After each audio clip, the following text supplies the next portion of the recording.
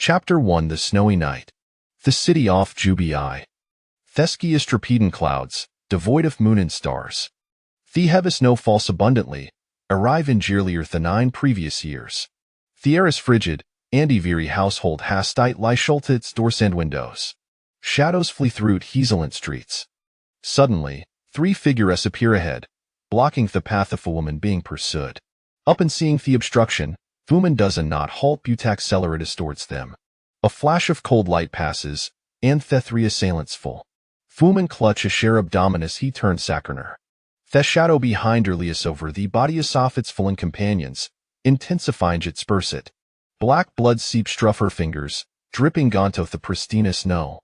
Watching the blood trickle from her wound, the woman vaults into the roof at the next corner. In a small courtyard, Aniran rests atop a stove, laden with noodle sand sliced soft meat. Beside death a fire, a kettle warms. Aparovko sticks death life flips the noodle sand meat. Theonarov tekopsticks sis a young boy, seated in a wheelchair, draped in a small blanket. Theodore stands Swidiapin, revealing the snowy scene outside.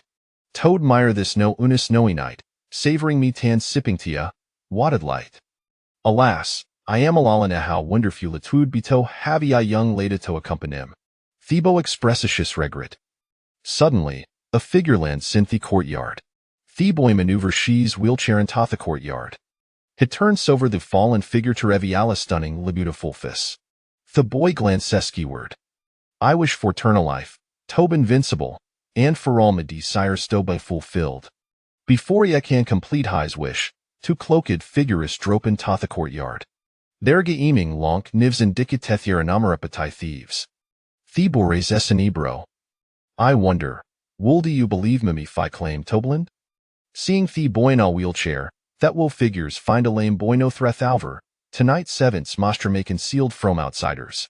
Noticing Thursulence, the boy sisas the approach with Thirnives drawn. Ah, it seems Thirur and no such fortune sas find Dingalinde you in this world. Thebor retrievis's small peach-wood sword hanging behind his wheelchair. Had that wa cloaked figures notendergen professional training, they might have laughed at the boy's futile resistance. Seeing the boy brandish the peach-wood sword, Dear Salvado dispatch him swiftly, hoping to per a thyson fortunate teckled from prolonged suffering. The boy swings his sword forward. Clang! The long knife clatters to the ground. The nearest cloaked figure drops to his knees, hands clasped in prayer. This sight perplexes the second cloaked figure, Hofinsa utterly bizarre. What air he outdoing? Nor response. His companion remains kneeling, hands still joined. Hira chests out to shove a thick kneeling figure, Hokolapses to ground, maintaining his posture. Akel runs down Hesekin figure Respinia as she meets the gaze off to Boynth wheelchair. Once more, Theboy raises the peachwood sword and swings it, causing the long knife ediful, and the cloaked figure kneels hands clasped. With a flick of his hand, a silver needle shoots forth normally, the figure cal dodge, but now, like the previous cloaked figure, Hefri is in place, kneeling as if he were a statue. Theboy approaches the cloaked figure. Extending his left index finger, it transforms into a gaping maw, swallowing the kneeling figure U-Haul. After devouring Gon, the maw, still unsatisfied, extends further to consummate Hesekind, figurely in gone the ground. Up and completing this, Akram's tongue licks Theboy's lips before returning to its original form. Azure Jofiner Guy flows back in Tothaboy, invigorating Isponesen sinews. The cis for superiorito consuming animals. Only consuming corpse says grants the index finger which provides as malamounto finner guideth the host. 100 bare-handed knife catching LV 199199999 growth type ability. Swing this word 100 times sto gainamod dicamorph experience. Artistic needle can forever captureth the budiava moment in time. Having completeth this her actions, the boy gaze south woman lying in the courtyard. Thwilcher sprouts toward arms, lifting Thuman and carrying here into the room. Non-aggression aversitaliandus fool tool. Observing Thuman's grievous abdominal wound, parts off hair intestinus visible, with black blood supin firth. Theboy ferocious brow such a severe injury, compounded by poison. Heratrivus episof white clothen laceton hishand. Next, Hefechesagord, open and jitterly see a pungent aromathot filsterum, reminiscent of pickled vegetables, fermentingen filth. From the gourd, hepworsa blackpollen to theclothysis intensifies, and hastily place it in woman's mouth. Antidote conditions scon sumisamathing foul, themere putrid, the better thefict. Hathin cut soap and the clothing covering hair wound, adhering to a principally of propriety, only observing here injury without glancing further, as a piece of cloth conceals your upper body. After performing Garida bandaging, Hess states, now, it is up to your fate. Thebor returns Stothafire, noticing Themia Thasburned waste. The boy's name is Xiaozifeng, a transmigra Torwo arrived here as an infant, rescued from a river by an old man. Itis presumed that the original infant had drowned, thus granting him this opportunity. The old man, a carpenter, passed away severely Sago. Xiaozifeng inherited his craft, becoming a carpenter himself, blessed with modern thinking and creativity, allowing him to create a practical and damaging trinkets, leading to a relatively comfortable life. He did not arrive empty-handed to possess a system, albeit Arthur troublesome own, allowing him to sign an only in year. Each sign yields specular skills or attempts. His wheelchair stems from a previous sign-in, which granted him the ability to levitate off the ground. Initially, Hebeli evid thigh's ability had potential drawing from experiences gained from a novel, imagine edge lighting like skiing. However, there sold twice a collision with a stony, resulting in a broken leg. The fantastic elements of novel Serimer live for amusement they should not be blindly imitate or deploy allies. Previously, Xiaozifeng hadn't turned ambition soft leveraging his knowledge of classical poetry to secure government position, aspiring to sento power and become a figure of great influence. However, one night, upon witnessing gay person flying while stepping on a snake, abandoned this notion. With individuals soaring through Heskis, how old still aspire to governmental office? Over the years, Xiaozifeng had yet to encounter an extraordinary phenomenon in his world. Despite the passage of time, the system had not provided any cultivation techniques, only skills and oddities. Reflecting on this, Xiaozifeng aglancy dans marithuman resting on the bead perhaps this was an opportunity. Chapter 2 A Change in Life. The following morning, dawn breaks. Zhao Suanlu awakens to find herself in an unfamiliar environment. Enduring the pain, Shara Sasan throws aside the covers. Noticing here her garments are wide open, yet her undergarments intact, she observes a tough men's clothing glade beside the bed, indicating her rescuer harbored in ulterior motives. From the other waist, Shara retrieves as malvial, porso tapel, and swallows it.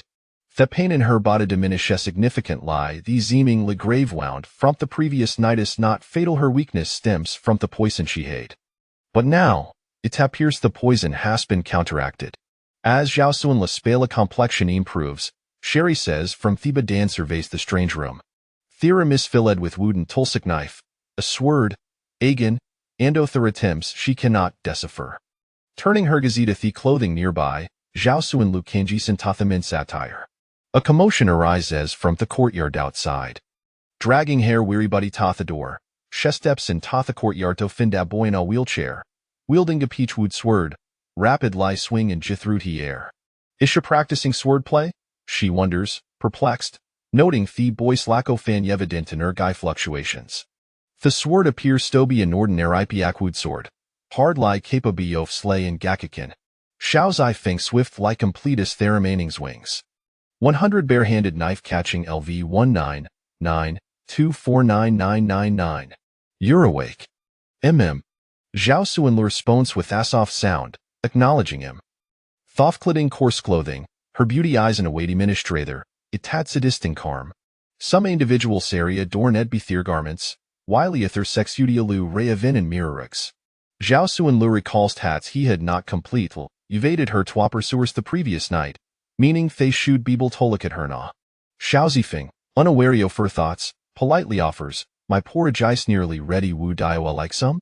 Zhao Suanlu negligently. Xiaozifeng maneuvers she's wheelchair in Tathi house and lifts the pot from the fire. A fragrant aroma wafts through the air. 2 bowls soft meat porridge and daplat tough pickled vegetables constitute the breakfast for that one individuals. The satva sinjature. As Thana read Hindoff their meal, the luf jazan lawas the first to speak. Save matwilbrinjao trouble. I am aware, replied Xiao Zifeng after swallowing the pickled vegetables in his mouth. I have me own desires a wish to glimpse the world from a perspective that ordinary people haven't ever seen. Zhao Suan look contemplate these words before looking up and adding, being an ordinary person is quitennis. Everyone, standing in different positions, inevitably yearns for the experience of photos after a prolonged period of mundane life. One seeks a bit of excitement, Xiao Zifeng mused. In his previous life, he had been ordinary man, with a life story that was predictable. Had it not been for the Sudanansa gravelness, his future would have been equally transparent. There were no ups and downs, no excitement, and no significant regret she's existence sua sas tranquilas still pond. Having been granted asking chance at life, Xiao Zifeng gyre ned for a extraordinary way off living.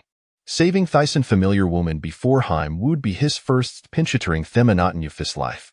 Kindwords Sarah Hard Toferson Cediso, it convenient Liao share torpatiscanness. I am Zhao Xuanlu. I am Xiao Zifeng. Their exchange of name as a form of introduction. Extend your hand, she instructed. Xiao Zifeng complied. Zhao Zuan Lupla set her hand upon Xiao Zifeng's wrist, akin to an experience said physician feeling for pulse. As she's in Xiao Zifeng's physical condition, their remarkable vitality coursing through him astonished heritwas comparable robusto theatoff martial artists from Thing Triome. It was soon precedented for an ordinary person to possess such vigorous vitality even though swithinate supernatural ability is typically unlike. Upon further examination of his meridians, Zhao Zuan furrowed her brow. Only one of the 8 meridians was open, indicating peraptitude. While if this situation did not preclude the possibility of cultivation, it would be exceeding slanderous. The most effective a method would be to become a martial artist, utilizing his vitality to pen the meridian shower, his physical disability to render this path challenging. Watchable sia? Xiao Zifeng inquired, noticing the fluctuations seen less expression, surprise, than concern. One bad news and on a goodness. Let him har the bad news. Any own seeking to cultivate must rely on the operation of the 8 meridians to harness their vital energy, yet sevenifio your meridians are blocked only one isopin, making future recultivation exceedingly difficult. And the good news? The good news is that our vitality is remarkably robust, and you can pursue the martial artist path to pinio your meridian, your vitality however, your leg disability makes this route challenging. Zhao Suan shook her head in mild disappointment. Then, to her astonishment, Xiao Zifeng stood upright before Uriah's eyes, has implisted up. You are not disabled, Zhao Zuanlu exclaimed. I was, but I am not no. Ihadrevius Libro Kim Maligan had been confined to a wheelchair, Beautiful Dimmerliv found sitting more comfortably and did not wish to stand. After prolonged excellence, Zhao Zuanlu remarked, I feel war not suited for cultivation. Regardless of how my apta to maybe, there we will ways base bay I believe ma fatelius in my own hands, notin Thevens. Xiao Zifeng was still trying to grasp the situation. Wataminas thought he were to lazy to be suited for cultivation. Ari what tempting to argue against me? Let me explain had new opportunities before, but no thata havion, I will certainly be diligent. Zhao Suanlu felt a twinge of pain and harab demean worried not for this person saving her life, shrewd hop and tempted to stab him with this word. There are 4 paths to cultivation: the martial artist, the swordsman, the sorcerer, and the poison master. The martial artist refines the body, possesses profound vitality, breaks through all barriers, and advances relentlessly. The swordsman trains with the sword, reveres the blade, can seal the throat with a single strike, and wields formidable killing power. The sorcerer observes celestial phenomena, predicts fortunes and misfortunes, and practice secretarts, remaining unfathomable to gods and demons. The poison master cultivates poison, raises corpses, commands beasts, and kills unseen. Their realms of cultivation are divided in tonina levels, with 9 being the beginning and Don being the pinnacle. Zhao Suan la meticulously introduced the path to Xiao Zifeng. I wish to become a swordsman, he declared. Zhao Suan lusha thim an exasperated glance. Were it not for his robust vitality, event the path of the martial artist who'd be stretched for his caliber. I do cureth the poison with him? Indeed. How did you manage that?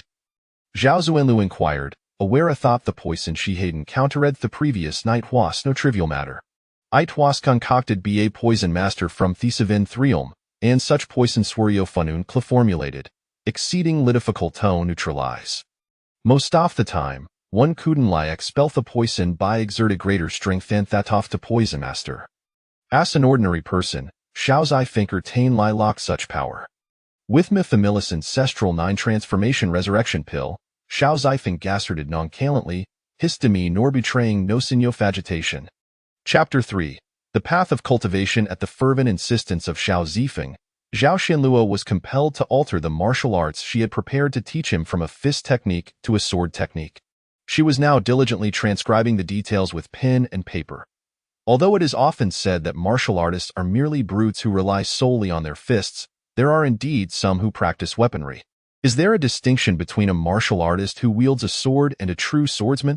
After all, with a sword in hand, one might as well claim to be a swordsman. However, the differences are profound. To be recognized as a swordsman, one must first possess a spiritual sword, infusing it with one's own blood and keeping it close at hand. Zhao Xianluo extended her hand, and a long sword with 8 facets emerged from her palm. With a swift grip, she retracted the sword back into her hand. By the way, if you intend to commence your cultivation, you will need to prepare an array of medicinal herbs to condition your body. Write down what is required. After a brief interval, 50-year-old wild ginseng, 30-year-old reishi mushrooms, 60-year-old he shou wu, half-year-old young flower spirit deer blood, and 10-year-old black leaf snake skin. With each name Xiao Zifeng recited. His voice grew increasingly fervent. What are you making such a racket for? Your innate talent is already lacking, and with your age being somewhat advanced, you have missed the golden years of cultivation. To embark on this path, you must gather these medicinal herbs. You need to practice daily, and after each session, you must soak in these herbal baths. A single batch of herbs will only suffice for 1 month of cultivation. Given your aptitude, with diligent effort, you should be able to ascend to the 9th realm within 10 years. Xiao Zifeng felt overwhelmed. Although his carpentry work provided a decent income, barely affording him meals with meat, the exorbitant prices of these herbs were disheartening. After breaking his leg, he had seen the price of the 50-year-old wild ginseng prescribed by the doctor, and it was outrageous. He had wondered who would ever be foolish enough to purchase such an item. Yet here he was, faced with the same dilemma. As for the comment about his age, Xiao Zifeng understood that training in martial arts was indeed more effective at a younger age, as one's body could be molded to meet the demands of martial practice. 10 years of cultivation? He inquired. Isn't that a bit excessive? Had it not been for your robust vitality, the timeline would extend to 50 years. If your aptitude were merely average, there would be little hope for improvement. Xiao Zifeng slumped in his wheelchair like a defeated dog. With his current financial state, he could scarcely afford even 1 or 2 of these herbs. Then, as if struck by a thought, he asked Zhao Xianluo, "How long can a cultivator expect to live?" "That depends. Some unfortunate souls meet their demise in their teens or 20s. I was inquiring about lifespan," he clarified. Zhao Xianluo pondered for a moment. Upon reaching the 1st realm, one could potentially live for 200 to 300 years. GU practitioners may live even longer, while martial artists and sorcerers tend to have the shortest lifespans, sometimes not even reaching a natural death. Why do martial artists and sorcerers have shorter lives? Xiao Zifeng questioned, as one of his motivations for cultivating was to extend his own life. Martial artists must endure rigorous physical trials, which can lead to hidden injuries if not properly managed. Sorcerers, on the other hand, often engage in divination, exposing themselves to the backlash of revealing forbidden knowledge. All right, I have provided you with the sword technique and the herbal prescription. In acknowledgement of the debt of gratitude I owe you. Follow my instructions diligently. Though it may consume considerable time, it will ultimately set you on the path of cultivation. After delivering this statement, Zhao Xianluo rose to leave. Your injuries are not yet healed. Are you really leaving now? Xiao Zifeng asked in surprise, considering the severity of her condition warranted rest. Though I cannot discern the reasons, perhaps it is fortunate that my pursuers did not find you here last night. Yet, it is only a matter of time before they come knocking. Every moment I remain here is perilous for you. Without a backward glance, Zhao Xianluo strode toward the exit. Just as she was about to step outside into the courtyard, Xiao Zifeng interjected, "You may stay a little longer. I dealt with the individuals pursuing you last night. Zhao Xinluo turned back with a smile, sunlight illuminating her face, clearly conveying disbelief with the words "I don't believe it" written across it. The pursuers from last night were martial artists from the 7th and 8th realms. For them, killing an ordinary person was no more challenging than slaying a chicken. Xiao Zifeng opened a nearby cabinet and retrieved 2 long knives. With a clang, he dropped the knives onto the ground. Zhao Xinluo. Where are the people? Luo Feng seethed, his eyes ablaze with fury as he glared at the kneeling subordinates before him. 1 Gu practitioner from the 7th realm, 1 martial artist from the 7th realm, and 6 from the 8th realm, and none of them have returned. In just one night, 2 8th realm martial artists have perished, and the Gu practitioner is also dead. With 2 others missing, she has been poisoned and won't survive much longer. Do I care whether she lives or dies? What I demand is that letter. Alive or dead, I want to see her. Bring me that letter. If you fail, not only will you suffer, but I might find myself in grave danger as well. Continue sending people to search for it. Luo Feng grasped his subordinate's throat, their foreheads pressed together as he spoke these words. The subordinate's forehead bulged with veins, yet he dared not struggle against Luo Feng's grip, gasping for breath. Only after Luo Feng released him did he stumble away, gasping for relief. Once his subordinate had departed, Luo Feng sank into a chair in the hall. If the letter could not be found in a short time, he would have no choice but to act preemptively, ensuring that the letter, along with the entire city, would be buried in oblivion. Zhao Xinluo lay resting in bed, turning her head to glance at the 2 blades propped against the wall. She could not fathom how an ordinary person could dispatch 2 martial artists. Even if Xiao Zifeng possessed extraordinary vitality and innate strength, it seemed impossible to rival seasoned martial artists who had blood on their hands and had witnessed death firsthand.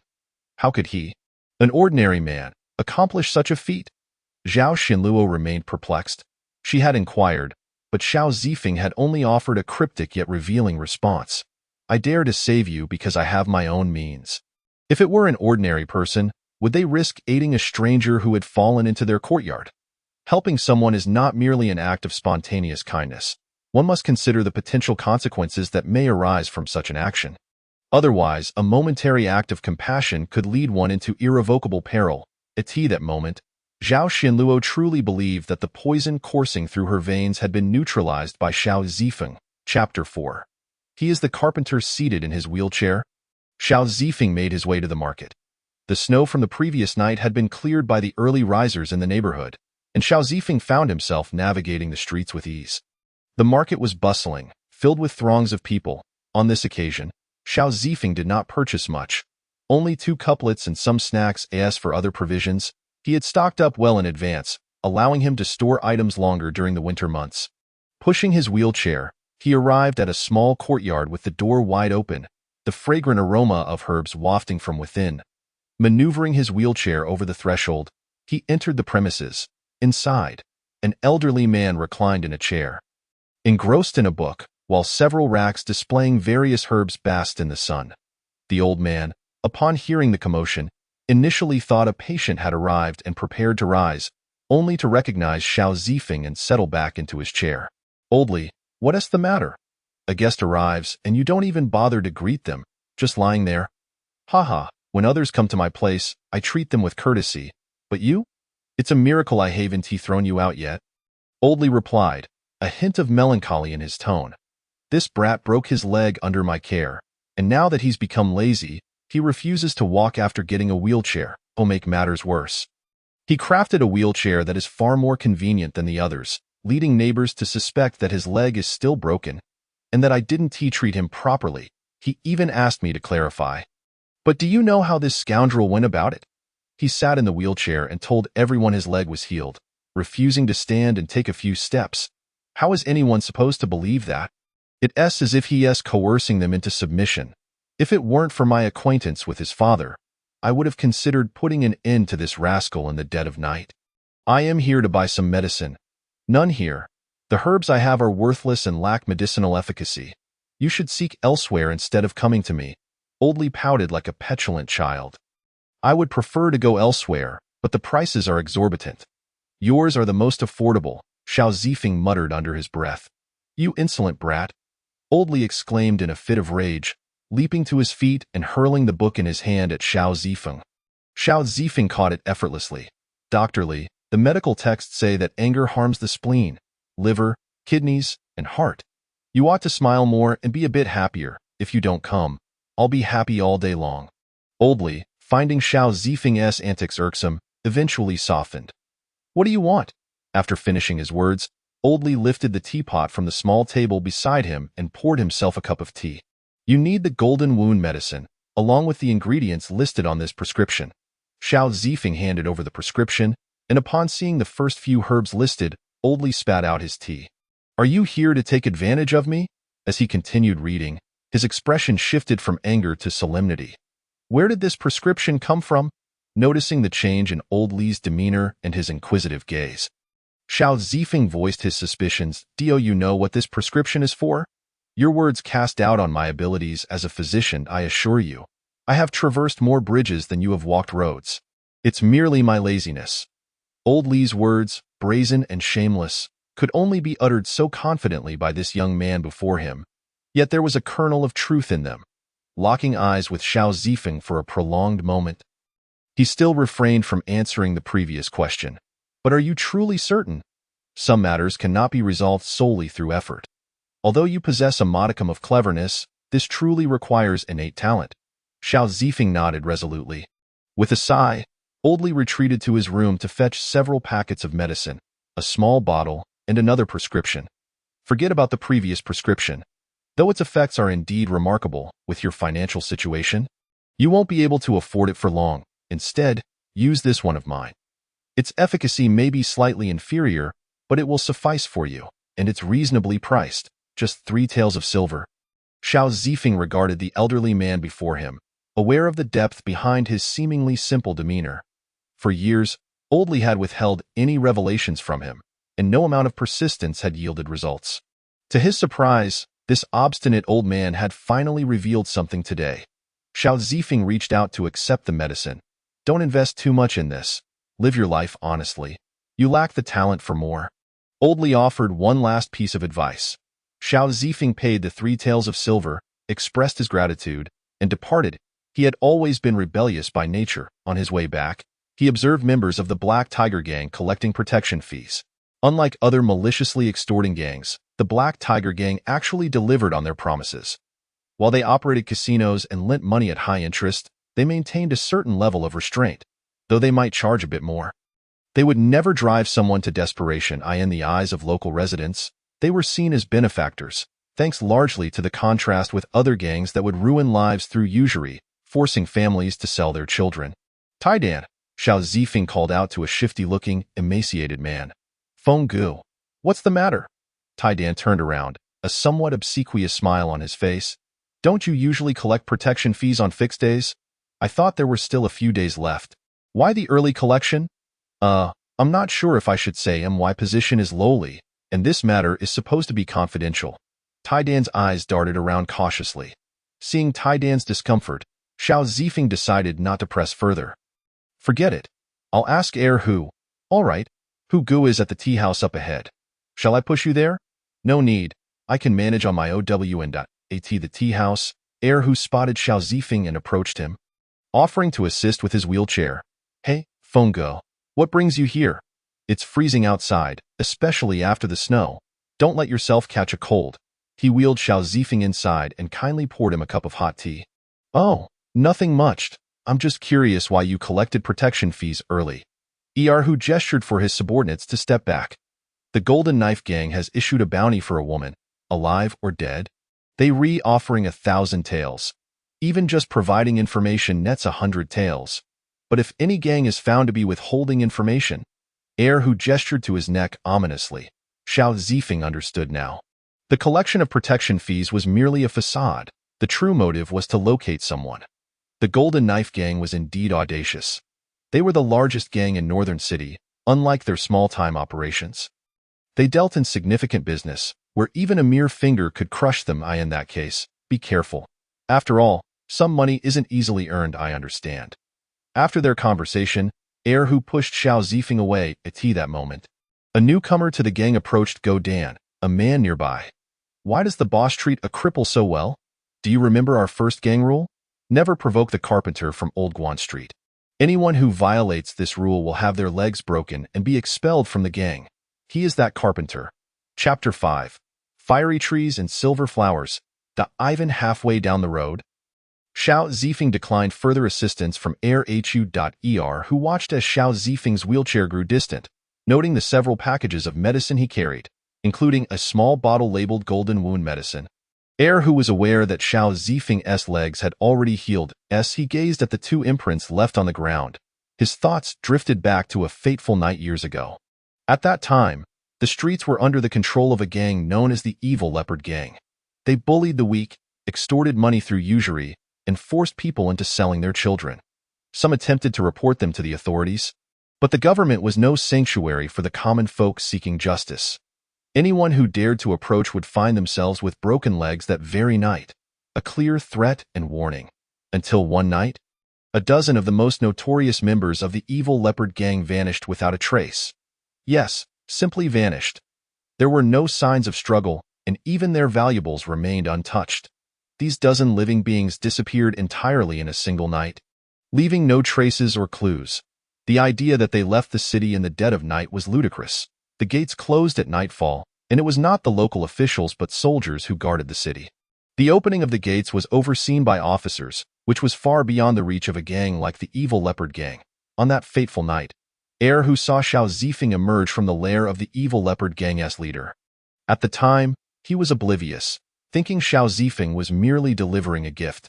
Days later, the news of the disappearance of those dozen gang members spread, leaving Erhu in shock. When Xiao Zifeng left, he did so without a single possession, and compared to the speculations of kidnapping, assassination, or disposing of bodies, as a witness, Erhu pondered much more deeply. Taidan, come here. Erhu beckoned Taidan, big brother. What is up? Taidan scampered over eagerly. I have something to attend to. You're in charge here. Do a good job, understood? Erhu patted Taidan's shoulder. Big brother, what is so important that you must go yourself? Can't I help you? Upon hearing this, Erhu's expression darkened, and he kicked Taidan in the rear. Taidan nearly stumbled to the ground. I'm heading to Chuanxiang Building with your help. Taidan's eyes gleamed with mischief. I heard a batch of girls from the south just arrived at Chuanxiang Building, called the Yangzhou Slim Maids. Exquisite indeed. The two exchanged knowing smiles, an understanding that only men could share. Don't worry, I can handle things here. After Erhu departed, Taidan waited until he was out of sight. Hey, you there, come over. I have something to discuss. This is golden wound medicine. Zhao Xuanlu gazed at the bottle before her. Having already consumed a healing elixir far superior to this ordinary folk remedy. However, she did not decline Xiao Zifeng's kindness. By the way, what do you do? A killer. Otherwise, I wouldn't be on the run. No wonder. It seems I need to prepare to flee. What is the matter? Zhao Xuanlu inquired, puzzled, as the pursuers from last night had been eliminated. The largest gang in the city is looking for you, offering a bounty of 1,000 taels, dead or alive. What? 1,000 taels? I wouldn't earn that much in a year. Which gang is it? The Golden Knife Gang. I've never taken a contract against that gang. Xiao Zifeng sensed something amiss and pressed further. You have no enmity with this gang? None at all. Then this is quite intriguing. As the sun descended in the west, Tiger Brother hoisted his pack. Wandering the vast world, glancing back at the city he had called home for nearly a decade, memories of past tribulations and the alluring figure of Chuanxiang Lu lingered in his mind. The Golden Knife Gang, a prominent faction in this city, was not to be trifled with, nor could he afford to offend them. Xiao Zifeng, a figure reminiscent of a sage from a play, was another individual he dared not provoke. The allure of 1,000 taels of silver was tempting, yet he valued his life far more. After years of traversing the martial world, he understood the importance of self-awareness and caution. One should only undertake tasks commensurate with one's abilities. Those who recklessly sought to ascend to greatness often found themselves 6 feet under. With a final wave to the city, he bid it farewell. As he walked, he spotted a familiar silhouette ahead. Erhu tentatively called out, Taidan. Who? Taidan, startled by the unexpected shout, turned nervously. Tiger Brother, is that you? How did you end up behind me? Tiden gazed at Tiger Brother with tears welling in his eyes. Tiger Brother, puzzled, wondered how this fellow had managed to get ahead of him despite leaving first. What brings you so far from the city, Tiger Brother? You're not far from it either. After uttering those words, Tiden thought, does he really think I'm foolish? Who would venture to Chuanxianglu in broad daylight? Tiger Brother scratched his head awkwardly. Why don't we stick together? It would be beneficial to have someone looking out for each other. All right, let us go together. A sigh escaped Tiger Brother's lips. It's just a pity for those brothers. There's no other way, Tiger Brother. If we all flee, the Golden Knife Gang will immediately sense something amiss. At that point, there will be no escaping. They are not known for their mercy. We can't all perish. Someone must survive. Tiger Brother conceded, better to live on than to die honorably. Perhaps in the future, I can offer some paper offerings for those brothers. With that, the two men shouldered their burdens and embarked on a new journey. That night, at the sparsely populated Laoguan Street, a large crowd gathered around a solitary courtyard. In recent years, it was rumored that the feng shui of Laoguan Street was poor, often accompanied by the wails of malevolent spirits, prompting many to gradually relocate, save for those within the courtyard. Master Wu, this is the place, said a young man in his 20s, speaking respectfully to a bearded man with a scarred face beside him. You've done well. I will burn your reward.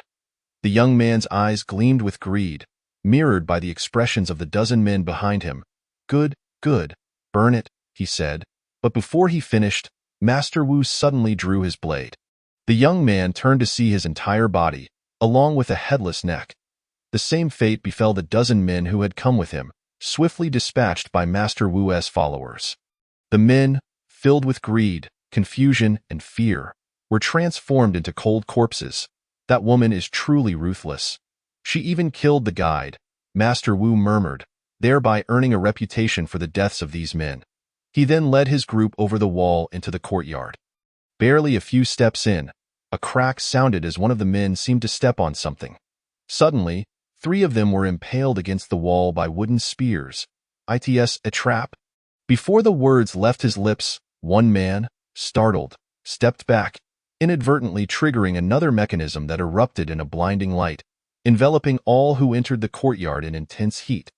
Like thunder, the explosion echoed, waking nearly half the city.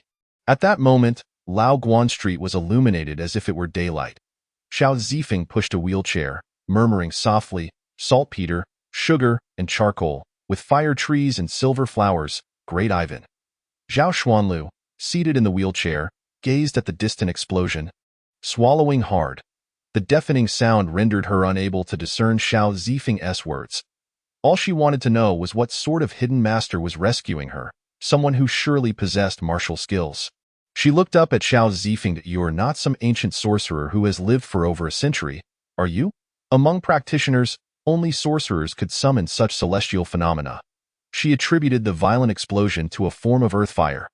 No, it was merely a simple trick employed by an ordinary person. Ordinary? A simple trick? Questions swirled in Zhao Xuanlu's mind. If this was what an ordinary person could do, could she still return to being one? Chapter 6. The carpenter's death opened the door. Li Shini, I know you're inside. Open up. A boisterous voice accompanied the opening of the door. What's all the fuss? Is there something you need? Li Shini? Or are you in a hurry because your wife is about to give birth? Old Li opened the door to reveal Xiao Zifeng's handsome face, followed by a woman in the wheelchair with a noticeable roundness to her belly. You really got that girl pregnant. This is not something you should discuss with me. You ought to go see Wang Pu. Just walk left from this street, keep going, make a right turn, and at the 3rd intersection, turn left, and you'll find her. Upon hearing this, Zhao Xuanlu silently picked up the bundle she had been holding. These were the items Xiao Zifeng had packed before leaving: a carving knife, a wooden sword, a gourd, and some silver coins. Old Li chuckled awkwardly. It's pitch dark out here. I can't see a thing. Misunderstanding. Come inside and let us talk. Xiao Zifeng pushed Zhao Xuanlu into the house, and Old Li closed the door behind them. Walking side by side with Xiao Zifeng, Old Li asked, What brings you here at this late hour? I've lost my home, so I can only stay with you for a while. How did that happen? Old Li initially appeared confused, but suddenly realized. Was that commotion just now caused by you? Xiao Zifeng nodded. Oldly couldn't he help but reassess Xiao Zifeng. He had always regarded him as an ordinary person, and the secrets of ordinary people, no matter how grand, were not so outrageous. Given the earlier noise, coupled with the firelight he had seen when opening the door, it seemed Xiao Zifeng was involved in something significant. Earlier, he had heard the commotion inside but had refrained from checking. If there was indeed a confrontation outside, an ordinary person might not attract attention, but for him, it was best to avoid involvement. Oldly yawned and said, "I have a spare room. You can sleep there." Xiao Zifeng knew which room he meant. "Just one? Shouldn't I squeeze in with you?" "Squeeze? With such a lovely young lady here. You should squeeze with her, not with me. What are you, some sort of deviant? What nonsense are you talking? She is a patient and injured. Then just be gentle." Oldly replied matter-of-factly. Zhao Xuanlu felt as though she had stumbled into a den of thieves. Was it too late to leave now? After Oldly finished speaking, he turned to head back to his main room but paused to say, "If you don't want children too soon, there's a blue bottle on top of the medicine cabinet in the guest room. It's for women. There's also a red bottle nearby. If you fancy something fun, you can take a couple of those. They work for both men and women." With that, he closed the door behind him, leaving Xiao Zifeng in a state of utter confusion. Retaliation, pure and unadulterated retaliation. This old man was targeting him. Clearly, Oldly, in his old age, had become a bit forgetful. Zhao Xuanlu merely nodded in agreement. She understood Xiao Zifeng's intentions. That night, he could have taken advantage of her while tending to her injuries, and even if she had awakened the next day, she could not have protested. Once in the guest room, Xiao Zifeng lit the stove. Zhao Xuanlu noted that the room contained only a single bed. "You should lie down and rest. What about you? I have my ways." Zhao Xuanlu did not refuse. Given her condition, it was too awkward to be overly polite. She approached the bed. Xiao Zifeng seemed to adjust something, flattening the backrest of the chair and extending the seat cushion. Thus, a makeshift single bed was created.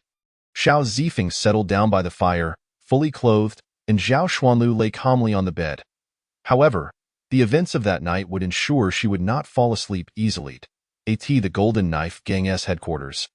An oppressive gloom pervaded the entire hall. 5 individuals sat within, four of their gazes fixed upon the man at the head of the table, Luo, who had his eyes tightly shut. He had heard the deafening explosion and was now waiting for news. 2 men entered, carrying a member of the church into the hall. Anxiously, one of them spoke up, "Aside from Master Wu, everyone else is dead at that moment." Luo opened his eyes, and a storm of fury brewed within him. The calmer he appeared, the more intense his rage became. Master Wu, a master of the 6 realms, now lay in this state, charred and barely breathing. Who did this? Upon entering, there was no sign of anyone, and I fell into a trap almost immediately. Suddenly, flames erupted with such velocity that we were left with no time to react. After recounting this, Master Wu fainted once more. Luo Feng gestured, and the 2 individuals carried Master Wu away. Following this, a prolonged silence enveloped the room. No one dared to speak first. The woman they had initially pursued was merely a swordswoman from the 7 realms, yet now, a martial artist from the 6 realms had confronted them. And before they could even glimpse her face, they found themselves in such dire straits. Prior to their operation that night, they had inquired about the household, discovering it belonged to a carpenter who had lived in Jubii City his entire life, a seemingly inconspicuous individual. At this moment, one among the 5 finally broke the silence. Perhaps, yet the final words remained unspoken. They could not rely on the authorities for assistance. That letter was a contingency plan devised by the 5 of them. Yet it could also serve as a death warrant, inviting peril should the government become involved. Presently, they were uncertain of the whereabouts of that individual, and it dawned on them that they might not be able to overpower her. The resounding crash and Master Wu's pitiful state conveyed a clear message. They had provoked the wrong person, someone far beyond their capacity to contend with. They found themselves trapped in a dilemma. "Let us communicate with the northern barbarians." The other 4 exchanged glances, filled with apprehension and hesitation. If they delayed any longer, the letter might leak, resulting in their own demise. Given the current circumstances, it was highly probable that the woman was still alive. And the carpenter, or perhaps someone behind him, was providing protection. potentially leading the entire city to ruin alongside them.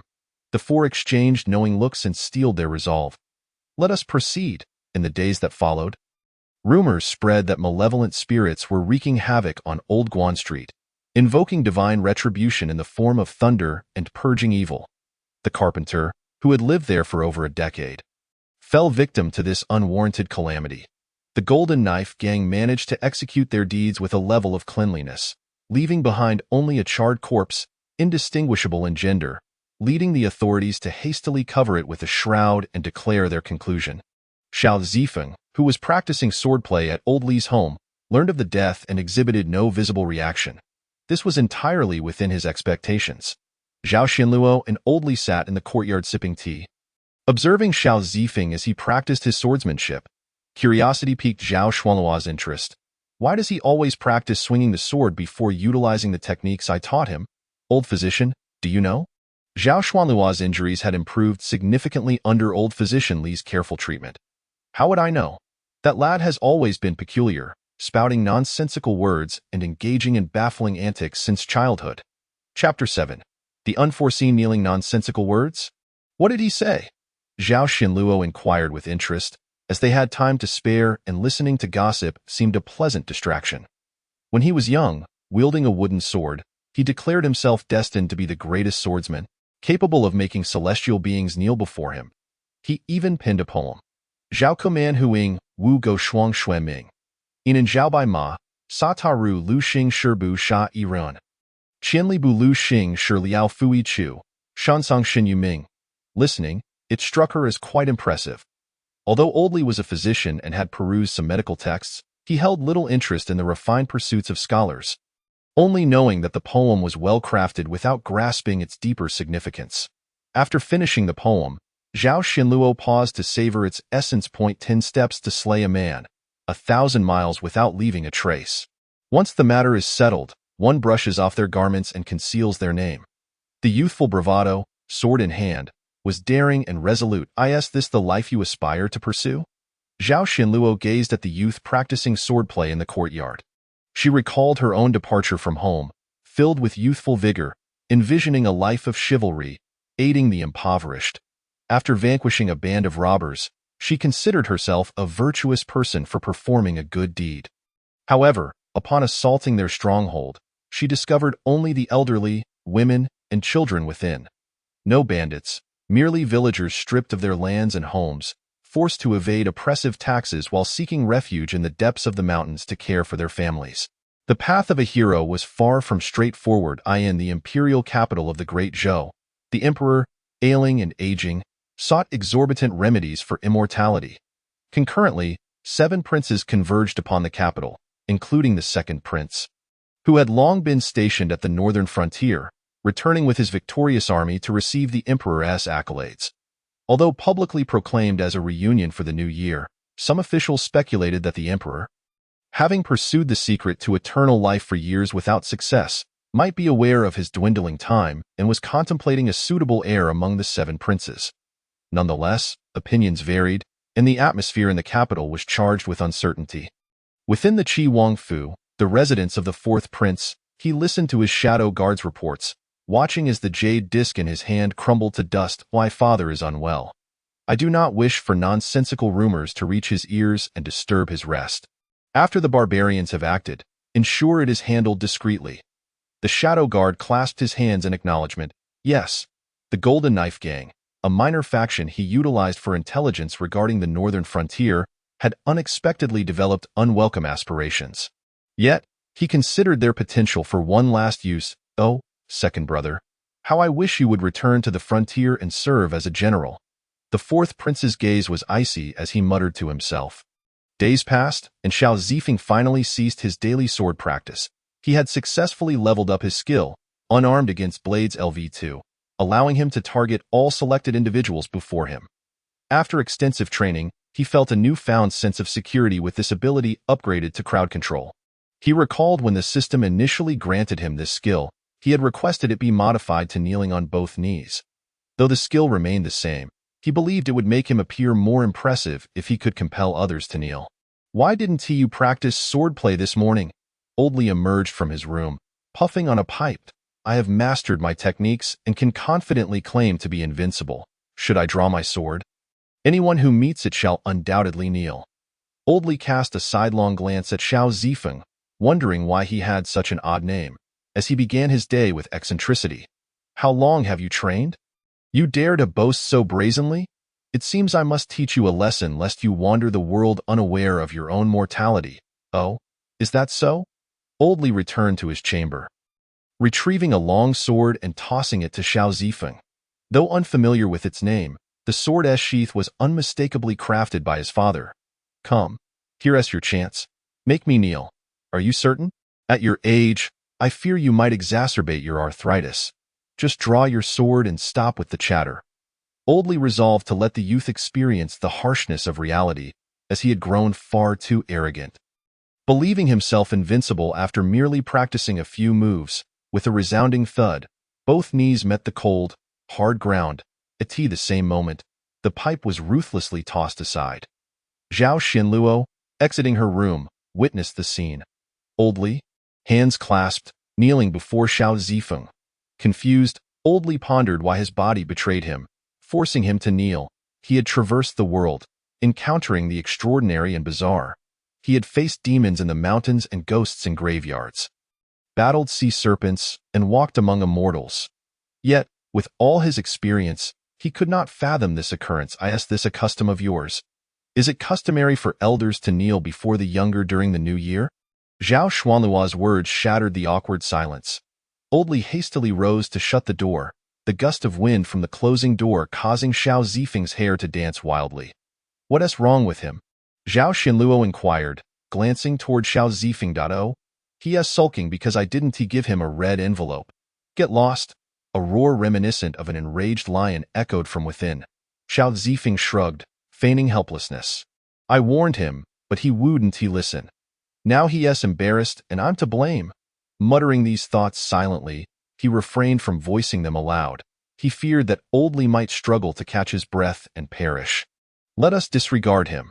We shall first venture to the kitchen to procure some sustenance. Xiao Zifeng prepared to sheath his sword. Zhao Xinluo noticed the long sword in Xiao Zifeng's hand, which glimmered with a verdant light under the sun's rays. Qinglin's sword. How do you recognize this blade? Of course I do. It ranks 65th on the list of the world's renowned swords, the Qinglin sword, said to be forged from the hardest 36 scales of a flood dragon. The sword emits a greenish glow and is said to slay without staining its blade with blood. Where did you acquire such a legendary weapon? Xiao Zifeng gestured towards the room where Old Li resided. Chapter 8. Serenity and Harmony. Sharpening the blade as night fell, Old Li, having sequestered himself in his room the entire day, finally emerged. Tonight marked the New Year's Eve. Contemplating the festivities of the evening, Xiao Zifeng resolved to avoid any unpleasantness. Zhao Xinluo too sensed something amiss, leading them all to refrain from mentioning the events of that morning. The three gathered around a table, upon which sat a hot pot. This dish was not of Xiao Zifeng's invention, but rather a staple of this world. The table was laden with an array of common ingredients, alongside the more exquisite offerings of beef and lamb. One could say that the fare of the landlord's household was akin to this in ordinary households. It was customary to prepare meat dumplings or braised pork on this festive night. Even families facing hardships would find a way to include some meat, as a reward for a year of toil and a hopeful anticipation for the year to come. During this time in the Great Zhou, the streets were adorned with colorful decorations, and the entire nation rejoiced. In the northern barbarians' camp, a formidable army of 100,000 stood poised amidst the biting winds and snow. This season was traditionally one of respite from warfare. The harsh winter brought food shortages and snowbound roads. Ordinarily, during such times, these northern barbarians would be at home, cherishing their families, much like the citizens of the Great Zhou. Yet this time was different. The winter provisions of the clans had been surrendered to sustain this vast army, their hopes resting entirely upon its success. General Taguchuo surveyed his legion of 100,000 men, an endless sea of faces. Their kin awaited the triumphant return of this grand army.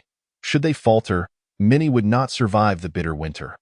Conversely, if they succeeded, their people could, like the majority, evade the cold and the predator's onslaught.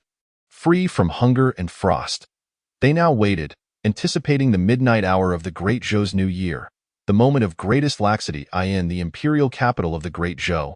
The emperor hosted a banquet for his ministers. All princes in attendance. The fourth prince, Li Mingrui, raised his cup, observing the officials vying for the favor of the second prince, Li Mingzhan. A smile involuntarily gracing his lips, he understood their motives. The second prince, having commanded troops at the borders for many years, wielded significant military power, thereby holding a substantial advantage in the impending struggle for the throne. These officials were merely laying the groundwork for future alliances. Who wouldn't desire a share of the dragon's merit? After tonight, the second prince would no longer remain in the capital, the North Gate, the foremost bastion of the Great Zhou. Countless times had it thwarted the northern barbarians' advances. This night, however, saw a notable reduction in the number of soldiers guarding the fortification. With the New Year celebrations underway, who would dare attack at such a time? A soldier on watch could scarcely contain his yearning for a drink. At that moment, a comrade beside him offered a water flask. "Thank you, but I'm not thirsty." His companion winked. "You'll understand once you take a sip."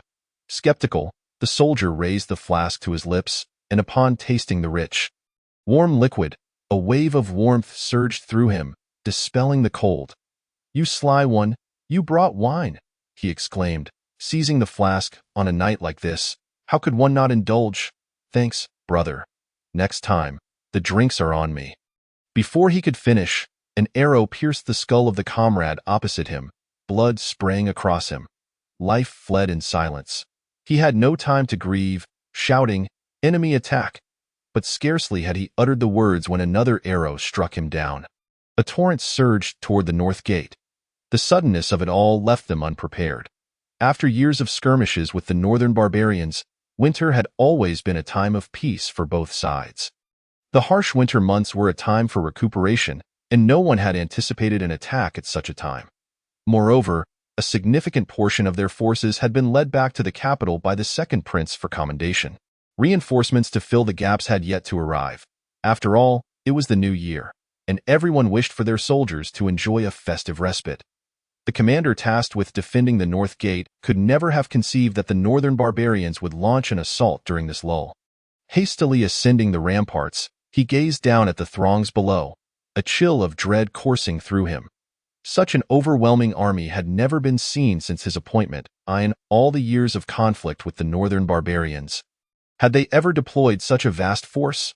Now, thanks to their sudden onslaught, they had reached the very gates, a battalion of northern soldiers, shields raised to shield against the rain of arrows, advanced to breach the gates. Suddenly, a figure vaulted over the wall, aiming directly for the highest-ranking officer at the North Gate. The commander drew his sword in defense. The blade shattered, and so did he. 3 realms strong, were the final words of the commander. Below, the gates of the North Gate fell to the enemy. For the first time in centuries, this mighty bastion, a stalwart sentinel of the northern frontier, had been breached by the northern barbarians. The invaders commenced a frenzied slaughter and plunder within the city. Tables of feasts were overturned, and lifeless parents clutched their children, pierced by blades, as they vanished into the flames. Civilians fleeing on the streets fell amidst the cacophony of chaos, in an instant. A city that had been a sanctuary of familial reunion transformed into an abyss of torment. The roaring inferno instilled greater terror than ever before. After swiftly pillaging the city, the army hastened toward the next target, seizing the moment while news had yet to spread, while the citizens of the Great Zhou remained ensconced in tranquility. The northern barbarians sharpened their blades as they approached the next city. If the fabled North Gate of the Great Zhou could fall in an instant, how long could the other fortifications withstand? In the span of a single night, 3 major cities in the northern frontier of the Great Zhou had succumbed. The northern barbarian army entered a brief period of rest, yet this pause was but temporary, intended to recharge their combat vigor for the next assault. With defenses laid bare, they sought to seize more resources to ensure the well-being of their desires extend beyond mere survival. Toguchuo proclaimed amidst the snow and wind, laughing maniacally. He envisioned a future where, after this winter, he would receive the adoration and praise of the northern barbarian people upon the lands of the Great Zhou. Chapter 9. The intriguing thoughts of 3. As midnight approached, the system's notification chimed. The sign-in period has arrived. Would the host like to sign in now? Xiao Zifeng mentally responded, sign in. Congratulations, host. Sign in successful. 100 meter non-lethal hit. Any item thrown within a radius of 100 meters will strike the enemy but will not inflict any harm. Xiao Zifeng took a silent sip from his cup. Indeed. This flawed system seldom grants any remarkable skills. What can one do with a 100-meter non-lethal hit? Throwing dung at someone during a brawl? It inflicts no physical damage, merely psychological trauma. Yet, the dilemma remains. When I enter the martial world, while others throw flying daggers, I shall be hurling excrement. There is no glory in either victory or defeat. Moreover, the most crucial matter was that if I were to hit someone, their anger would instantly spike to 100. Curse this wretched system. Suddenly, an epiphany struck Xiao Zifeng. 100-meter non-lethal hit. Previously, he had signed in for 2 other items, both of which possessed unique effects but did not technically inflict harm. If paired together, this would indeed become a divine skill. Zhao Xinluo, observing Xiao Zifeng drinking nearby, suddenly sported a sly grin, subtly shifting her seat further away from him. After a hearty meal and drink, the trio retired to their rooms for the night. Once Xiao Zifeng confirmed that Zhao Xinluo was asleep, he stealthily rose, cautiously opening the door and quietly closing it behind him. Zhao Xuanluo's closed eyes fluttered open at that moment. Xiao Zifeng made his way to the chicken coop tended by Old Li, gazing at the dozen or so chickens enclosed within. Summoning a needle from thin air, he selected a large rooster and launched the needle skyward, where it unexpectedly curved sharply, striking the chosen rooster. In an instant, the proud crest of the rooster shrank, its vibrant feathers dulled to the simplicity of a hen, and its long, colorful tail transformed into a short, black one. Xiao Zifeng picked it up for inspection. Indeed, it had morphed into a hen. Yin-yang needle, can reverse yin and yang, duration, 30 days. Next, it was time for the second item. Oh, little rooster, do you comprehend the arduousness your beloved hens endure while bringing forth their offspring? Today, allow me to administer a needle, so you may truly grasp their toil. Become pregnant, O rooster. And with that, another needle was released towards the second grand rooster. Meanwhile, Zhao Xuanlu, hiding behind the wall, was overcome with terror, covering her mouth in disbelief. She had witnessed Xiao Zifeng cradling a chicken, intent on making it conceive. No wonder Xiao Zifeng remained unperturbed in the presence of such a beauty, tending to her wounds without a hint of desire, even while sharing a room. Initially, she had thought him to be a paragon of virtue. Only now did she realize the truth. Zhao Xuanlu felt that this world was far too frightening, prompting her to flee back indoors. Xiao Zifeng proceeded to experiment with a second type of needle, the pregnancy needle, a miraculous invention by a great physician who dedicated half a lifetime to enabling males to experience the sensations of childbirth. Duration, 30 days. After acquiring the pregnancy needle, Xiao Zifeng sought out a local ruffian for experimentation. Based on his observations, this needle would allow an individual to undergo the complete experience of pregnancy over the course of a month, with a gradually expanding belly and accompanying symptoms such as morning sickness, culminating in a day of labor pains on the 30th day. However, it would not result in the actual birth of a child. Merely the expulsion of an ordinary needle. Of course, this effect pertained solely to humans. The specific reactions in animals remained uncertain to him. Following the completion of this experiment, the ruffian exhibited a notable transformation in his demeanor. Becoming far more cautious and reserved, no longer the brazen bully he once was. By the way, this ruffian was named Taidan. Xiao Zifeng pondered whether he should seek another individual for a more precise trial. Suddenly, Old Li, who had been in a deep slumber, jolted awake, feeling an inexplicable chill, as though someone intended to harm him. Xiao Zifeng decided against imposing further on Old Li, as the man had offered him shelter. And such an act would be utterly immoral. He resolved to look for another ruffian outside instead. As the chill dissipated, Old Li found himself unable to return to sleep and decided to step outside for a brief stroll. Upon opening the door, he fortuitously spotted Xiao Zifeng entering the room. A strange recollection of the peculiar events from earlier that day surged to mind.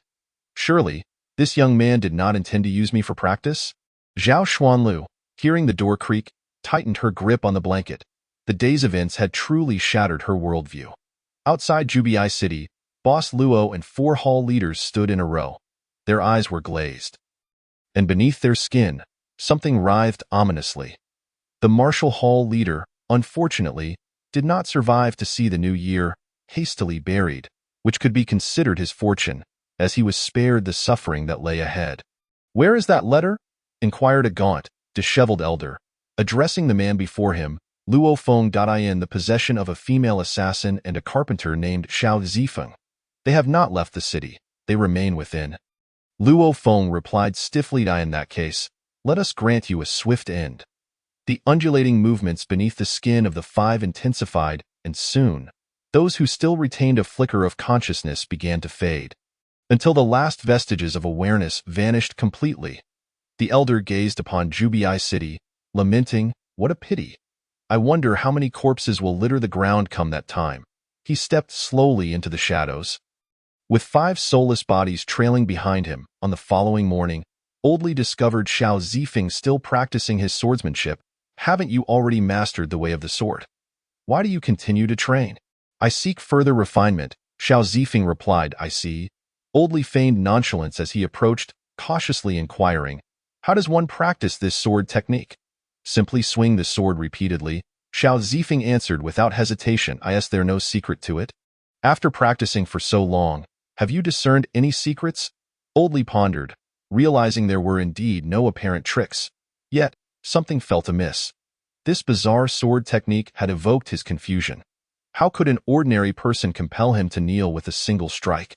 He suspected there was more to it, dismissing the notion that Xiao Zifeng might be a hidden master as pure folly.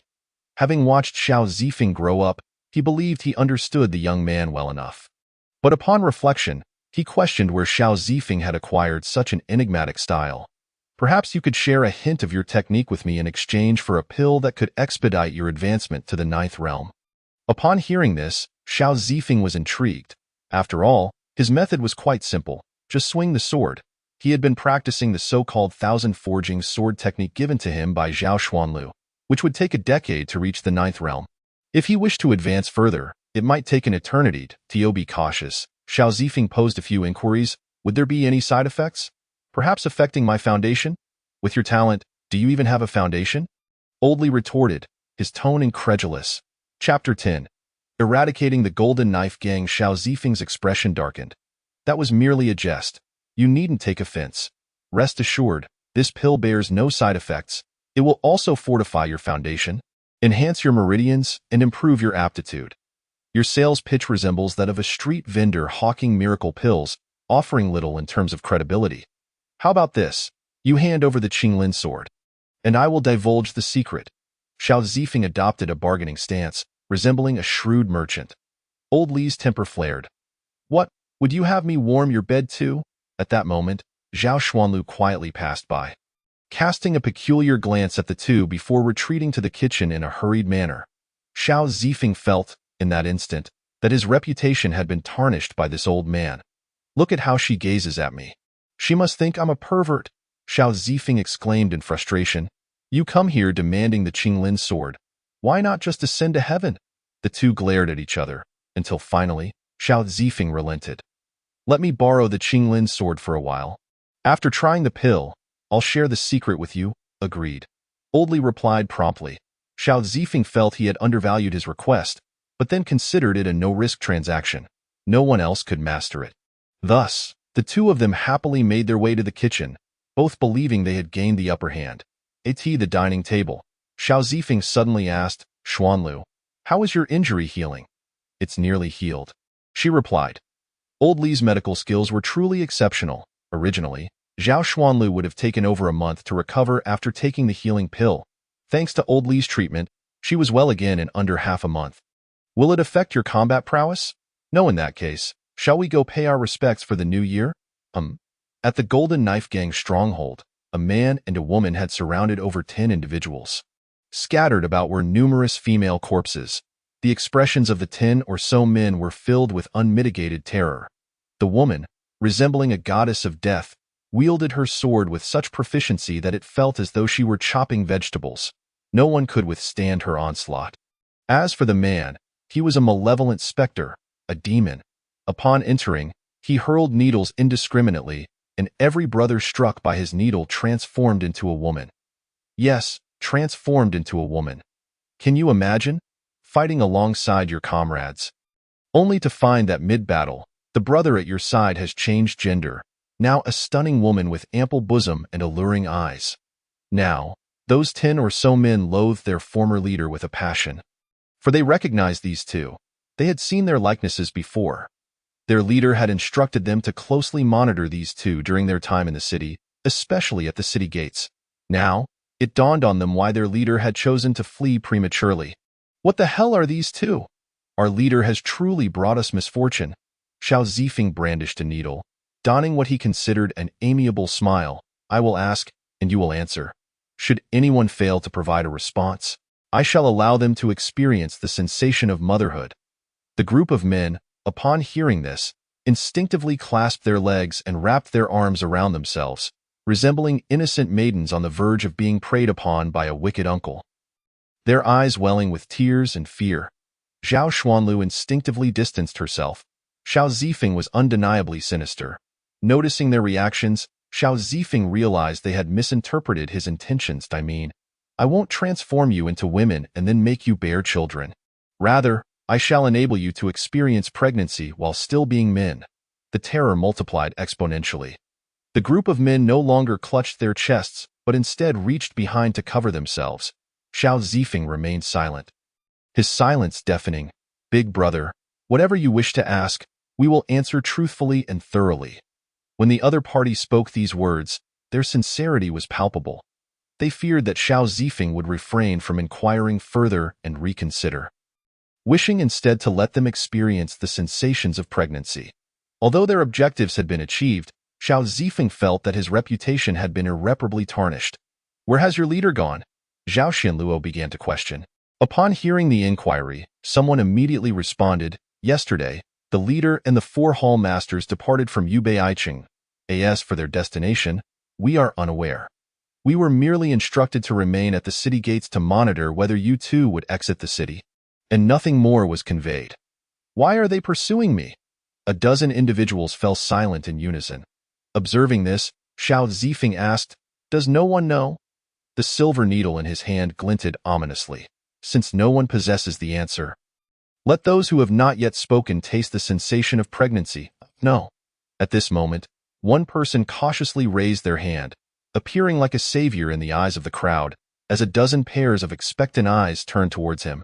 He was their beacon of hope, and notably, he was the only one not covering any part of his body.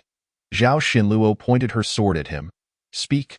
When I was previously attending to the hall masters, I inadvertently overheard one of them mention something. Upon hearing the term attending, a few individuals grasped the crux of the matter. No wonder this fellow's status within the gang had risen so swiftly. Enjoying the favor of the hall masters, it was through such means that he ascended. Previously, a thief infiltrated the gang and stole a letter. That individual seems to have been killed by you. But the letter has vanished without a trace, leading them to believe you took it. Upon hearing this, Zhao Xianluo fell into contemplation. The letter. She had indeed killed a thief, but after dispatching him, she had thoroughly searched his belongings, retaining only the valuables while incinerating everything else. Noticing that Zhao Xianluo was still deep in thought, Xiao Zifeng flicked a needle into the air, striking its target with remarkable precision. He then pulled that individual forward. Once Zhao Xianluo concluded her deliberation, she swung her sword, slaying the remaining dozen individuals. Just as she intended to eliminate the one selected by Xiao Zifeng, he intercepted her. This one shall suffice. I find him useful. Later, Old Li, upon seeing the two who had ventured out to pay respects returning with a man, felt an increasing sense of peculiarity regarding the man's appearance. Where did this person come from? A captive taken from the Gold Blade Gang. You truly eradicated the Gold Blade Gang. I recall they had numerous skilled fighters. By the time we arrived, their leader and hall masters had already fled. There were no formidable fighters left. After inquiring, Old Li turned his gaze towards the peculiar man. The odd features left him puzzled, prompting him to grasp the man's hand and take his pulse. His expression shifted to one of gravity, confusion, and suspicion. The man, unable to resist or move, was uncertain why he was still alive. However, being alive was preferable to death. This elder appeared to be a physician, and his solemn demeanor suggested he might have encountered an incurable ailment. Chapter 11. Making this flesh unpalatable, the man cautiously asked, "Doctor, have I contracted a terminal illness?" Oldley cryptically shook his head. "No." "Then why the shaking of your head?" "It is nothing. I merely found myself questioning my medical skills. It should not be. How can a man exhibit such a pulse?" At that moment, Xiao Zifeng interjected. "Your medical skills are sound. It is merely a pulse of joy." Oldley inquired, "How do you know?" "I am the one who made him pregnant. How could I not be aware?" Oldley released the man's wrist. The world is indeed in decline. Zhao Xinluo thought it best to refrain from further comments. After all, if one's gender could be altered, allowing a man to experience pregnancy seemed rather feasible. She now comprehended the effect of Xiao Zifeng's needle. Since returning, she had maintained a distance from him, fearful of transforming into a male. Zhao Xinluo explained the sequence of events to Oldley. Upon hearing her account, he instinctively took 2 steps back. Such matters would terrify anyone. One jab of a needle can turn a man into a woman, and another jab enables a man to conceive. The man brought back by Xiao Zifeng stood frozen in place as if struck by lightning. He is pregnant, yet he has not even made another maiden pregnant, and here he is, made pregnant by Aman. No wonder they spared his life. Unconsciously clutching his abdomen, he realized that within him lay Xiao Zifeng's progeny. Indeed, the child in his belly had preserved his life. "Thank you, child. You have saved me, though perhaps mother was not entirely accurate. In any case, he owed his life to that child. Now that he is pregnant, let us proceed with the killing." Xiao Zifeng's voice, devoid of emotion, echoed. You beast! He still carries your flesh and blood within him. Even a tiger does not eat its young. How can you contemplate slaughtering them both? You heartless wretch." Xiao Zifeng believed Oldley should not be playing the role of a divine healer, but rather should take to the stage to perform, for his act lacked skill but was filled with emotion. Xiao Zifeng, growing weary of his performance, produced a needle and aimed it at the man. Piercing him, he transformed him into a motionless work of art. After all, the experiment had been completed. There was no need to retain such scum. A day later, a soldier, battered and bruised, rode a similarly injured warhorse. "Hurry! We must hasten." A dozen soldiers scattered towards different cities. He was the last survivor. He had to relay the message, urging the next city to prepare. That the great Zhou must brace itself. Atop the walls of Jubicheng, the highest-ranking defender, Commander Sun Ping, came to offer encouragement to the soldiers on watch. Even during the new year, they toiled tirelessly at their posts. And as a leader, he ought to show some acknowledgement. Standing upon the battlements, he gazed at the endless expanse of snow-covered plains, which, despite their frosty veneer, exuded a semblance of tranquility. Yet, a thread of unease coursed through Sun Ping's heart. With no discernible cause, suddenly, a black dot appeared on the main road. Squinting, Sun Ping discerned that the dot was enlarging. A soldier riding a warhorse approached. The city guard's residence. The gate lieutenant and city officials were summoned.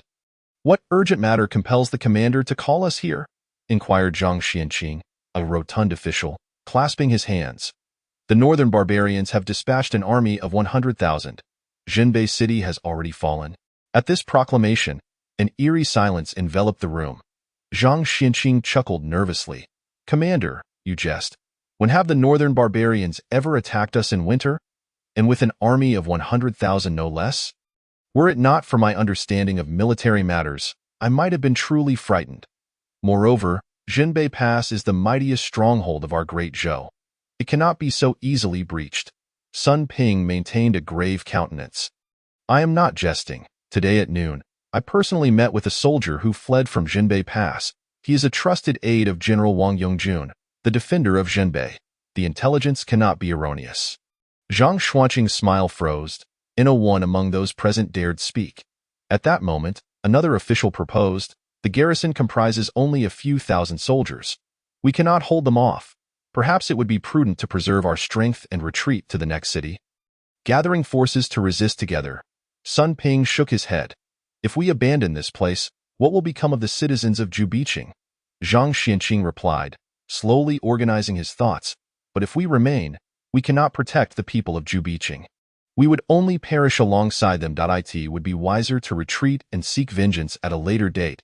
I have made my decision. I shall remain. Zhang Xianqing and several other officials involved in city management attempted further persuasion. Of course, if you wish to leave, please do so. I shall not impede you. With Sun Ping's words, they ceased their attempts, for the decision to stay or go held no bearing on them. Their main concern was that Sun Ping would compel them to remain as well. Since they could depart freely, why press further? It is difficult to persuade a fool. Thus, Sun Ping, along with the other defenders, began preparations for fortifications, bracing for the impending conflict. Meanwhile, officials led by Zhang Xianqing hurriedly gathered their belongings, mounting their carriages to hastily exit the city. Sun Ping stood at the city gate, watching them depart, observing their flight akin to evading a plague.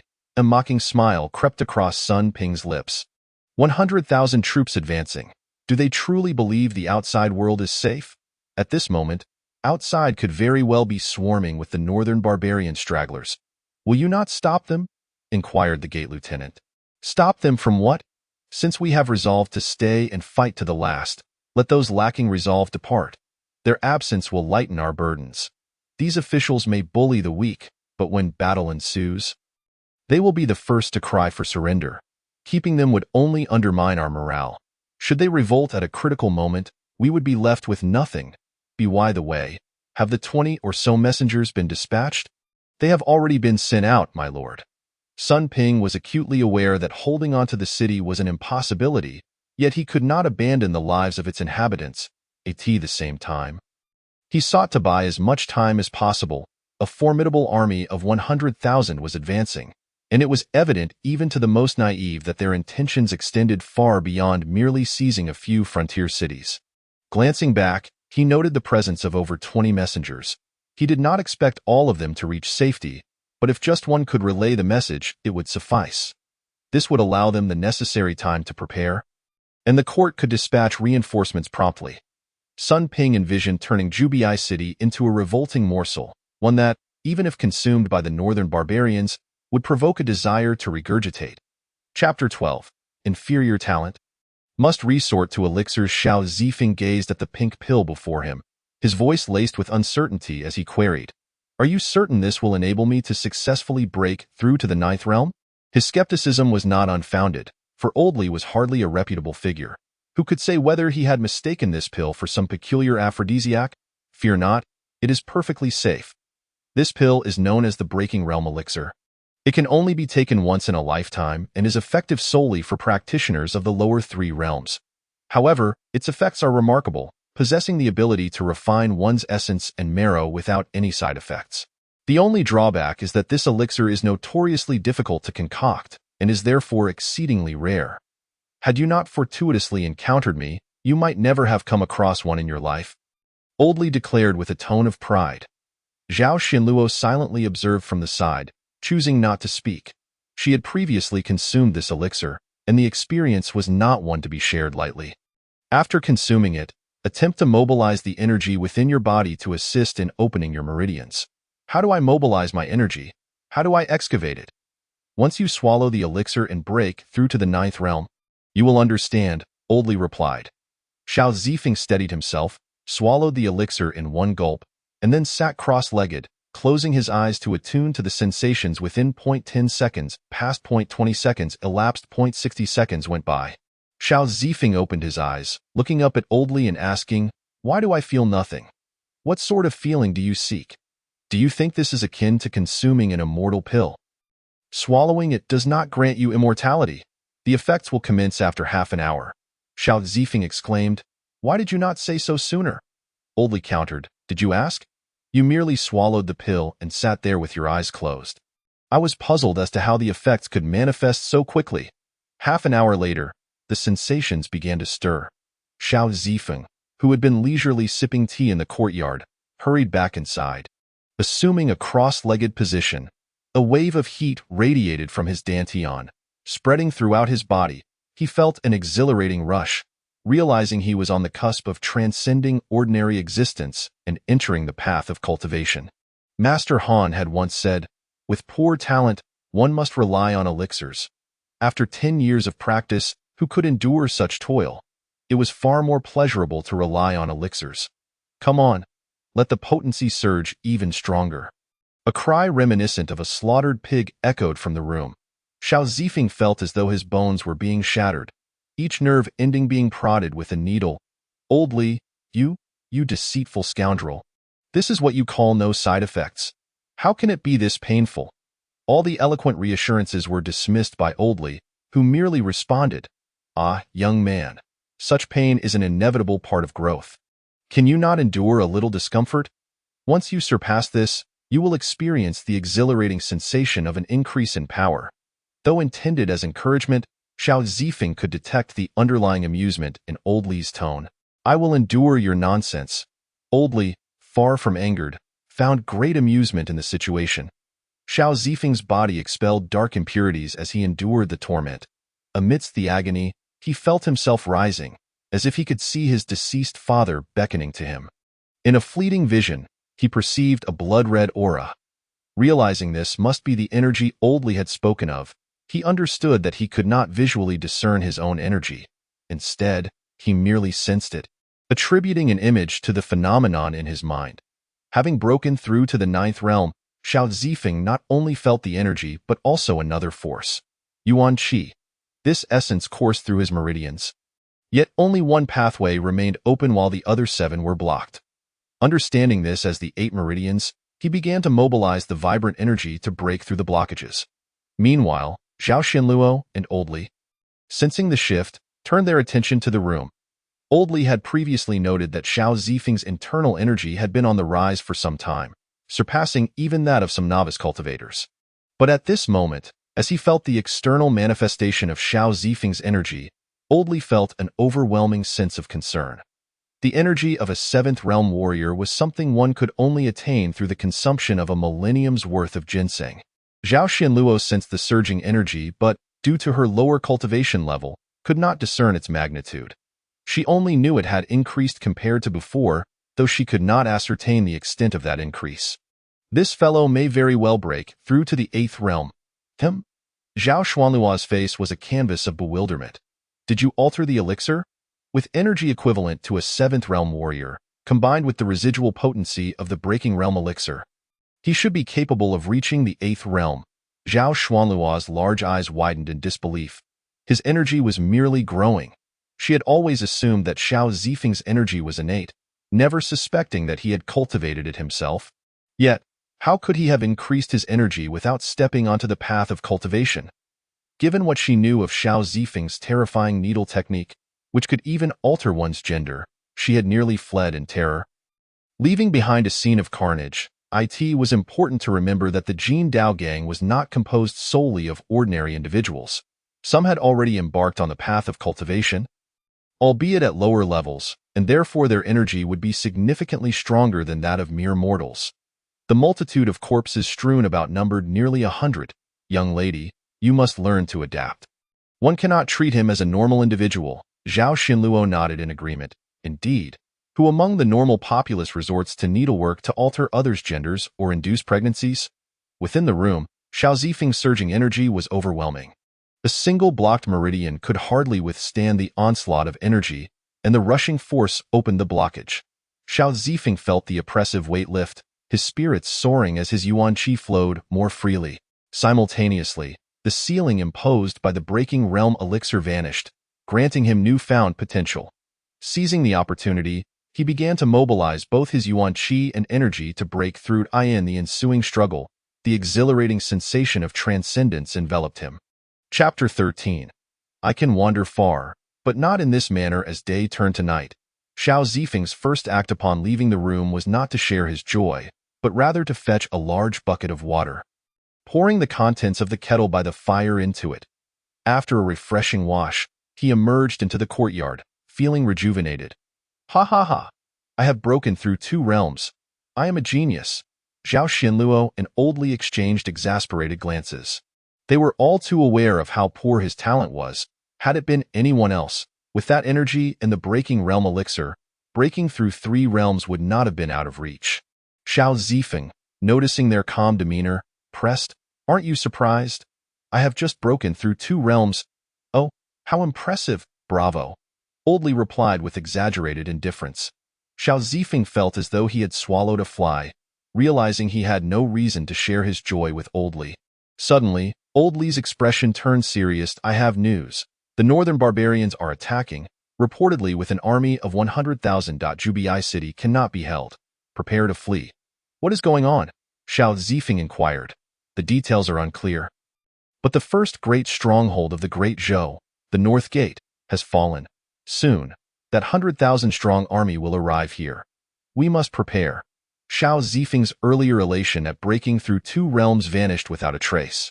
Old Li's earlier dismissiveness had already diminished his joy, and this news extinguished the remainder.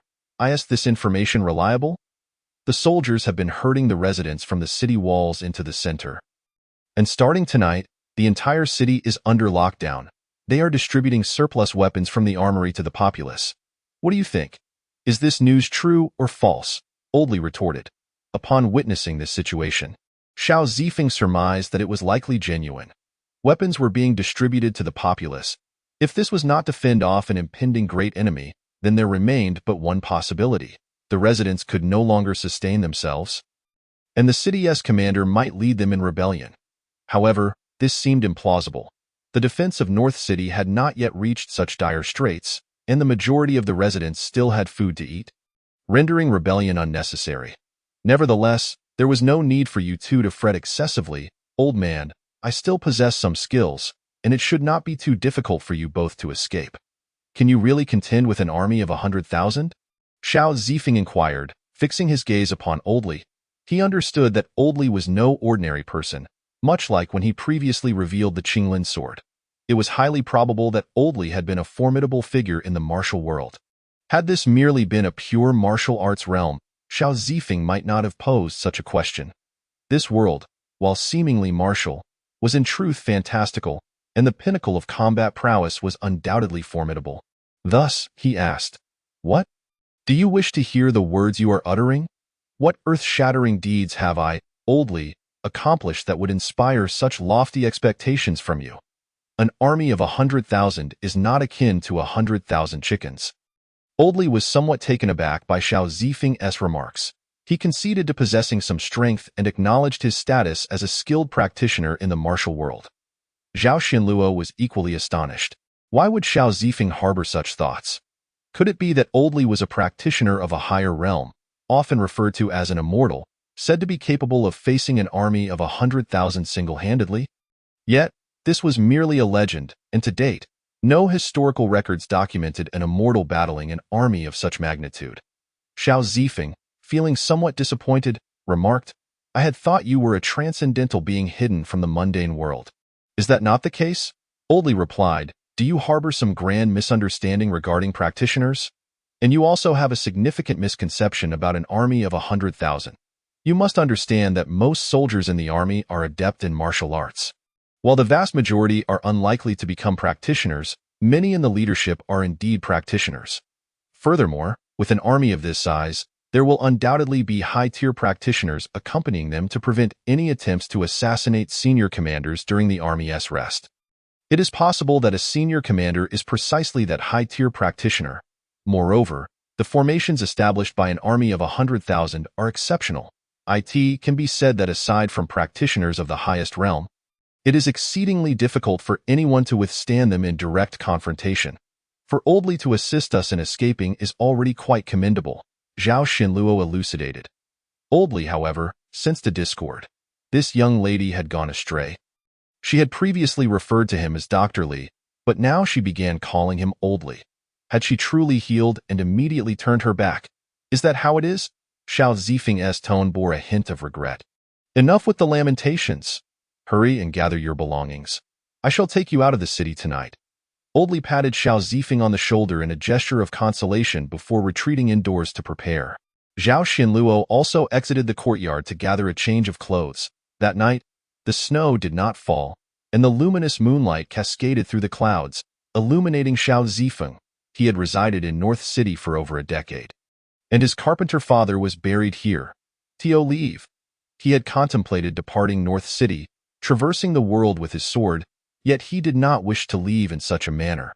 After a moment of reflection, Xiao Zifeng returned indoors. As he entered, he found Zhao Xinluo already prepared. She merely needed to pack a change of clothes, for she had arrived with nothing but the garments on her back. Xiao Zifeng gathered a gourd, a wooden sword, and a carving knife.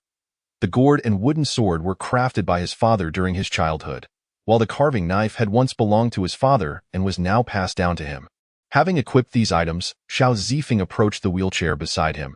Fei Gong, a versatile and useful tool. He placed his hand upon the wheelchair. It underwent a transformation, morphing into a wooden box that could be strapped to his back in less than a breath's time. After completing his preparations, he returned to the courtyard, where Old Li was nearly finished as well. Since it is thus, let us depart. Old Li and Zhao Xinluo stepped outside, but after only a few paces, they halted. Xiao Zifeng had not followed. What are you standing there for? Hurry, Zhao Xinluo urged. Please, you two go ahead, Xiao Zifeng responded. What do you intend to do? I have already explained to you that 100,000 troops cannot be thwarted by individual strength alone. Remaining here would only lead to your demise. You have just begun your journey as a practitioner. Your life could encompass so much more. The martial world is vast. Do you not wish to explore it? Do you not seek a different way of living? In the face of Zhao Xinluo's counsel, Xiao Zifeng merely smiled in response. This is my home. I can leave, and I can venture afar. But I will not be driven out by others. Kid, think this through.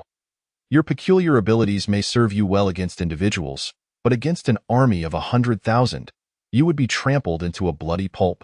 Old Li, my father is still here and I wish for him to have some peace. Do not worry. I will give it a try. If it does not succeed, I possess ways to escape. Old Li sighed in resignation, then tossed his Qinglin sword to Xiao Zifeng. Borrow this sword. If you manage to return alive, come to the imperial capital and return it to me. Should you fail to return alive, whoever possesses this sword shall meet their end at my hand. When Old Li uttered these words, he bore little resemblance to the elderly man basking in the sun, but rather resembled a deity of death. Xiao Zifeng could not help but smile knowingly in response. All right, Zhao Xinluo approached Xiao Zifeng, grasping his hand and placing a small vial into his palm. This is a healing potion. I hope you do not need it. I will be waiting for you in the imperial capital. Gazing into the eyes of the woman before him, Xiao Zifeng found no romantic sentiments, only Zhao Xinluo's earnest hope for her friend's safety. In his eyes, he offered a steady reassurance in response to that hope. Chapter 14. The mysterious strong man on a mountain peak. There stood a grave. The inscription upon the smooth tombstone read, Grave of Xiao Muto. This simple carpenter, who had taken in a child in his later years, felt it was a divine blessing bestowed upon him. In order to name this child, he had specifically carried a few pieces of meat to the local scholar's home, requesting a name. Since the child was born in the year of the tiger, the old carpenter hoped that this child would achieve great success in the future. The scholar gave him the name Zifeng. Clouds come from dragons, winds come from tigers. The character Z is often placed at the end of a name to denote respect for a predecessor in a particular field, symbolizing the hope that this child would achieve greatness in some domain. Thus, the old carpenter left the scholar's home in high spirits, continually murmuring the name as he played with the infant still in swaddling clothes. Years prior, as the old carpenter approached his final moments, he inexplicably revealed the truth of Xiao Zifeng's adoption, a secret he had kept for over a decade. Perhaps it was the impending shadow of death that compelled him to unburden himself of this secret, or perhaps he wished for Xiao Zifeng to find solace, or even to seek out his true family, so he would not have to endure a life of solitude like his own. Xiao Zifeng held a jar of rice wine and poured a cup for the old carpenter, pouring another for himself. Typically, Xiao Zifeng did not indulge in alcohol, but this rice wine was the exception. Sweet and mild, it was easy on the throat, unlike other spirits that burned when consumed. Old man, after this visit, it is likely to be a long time before I return, if there truly is a next life.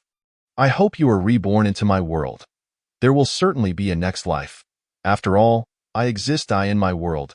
It should be far easier than in this one. While not necessarily wealthy, having fish and meat at every meal is certainly achievable. Moreover, you are exceptionally diligent. With a little effort, You should be able to live quite comfortably in his youth. Xiao Zifeng often listened to the old carpenter recount tales of his past. The old carpenter had once married, had children, and even had a younger brother. However, during a time of famine, he alone had survived in his own world. He would not have to face such loneliness. Xiao Zifeng smiled as he looked down from this vantage point, able to see the entirety of North City laid out before him. This was a spot he had deliberately chosen. Should the old man have any lingering attachments, he could behold North City without the need to traverse mountains. As dawn broke, the first rays of sunlight bathed the mountaintop. Suddenly, a mask appeared in Xiao Zifeng's hand. The mask was simply designed in black and white, adorned with intricate patterns. He donned the mask, and a black robe unexpectedly enveloped him, an aura of unexplainable power emanating from him. The mask of the strong man, an artifact that imparts the appearance of strength, with the added effect of the strongman's whisper. Without enhancing any attack power, removing the non-attack device from his back, it transformed from a wooden box into a magnificent wooden phoenix, its shape shifting dramatically. Within the city, tension filled the air as the inhabitants busily gathered at the heart of the northern city. The roads leading to the city center were laden with numerous traps, poised to be triggered the moment the city gates were breached. Simultaneously, all residents near the walls were evacuated, and the homes adjacent to the fortifications were stocked with flammable oil, ready to ignite when the northern barbarians surged into the city. The residents and soldiers understood that surrender was not an option. Having lived in the northern frontier for many years, they were acutely aware of the barbarians' brutal nature. To them, common folk held no value. Death on the battlefield offered a sense of relief, whereas surrender would only lead to endless torment. It could be said that the majority within the city were prepared to meet their demise. Every face bore a taut expression. Sun Ping was diligently setting up defenses along the city wall, fully aware that the northern barbarians were on the verge of arrival, as the sun dipped below the horizon. A vast torrent appeared on the horizon, sending tremors through the ground. Sun Ping gazed at the seemingly endless tide approaching. The 100,000-strong northern army stood at the gates in this frigid winter. His palms were slick with sweat. The enemy did not launch an immediate assault. Instead, a group of northern barbarians approached the city gate, accompanied by individuals clad in the attire of the great Zhou officials. Among them was Zhang Xianqing, who had fled with others the previous day. Gone was his former composure. His hair was disheveled, and his face was filled with dread. Pushed forward by the northern barbarians, he slowly advanced to the city gate. Sun Qingshou, it is I. He managed to force a smile and shouted at Sun Ping atop the gate. The northern barbarians promised that if he surrendered, he would remain the city guard and be rewarded with jewels and beautiful women. Sun Qingshou, you have only a few thousand soldiers. You cannot hold this. An arrow shot from the city wall. Piercing through Zhang Xuanqing's neck, blood gushed forth, and he could no longer utter a word. This arrow had made their stance clear. Toguchuo turned to a young man beside him and remarked, I told you they would not surrender. Such tactics will not work on them. Perhaps you can try this approach further south, but it is futile here in the northern frontier. Aside from officials summoned from elsewhere, the local commanders, soldiers, and civilians are mostly resolute in their refusal to yield. The greatest respect one can offer these people is to ensure their complete extermination. The young man, clad in white armor with a handsome visage, respectfully replied, I underestimated the situation. Observing the lessons learned by the young man, Toguchuo prepared to command the army to commence the assault. How fortunate to encounter 100,000 troops just after exiting the pass to test my sword. A boisterous voice echoed, filled with arrogance and disdain for the vast army. Strangely, this proclamation was audible to all present, including the residents of the entire northern city. An elder concealed among the ranks raised his head. Though the voice was not loud, it carried an undeniable weight. Revealing formidable power, a gigantic bird appeared in the sky, gradually descending, as it reached a certain height. The onlookers realized that the colossal avian was entirely crafted from wood. Upon this great bird stood a figure draped in a black cloak, wearing a mask. With the apparition of this figure, an overwhelming aura erupted forth. Mysterious and potent, it left a profound impression on all who beheld him. The hidden elder observed the cloaked figure, sensing immense strength yet unable to discern the realm of his power. Chapter 15. I have a sword. The immortal kneels suddenly. A figure burst forth from the 100,000-strong army, charging directly at the mysterious powerhouse in the sky with astonishing speed, leaving everyone stunned and unable to react. Faced with this unexpected assault, the enigmatic figure made no attempt to evade.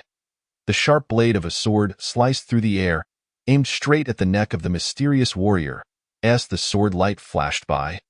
The mysterious figure remained unfazed, while the elder manipulating the golden corpse within the army noticed that the strike had not even grazed the opponent's garment.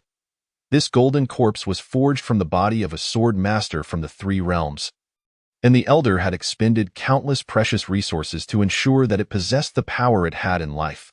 Yet, it could not even tear the hem of the opponent's clothing. What kind of formidable being is this? Ha! The elder, refusing to accept defeat, commanded the golden corpse to assault the mysterious warrior once more. Unexpectedly, the mysterious figure extended his left index finger, and the golden corpse of the sword master was suddenly devoured by a creature that materialized from the warrior's fingertip. In that instant, the elder coughed up blood. Toguchiwo was even more astonished. That was the golden corpse cultivated by the high priest, impervious to blades and fire, possessing extraordinary might. Yet, in the blink of an eye, it was gone. This expert, why has he come to obstruct us? From the very beginning, I stated that I would use your 100,000 troops to practice my swordplay. Toguchiwo's expression darkened slightly. I acknowledge your formidable strength. But to think you can contend against 100,000 troops single-handedly is rather presumptuous. Isn't it? Presumptuous? Ha! One must have the means to be presumptuous, and fortunately, I possess that. Very well. All troops, form ranks. In that moment, the 100,000 soldiers coalesced into a singular force, a mighty military presence rising like a tempest, overwhelming and unparalleled. The mysterious warrior regarded this display with indifference, murmuring to himself, I began practicing the sword at the age of 10. Wielding only divine weapons, unmatched within the same realm, BY 20. I comprehended the ultimate essence of swordsmanship. I am the sword, and the sword is me. Merging as one from that point on, I ceased using divine weapons and instead wielded a wooden sword. After 40 years, I became unrivaled in the world, and thereafter, I concealed myself among mortals, dedicating hundreds of years to cultivation, thus uncovering new sword techniques. When this sword is drawn, mortals must kneel, emperors must kneel. Even immortals must kneel. Hence, the sword is named Immortal Kneels. If any one of your 100,000 troops can withstand my blade without kneeling, I shall serve your northern barbarians for 10 years, if not. You, the commander, must kneel and bow 3 times, and then your army shall retreat. I shall witness your prowess in swordsmanship. Toguchiwo spoke boldly, expressing his disbelief that anyone in this world could wield such formidable power with a single sword strike. He placed his faith in his own army and in himself. Having spent half his life on the battlefield, he had encountered countless heroes and formidable warriors, many of whom had fallen under his command. He could not accept that this mysterious figure, emerging from the shadows, could compel him to kneel with a mere sword. Sun Ping, resting his hands upon the city wall, felt a flicker of hope at the sudden appearance of this enigmatic power. Yet the figure's arrogant words extinguished that hope almost immediately.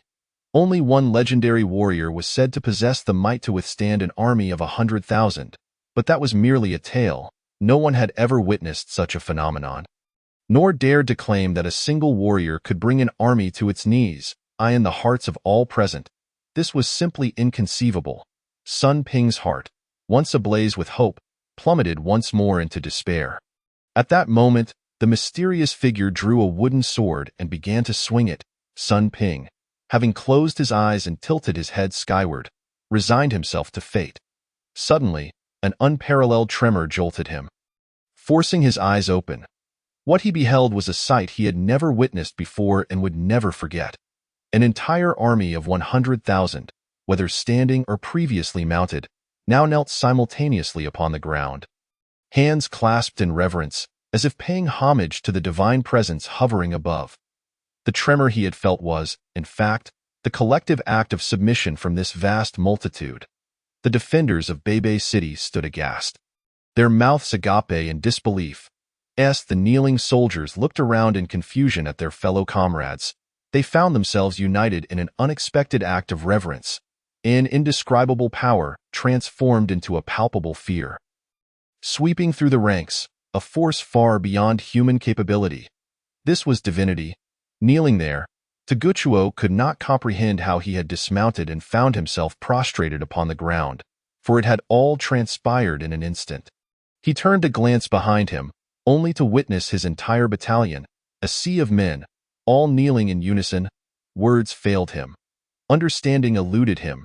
The impossible had become reality. One sword had indeed compelled an army of 100,000 to bow.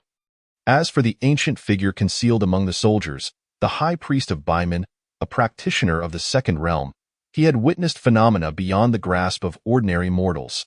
There were times when even he found his own existence difficult to fathom. Often, he looked down upon the common man, perceiving himself as a deity while viewing others as mere ants. Even when facing other practitioners, he believed that despite any shortcomings in his own strength, no one could reduce him to this state of subjugation. When the enigmatic figure had declared that a single sword would bring them to their knees, he had expected the invocation of a sword's oppressive might. Yet, there had been no such pressure. At the moment the sword was swung, his body slipped from his control. In that fleeting instant, no amount of struggle or resistance could restore his autonomy. It was only when his hands clasped together and his knees met the ground that he regained sovereignty over his own being. At that moment, the beliefs he had cultivated over a century of cultivation began to crumble. What manner of swordplay could strip a practitioner of the second realm of their control? Had the figure's intent been to command his death rather than submission? Could he have resisted? The answer was a resounding no. With great difficulty, Toguchiwo managed to rise, as scattered soldiers began to stand.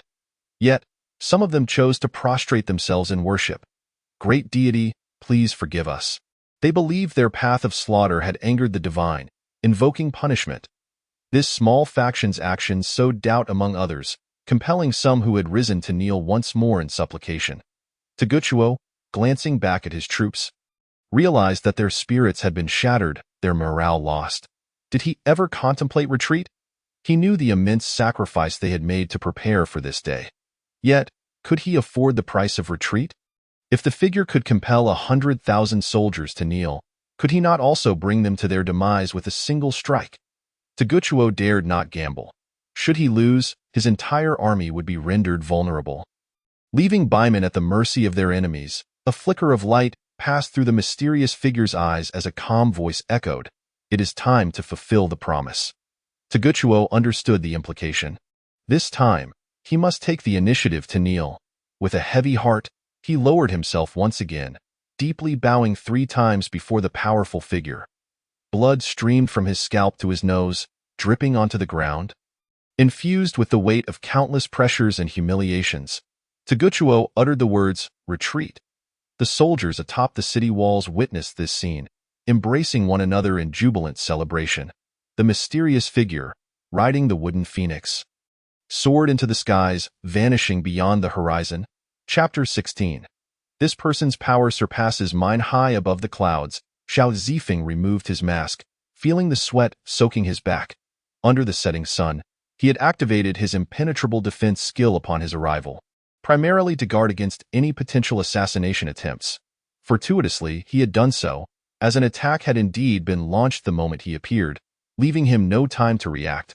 Had he not activated the skill, he would have surely met his demise. However, after the initial failed strike, a desire surged through his left index finger, an urge to consume the assailant. Without hesitation, he unleashed his skill. With a mere 5 minutes to resolve the matter, he knew that if the opponent persisted, he would likely be facing his father soon enough. Once he had devoured the assailant, a significant surge of vitality coursed through him. His unique skill only worked on corpses, indicating that his opponent was not alive, but likely a corpse manipulated by a practitioner of dark arts. There was no time for further contemplation.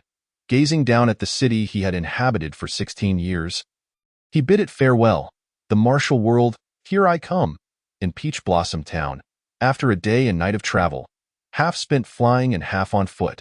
He discovered that flying was indeed impressive, though the cold was equally biting. Thankfully, as a martial artist of the 8th realm with abundant vitality, he would have turned into an ice sculpture had he been an ordinary person. Xiao Zifeng also realized an important fact. He had no idea which direction the imperial capital of the Great Zhou lay. Seeking a place to rest, he hoped to find someone to guide him or perhaps procure a map. Upon entering the small town, he was drawn to a general store, specifically to a unique dark moon ornament hanging outside. Zhao Xuanlu had once advised him that if he ever found himself short on funds while traversing the martial world, one method to acquire money was to seek out the largest assassin organization in the Great Zhou. Known as the Wuyue Pavilion, this organization operated an outer assassin system, allowing individuals to accept bounties and earn rewards. They established temporary outposts in various locations, each adorned with the distinctive dark moon ornament. Xiao Zifeng stepped inside. The room was dimly lit, and a scruffy middle-aged man lay slumped over a table, reeking of alcohol. He rapped on the table a few times. The man yawned and lifted his head, staring at the unexpectedly young visitor. "What do you want? Choose what you like. Prices are marked-eyed like a map of the Great Zhou. It's on the shelf. Take it yourself. 20 coins. After speaking, the middle-aged man returned to his slumped position. "I'd like to take on a bounty. This." The middle-aged man finally regarded the young man before him with interest. The boy appeared to be around 15 or 16 years old, clad in black attire with a matching cloak, carrying a sword case on his back and a gourd at his waist. Much like the heroes depicted in tales, he must have been trained in martial arts and sought to act gallantly. "What is your profession?" "What level?" "Martial artist, 8th realm." Upon hearing this, the middle-aged man cast a second glance at him. At such a young age, achieving this level of skill suggested remarkable talent. If he had a master, his background must be extraordinary. There are 3 entry tasks. Task 1. There is a suspected practitioner of the 8th or 9th realm, a flower thief, with a bounty of 150 taels. Task 2. Assassinate the county magistrate of Qingshui town, with a bounty of 200 taels. Task 3. In the nearby mountains, there is a monster known as Jufu, resembling a monkey yet akin to a leopard, which has claimed the lives of many villagers gathering firewood and herbs. The bounty for its death is 200 taels. Doesn't the local government intervene in Task 3? Xiao Zifeng inquired, perplexed. The middle-aged man chuckled derisively. Intervene? Of course they do. They've issued a reward of 400 taels, and within 2 days it was captured. Xiao Zifeng fell silent. Someone stepped forward to claim responsibility for the murder of Zhu Fu, and the local authorities acknowledged this declaration. Thus, the monster met its demise. Consequently, the bounty of 400 taels naturally fell into the hands of this so-called hero, though whether he would show any filial piety to the officials remains a mystery to outsiders. The middle-aged man noticed that Xiao Zifeng did not inquire further, appearing instead to be deep in thought. It seemed he was not merely an ignorant youth, but rather someone who grasped the implications of his words. These 3 tasks serve as an initiation, and any one of them can be attempted. Completing just one will grant you the status of an outer assassin for the Wuyue Pavilion. From that point onward, a greater array of tasks will be available for your choosing. How does one provide proof? Simply bring the heads of your targets to any outpost of the Wuyue Pavilion. Understood. After uttering this, Xiao Zifeng placed 20 coins on the table and departed. In truth, the money he carried was sufficient to sustain him on a long journey to the imperial capital. He merely wished to enhance his quality of life. Furthermore, he sought to prepare for future cultivation. Adhering to the principle of poor in literature, rich in martial prowess, he needed to continue his training, which inevitably required funds to purchase medicinal herbs, and his martial skills were woefully inadequate. He was only familiar with the 1,000-strike sword technique taught by Zhao Xian, and even that was not mastered. The road ahead would be long and arduous. After a night passed, Xiao Zifeng walked according to the map, striving to minimize the use of his non-attack form along the remaining distance. The mysterious master of the wooden Zhuke in Beiju City would soon gain renown. If he continued to frequently utilize the non-attack Zhuke form, it would be easy to reveal his true identity. Throughout his journey, Xiao Zifeng remained diligent, often practicing his swordplay with a wooden sword. 100 strikes were required to accumulate even a modicum of experience points in the skill of empty-handed blade catching LV2. He aimed to fully master this skill, for once perfected, it would become a lethal technique against non-human creatures. Monsters incapable of clasping their hands together were unworthy adversaries. The thought alone was exhilarating. In the depths of the forest, a pair of blood-red eyes fixated upon him. The creature's large maw dripped with drool, as if he would make a delightful meal. A childlike, ethereal voice echoed softly through the woods. Devoid of any charming chimes, replaced instead by an indescribable eeriness. Night fell, indeed. He flew swiftly. After a day of travel, he had yet to reach the next town. However, fortune smiled upon Xiao Zifeng as he stumbled upon a dilapidated temple. Once a fire was lit within the temple, it was not long before footsteps approached. A man, towering at nearly 2 meters and as robust as a bear, entered. He surveyed the temple, observing only the fire. "Why is there only a fire? Is someone looking for me?" Suddenly, a voice emanated from beside the end. "Be why the heavens!" The imposing figure, akin to a small girl, jumped in fright. "Why do you do that? Why suddenly jump out and scare someone? I haven't done anything. I've merely been standing here," Xiao Zifeng replied innocently. "The wooden man technique, stand still, and the tiger cannot see you. If the tiger sees you from the start, then this skill is ineffective." The man murmured sheepishly, "I must have overlooked it." Though he spoke those words, his thoughts were otherwise. From the moment he entered the temple, he had scrutinized every corner.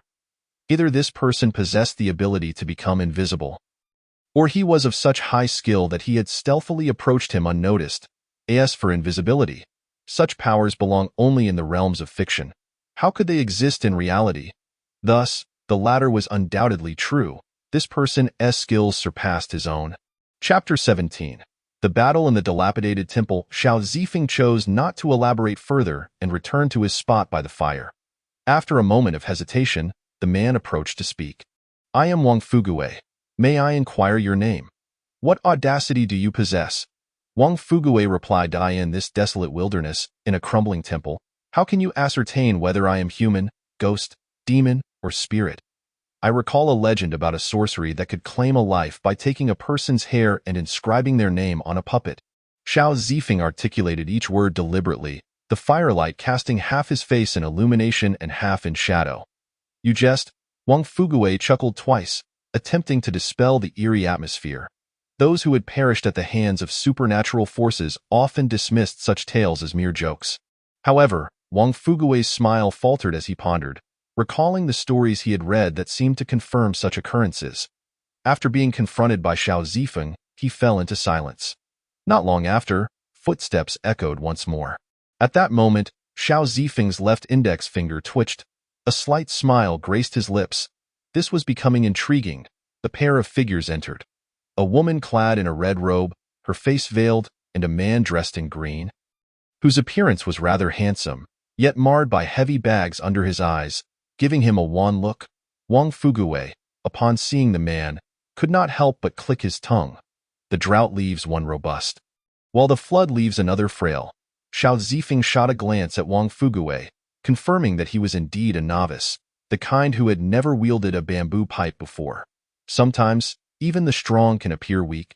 Upon entering the temple, the man built a fire in a different corner using an unassuming wooden stick that he tossed into the flames. There was no conversation, no exchange of words. Wang Fuguwei, seemingly the simpleton he appeared to be, did not start his own fire but instead leaned on Xiao Zifeng's warmth in his mind. Having spoken to someone was akin to forming an acquaintance. Thus, sharing a fire was hardly unreasonable. Xiao Zifeng, generous as he was, chose not to object. Gradually, a wave of overwhelming drowsiness washed over them. Both Xiao Zifeng and Wang Fuguwei began to doze off. Xiao Zifeng lowered his head, nearly tumbling into the fire. A momentary jolt awoke him, yet the heaviness of sleep did not dissipate. He was startled. While his bedtime had shifted earlier compared to his previous life, it was still late by the standards of this era. His nocturnal tendencies persisted, and after such a perilous encounter, how could he still feel such profound weariness? Something was amiss. Feigning sleep, He readied himself to collapse, using his body to obscure the movement of opening the gourd. And while the others were distracted, he swallowed a pill, however. The flavor was quite overpowering. Even with added sugar, he wished only to hastily gulp it down. Wang Fugui, overwhelmed with sleep, caught a whiff of a foul odor and muttered, "Who farted? It stinks." As the two drifted into slumber, the creaking of the temple doors announced the entrance of several ragged, bizarrely shaped women, their voices rasping softly. These figures approached Xiao Zifeng and the others, their mouths crawling with maggots, ready to bite down. Suddenly, a flash of blue light appeared, and several decayed heads rolled away. In the midst of his battle, Xiao Zifeng had slipped a pill into Wang Fugui's mouth. He, an eerie laughter echoed. At that moment, Wang Fugui finally awoke. "Who fed me dung? It reeks." He then noticed the rotting corpses strewn about. "What is happening? What else could it be? It seems we are haunted." Xiao Zifeng replied nonchalantly, though his sword remained poised in his hand. He, the unsettling laughter rang out once more. Wang Fugui clenched his fists, his chi surging forth. Xiao Zifeng mused inwardly, a man of martial prowess. Only laughter could be heard, yet no figures were in sight. Xiao Zifeng suddenly turned his head and lunged forward with his sword, directly attacking the couple. At that moment, a peculiar creature that had been lurking in the shadows suddenly leaped out. Its arms were adorned with patterns, resembling both a monkey and a leopard. Simultaneously, the woman in the red robe sprang to her feet and charged at Xiao Zifeng.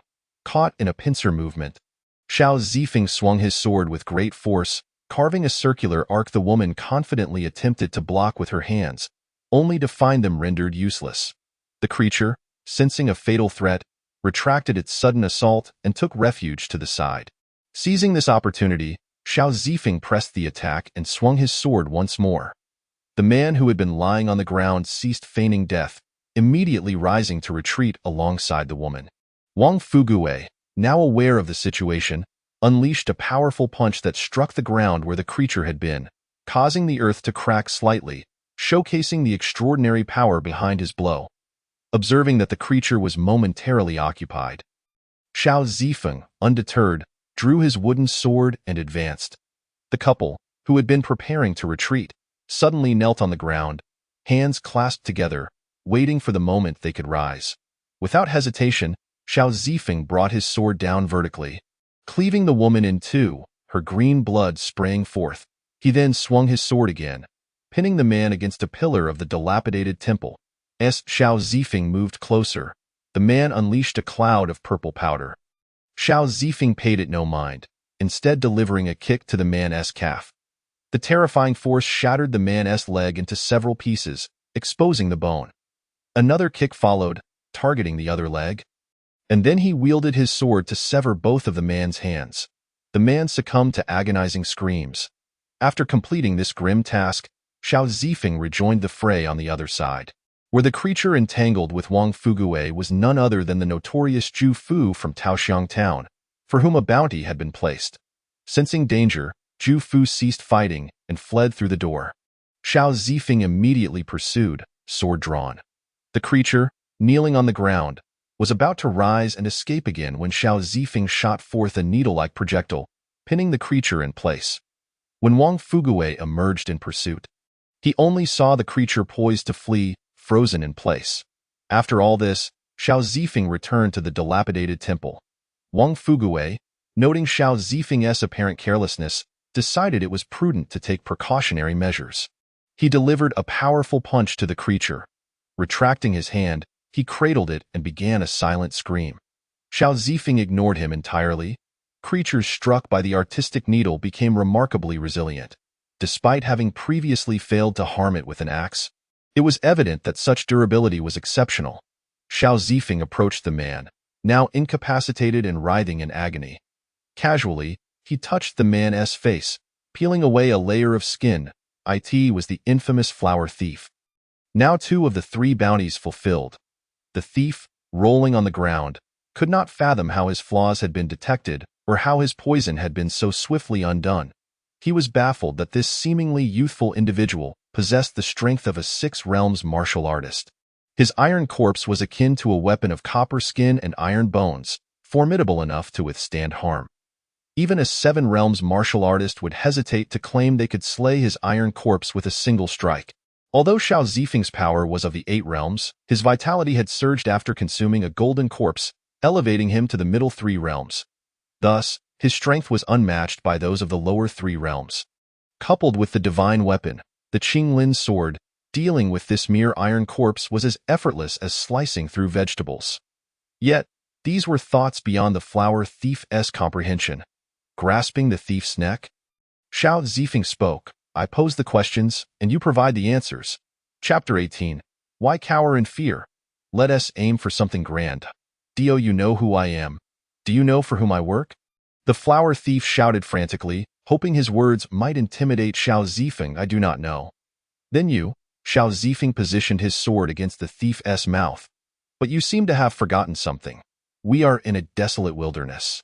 If I dispose of your corpse cleanly, no matter how powerful your connections may be, who would know it was I who did this?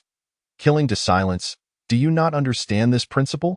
The blade slid forward slightly, creating a cut upon the flower thief's lips. Though incapacitated, the thief still clung to life, for his motto was that living, even in misery, was better than dying. At this moment, Wang Fugui returned to the temple. Why did you attack us? He inquired, equally curious. I wish to practice corpse manipulation with the person beside you. Zhu Fu seeks to feast upon you. The flower thief realized he had become someone else's sustenance. Previously, he had assumed that the combined strength of himself, the iron corpse, and Zhu Fu would be sufficient to deal with these two, only to find himself mistaken. By the way, you mentioned your powerful backing. Who is it? The magistrate of Qingshui town. Upon hearing this, Xiao Zifeng's expression turned perplexed. A magistrate possesses some authority, but do you truly believe such authority holds sway over martial artists? While they may bully ordinary folk, crossing swords with martial practitioners could lead to the magistrate's demise in a fit of rage. Wang Fugui interjected, the magistrate of Qingshui town is named Zhang Chengkai. The current leader of the Sanjian sect is his uncle, a 6-realm swordsman and a formidable figure in the middle 3 realms. Within the sect, there are nearly a dozen practitioners of the 8 and 9 realms. Despite Zhang Chengkai's numerous acts that incite public ire, few martial artists dare confront him. Some naive practitioners seeking to be chivalrous often meet with tragic ends. A note of regret tinged Wang Fugui's words. What of Zhu Fu? That is the magistrate's prized pet. Occasionally used to request bounty funds and justifiably eliminate certain individuals. Xiao Zifeng, puzzled, wondered why such a powerful backing would require a pet for the purpose of eliminating others. Wang Fugui, sensing Xiao Zifeng's confusion, leaned closer to whisper, the Sanjian sect is a reputable faction. Realizing the implications, Xiao Zifeng understood that a prestigious faction must maintain its reputation, often justifying their actions as righteous endeavors, in instances where they could not afford to tarnish their name. They would resort to underhanded tactics, ensuring their noble facade remained intact. However, he was still unclear about the flower thief's utility. Lifting the thief's chin with his sword, Xiao Zifeng spoke leisurely, I am now quite curious. With a powerful backing and an assassin at your disposal, what role do you play? The magistrate has a penchant for married women. Indeed, certain desires transcend time and space, perpetuated through the ages. With this understanding, Xiao Zifeng felt he had sufficient insight and prepared to send this individual on his way. The flower thief, recognizing Xiao Zifeng's intentions, pleaded, wait. I have a considerable sum of money. If you spare me, I can offer you all of it. Even in such dire circumstances, the will to survive shone through. Xiao Zifeng could not help but reflect, if that is the case, speak, and I shall consider sparing you. I do not have the money on me. I must take you to it. Take you along. Who knows if you will set a trap to ensnare me? It is unwise to wager my life for your uncertain wealth. It would be better to end this. I can reveal the location, but you must swear not to kill me. Very well, I swear. Should I kill you, may my martial path be severed henceforth. The money is hidden in a secret compartment beneath the bed in a house on Huangtu Street, Qingshui Town, where 2 willow trees stand. Upon revealing the location of the hidden treasure, Xiao Zifeng lowered the sword he had positioned against the thief's neck. He then placed the sword into Wang Fugui's hands. Now, it is time to rid the world of this menace. You promised not to kill me. The flower thief cried out in despair. My oath with Wang Fugui is of no consequence to you. Xiao Zifeng gently patted Wang Fugui's shoulder. With a swift stroke, he severed the thief's head. The voice of the flower thief faded into silence. Wang Fugui, who sought to preserve his own life, showed no mercy. Xiao Zifeng tore off the thief's garments and wrapped his head in them. He urged Wang Fugui to take action, for the oath they made was irrelevant. It was imperative that Wang Fugui be involved to prevent the thief from escaping to betray them. Reflecting on the events of the night, it was clear that the flower thief had orchestrated a cunning plan. First poisoning, then sending a corpse to ascertain the depth of the poison's effect. Followed by the father figure positioning himself to divert attention while the iron corpse prepared for a surprise attack. Had it not been for the prior knowledge that one of the two was a corpse and the deduction that the other must be a sorcerer, coupled with his own ability to neutralize poisons, he might have succumbed to the drowsiness-inducing toxin. Had it been any other cultivator of the same realm, they would likely have perished that night. However, with the significant influence behind the county magistrate of Qingshui Town, how could the bounty be set at the same level as that of the father figure? What were the motivations of the one who issued the bounty? Should he involve himself in this matter? Completing just one entry task was sufficient. Yet, with his current abilities, a well-timed strike could still yield results. What was he hesitating for? Did he not seek a different way of life? This was not a past life. He had already led a mundane and timid existence. Now that he had ventured into the world as a knight-errant, to shrink back in the face of such circumstances was unthinkable. He might as well have remained in Beicheng, hidden away. After all, he had already eliminated the pets and subordinates of that person. One more would make little difference, and ridding the world of such filth would be no bad thing. Wang Fugui, what do you wish to accomplish by traversing the martial world? I seek to recruit disciples. Is your sect in such dire need of members? What is the name of your school?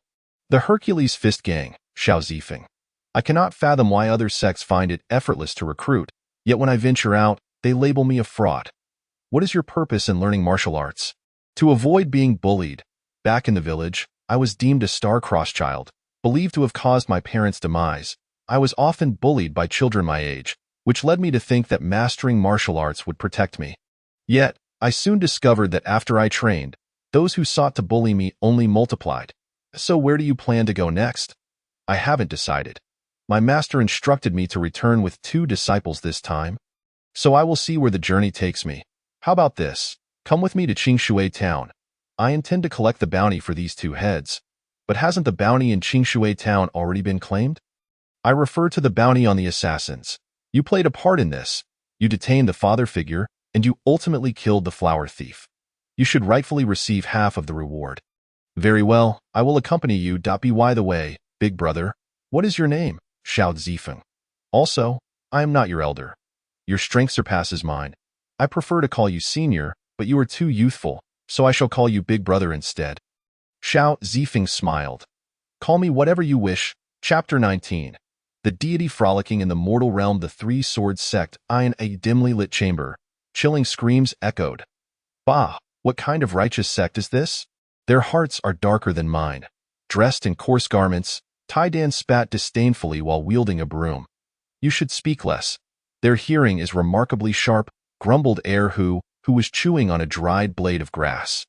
After leaving Beicheng, the two had come to appreciate the significance of strength. Upon hearing rumors of a sect near Qingshui Town, they rushed to seek apprenticeship. They offered a sum of money to the recruiter of disciples, only to find themselves relegated to the status of outer disciples, promised that with effort, they could eventually become inner disciples. What a farce! Outer disciples, let alone practicing martial arts, were relegated to performing menial tasks daily. Just days ago, they had been forced to remove a woman's corpse, the ghastly sight of which still haunted Er Hu's appetite. How could this be the handiwork of humans? Yet this was deemed a righteous sect. And in his eyes, it was nothing short of perverse. Brother Hu, should we not escape? This place is nothing less than a den of demons. Just yesterday, Shaoli was suspended for breaking a bowl. And he is still hanging there. Though he hasn't died, it is a fate worse than death. With their methods, I sense that retribution is inevitable. let us not be implicated.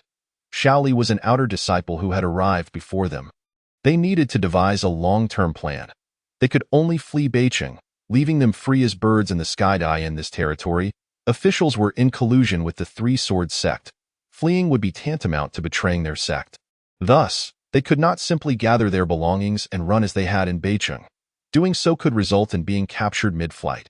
Just as they were preparing to move to another location with their cleaning supplies, a figure blocked their path. They looked up to find Xiao Zifeng. Panic gripped them.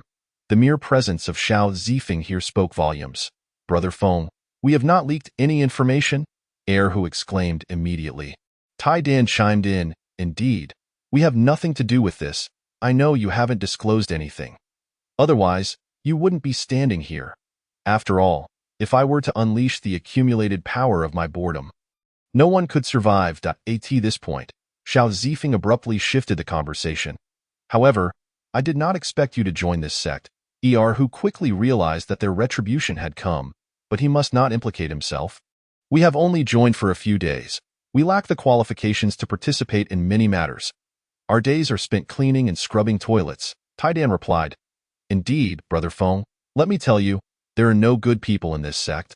I previously dared only to watch widows bathe." Who shot Tai Dan a disapproving glance. In Beicheng, such audacity would have led to his premature demise. "Brother Feng, since I am still somewhat familiar with this place after just a few days, if you wish to deal with them, I can show you the way." They arrived at the earlier mentioned room. Inside, they found over a dozen scantily clad women confined in iron cages. Most bore vacant expressions, their faces devoid of life, as if their souls had been extracted. The screams emanated from the center of the room, where a large bed revealed an appalling scene. A man, grinning lecherously, was reveling in his satisfaction. Just as he was about to indulge further, darkness suddenly enveloped him, and he collapsed onto the bed. Xiao Zifeng draped a garment over the woman's body, a modest gesture to preserve her dignity. "Kill me," was the woman's first plea upon seeing Xiao Zifeng. There were no cries for mercy, no complaints, no resentment. Her sole desire was for death. Xiao Zifeng did not strike, instead freeing her from her bonds and dragging the naked man outside. "The humiliation you endured, I shall ensure he experiences it in full measure." With a thud, his head collided with a pillar, extinguishing a life. Observing the soulless bodies within the cages, he realized he could save their physical forms. But their spirits remained beyond redemption. A disciple returning from martial training entered his room to find an unfamiliar, scantily clad woman on his bed. How considerate! New merchandise delivered so promptly. He hastily shed his garments and approached her. "She hasn't even been used." The disciple was filled with delight. As the woman stirred from her stupor, she recalled enjoying herself in the room. Upon awakening, she found herself pinned beneath her junior brother. A strange sensation washed over her. Realizing something was amiss, her eyes widened in terror. She attempted to resist but found herself devoid of energy. She wished to scream, yet she could not form a coherent word. Her cultivation had been rendered useless, her voice silenced by poison. In that moment, she was enveloped in the same despair that had consumed the women before her. Simultaneously, identical scenes unfolded in different chambers. No one realized that the unfamiliar women delivered to them were their fellow disciples. Erhu and Tai Dan clasped their hands together, muttering incessantly, "In this lifetime, let me be a good person. Let me be a good person." Xiao Zifeng's actions were shattering their worldview. They had envisioned countless ways he might punish these individuals, yet their imaginations proved woefully inadequate. This form of retribution was beyond anything they had ever conceived. Even storytellers would not dare to depict it. With what could only be described as divine intervention, he altered the very essence of their beings. Was this the true consequence of wrongdoing? From this day forth, the two vowed to become the most steadfast guardians of justice. Erhu gazed at Xiao Zifeng, who leaned against a tree, while the outer disciples passing by regarded him with indifference, as if he were utterly invisible. They merely greeted the two of them. Tai Dan remained oblivious to this peculiar phenomenon. Erhu felt as though he had uncovered something extraordinary, akin to a tale where a deity stands before you, visible to you alone. Previously, he had regarded Xiao Zifeng as a formidable practitioner, but now it seemed his earlier assessments had woefully underestimated him. Could it be that he was a divine being frolicking in the mortal realm? Chapter 20. Cleansing the Three-Sword Sect. Submitting the bounty at this moment, Taidan was suddenly plunged into a recollection he wished to avoid. He remembered a day bright with sunshine, when he inexplicably felt nauseous and craved sour and spicy foods. His mind was in turmoil, leading him to believe he was afflicted with a grave illness. Seeking a physician, he was astonished to learn that he was pregnant. Enraged, he overturned the physician's stall. How could a man of 6 feet possibly be with child? Yet, the troubling truth was that his belly began to grow day by day. Initially, he could dismiss it as mere weight gain, but as his abdomen rounded more and more, self-deception became impossible. He sought out the physician once more for abortive remedies, but to no avail. That a month later, he faced the prospect of labor. For an entire day, he endured excruciating pain, only to give birth to a needle. Understand that he had prepared himself for motherhood, only to be confronted with a needle instead. His mental state shattered, he felt as though the gods were toying with him. From that moment on, he became much more restrained in his actions and demeanor. Now, reflecting on Xiao Zifeng's ability to alter one's gender, he pondered if it were indeed possible. Glancing at the time, Xiao Zifeng felt it was about time to address the matters of the second phase. He proceeded down the hall, kicking open doors one by one. With a flourish of his wooden sword, he unleashed a barrage of artistic needle-like strikes. His left index finger devoured the air, and with a series of combination techniques, he was unstoppable until he reached the largest and most opulent chamber of the entire sect, the room of Zhang Zhan. The sect leader, it must be noted that he had already thrown 3 heads into this old man's chamber. As he approached the door, he heard a bellowing roar from within. "Don't bother me at this moment. Leave." Zhang Zhan's furious shout did not deter the intruder outside. Rather, the footsteps drew nearer. Zhang Zhan soon realized something was amiss. His disciples, if they had heard him shout like that, should have fled in terror by now. Even if there was something of great importance to report, they would have announced it loudly after he finished his outburst. Hastily suppressing his impulsive thoughts, he donned a robe and, with a swift motion of his right hand, sent a long sword flying toward the door. Xiao Zifeng countered with the Qing Lin sword. The 2 blades clashed, and the tremendous force forced him back 2 or 3 steps. The swordsmen of the 6 realms were not to be compared with the practitioners of the lower realms. Their strength surpassed that of the latter. With the sword at the ready, Zhang Zhan charged out. Observing the man's bare appearance, Xiao Zifeng chuckled. "Is it not refreshing?" Upon hearing this, Zhang Zhan, filled with suspicion, inquired, "Those 3 women were arranged by you?" "Indeed." Zhang Zhan's heart sank as he hastily mobilized his energy, attempting to purge any potential poison from his system. "I am not so despicable as to poison you." "What do you mean?" Zhang Zhan found himself at a loss with Xiao Zifeng. Despite appearing youthful, the latter had effortlessly withstood his full-strength strike. "Do you not find them somewhat familiar?" Upon reflecting on this, Zhang Zhan realized they indeed bore resemblance to some of his disciples. "You have kidnapped the female relatives of my disciples? How ruthless! But this ploy will not work on me. They would not dare to defy me over a few women." Xiao Zifeng applauded. "Your imagination is quite vivid, yet you still fall short. Furthermore, cease your attempts to converse with me to buy time. Your disciples are no longer able to come. What have you done to them?" A fierce glint flashed in Xiao Zifeng's eyes as he reached for the wooden sword at his back. "You'll find out shortly." Zhang Zhan advanced with his sword drawn. Since his disciples were unavailable, he would take the initiative. When he was just a meter away from Xiao Zifeng, he suddenly knelt down. Before Zhang Zhan could react, the Qing Lin sword pierced his heart, and Xiao Zifeng twisted the blade. The heart was thoroughly obliterated, leaving Zhang Zhan no chance of survival. Zhang Zhan fell face first into the ground. Battles among practitioners often hinge on a fleeting moment, and Xiao Zifeng could easily conjure such a moment. As blood pooled from his lips, he asked, "What sword technique is this?" Having traversed the martial world for half a lifetime, he had never encountered a sword style that compelled one to kneel at the mere flick of a wrist. Immortal kneeling. "Which realm do you belong to?" Their encounter was too brief for Zhang Zhan to discern Xiao Zifeng's true capabilities. 8 realms. These words. Zhang Zhan's eyes widened in disbelief.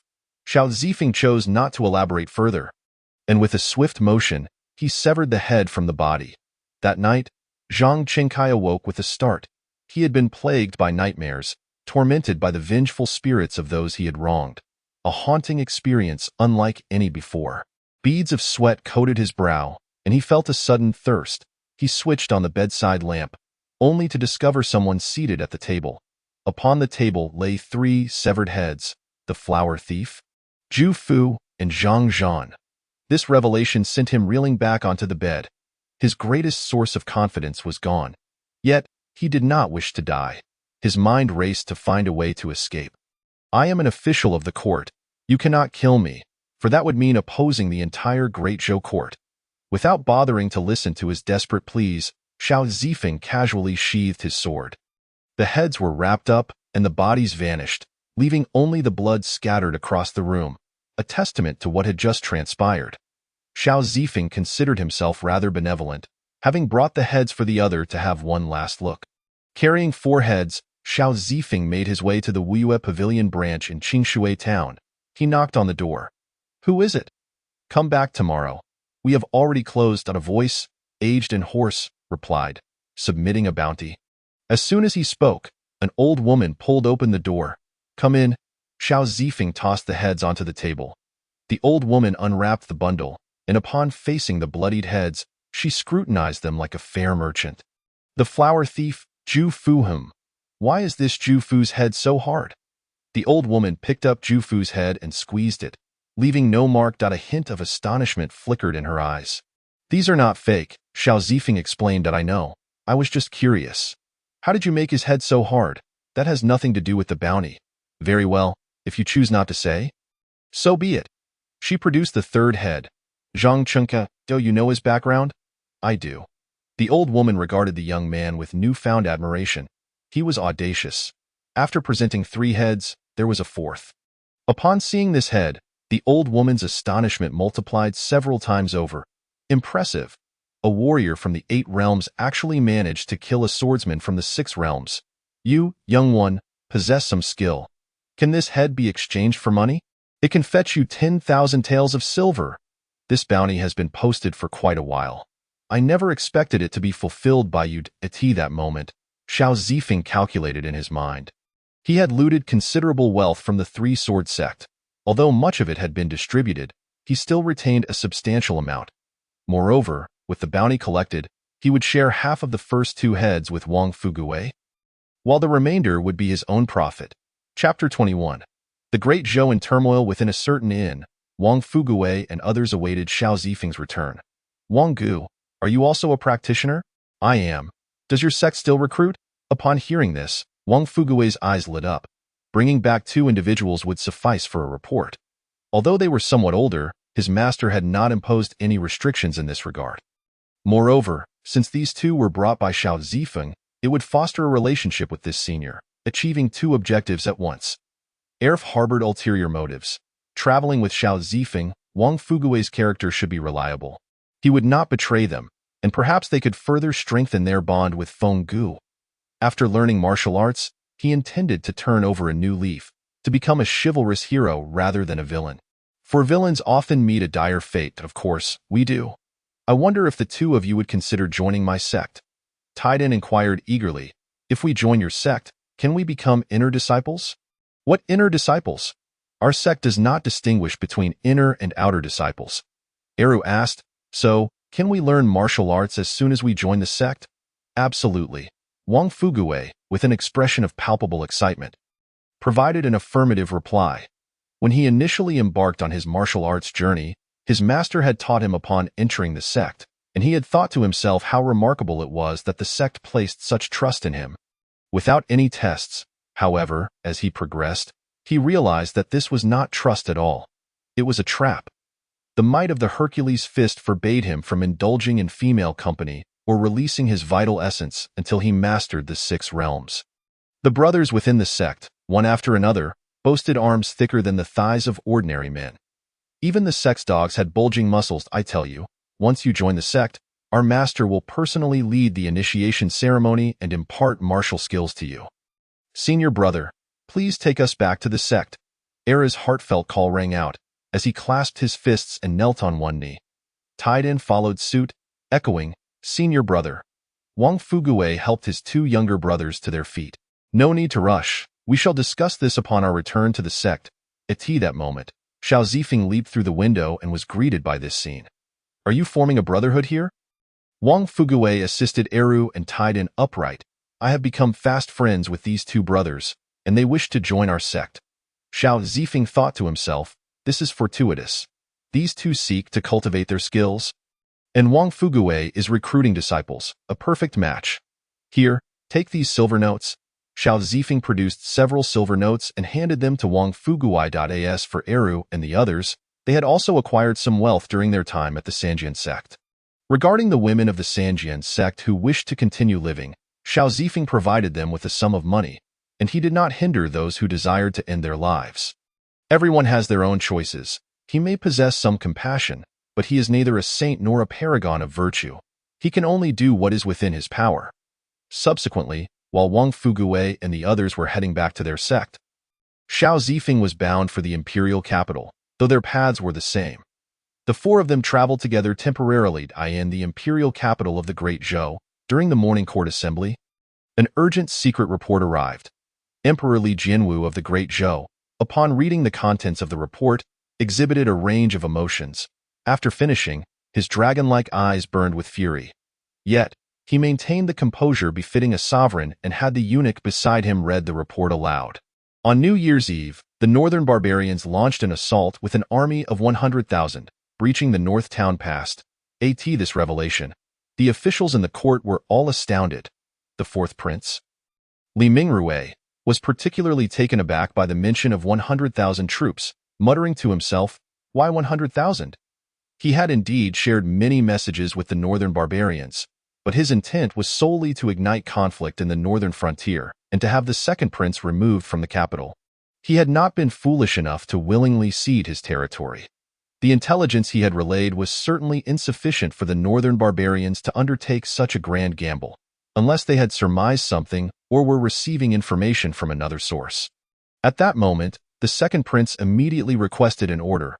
"Father, I shall lead troops to intercept them, in no need," came the reply. "The army has already retreated." These words left the assembly in a state of shock once more. Even the least astute of the military officials could comprehend that sending out 100,000 troops signified a monumental objective. How could they so easily retreat? The second prince voiced the collective confusion of the assembly. Why? A mysterious expert compelled the army of 100,000 to retreat with but a single sword, Li Jianwu stated, his gaze filled with deep apprehension.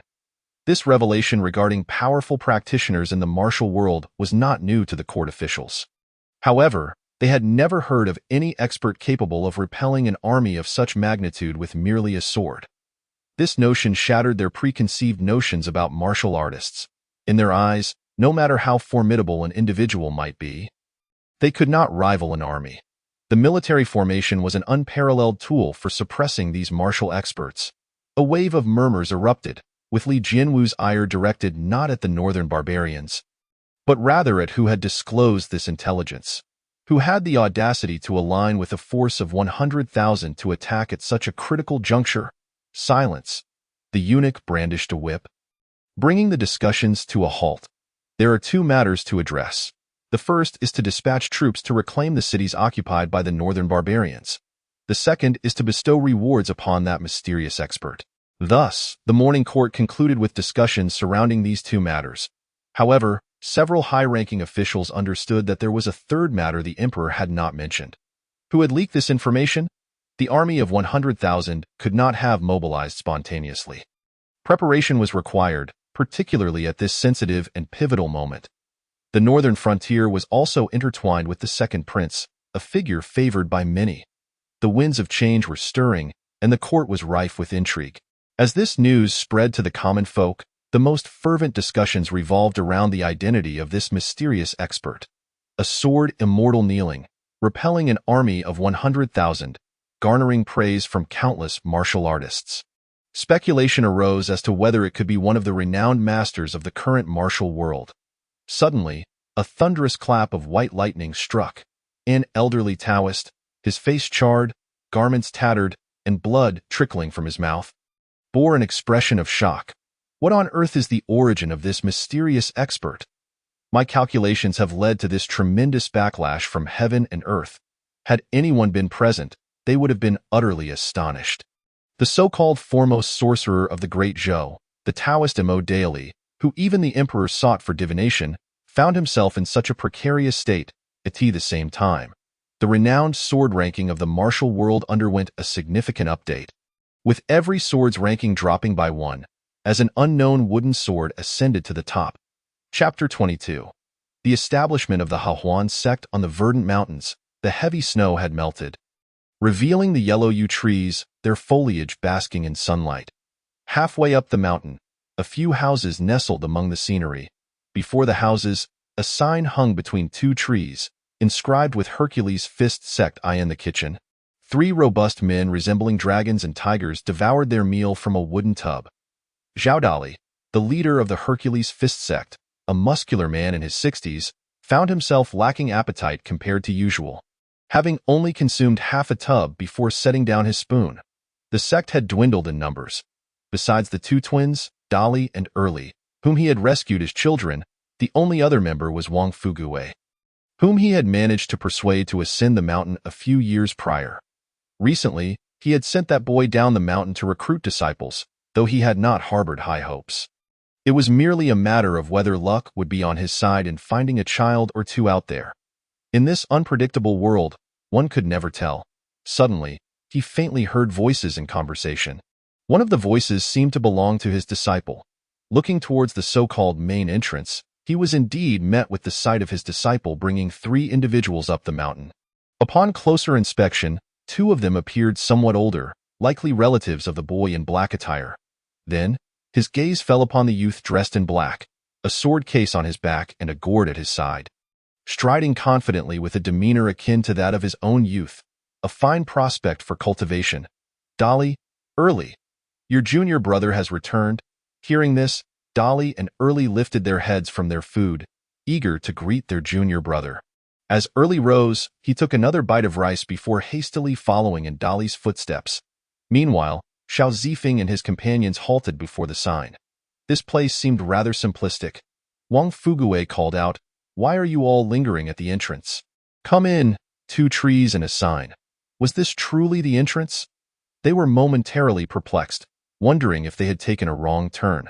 Just then, an elderly man, towering at nearly 6 feet with an imposing physique, emerged to greet them. The old man wore a broad smile, his demeanor quite jovial. "Welcome back, welcome." He grasped Xiao Zifeng's hand, reluctant to let go, as if fearing he might flee. "Master, this is my friend, and these 2 are my junior brothers." Wang Fugui interjected, noticing his master's apparent misunderstanding. Zhao Dali's smile faltered, his expression turning serious. "These 2 fellows are older than you. How can you take them as junior brothers?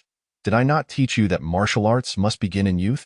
Despite the myriad of retorts bubbling within him, for the sake of preserving face, he refrained from voicing them. The poisoner, shrouded in darkness, pressed a hand over the wound where his arm had been severed. His gaze fixed intently on the elderly man before him. Ever since that female assassin and this old man left Jubai City, he had been trailing them. Today, he aimed to probe their depths with a simple strike.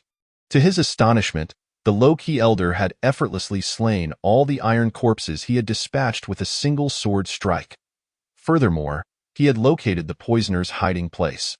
Had he not dodged swiftly, that sword would have cleaved more than just his arm. "Who are you?"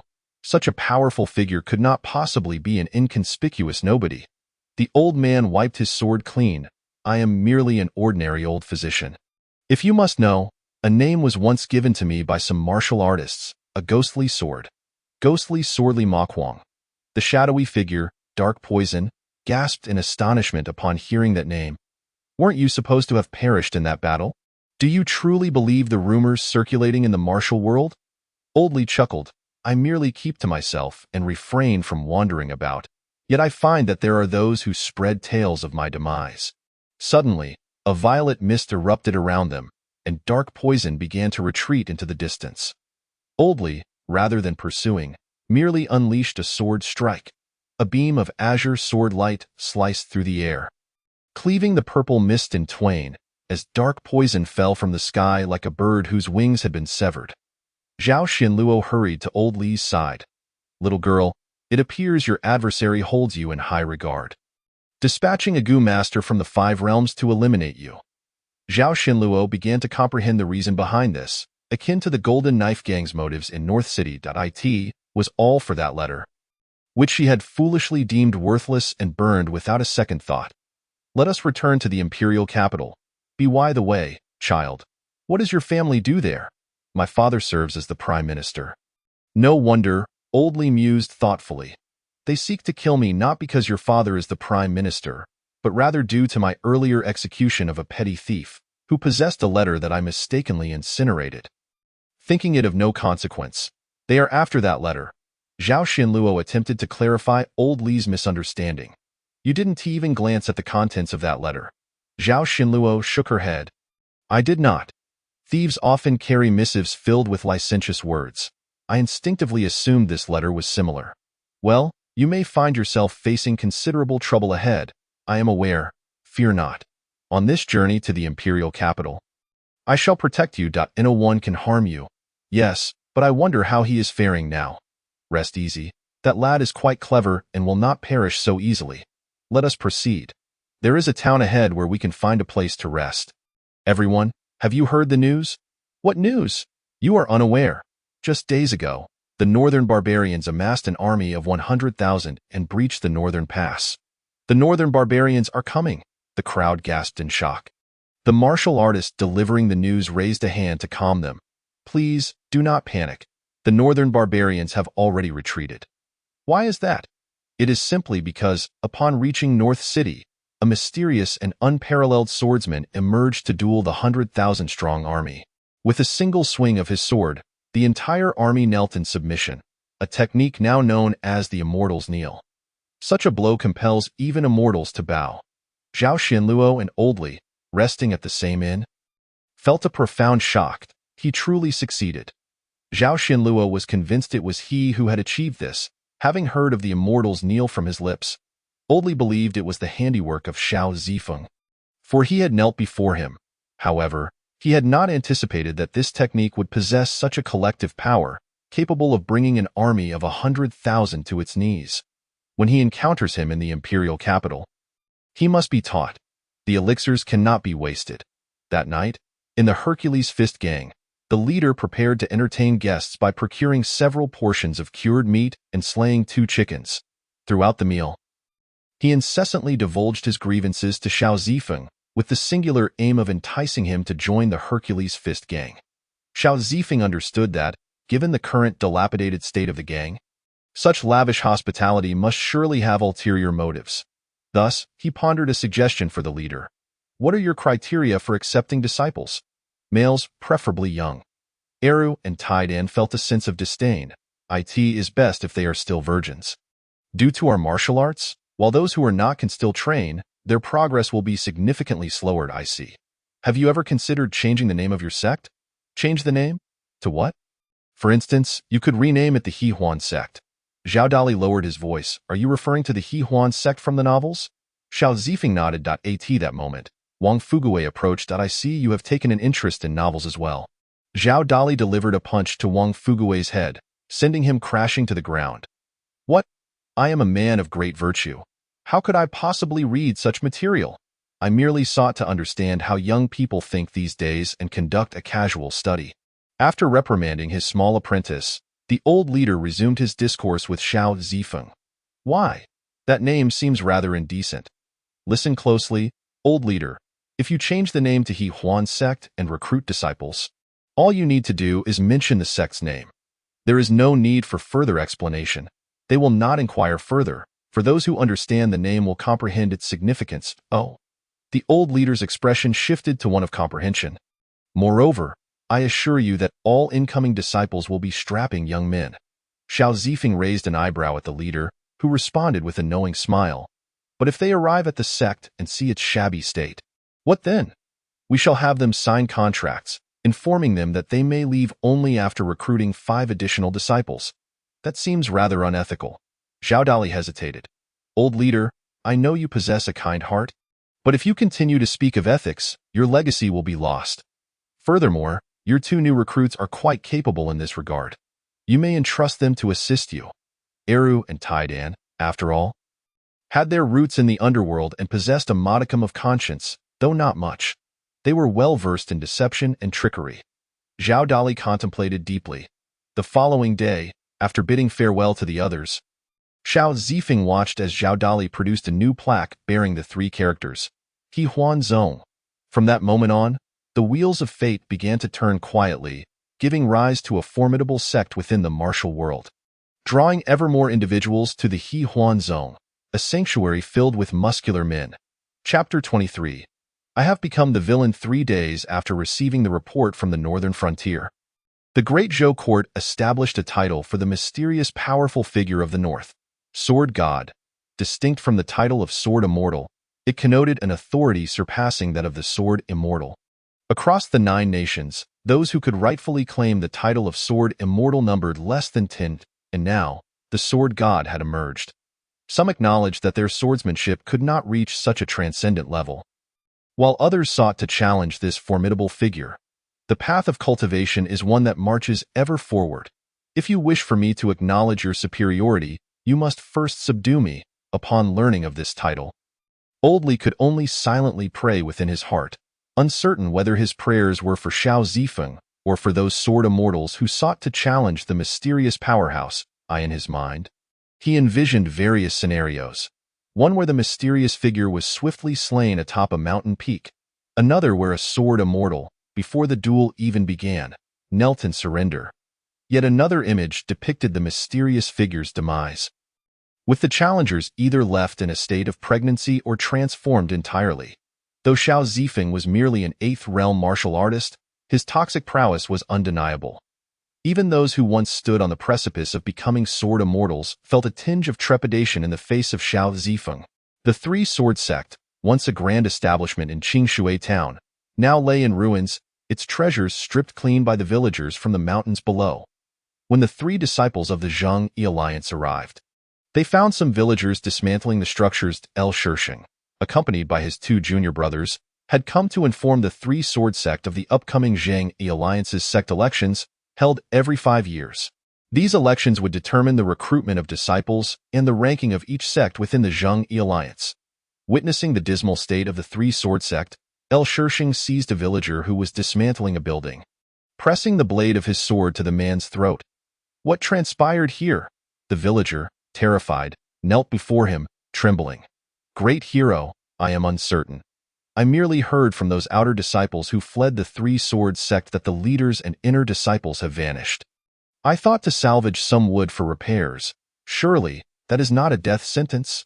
I seek not only this information. Do you possess any other useful news?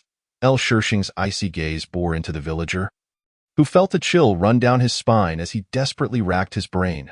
There is more. It is said that upon our arrival, many rooms were stained with blood. Additionally, I heard that a young man was distributing wealth at the Three Sword Sect days ago. What did he look like? I do not know. I only heard it from others. You may need to inquire with those who fled the sect. After hearing this, El Shirsheng sheathed his sword. Let us depart. The villager, feeling a wave of relief, fled without looking back. Senior brother, it is highly likely that this was the work of the demonic sect, considering that even the county magistrate of Qingshui town has gone missing. A lie. Do not jump to conclusions. El Shirsheng had previously heard some rather unfavorable rumors regarding the Sanjian sect. Upon their arrival here, it was reported that the magistrate of Qingshui town had mysteriously vanished, and the bloodstains found within that dwelling suggest a dire fate had befallen him. First, we must seek out those who have departed from the Sanjian sect, sketch a portrait of that young man, and subsequently report our findings for higher authorities to adjudicate. As for the pursuit of that young man, let us not be foolish. Although he may consider himself a member of a grand sect and look down upon lesser sects like the Sanjian, he is well aware of the prowess of their leader, a swordsman of the 6 realms. While the means by which this individual dispatched the leader and his entire sect remain unclear, it stands to reason that if he possesses the capability to slay a swordsman of such caliber, Eliminating him should pose little challenge. One may possess pride, yet it is imperative to maintain a sense of self-awareness. Let us proceed to notify the next sect, which I believe is called the Hercules Fist Guild. Ali inquired, brother, must we inform such a sect as well? I recall it being a rather insignificant one, comprising merely 4 individuals, and they may soon be expelled from the Jingyi Alliance. El Shirshing, with a tone of earnestness, responded, we hail from the Grand Alliance. Thus, we can afford to exhibit a modicum of arrogance towards these smaller sections. However, certain statements must be approached with caution. 5 years ago, there was an individual who spoke recklessly, and he met his demise at the hands of a fellow practitioner of equal standing, while the Grand Alliance dared not utter a word in his defense. Why? Because we represent the visage of the Grand Alliance. That seemingly insignificant sect harbors a forgotten elder who has returned to take on that individual as his disciple, and this elder is none other than the Qing Shan Sword Immortal. Remember, the martial world is not solely about combat. It is also a realm of human relationships and social intricacies. Oftentimes, it is prudent to exercise discretion. Upon hearing these words, Ali feigned agreement, yet internally harbored some disdain. Believing that the individual was merely fortunate, how many could truly claim such good fortune as to be taken under the wing of a sword immortal, as a messenger of the Grand Alliance? Akin to an imperial envoy, he had been treated with utmost respect along this journey. Upon arriving at the Hercules Fist Guild, the group gazed at the sign suspended between 2 trees. Another junior disciple, a Jing, incredulously questioned his senior, brother, have we arrived at the wrong place? This looks familiar. I remember we were here last time, beneath these same trees and in these very houses. Even the senior disciple regarded the sign with disbelief. At that moment, a burly elder suddenly appeared before them. The envoy has arrived. Please, come in. El Shirshing promptly declined. No need. What is this nonsense? He gestured towards the sign. No. We simply changed the sect's name after consulting a fortune teller. He claimed that this name aligns with my destiny, and thus our sect shall prosper. El Shirshing retorted. Have you overturned the fortune teller's stall, or perhaps seduced his wife, for this name to align with you? Beware. One day you may encounter a chivalrous soul who will obliterate your sect. Yet, such matters were of little concern to El Shirshing. On the 6th of June, the Grand Alliance will hold its sect elections. Do not forget to participate. He then produced a portrait. Have you seen this person? Zhao Dali hesitated for less than a second. Never seen him. Naturally, he was aware that his disciple had returned with considerable funds, and those 2 new disciples had also contributed significantly. He understood well where the money had come from. As the saying goes, one cannot bite the hand that feeds them. Given that the Sanjian sect was no paragon of virtue, he deemed their demise a public service. Moreover, disclosing any information would serve him no benefit, so he declared he had never seen the individual. In this desolate wilderness devoid of witnesses, he resolved to deny any knowledge of the matter. Is this person a criminal? He has annihilated the Sanjian sect, and it is likely that the Grand Alliance will soon issue a bounty for him, promising substantial rewards. Very well, should I receive any information regarding him, I shall report it to the Grand Alliance. With that, El Shirshing departed with his 2 junior disciples. Ali asked, shall we not collect travel expenses? As envoys, we are entitled to receive a modest token of appreciation from local sects. It is an unwritten rule. They are so impoverished they can scarcely afford a door. How much oil do you expect to extract? It is far wiser to hasten to the next sect and conserve our time. The Jingyi Alliance swiftly received the reports and portraits submitted and promptly issued a bounty. However, due to the youth of the fugitive, they surmised he likely lacked substantial power, speculating that the means by which he had dispatched the members of the Sanjian sect were underhanded. They suspected he was merely a minor accomplice, for a sect of such magnitude could not be dismantled by a single individual. There were likely conspirators involved, possibly affiliated with a demonic sect. Meanwhile, Xiao Zifeng gazed at the bounty that had been extracted from a corpse. Well, it seems I have become the villain. Chapter 24. The Celestial Maiden of the 9 Heavens in Xiangmu Village. A group of emaciated villagers listened to the witch's commands, preparing to cast a girl into a lake where thin ice had formed.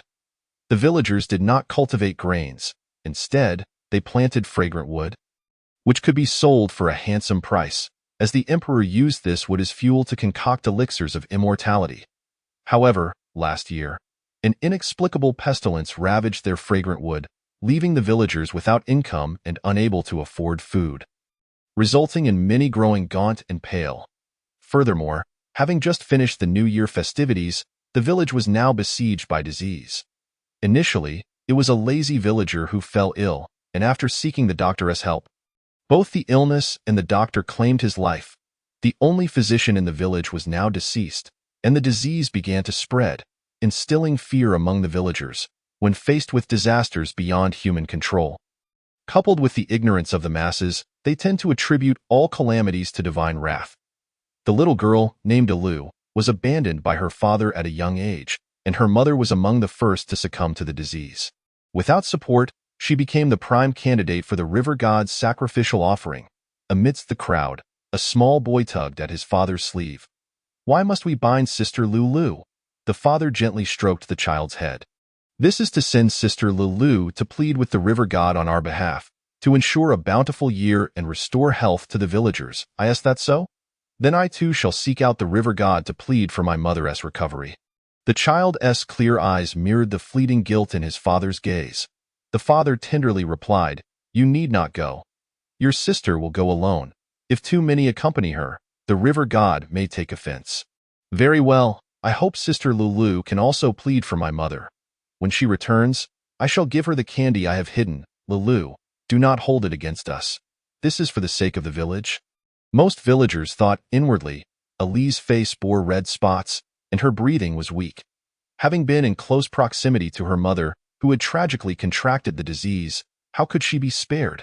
Observing this, the villagers, who were ordinarily kind-hearted, recalled tales of old about sacrificing to the river god by submerging a person in the waters. Parents would never willingly offer their own children as sacrifices. In an open space, a peculiar-looking witch danced energetically, performing the sacrificial rite.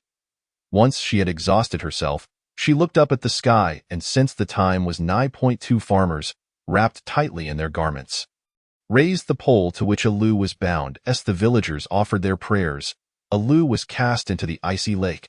The thin ice shattered, and a bone-chilling cold enveloped her. She felt a profound chill, struggling against the bindings that held her fast, yet to no avail. She could only await the moment she reached the lake's bottom in silence, hoping her mother would wait for her, so they could reunite as mother and daughter in their next life. Suddenly, a delicate hand slipped into the water and grasped Alu. She was pulled back to the surface, coughing violently as she expelled the icy water. Strangely, the ropes binding her had inexplicably snapped upon her rescue. Wiping the water from her eyes, she finally beheld her savior. Upon seeing her for the first time, Alu recalled a character taught to her by a scholar in the village, Beauty. The one who had saved her was a stunning older sister, more beautiful than the village's young wives. Meanwhile, the villagers were hurriedly bowing in reverence. They had witnessed that when they cast Alu into the icy lake, this mysterious woman descended from the heavens and now stood upon the water's surface. Surely, she was a living deity. "May the river goddess bless us. May the river goddess bless us." The celestial maiden paid no heed to the kneeling villagers, but instead focused on the little girl cradled in her arms. Asking in a gentle voice, "Are you feeling better now?" "Much better. Sister, are you a goddess?" Alu's gaze was somewhat dazed as she stared at the crimson blotches on her face. The fairy, noticing this, produced a small black pill that emitted an unpleasant odor. "Consume this, and it shall cure the affliction plaguing you." Despite the pill's foul smell, Alu obediently opened her mouth and swallowed it. Almost instantly, the red splotches on her face began to dissipate at a visible pace. Witnessing this miraculous transformation, the villagers believed they had been saved by the river goddess. However, the fairy rebuked them fiercely. "I am the divine goddess of the 9 heavens and the Milky Way, a true celestial being. How dare you, mere mortals, offer sacrifices to the vile mountain spirits with your bloody rituals? What punishment do you deserve?" Her furious proclamation instilled fear in the hearts of the villagers, leaving them in a state of panic and confusion, prompting them to kneel and confess their wrongs. At that moment, a voice rose from the crowd. "It was that witch who led us to do this." In an instant, the villagers found a scapegoat. hurling insults and stones at the witch as if their actions were entirely coerced by her. She is guilty, yet you are not blameless. Shortly thereafter, a needle shot toward the witch, who was pleading for mercy, and she froze in place. Then, on the arms of the villagers, a red flower appeared, adorned with 10 petals. For your heinous sins, you shall be punished by becoming sculptures, forever suppressed. And 10 years will be deducted from your lifespans. Should you wish to redeem these lost years, you must engage in virtuous deeds and accumulate merits. Upon hearing this, the villagers intensified their pleas for mercy, their wails echoing. The divine goddess of the 9 heavens and the Milky Way paid no heed to their cries, stepping gracefully from the riverbank onto solid ground. Who was the village chief? The village chief, the first to react, was filled with joy as he emerged from the crowd, bowing respectfully. Great goddess of the 9 heavens, I am the village chief. He was a middle-aged man, having recently taken over after the previous chief succumbed to a plague. Prepare a room for me. I shall reside here for a time. The chief promptly acquiesced, for this confirmed his suspicions. The finest house in the village belonged to him, and he hurriedly offered it. Outside the house, a throng of people gathered, anxiously awaiting the chief's return. Chief, this goddess is being unreasonable, punishing us by taking our lifespans. The chief shot a glare at the one who spoke. Are you foolish? We have erred, and the goddess has deducted 10 years from our lives. What does that signify? It means we still have 10 years left to lose. Chief, are you implying? The chief silenced him with a nod, and the crowd dispersed, jubilantly murmuring, We are saved. We are saved. Inside, Elu had fallen into a deep slumber. The goddess of the 9 heavens had subtly released her delicate hand. The visage of Xiao Zifeng materialized before her. The beauty of her graceful hand, with just a gesture, one becomes the most radiant maiden in the room, and the enigmatic patterns, which manifest upon one's body according to their thoughts without causing harm, had recently drawn the ire of the Zhengyi alliance, necessitating her disguise. Initially, she intended to rescue the girl and depart. However, upon reflection, what would become of this orphan child? Such a solitary existence could not be sustained while traversing the martial world. Perhaps I should establish a cult.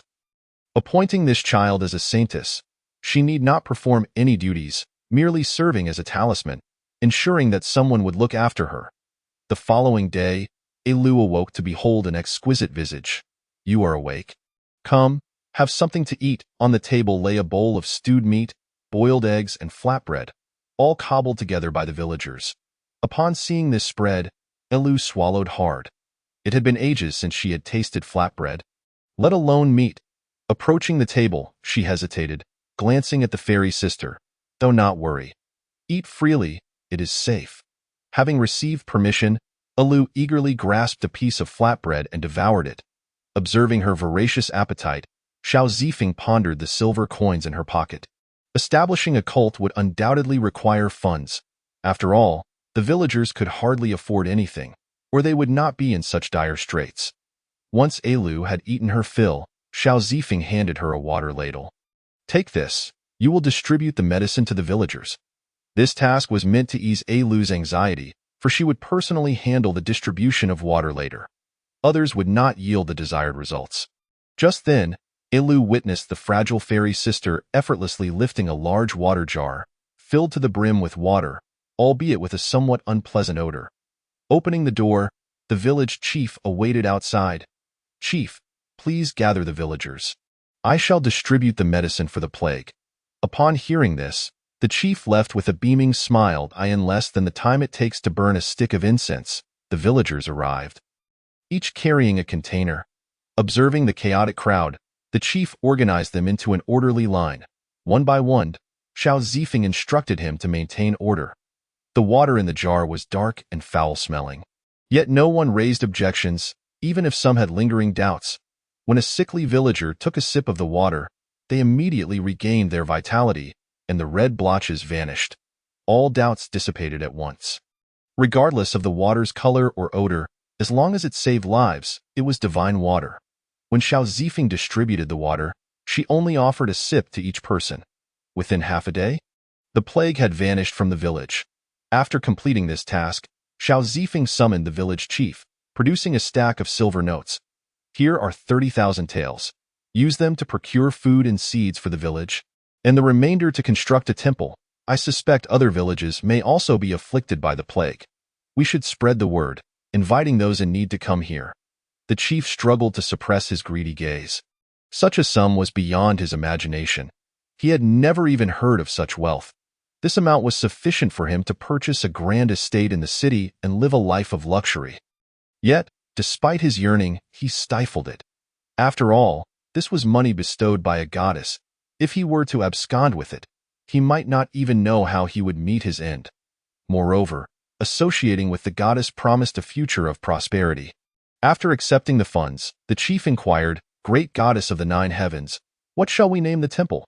Xiao Zifeng pondered for a moment before replying, "Let it be called Temple of the Divine, and our sect shall be known as the 9 Heavens Sect." With sufficient resources and followers, news spread rapidly. The construction of the temple in Xiangmu village commenced in earnest. Daily, individuals flocked to the village, most of them afflicted by the plague seeking treatment. As Xiao Zifeng had anticipated. The contagion was not confined to just one village, but had spread throughout the entire Junzhou region. A smaller number of visitors were drawn by tales of the goddess, eager to catch a glimpse of her beauty. With numerous followers, ordinary folk merely observed without causing much disturbance. However, some martial artists harbored different intentions. When Xiao Zifeng prepared to leave after administering the medicine, 2 individuals obstructed her path, surrounded by her devoted followers. They could not allow such audacity to go unchallenged. Instantly, they advanced to drive the intruders away, but in mere moments, 4 or 5 of them were brought to the ground. These 2 were practitioners. Their true strength, however, remained unknown. Considering their ignorance, Xiao Zifeng decided to punish them by making them serve as her maids for a month. "Brother, is this goddess foolish? She remains here." In an instant, he witnessed his brother transform into a woman, and his own voice became sharp and feminine. 2 terrified screams pierced the air. The 2 martial artists, having believed themselves to be on the path of cultivation and enlightenment, were initially skeptical of the goddess's authenticity. Upon witnessing her breathtaking beauty, they entertained malicious thoughts, contemplating to expose her as a fraud and leverage it for their own gain. Yet, they never anticipated that a mere glance would lead to their transformation.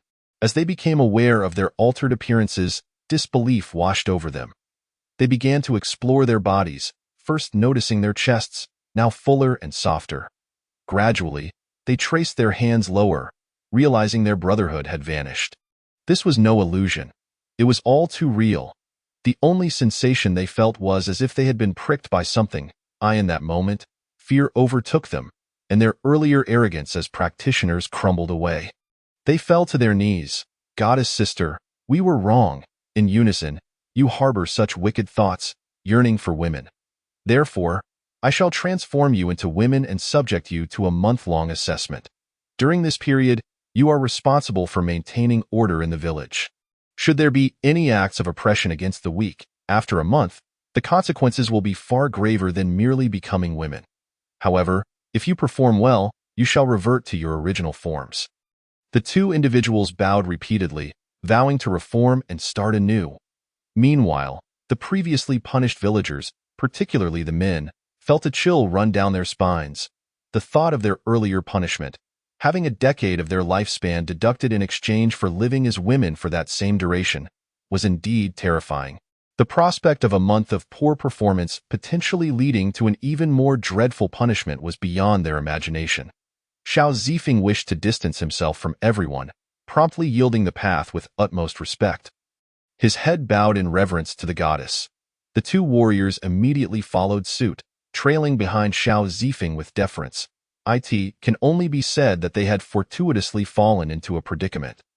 The prospect of becoming women was already bothersome, and now trouble had come knocking, conveniently allowing them to share the same fate. "Since they would be serving as my handmaidens, I shall bestow names upon you both." Pointing at the elder, Xiao Zifeng declared, "You shall be called Xiaohong," and then gestured to the younger, "And you, Zilf." Thus, the unnamed warriors were given new identities, unable to protest. They wielded brute force, while their adversary wielded magical prowess, an entirely different realm of power. Rendering resistance futile. In another village, The elder Hu Sitsai lamented over the multitude of afflicted individuals lying on the ground. He stroked his beard repeatedly, troubled by the peculiar nature of this epidemic. The afflicted succumbed to its grasp within a mere 4 to 5 days, or lingered for over a week before perishing. Moreover, its contagiousness was alarmingly potent. Although the village had once boasted 2 physicians, both had fallen victim to the illness. Only he, a practitioner of the arcane, remained unscathed, his body purified and fortified with vital energy, immune to the disease. Even now, he had devised a remedy that exhibited some efficacy. Yet he remained engulfed in worry. The formula was costly and comprised rare herbs, unaffordable for the common folk. Even if he were to exhaust his resources, he could scarcely save a handful of lives. Contemplating a simplified version of the remedy, he feared it would lose its potency or prove ineffective altogether. At that moment, a young man dashed in with a bowl, exclaiming, "Mother, you are saved." He fed the last remnants of murky water to an elderly woman. Miraculously, upon consumption, all symptoms of the disease vanished from her. Hu Sitsai's eyes widened in astonishment. What kind of potion was this that worked so swiftly? It seemed to take effect even before reaching the stomach, quicker than an antidote for poisoning. He was bewildered and profoundly shocked. Approaching the young man, he inquired, "May I see the contents of your bowl?" "Of course, Dr. Hu," the youth replied, dipping his finger into the remaining water and tasting it. Hu Sitsai furrowed his brow.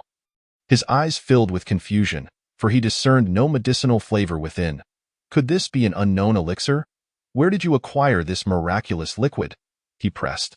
"From Xiangmu village, where a goddess dispenses this divine water.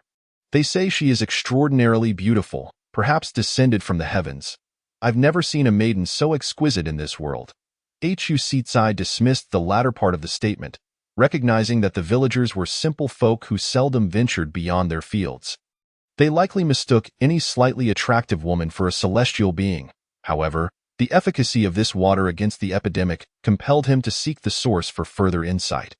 After arranging essential matters for his disciples, he ventured outside, appearing to walk slowly while actually covering considerable ground with each stride. In Xiangmu village, Xiao Zifeng observed the construction of the temple.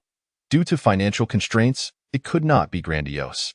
The design included merely 2 habitable structures and a shrine for worship. The statue dedicated to him was crafted from stone, with several stone carvers he had previously healed voluntarily taking on the task. The other villagers participating in the construction were compensated with provisions for their labor. Meanwhile, those not directly involved were engaged in clearing fields and reclaiming land. The previously designated plots for cultivating fragrant wood were now being repurposed for farming.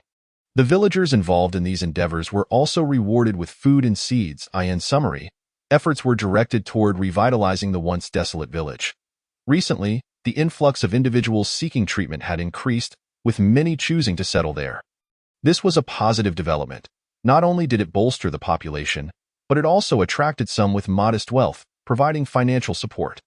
The village now operated largely independent of Xiao Zifeng's financial contributions. As it was home to a living deity, far superior to donations made to those false gods and temples. During this period, Xiao Zifeng established fundamental regulations for the village, implementing a series of health protocols to prevent another outbreak. Any ruffians seeking to stir trouble could generally be handled by Xiaohong and Zilv. Should they encounter any insurmountable issues, Xiao Zifeng would intervene. However, such situations had yet to arise. Lu had been designated as the saintess. Her daily duties reduced to serving as a good luck charm. When individuals wished to pay homage to the goddess, she would bestow blessings by sprinkling a bit of water upon their heads. As she traversed the village, she was no longer besieged by crowds.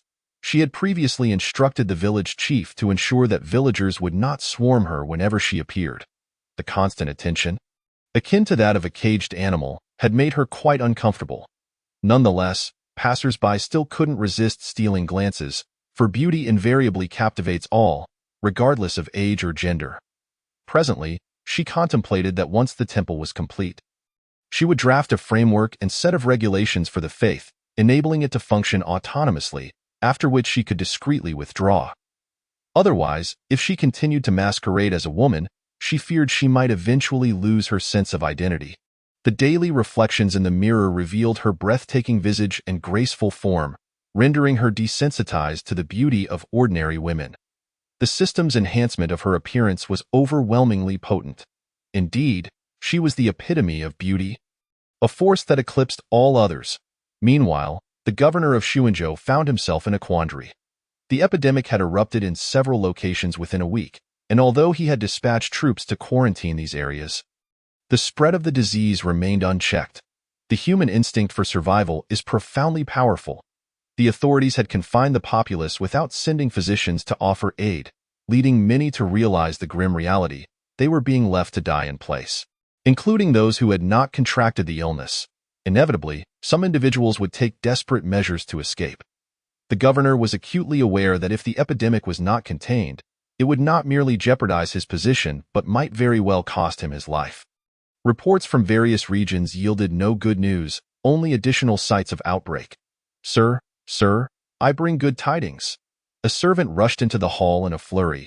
In such dire circumstances, could there truly be any good news?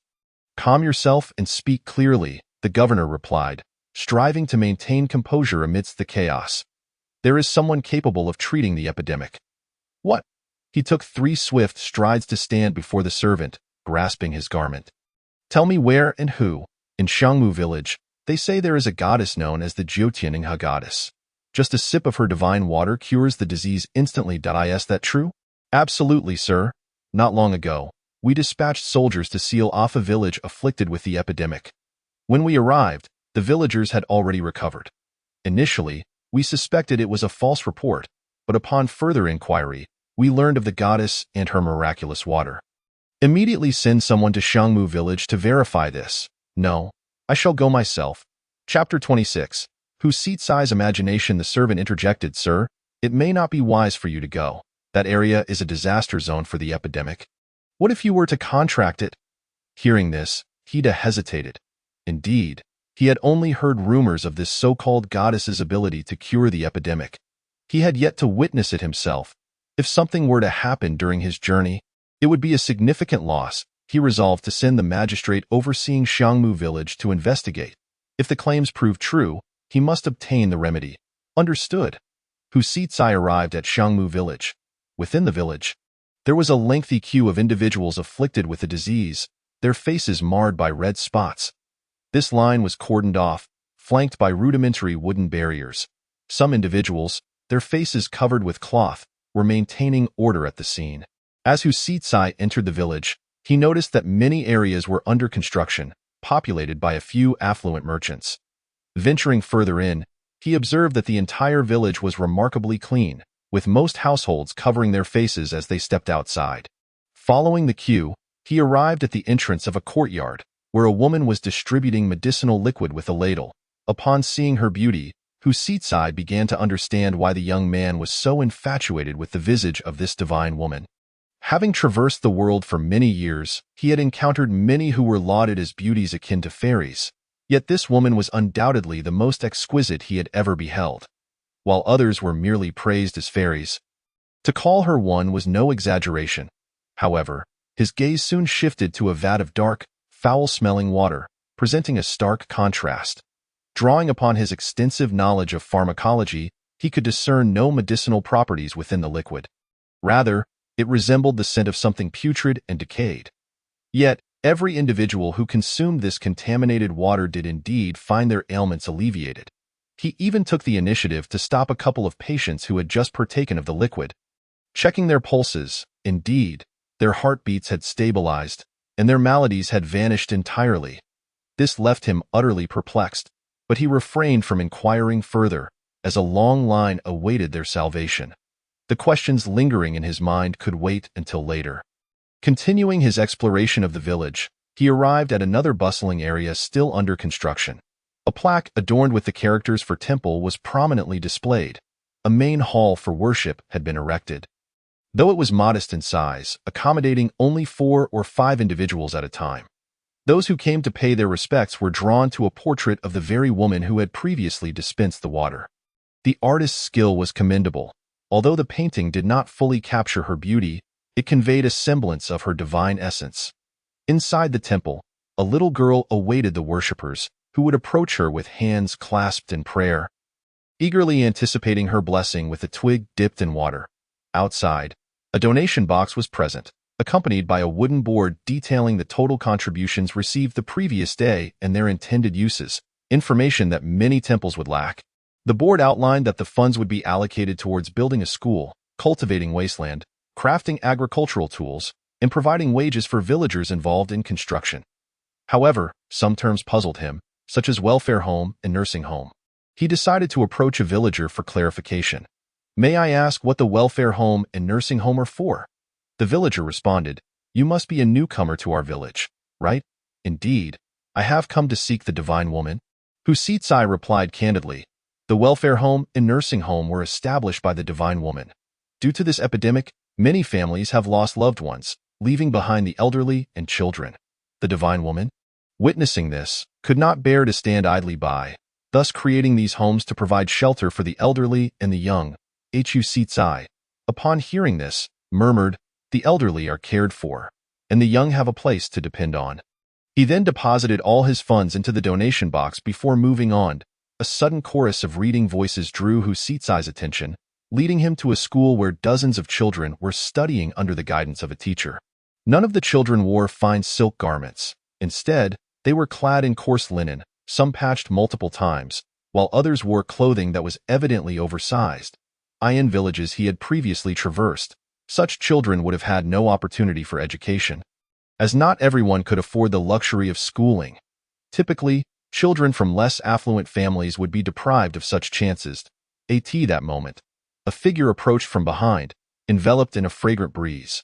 What is the esteemed elder observing? When Xiao Zifeng had seen Husitsai distributing water, he had sensed something extraordinary about him. Even though the village was meticulously cleaned, traversing the area without a trace of dirt was nearly impossible unless one possessed abilities akin to levitating. No, he thought, such prowess indicates a formidable strength. The divine woman, upon a second glance, remained as breathtaking as before. "Greetings, I am Husitsai, a physician from another village. Why do these reclusive masters often take on the role of physicians?" However, considering it from another angle, such individuals in the medical field might avoid conflicts, for agitating them could lead to them reverting to their original professions. "Greetings, Elder Hu," the two exchanged pleasantries as they walked. "I observe that the medicinal liquid you dispense contains no herbal components, so the healing of the people relies not on the water, but on you, does it not?" "Indeed, you have discerned my secret," Xiao Zifeng replied, though he had anticipated such a revelation. The efficacy of his concoction would be readily apparent to those with profound medical expertise. "It is what it is," Husitsai said, bowing solemnly to Xiao Zifeng. The latter hastily assisted the elder to his feet. "Why such formality?"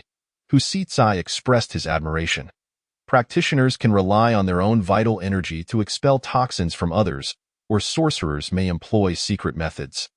Or even poisoners may utilize their skills to counteract poison with poison.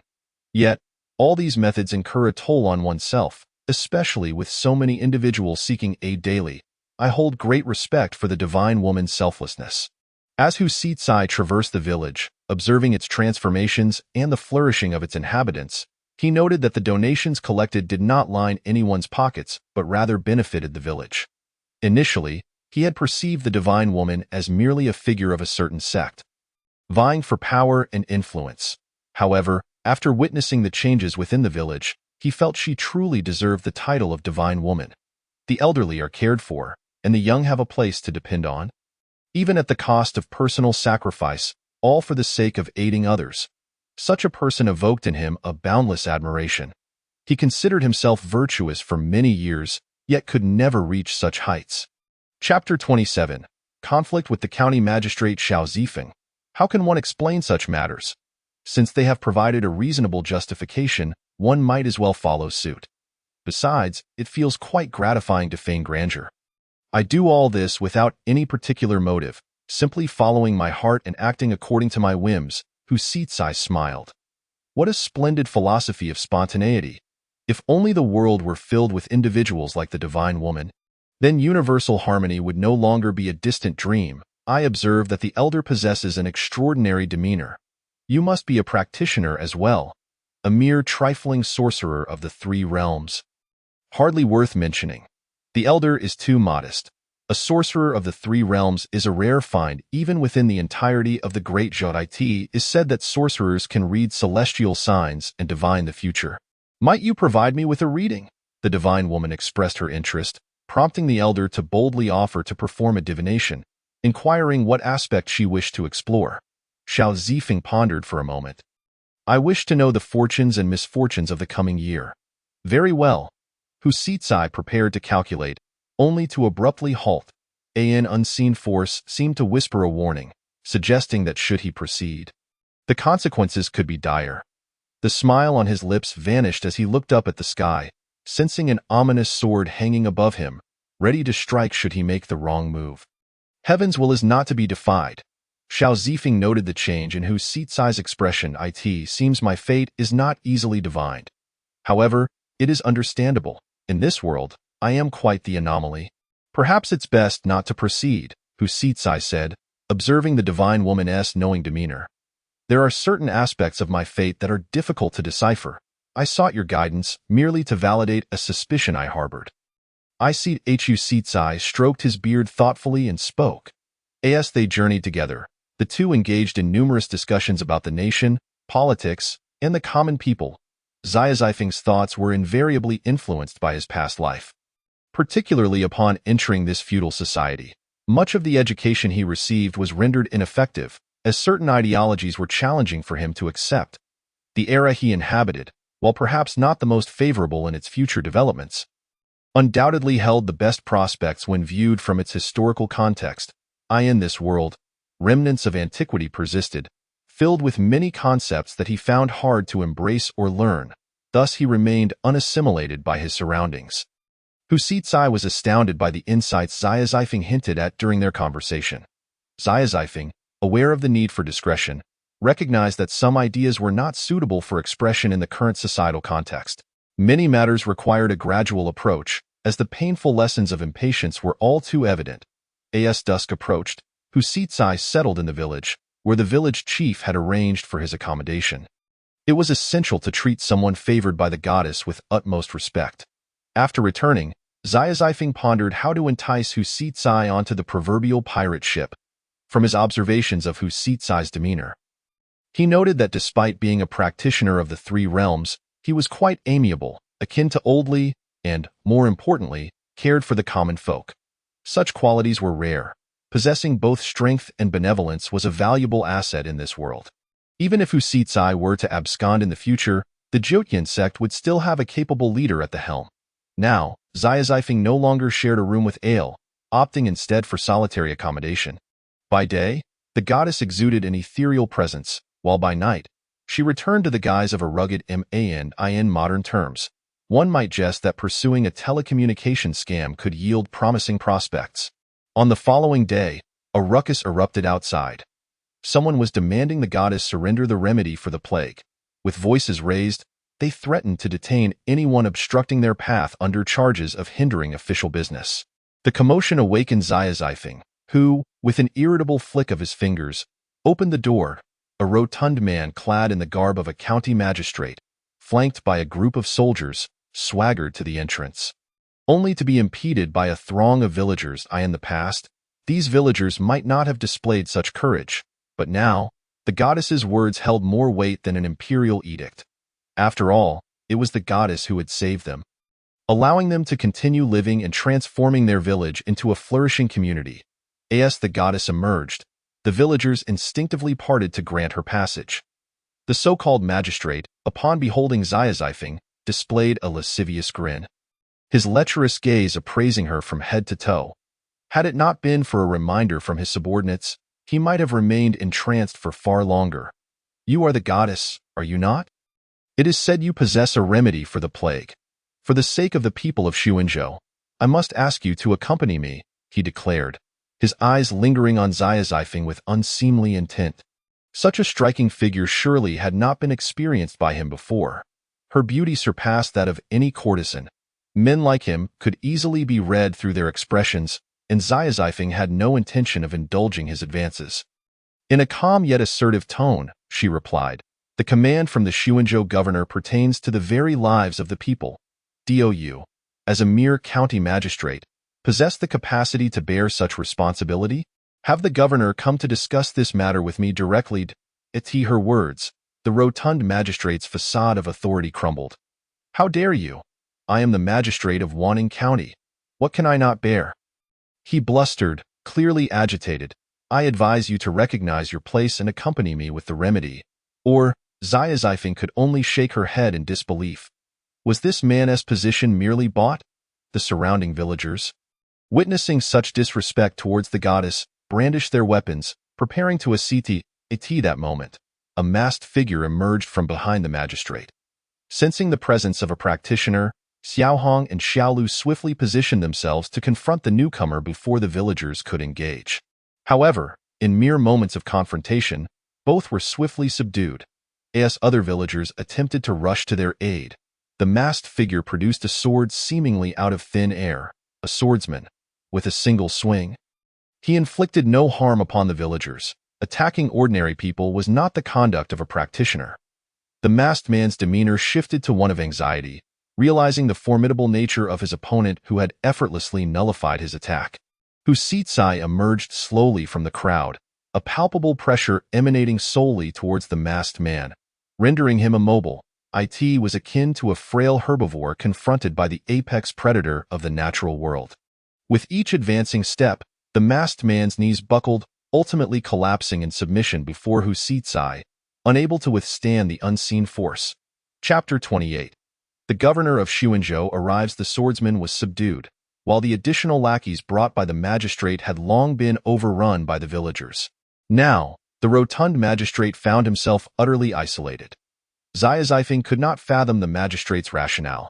How could such a significant matter fall within the purview of a mere county official? The governor of Xuanzhou entrusted such a grave issue to him without discussion or verification. Merely drawn by the allure of beauty, should even the slightest misstep occur, the blame would indubitably fall upon this magistrate's shoulders. Xia Zifeng's earlier statement had been a clear indication.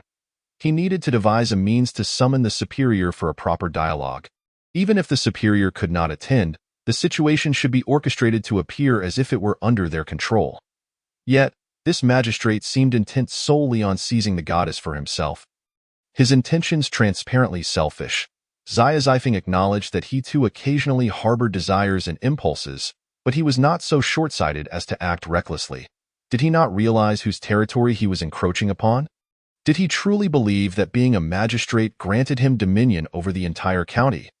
Xia Zifeng was aware that his actions in treating the plague would inevitably draw the attention of the authorities. Yet he had not anticipated such a fool would be sent to confront him. Approaching the magistrate, the latter recoiled in fear, stumbling and falling to the ground. A needle of yin and yang pierced the piggish visage. Once again, I must insist, this matter cannot be resolved by your authority alone. Summon the governor of Xuanzhou here. Only he can save you. At the goddess's behest, the magistrate and his entourage were promptly expelled. Observing the magistrate's clumsy retreat, Xia Zifeng remarked, if he fails to recognize the gravity of the situation, he shall meet his demise in the face of a plague. The death of a magistrate could easily be attributed to the illness. Should the disease spread unchecked, the ramifications would extend far beyond Xuanzhou, potentially affecting neighboring regions as well. As the magistrate fled, contemplating vengeance against the villagers, his thoughts were interrupted by a startled cry from one of his subordinates. The lackeys who had accompanied him were now gaping in shock at the magistrate. Perceiving their bizarre expressions, the magistrate sensed something amiss. "What is it?" he began. But even uttering those 3 words, he felt a shift within himself. His voice had transformed, adopting a distinctly feminine quality. Glancing at his hands, they remained plump, yet he sensed a disconcerting absence in his lower body. Arriving at the riverbank, he beheld a reflection of a corpulent woman staring back at him. The magistrate was left speechless, collapsing to the ground in shock. Suddenly, he recalled the goddess's earlier words. Quickly, go find the governor. Hu Sitsai approached Xia Zifeng. Could you spare me a needle like the one you used earlier? Ah? Xia Zifeng was taken aback, filled with doubt. Had she misheard? Xiaohong and Xiaolu exchanged incredulous glances. Is this what it means to be a powerful individual, to boldly confront all that induces fear? Could you grant me a needle like the one you used on the magistrate? Xia Zifeng remained silent, her large eyes fixed intently on Hu Sicai, awaiting further elaboration. I wish to conduct some research. Then you may have Xiao Hong and Xiaolu assist you, Xia Zifeng replied, waving her hand as she departed, leaving Xiao Hong and Xiaolu in disarray amidst the wind. Observing the elder before them, Xiao Hong felt a twinge of embarrassment, turning her head away to whisper, "This is my first time. Please be gentle." Xiaolu, astonished, looked at her brother. "You cannot simply resign to fate. We have just over 20 days before we can revert." Xiao Hong delivered a swift punch to Xiaolu's head. "I meant that it's my first time being researched." "What are you thinking?" Hu Sicai regarded their exchange with an amused smile, unperturbed by their antics. "Rest assured, it's merely a simple inquiry. I in a room." Xiao Hong and Xiao Lu lay upon separate beds. Hu Sicai observed them, extracting a small sample of blood from each. Within their veins, there resided no traces of poison or sorcery. Their bodies appeared to be in pristine condition, as if they had been born as women without any signs of alteration. Hu Sicai could only marvel at the extraordinary nature of it all. In just 2 short days, he had encountered an abundance of astonishing events. All of this stemmed from a single individual, indeed. He pondered, had he been younger, he would have passionately pursued the divine maiden, who consistently brought forth unexpected delights. At the governor's office in Xuanzhou, he faced the transformed county magistrate of Wanyan, in a fit of rage. He hurled his teacup at the man's face. "Is this how you conduct your affairs?" The magistrate, bloodied and bruised, dared not retaliate, instead donning a smile and bowing profusely, offering apologies. Once Hu Sicai's anger had somewhat subsided, he inquired about the situation in Xiangmu village. There were numerous afflicted individuals flocking there, while the villagers themselves rarely exhibited signs of the disease, most of the sick being outsiders. It seemed, then, that the rumors of the divine maiden's ability to heal plagues held some truth. It was clear he must pay a visit. He had already reported the matter to the court, compelled to do so, for such issues cannot remain concealed. Had he failed to report, others would have done so in his stead. The emperor, now advanced in years, relentlessly pursued the secrets of immortality, yet had not made any significant progress. His recent behavior had grown increasingly tyrannical, with the mortality rate among officials rising steadily, some meeting their demise through their own recklessness, while others were executed by the emperor's own decree. Serving a monarch is akin to accompanying a tiger. Any offense to the sovereign could lead to one's untimely end. As for the likes of the Wanyan County magistrate, Hu Sicai was well aware of his background. He had connections in the court and some wealth, which facilitated his rise to magistrate. Truth be told, had it not been for his connections, Hu Sicai would have relished the opportunity to see him perish. Amongst all of Xuanzhou, Wanyan County was notorious for its banditry, and Hu Sicai understood precisely how that chaos had arisen. His irritation grew. "Get out," he commanded. In Xiangmu village, a lavish carriage, accompanied by a contingent of soldiers, arrived. Behind them trailed several carts laden with goods. In this fantastical world, ordinary folk might fear such high-ranking officials. Yet among the martial practitioners of the realm, especially the formidable ones, killing him would be as easy as breathing. They dared not voice their thoughts, for these individuals were harbingers of death. If provoked, they could easily resort to assassinating the emperor. This disdain for the foolish magistrate of Wanyan stemmed from his arrogance, believing himself above the law simply because he wielded a modicum of power. One day, he would learn of his own fragility. Upon encountering such a high official, the village chief came forth to greet him, recognizing the gifts he bore, unlike the previous magistrate who had come to seize villagers. He was cordial with the local populace, devoid of any airs of superiority. "Pardon me, esteemed chief, may I inquire about the divine maiden? I have heard much of her renown but have yet to meet her. I have come today out of deep admiration, hoping to discuss a few matters as well." The chief, honored by the attention of such a high-ranking official, was eager to reciprocate with humility. He understood that without the divine maiden, he would not even have the privilege of an audience with such an esteemed figure. "The governor has spoken highly, yet the divine maiden is presently occupied with healing the sick and cannot attend to you at this moment." It may take some time to, no matter. Healing the sick takes precedence. I shall wait. I have prepared a modest gift for the Divine Maiden. Please accept it. I cannot accept. Once the Divine Maiden has concluded her affairs, she may receive it herself. Without her express permission, he dared not accept anything in her name, for it was she whom they sought assistance from, not him. As afternoon approached, he finally prepared to meet the Divine Maiden. Arriving at a modest dwelling, he had yet to cross the threshold when he encountered an elderly gentleman who, too, appeared to be visiting. Hida was taken aback, exclaiming a name. Hu Si-kai, one of the top 10 practitioners in the Great Zhou, a master of the three realms. The magnitude of his presence left Hida astounded. He had not anticipated encountering him within the Jotian sect. Are you also here to see the Divine Maiden? The village chief inquired. Indeed, I have a few questions. And who might this be? This is Governor He of Xuanzhou. The chief began to introduce Hu. But Hida cheerfully interjected. I have had the fortune of meeting Elder Hu before. I am somewhat acquainted with him. The village chief privately assessed Hu Si-kai and recognized he was no ordinary individual. In that case, let us enter together. It is better to obey than to be disrespectful. After both men entered, the village chief waited outside. It was evident that among so many, his position as chief was not without merit. Upon meeting the Divine Maiden, Xuanzhou's governor was genuinely astonished by her beauty. Such a celestial being existed in the mortal realm. He began to understand the fascination of the Wanyan County magistrate. Nonetheless, he did not lose sight of his purpose for being there. Greetings, Divine Maiden. I am Hida, governor of Xuanzhou. Please, take a seat, came a calm voice. Hida politely seated himself at a small table. I am aware of your purpose for visiting. I must regretfully inform you that a prescription is not something you should expect, Xiao Zifeng stated bluntly. Upon hearing this, Hida felt somewhat troubled. As this was indeed the reason for his visit, Hu Si-kai, standing by, offered clarification. The remedy for the plague is not merely a concoction. It is a specific secret method employed by the Divine Maiden to heal the afflicted. Therefore, it is not that she refuses to provide a prescription. Rather, there is none to give. However, should you doubt this, you may take the remaining potion in the jar for examination. Hida found himself in a quandary. With Hu Si-kai vouching for the Divine Maiden, his doubts began to wane. After all, her status and identity were such that deception was unnecessary.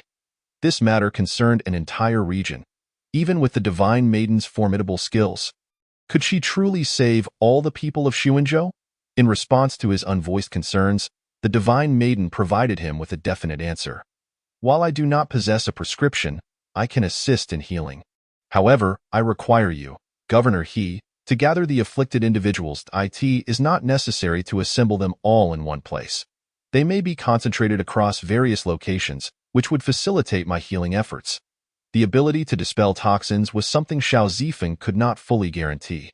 Logically, any noxious substance she expelled should have some detoxifying effect, yet the duration of that effect remained uncertain. She had previously tested it, and the time varied significantly, sometimes lasting as long as 2 days, while other times dissipating in under an hour. Due to this unpredictability, she insisted on personally distributing the remedy. Hu Si-kai, hearing this, could not help but voice his concern. Is that feasible? The resources required for an entire region are no small matter. Xiao Zifeng bestowed upon him a reassuring smile. It will be fine. In that moment, Hu Si-kai felt that the Divine Maiden's compassion for the suffering was not one of mere pity, but rather imbued with a warm and benevolent smile that alleviated burdens, leaving him with an inexplicable sense of ease and comfort. Your noble intentions are admirable. I shall attend to this matter immediately. Furthermore, henceforth, I will do all in my power to facilitate the Jotian sect's endeavors in Xuanzhou and will ardently promote your esteemed presence. Rather than viewing Hida as a benefactor, it is more accurate to say that he has latched onto a powerful patron. The arcane arts capable of healing an entire province are not to be underestimated. The secret techniques employed by practitioners are often quite taxing. Even if this particular method requires relatively less expenditure, it is vital to recognize that the lives at stake belong to an entire province. The prowess of the Divine Maiden is evident. She undoubtedly surpasses Hu Si-kai. Furthermore, this act of salvation has positioned the Jotian sect as the people's favored choice in Sunzhou, Even without his support, it is certain that they will flourish into a formidable entity in the future. Hida has clearly discerned this reality. After meticulously examining the injuries, he emphasized the necessary precautions during the patient consolidation process, addressing various hygiene issues such as disinfection and cleanliness. Only then did Hida take his leave. Upon returning, he promptly issued relevant decrees, setting the entire Sunzhou into motion. Hida was filled with zeal. Should the epidemic be entirely eradicated under his governance, he could indeed be mentioned in the annals of history. This achievement is not insignificant, for throughout history, no dynasty has managed to resolve such outbreaks at such a minimal cost. Most often, the afflicted were left in isolation to await their demise. However, under his rule, there remained hope for recovery. Concurrently, Hida submitted another petition to the court, asserting his capability to tackle the current epidemic. Chapter 29. The Divine Maiden's radiance shines upon Sunzhou. A multitude of infected citizens was gathered. Officials from various regions coordinated efforts, carrying away those too ill to move. A massive population shift swept across the land of Sunzhou. Historically, the populace has been submissive, largely following the directives of the authorities to arrive at designated gathering points. Yet, a small faction harbored different intentions. The young man Xian, with his mother in tow, sought refuge in a haystack, waiting for the patrolling officials to pass. With urgency, he shouldered his mother and fled. He aimed to escape the town in search of a physician to save her. Xian, why must you put yourself through this? Let the officials take me for treatment, his weary mother lamented. Deeply concerned about the consequences Xian might face if apprehended by the authorities. Mother, I've told you before, the government cannot be trusted. They will not take you for treatment. Their promises of the Divine Maiden and centralized treatment for the epidemic are mere fabrications. I have witnessed the fate of a village claimed by disease. When I delivered goods there, I was unable to enter. The village was completely surrounded by soldiers. I saw a woman, her face covered in sores, attempting to flee, only to be struck down by an arrow. Her body was dragged away and incinerated. The ground nearby bore the remnants of numerous fires. This was not the first incident. From that moment on, I understood the government's so-called methods for dealing with epidemics. Either they quarantine the village and leave it to its own devices, or they eliminate all infected individuals. As he approached the village's edge, evading the guards at the entrance, he scaled a low wall into a courtyard before slipping out of the village. The commotion alerted a resident, who emerged brandishing a kitchen knife, shouting, "Help! Thieves!" This outcry roused many from their slumber. Just as Xian had cleared the village, he hastily ducked into a nearby thicket, carrying his mother. After a long and arduous journey, Xian finally reached the town, determined to seek treatment for his mother. Yet, before he could enter, he spotted soldiers escorting a group of infected individuals. Despair washed over him. The town was also hunting for the afflicted. Nevertheless, he quickly rallied his spirits. If the town was unfeasible, he would venture to the city. If the city failed him, he would seek out the rural doctors hidden in remote corners. He refused to believe he could not find a healer for his mother. As he traversed the path, he repeatedly witnessed soldiers escorting the infected. Each time he saw them from a distance, he hid away. To him, these individuals had already lost their chance at survival. His mother's heart ached for him. His feet were blistered from the journey. Yet, she could do little, as the disease had ravaged her body, and her advanced age left her too weak to exert any strength. Gradually, red spots began to appear on Xian's face. "Xian, put me down. You go find a doctor. I have lived long enough. No, not at all," Xian stubbornly insisted, akin to a young bull.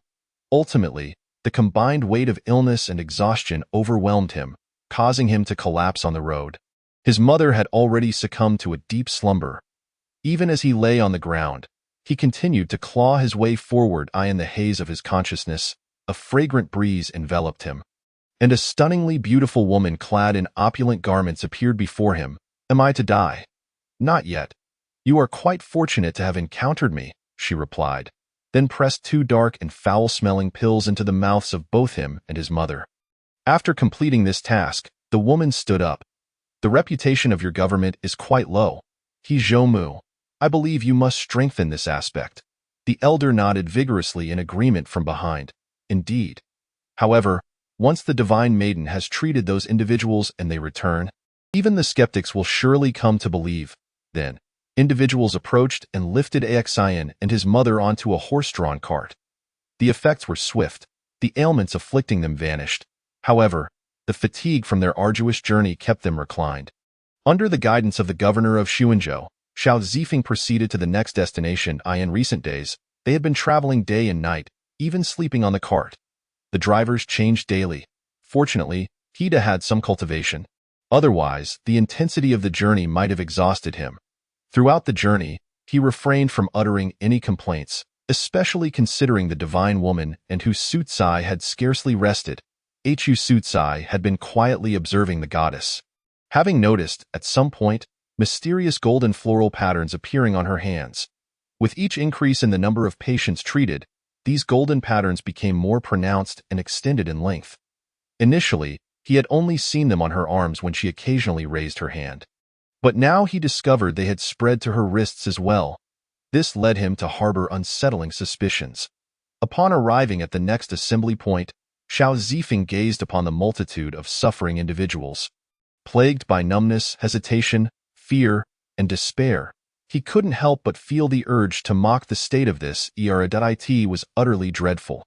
Even after spending several years in this world, witnessing such darkness always left him discontented. Fortunately, he now possessed the means to offer salvation. Otherwise, he could do little more than emit futile sympathy. Thus began yet another day of repetitive labor. Several large vats of foul, dark, and putrid water had been prepared. As instructed by Hida, under the assumption that these were essential for the execution of a certain secret technique. Facing the throng of people, he grasped 2 ladles and commenced the day's healing. Initially, the onlookers doubted the efficacy of the remedy until the first person, hesitantly, drank from the foul water. The crowd then grew restless, eager to surge forward, desperate to partake of the divine water. Thankfully, a considerable number of officials and soldiers were present to maintain order. Otherwise, a stampede could have easily ensued. As the days progressed, the distribution became more frequent and swifter. However, it took a full day to complete the treatment of all individuals present. After each session, the common folk would spontaneously kneel before the goddess, bowing repeatedly. They recognized that the deities they usually prayed to in temples would never rescue them. Yet the goddess stood before them, genuinely distributing divine water and saving their lives. Initially, Xiao Zifeng would urge them to rise. But now, she simply wished to hasten to the next location. For even if she allowed them to stand, it would serve no purpose. As she continued her healing journey, those whom she had saved began to honor her with altars in their homes. Once all was accomplished, she could prepare to retreat in triumph. Chapter 30. The Ascension of the Goddess. A month later, they arrived at the final assembly point, which also became the most populous location. Those who had previously doubted the government flocked here upon discovering the truth of the goddess's existence. Many spontaneously made their way to this last gathering, understanding that venturing to other points might result in missing the goddess entirely. Only the final assembly offered the greatest assurance of encountering her. Thus, this last location teemed with people, as all newly discovered infection cases were concentrated here. Along the journey, Hu Sucai hesitated several times. Wanting to speak, but ultimately refrained, he wished to urge the goddess to halt. The golden patterns had now spread to her neck and were gradually creeping up her face. These golden threads did not mar her beauty. Rather, they enhanced her sanctity, making her appear even more divine. Yet, this exquisite transformation held a different meaning for Hu Sucai. He contemplated advising the goddess to stop but, reflecting on the hopeful gazes of the gathered masses, he pondered for a long while. Perhaps it would be best to halt. This time, between the common folk and his like-minded friend, he chose the latter. Xiao Zifeng understood his implication. Shaking her head, her expression conveyed a mix of anticipation, relief, and, predominantly, exhaustion. Inside her heart, she yearned to complete this task swiftly and escape, no longer needing to masquerade as a woman. Hu Sucai grappled with his own turmoil. The infected citizens had someone to save them. But what of the goddess? Would she return to Xiangmu village? He shook his head in response, and Hu Sucai comprehended. he disembarked from the cart and approached the governor's carriage, where their conversation was brief. Shortly thereafter, several individuals departed from the entourage headed towards the final assembly point. Xiangmu village's leader, having received news from a trusted aide close to the governor, followed with A Lu, his expression solemn, silent, yet with glistening eyes. Meanwhile, the goddess finally arrived. Observing the assembly point, she noted the crowd was several times larger than the previous gathering. Provisions were plentiful. This healing session lasted 2 days and 2 nights, during which the goddess did not close her eyes. Throughout her ministrations, both Hida and Hu Sutsai distinctly observed the golden threads creeping onto her face. Hida, a man seasoned in the intrigues of the political arena, was moved. He realized that individuals like her truly existed in this world. Capable of such selflessness in his lifetime, he had encountered many individuals, including those who claimed to act for the greater good. He had once interrogated a robber who professed to pursue justice and offered him a chance to redeem himself. He could spare his 9 comrades if he was willing to endure a knife plunged into him for each one released. Of course, he could call off the arrangement at any time, which would leave him alive. But with each knife that pierced him, he would bleed to death. Initially, the robber held onto his sense of justice.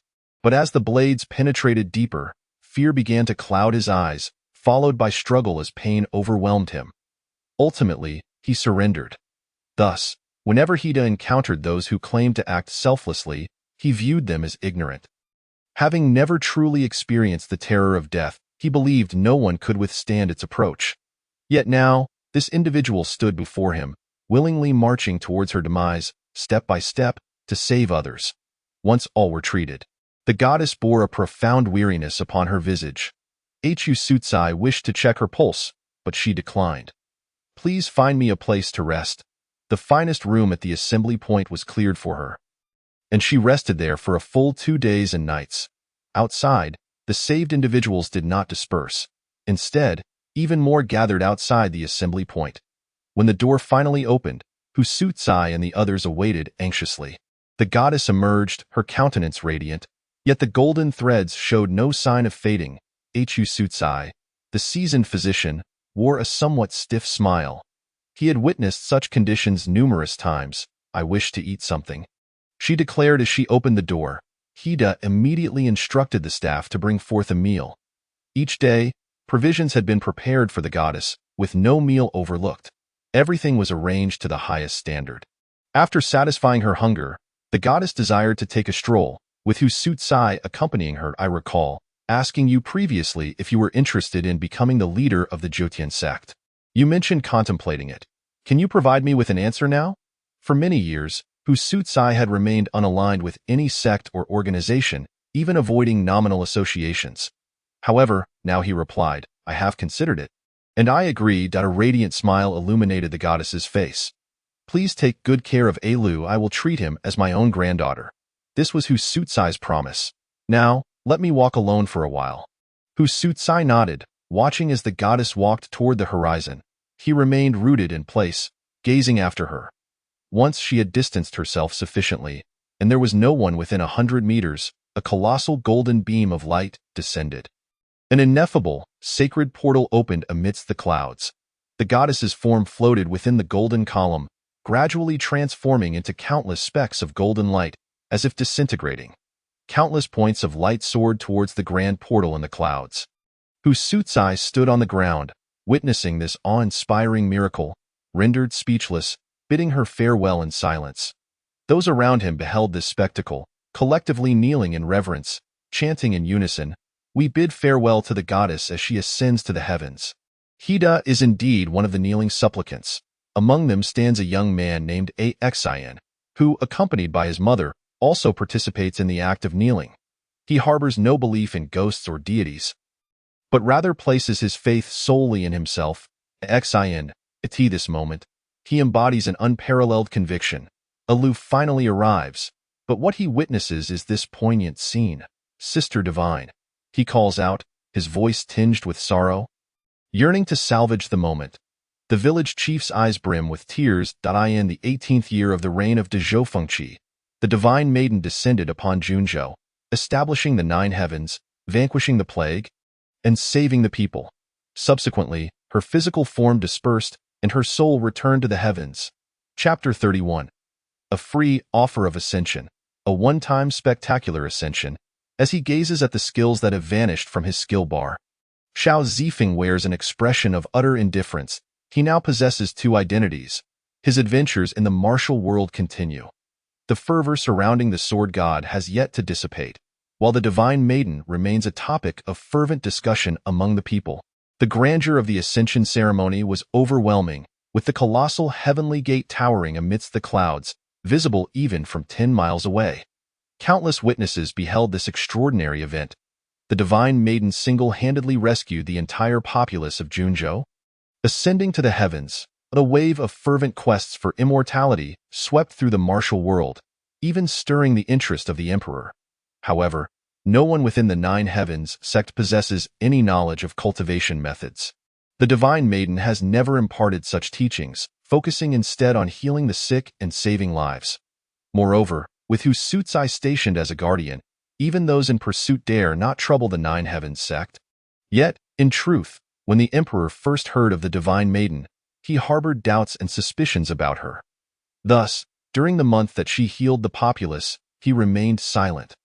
After her ascension, however, he posthumously honored her, constructing a golden statue and a temple in her name. Xiangmu Village, nay, perhaps it should now be referred to as Xiangmu Town. Countless individuals who were saved by the divine maiden flocked here, establishing it as the stronghold of the Nine Heavens sect, with Hu Sutsai becoming its leader. A Liu became his disciple. Those who had witnessed the divine maiden's punishment for the first time now walked with heads held high, the 10-petal flower in their hands becoming their emblem. The site of the divine maiden's ascension, a magnificent statue was erected, depicting her visage adorned with golden threads, exuding grace and sanctity. In contrast, the statue in Xiangmu Village is pristine and flawless, her lips curling into a subtle, inviting smile. In the Zhao residence, Zhao Xianluo and Old Li sit in a small courtyard, exchanging glances. They had just been discussing the recently celebrated divine maiden. Suddenly, Old Li, with an uncanny intuition, remarked, "Why hasn't Xiao Zifeng arrived at the imperial capital yet? Could he be masquerading as the divine maiden?" The two exchanged contemplative looks, falling into deep thought. Logically, given the time that has passed, Xiao Zifeng should have long reached the imperial capital. Not to mention, they had nearly deduced that the sword god was indeed him. If the sword god were to ride a wooden phoenix, he would certainly arrive sooner than they could. Furthermore, Xiao Zifeng possesses a needle technique that can transform a man into a woman. What if he whimsically decided to use it on himself? Rumors suggest that the divine maiden possesses the ability to alter one's gender. Most critically, Zhao Xianluo recalled a moment when she had inquired about how Xiao Zifeng cured her poison. He had mentioned the 9-turn soul-reviving pill, and now she couldn't shake the feeling that he had evaded her question. There were numerous elements at play. It is said that the divine maiden can siphon away one's lifespan. Old Li was the first to voice his doubts. Xiao Zifeng has never displayed such abilities. That's what I mean. He has a flying wooden phoenix, but we cannot be certain. Old Li added, "Indeed, that lad possesses an array of peculiar abilities. Some of them, if he chooses not to disclose, others would not dare to inquire about. Abilities that can alter gender, induce pregnancy, or compel kneeling. Not to mention the tremendous thunder he unleashed in Jubicheng. It seems plausible that he could possess the ability to siphon away lifespans as well. There are individuals in the imperial capital selling portraits and sculptures of the divine maiden," Zhao Xianluo continued.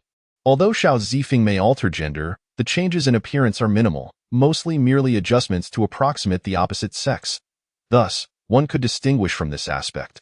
Consequently, they procured 2 portraits. There are 2 versions of the divine maiden's image, one adorned with golden thread patterns, and one without. As they gazed upon the exquisite beauty captured in the portraits, they noted that she bore no resemblance whatsoever to Xiao Zifeng. His own appearance, while not particularly striking, could be described as somewhat handsome. Yet if transformed into a woman, he would hardly resemble the divine maiden. "We may be overthinking this," Old Li remarked, sipping his tea. "That leaves us with one remaining question. Why hasn't he arrived yet?" Zhao Xianluo reiterated her inquiry. "That lad hasn't ventured far beyond Jubicheng. He is probably just wandering about, enjoying the scenery. Youngsters tend to be playful, Oldley suggested. Along a rural path, a young man clad in black swings a wooden sword as he walks. 100. Unarmed against a blade LV2012-639-9999. Can activate this skill on all selected individuals ahead. Skill upgrade LV3. Can slay beings unable to clasp their hands together with a single sword strike. Though he has yet to encounter any particularly formidable non-human entities, Xiao Zifeng believes it necessary to elevate this skill to its maximum level.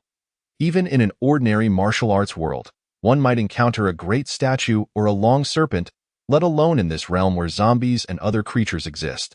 It is entirely possible that one day he might encounter a flood dragon or something equally formidable.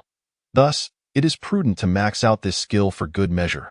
Sister, you brought me out to traverse the martial world.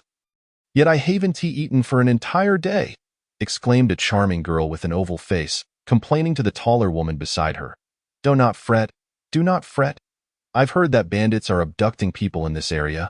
If we find them, we can claim the bounty from the government. Once we secure the reward, I'll treat you to a feast of juicy meat buns, roasted chicken, small wontons, and braised tofu.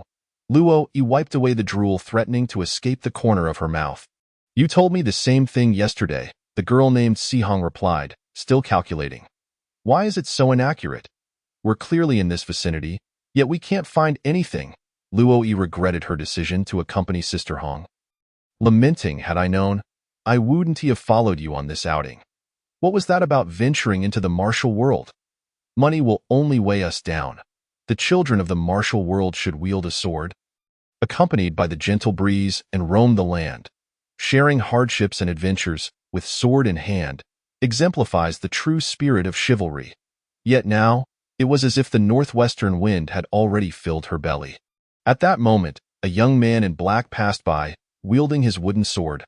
Luo Yi tugged at Sihong's sleeve. Sister, look at that person. Quit bothering me. I'm trying to calculate. Sihong brushed off her sister's hand.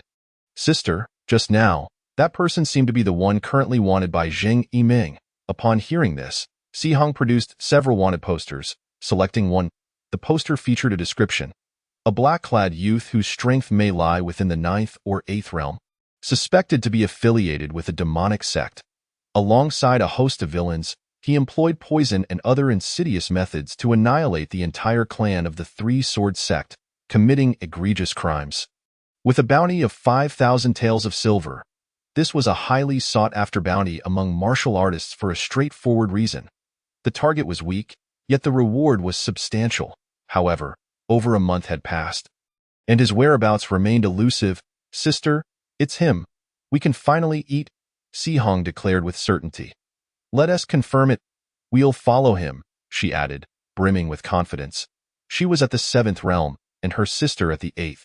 Furthermore, among the disciples of their sect, they were among the most formidable.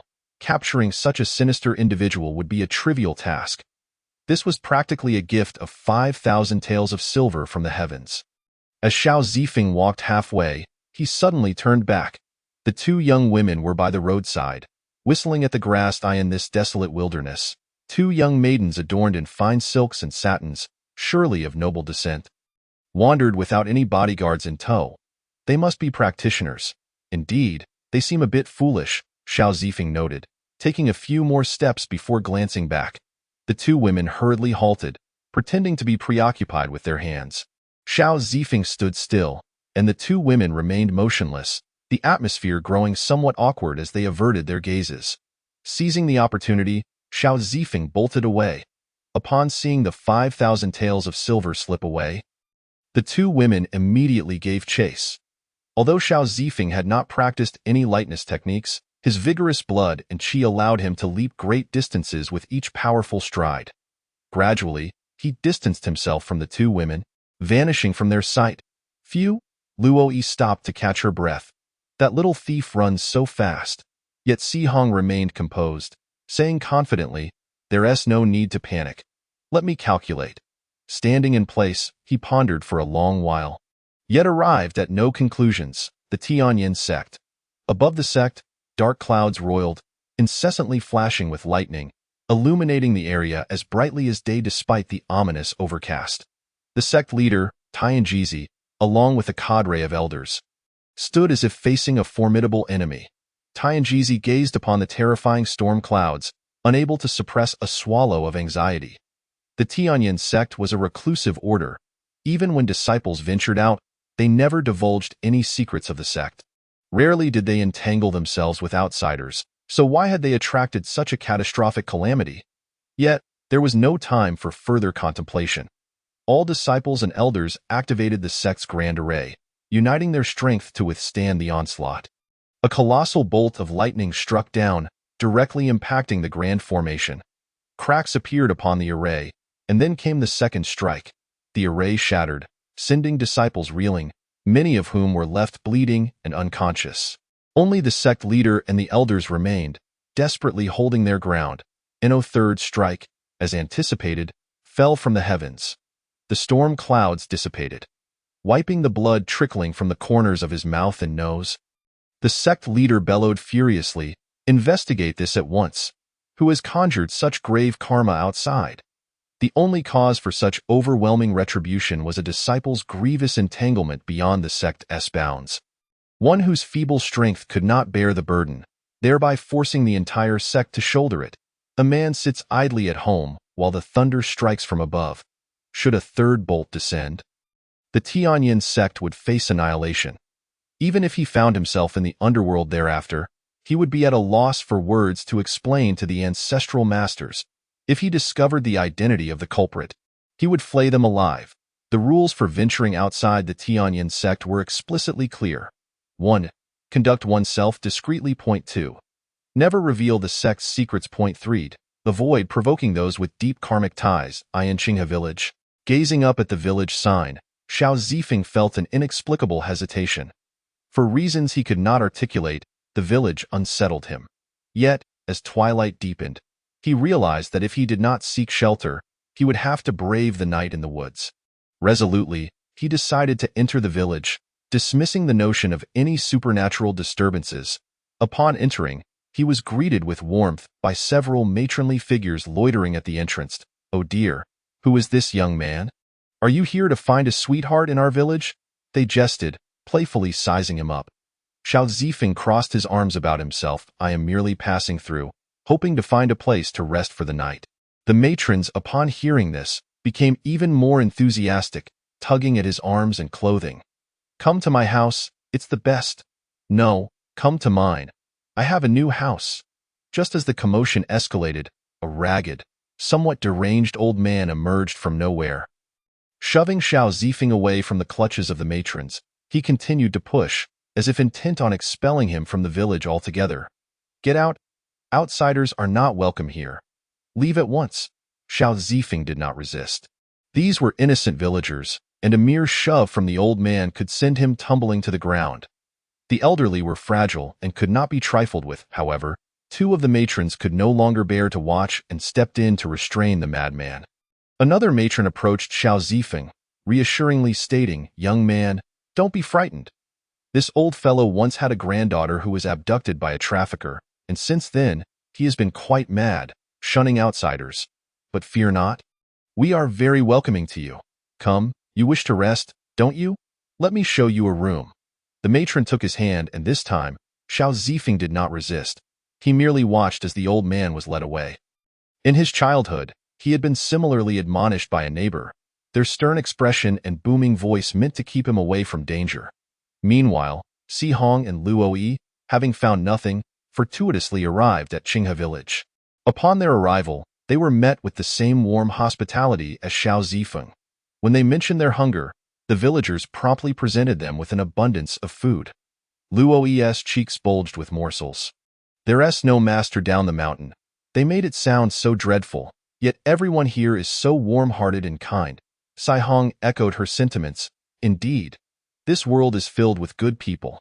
Yet, as Xiao Zifeng regarded the bountiful feast prepared by the matron, a roasted chicken, a large pork knuckle, stir-fried preserved meat with winter bamboo shoots, complemented by scallion pancakes, he merely glanced at the table and withdrew a dry, hard flatbread from his pocket, beginning to chew. "How curious in my previous life. I seldom enjoyed such delicacies in this world and this era. Even common folk can offer such hospitality. Truly, the disparities between regions are vast. Chapter 32. The night's turn as nightfall enveloped the village. The previously vibrant chatter abruptly ceased. The sounds of children at play vanished. The matronly gossip faded into silence, and even the barking of dogs subsided. It was as if some unseen force had muted the village the moment darkness descended. This eerie stillness set Si-Hong on edge. Luo-Yi, have you noticed how suddenly quiet it has become? Well, it is dark now. Isn't silence quite normal? Luo-Yi replied, rubbing her full-bellied. I'm stuffed from all the food today. With a yawn, she declared, I'm going to sleep now, senior sister. You should rest early as well. After uttering these words, she climbed into bed and fell into a deep slumber. Si-Hong, however, felt a vague sense of unease that she could not pinpoint. After much contemplation, she surmised it might stem from her empty pockets. Once they left the village, they would need to find a way to survive. As fatigue overtook her, she too climbed into bed and succumbed to sleep. Crimson mist enveloped the village, and the once tightly shut doors of every household swung open. Shadows appeared in the streets, numbering in the hundreds. Sinister whispers filled the air as the figures moved with a stiff, deliberate cadence. The sound of heavy objects striking the ground harmonized eerily with the whispers, creating a strange symphony. Si-Hong found herself ensnared within a peculiar labyrinth, pursued by a blood-red figure, and no matter how fiercely she ran, it felt as though she were merely spinning in place, the crimson specter relentlessly on her heels. The figure repeated a chilling mantra, for everyone, for everyone. Exhausted from her futile flight, Si-Hong grappled with the questions of her identity and her presence in this nightmarish chase. Who am I? Why am I here?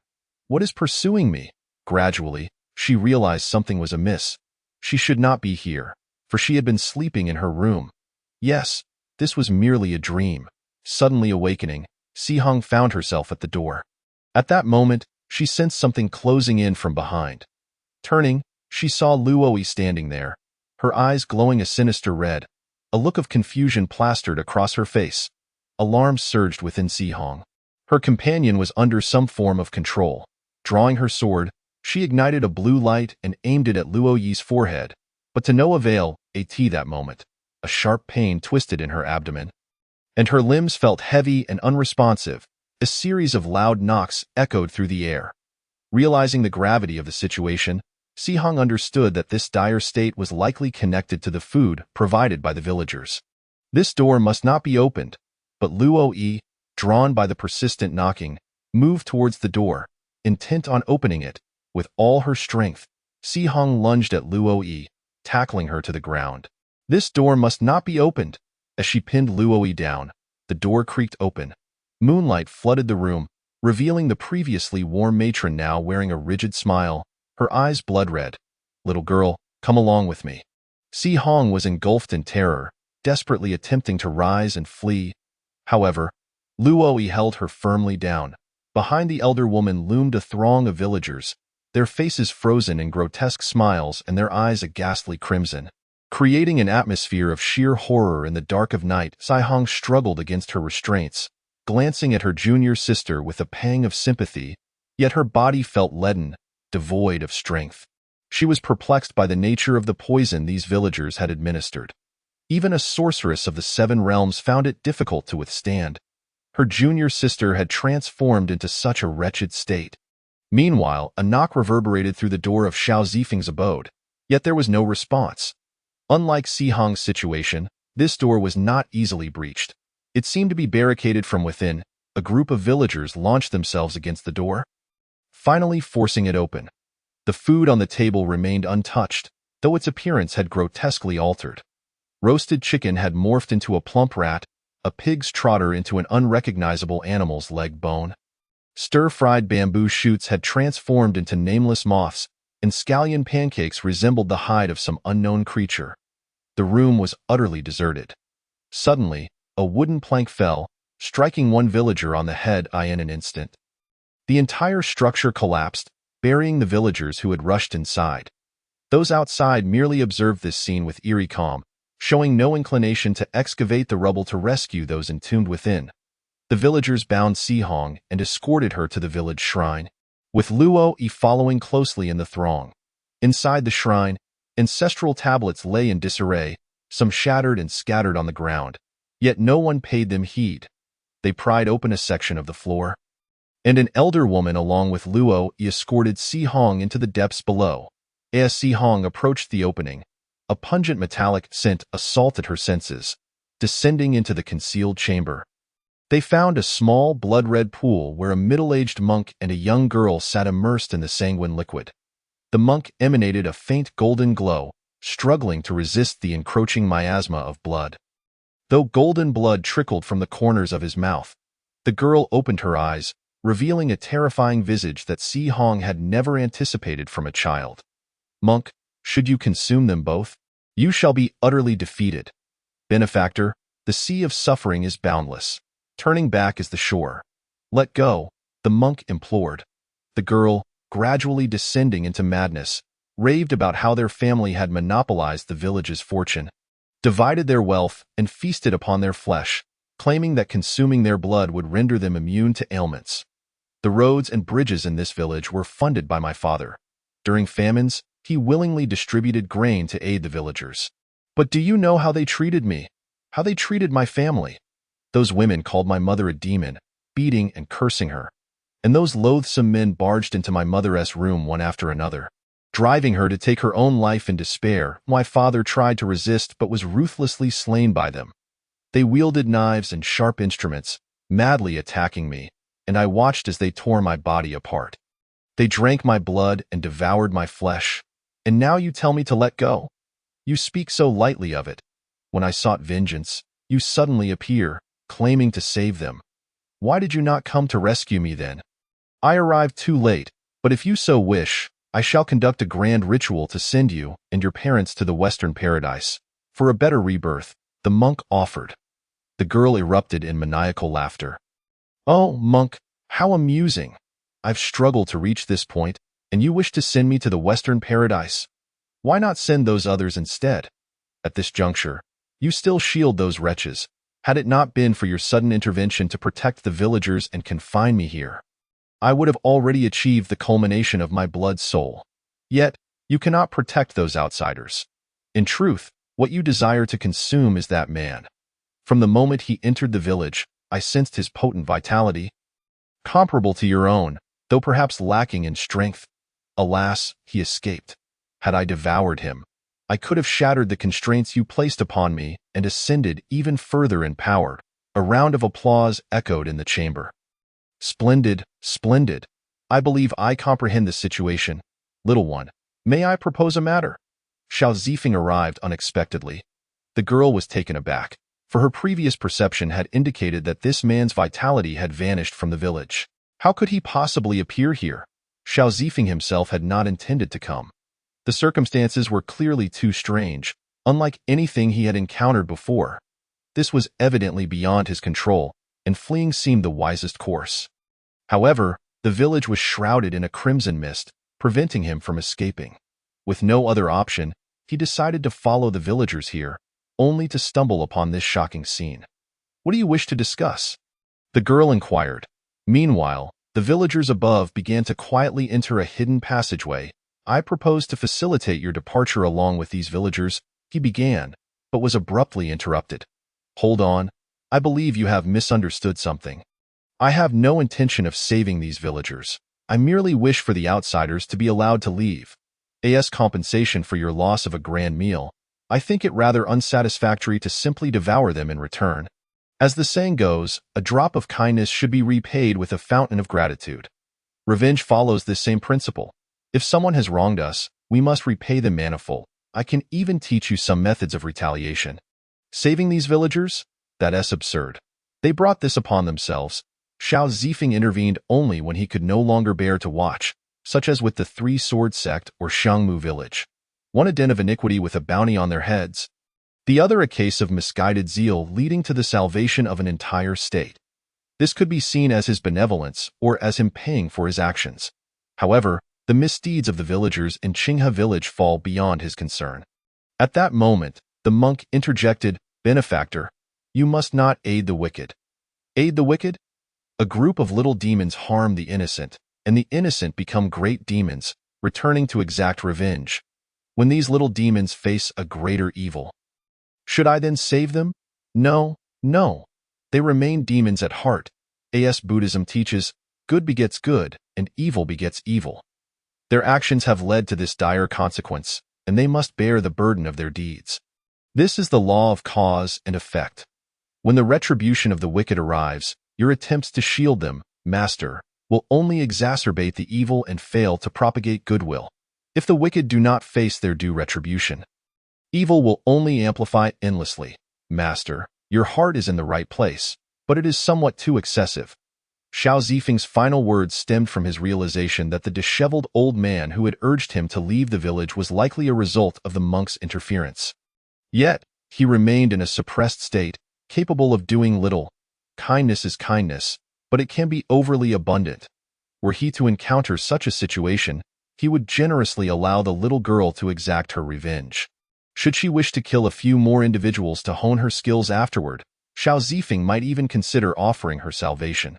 The monk fell into contemplation. Had he erred? Upon hearing this, the girl felt as if she had found a kindred spirit, far superior to the incessantly prattling monk. Consequently, she resolved not to consume Xiao Zifeng but rather to recruit him as her subordinate. Sighing, Xiao Zifeng gazed at the dark mass of villagers at the entrance. "You still do not wish to let me go." The girl shook her head. "No, I shall not eat you. However, I desire you to become my subordinate. But have you considered a particular question? My ability to appear before you signifies my unwavering confidence. Are you certain you can subdue me?" Luo Yi, bound and controlled, suddenly emerged behind Xiao Zifeng, but he did not even glance back, swiftly sweeping her away with a flick of his sword. The vitality he possessed was far more than merely enticing to these monsters. It granted him a power far surpassing that of the martial artists from the 8 realms. The little girl commanded the villagers to charge at him, with a deft flick of his sword. The blade of the Qinglin sword effortlessly sliced through the bodies of those villagers. Initially, he harbored some trepidation regarding the strength of the unseen puppet master, but now, with the little girl and the monk locked in a stalemate, they were utterly incapable of mounting an attack against him. The villagers under her control posed no real threat to him at all. Moreover, he had no intention of holding back against these villagers. From the fragments of conversation he had overheard, he had come to understand the nature of these villagers. Blood splattered throughout the dim chamber. The crimson liquid pooled on the ground, flowing into the blood pit. "Do not slay the villagers, for it will only strengthen the female specter," the monk cautioned, as his golden aura began to wane. The miasma of the blood pit thickened. That moment, a villager standing beside Sihong prepared to shove her into the blood pit. Xiao Zifeng swept away the assailant with a stroke of his sword, freeing Sihong from her bindings. "Let us work together. I've been poisoned and lack the strength to fight." Xiao Zifeng produced his specially crafted 9-turn resurrection pill and forced it into Sihong's mouth. "What did you just make me swallow? It reeks. It's the 9-turn resurrection pill. Stop pretending to be dead and help subdue those villagers. Detoxifying doesn't work like this." Sihong suddenly realized her stomach no longer ached, and her limbs regained their strength. The medicine acted swiftly. As for her sister, who had been sent flying earlier, there was no time to worry about her now. Had it not been for her slightly greater strength, she would have been in the same predicament as her sister. "Give my sister one too. She's also been poisoned." "Are you referring to the one I sent flying just now?" "Yes. Didn't she fall victim to that little girl's spell?" "I suspect her secret technique functions in tandem with this poison." Xiao Zifeng swiftly intercepted another attack from Luai, forcing the 9-turn resurrection pill into her mouth before casting her aside. He then turned his attention back to the villagers, opting not to kill them but to shatter their arms and legs. The specter, seizing the opportunity to absorb the spilled blood, grew in strength and promptly subdued the monk before her. She never anticipated Xiao Zifeng would possess such formidable power. The blood of ordinary mortals ultimately paled in comparison to that of cultivators. Had she merely thrown down that one cultivator earlier, she could have completely suppressed the monk and freed herself from his constraints. Chapter 33. The Spectre's Retreat. Learning the finger technique. Luai, aching all over, rose to her feet, finally breaking free from her control but still bewildered by the situation. She beheld her senior sister and Wookiee Anliang mercilessly assaulting the innocent villagers. "Sister, these villagers are good people. Why are you attacking them? They've been manipulated. Hurry, come help." Realizing the urgency, Luai unleashed her secret techniques to join the fray. However, she merely bound the villagers with her spells. Unlike Xiao Zifeng, who had opted to break their limbs, seizing the distraction, Si Hong turned to strike at the specter, intent on capturing the mastermind first. Just as her palm was about to strike, the blood pit erupted violently. The specter surged forth from the pit, and with a single strike, sent Si Hong flying against the stone wall, causing her to spit blood uncontrollably. Xiao Zifeng glanced over. The specter was now only a mass of crimson from the waist down. The monk, too, had been forced out of the blood pit, his aura diminished, the protective golden light shattered. "Well done. You've compelled me to damage my own cultivation." He had merely needed to consume a few more cultivators from the 8 or 9 realms to achieve the pinnacle of blood-soul mastery. With that, he could have effortlessly broken free from the monk's constraints and subsequently devoured him to enhance his own power. Yet now, reduced to this state, even if he consumed these people, he might not fully recover.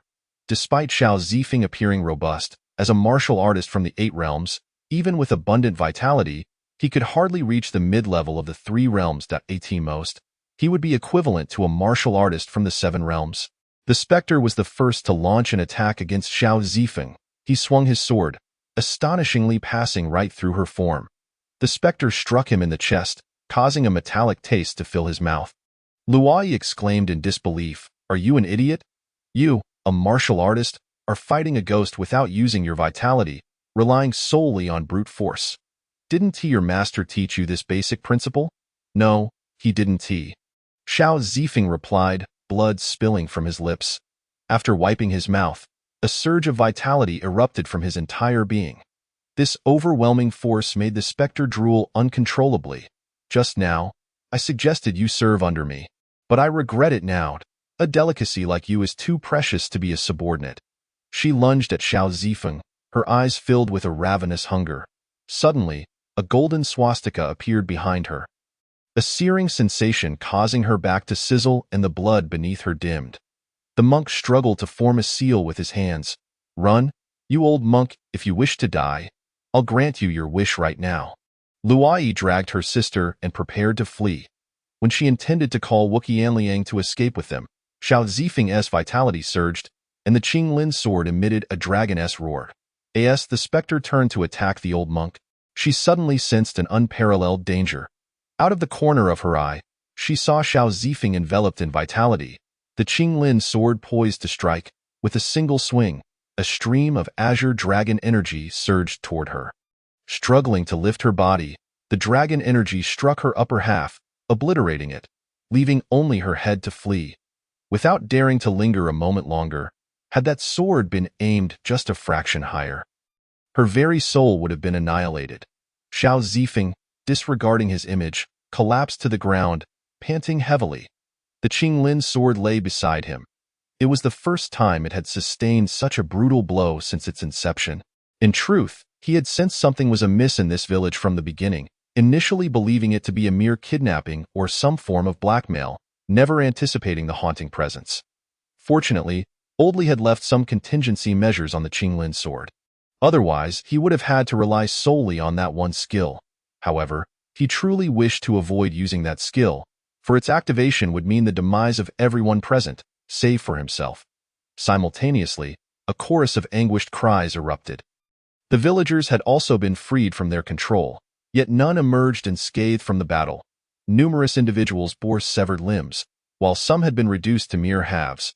Many villagers, upon witnessing the horrifying scene of the blood pit, were filled with terror. Some among them spotted the monk and cried out, "Monk, what on earth is happening? Were you not supposed to help us capture the ghost? How could you have left us in this state? What are you doing? You can't even catch a ghost. You must be colluding with that female specter to harm us. It's certainly him. He must be in league with that female specter. Otherwise, how could we have awakened here? My leg, that wretched monk. Countless curses and grievances were hurled at the monk. Some even included Xiao Zifeng and Si Hong among the accusations, deeming them accomplices. Others suspected them of being ghosts themselves, and some even picked up stones to hurl at them. Luo watched in disbelief as the once amiable and warm villagers transformed into a visage of resentment and malice. Xiao Zifeng, unfazed, stood up as stones were thrown at him. With a casual stroke of his sword, he decapitated the assailant. An immediate hush fell over the crowd. All struck into silence, and those who regained their senses began scrambling to escape. The uninjured villagers disregarded those in their path. Trampling over them, the injured grasped at the legs of those attempting to flee, causing them to stumble. Thus, a chaotic scene unfolded, with those behind pulling on those ahead, while the able-bodied rushed forward, adhering to a singular principle. I don't need to run fast, but I must ensure that someone is behind me. Xiao Zifeng approached the monk, pointing at the devastation at the exit. You managed to suppress the female specter while still safeguarding them, which indicates that initially, your strength was at least on par with hers. However, your concern for these villagers, no, your concern for these demons, has led to this impasse, and this is the consequence of your indecisiveness. The monk, filled with profound sorrow, closed his eyes in gratitude for the monk's prior assistance. Xiao Zifeng carried him out on his back. As they approached the exit, the villagers were either frantically crawling forward or retreating to the sides. Luo, accompanied by her senior sister, followed closely behind Xiao Zifeng. Once the throng had passed, the villagers cautiously resumed their crawl towards the exit. Xiao Zifeng, having lost the will to slay the remaining villagers, considered the village's remote nature. None of the villagers were unscathed, and there was scarce food within the village, having lost the sustenance provided by practitioners. He let these villagers continue to exist in such a desolate place. How they would survive in the future was something Xiao Zifeng could somewhat envision. This punishment was indeed more merciful than death. Luo attempted several times to speak but hesitated. The lifeless body of Si Hong, carried on her back, seemed to understand her intentions, though not speak. They are not worth it. Although Luo was unaware of the specific events that had transpired, she trusted her senior sister, the monk. Resting on Xiao Zifeng's back, incessantly muttered something. Xiao Zifeng discerned fragments of what seemed to be Buddhist scriptures, though he could not pinpoint from which text they originated. Upon their exit, the first rays of morning light illuminated the village. It appeared far less pristine and bright than it had the day before, now a scene of ruin and disorder. The once tranquil and harmonious village was forever lost. After escaping the ancestral hall, some villagers succumbed to infections and fevers, while others, seeking to flee the village in search of survival, were either devoured by beasts or perished from injuries and starvation along the way. As for those who remained, with no food in the village, they resorted to other means of sustenance. The village transformed into a vessel for nurturing calamity, and the last survivor, battered and bruised, collapsed among the corpses. Yet, all of this was merely a prelude to what was to come. After exiting, the monk regained some strength and was able to walk unaided. I am Husi from Shangming Temple. I am eternally grateful for your life-saving assistance, young hero. You are most welcome. I am Xiao Zifeng. I see that your sword is the Qinglin sword, which must be the legacy of the legendary ghost sword Liamo Kuang-ai in the future. It would be prudent to wield it sparingly to avoid attracting unwanted attention. Xiao Zifeng mused, so the old man is called Liamo Kuang. What an audacious name, he replied nonchalantly. If others recognize this sword, would they dare to trouble me, fearing the vengeance of its master? Young hero, you jest? The ghost sword perished in the battle against the sword immortal of Qingshan. It is unlikely that it could be resurrected as a spirit. Husi believed Xiao Zifeng was merely joking. I have known a ghost for over a decade. How could I be unaware? At that moment, Luo turned to her senior sister. Are we still pursuing the bounty of 5,000 taels of silver? If Si Hong were not too injured to muster her strength, she would have given her junior sister a sharp reprimand. Still contemplating the 5,000 taels of silver, Xiao Zifeng turned to Luo. Has your head been damaged? You still wish to claim my reward? My head is fine, but I am financially destitute. Luo replied candidly. Si Hong covered her face with one hand, believing that this posture might prevent her face from falling off. Xiao Zifeng asked, Why would your master allow you to roam the Jianghu? He felt that their intelligence was lacking. Why master did not grant permission. It is a miracle that you two have survived to this day. The Jianghu is perilous. It is not a playground for you. You should return home. I wish to, but I lack the fare. Si Hong could no longer contain herself and covered her junior sister's mouth. You may disregard your pride, but I still hold mine. Xiao Zifeng produced a banknote of 20 taels of silver and handed it over. Luo Yi, clutching the silver note, exclaimed joyfully, "We have fare now." "Thank you. You are a good person." Good person card 1. I cannot claim to be a good person. It was merely a casual gesture. Si Hong was not as foolish as her junior sister and addressed Xiao Zifeng. "We will remember this kindness. I am Si Hong. Should you ever need assistance, you may seek me in the great mountain 10 miles away." Luo Yi introduced herself as well. "I am Luo Yi. Our sect's masters are quite adept at divination. If you come to find me in the future, I could possibly read your fortune. Forget it. You cannot decipher my fate. Even practitioners from the 3 realms cannot unravel it. So I do not expect 2 young girls to possess such ability." Si Hong considered attempting to read Xiao Zifeng's fortune, but upon reflection, she decided against it. Previously, she had been unable to discern even the simplest of matters. Trying again would likely yield the same results, rendering it unnecessary. At Tianyan sect, the injured Tianjizi suddenly felt a wave of unease wash over him, only to dissipate moments later. Could someone be plotting against me? He mused. Subsequently, the group prepared to part ways, heading back to Xiaoming Temple. Husi and Xiao Zifeng traveled together, but before they departed, Si Hong abruptly inquired, "Why did you slaughter the 3-sword sect? They disgust me far more than those villagers." Was Xiao Zifeng's response. Si Hong believed him. A person who could have fled yet chose to return to save others could not possibly be malevolent. Luo Yi also believed him, for the one who had given her 20 taels of silver was certainly not a bad person. On the road, the monk asked, "How is your injury?" "It's manageable. As long as I do not exert myself too much, I should be fine. However, the blood poison within me is somewhat troublesome." The phrase somewhat troublesome was a modest understatement. The poison clung to him like a festering wound, difficult to eradicate. Given the constraints of his condition, it was likely that his future cultivation would face significant hindrances.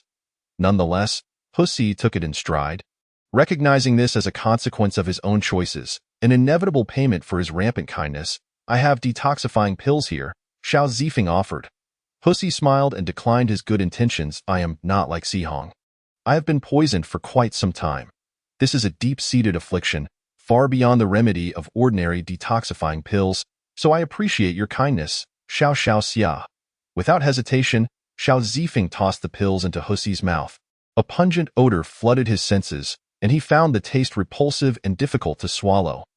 Husi nearly retched. "Oh, not spit it out.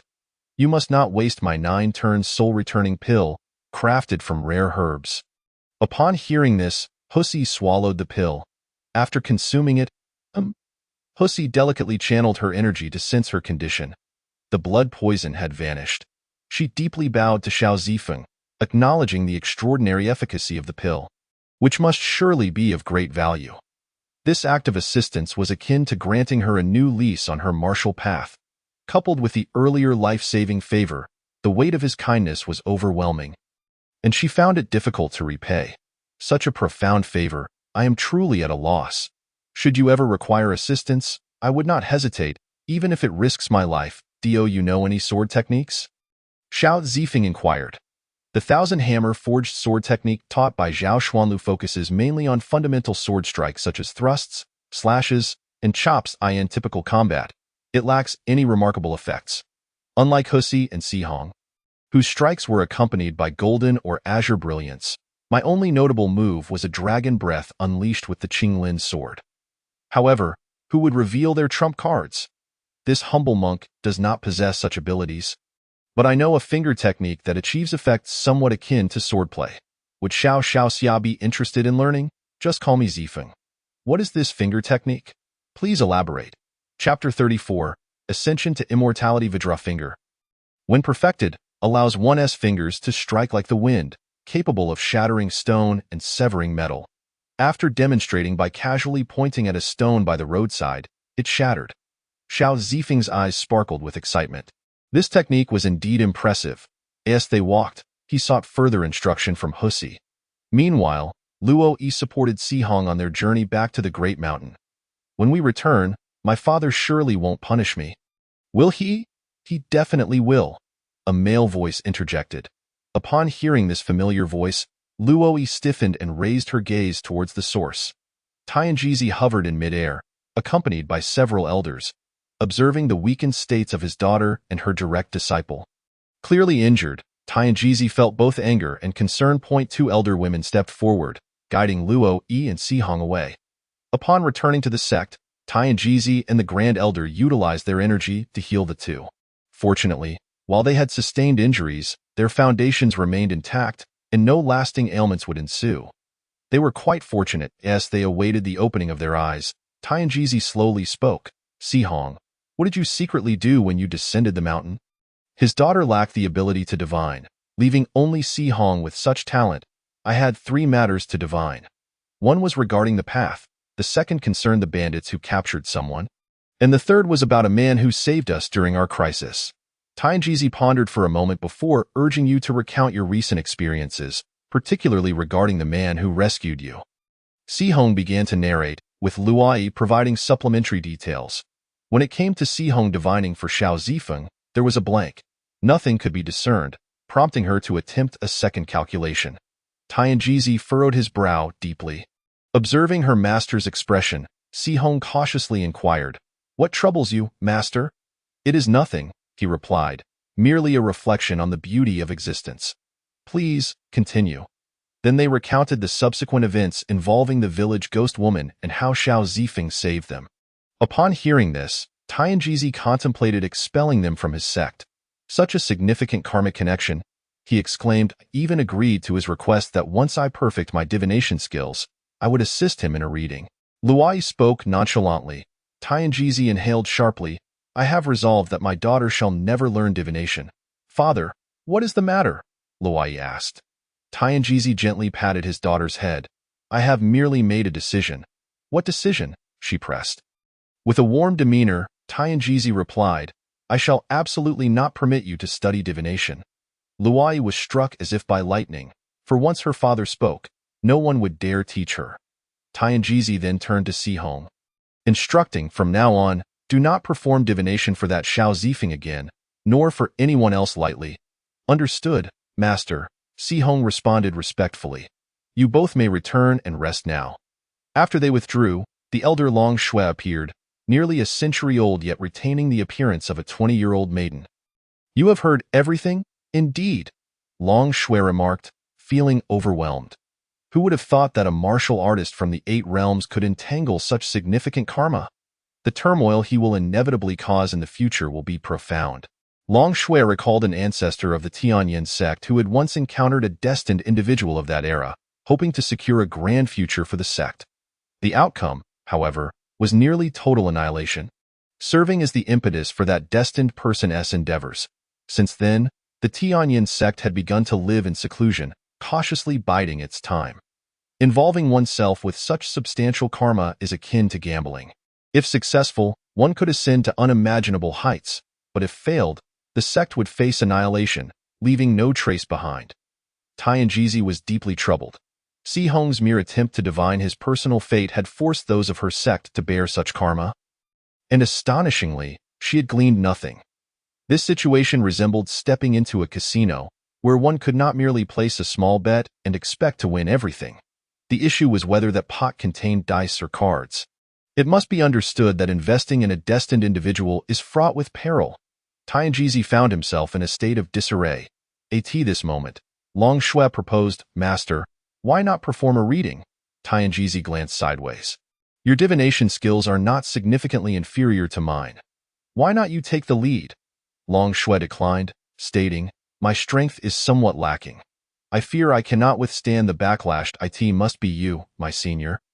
Who is powerful? Tianjizi reproached him as if scolding a sinner. What sort of nonsense is that? Is that even human language? You fear the backlash, yet you suggest I take on the task. Long Shui spread his hands helplessly. What shall we do? One is your beloved disciple, and the other your cherished daughter, both entwined in this karma. Can you truly bear to expel them from the sect? Even if you did, it would merely mitigate the potential impact of this karma. Suddenly, Tianjizi drew his sword, gazing ominously at its blade. Perhaps I should simply eliminate him to sever the karma. Long Shui rolled his eyes in exasperation. If you do that, I fear your demise will come swifter still. Having endured such severe backlash without even grasping the essence, do you truly believe you can kill such a figure? To follow the mundane is to be ordinary, to rebel is to be celestial. My fate is mine to command, not to be dictated by heaven. Tianjizi brandished his sword, exuding an imposing aura. Long Shui applauded from the side. Then go ahead. Should you perish, I shall assume your position as sect master and nurture your daughter. Tianjizi felt deflated. What else can I do? I cannot allow the Tianyin sect to perish under my watch. Why not give it a try? Long Shui suggested. After all, the karma is already established. Although our ancestors' assistance to the destined one led to near obliteration, the sect ultimately recovered thanks to that very individual. Fortune favors the bold. While the timid perish, the sect cannot remain in hiding forever. Let us carve out a realm for future generations. Am I still in time to become one of those future generations? Tianjizi suddenly queried. Long Shui seized the collar of the sect master, shaking him vigorously. You are the sect master, the one guiding our path. How can you lack such ambition? Indeed, were it not for my lack of ambition, the previous sect master would never have chosen me, Tianjizi remarked dejectedly. What happened to your earlier bravado of my fate is mine to command. I was merely speaking for effect. It costs me nothing. Tianjizi shrugged.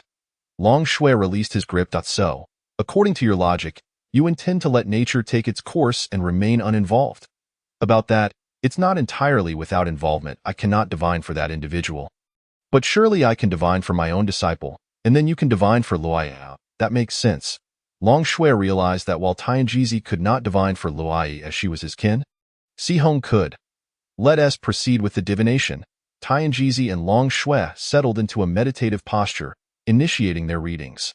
After performing their calculations, both men coughed up blood.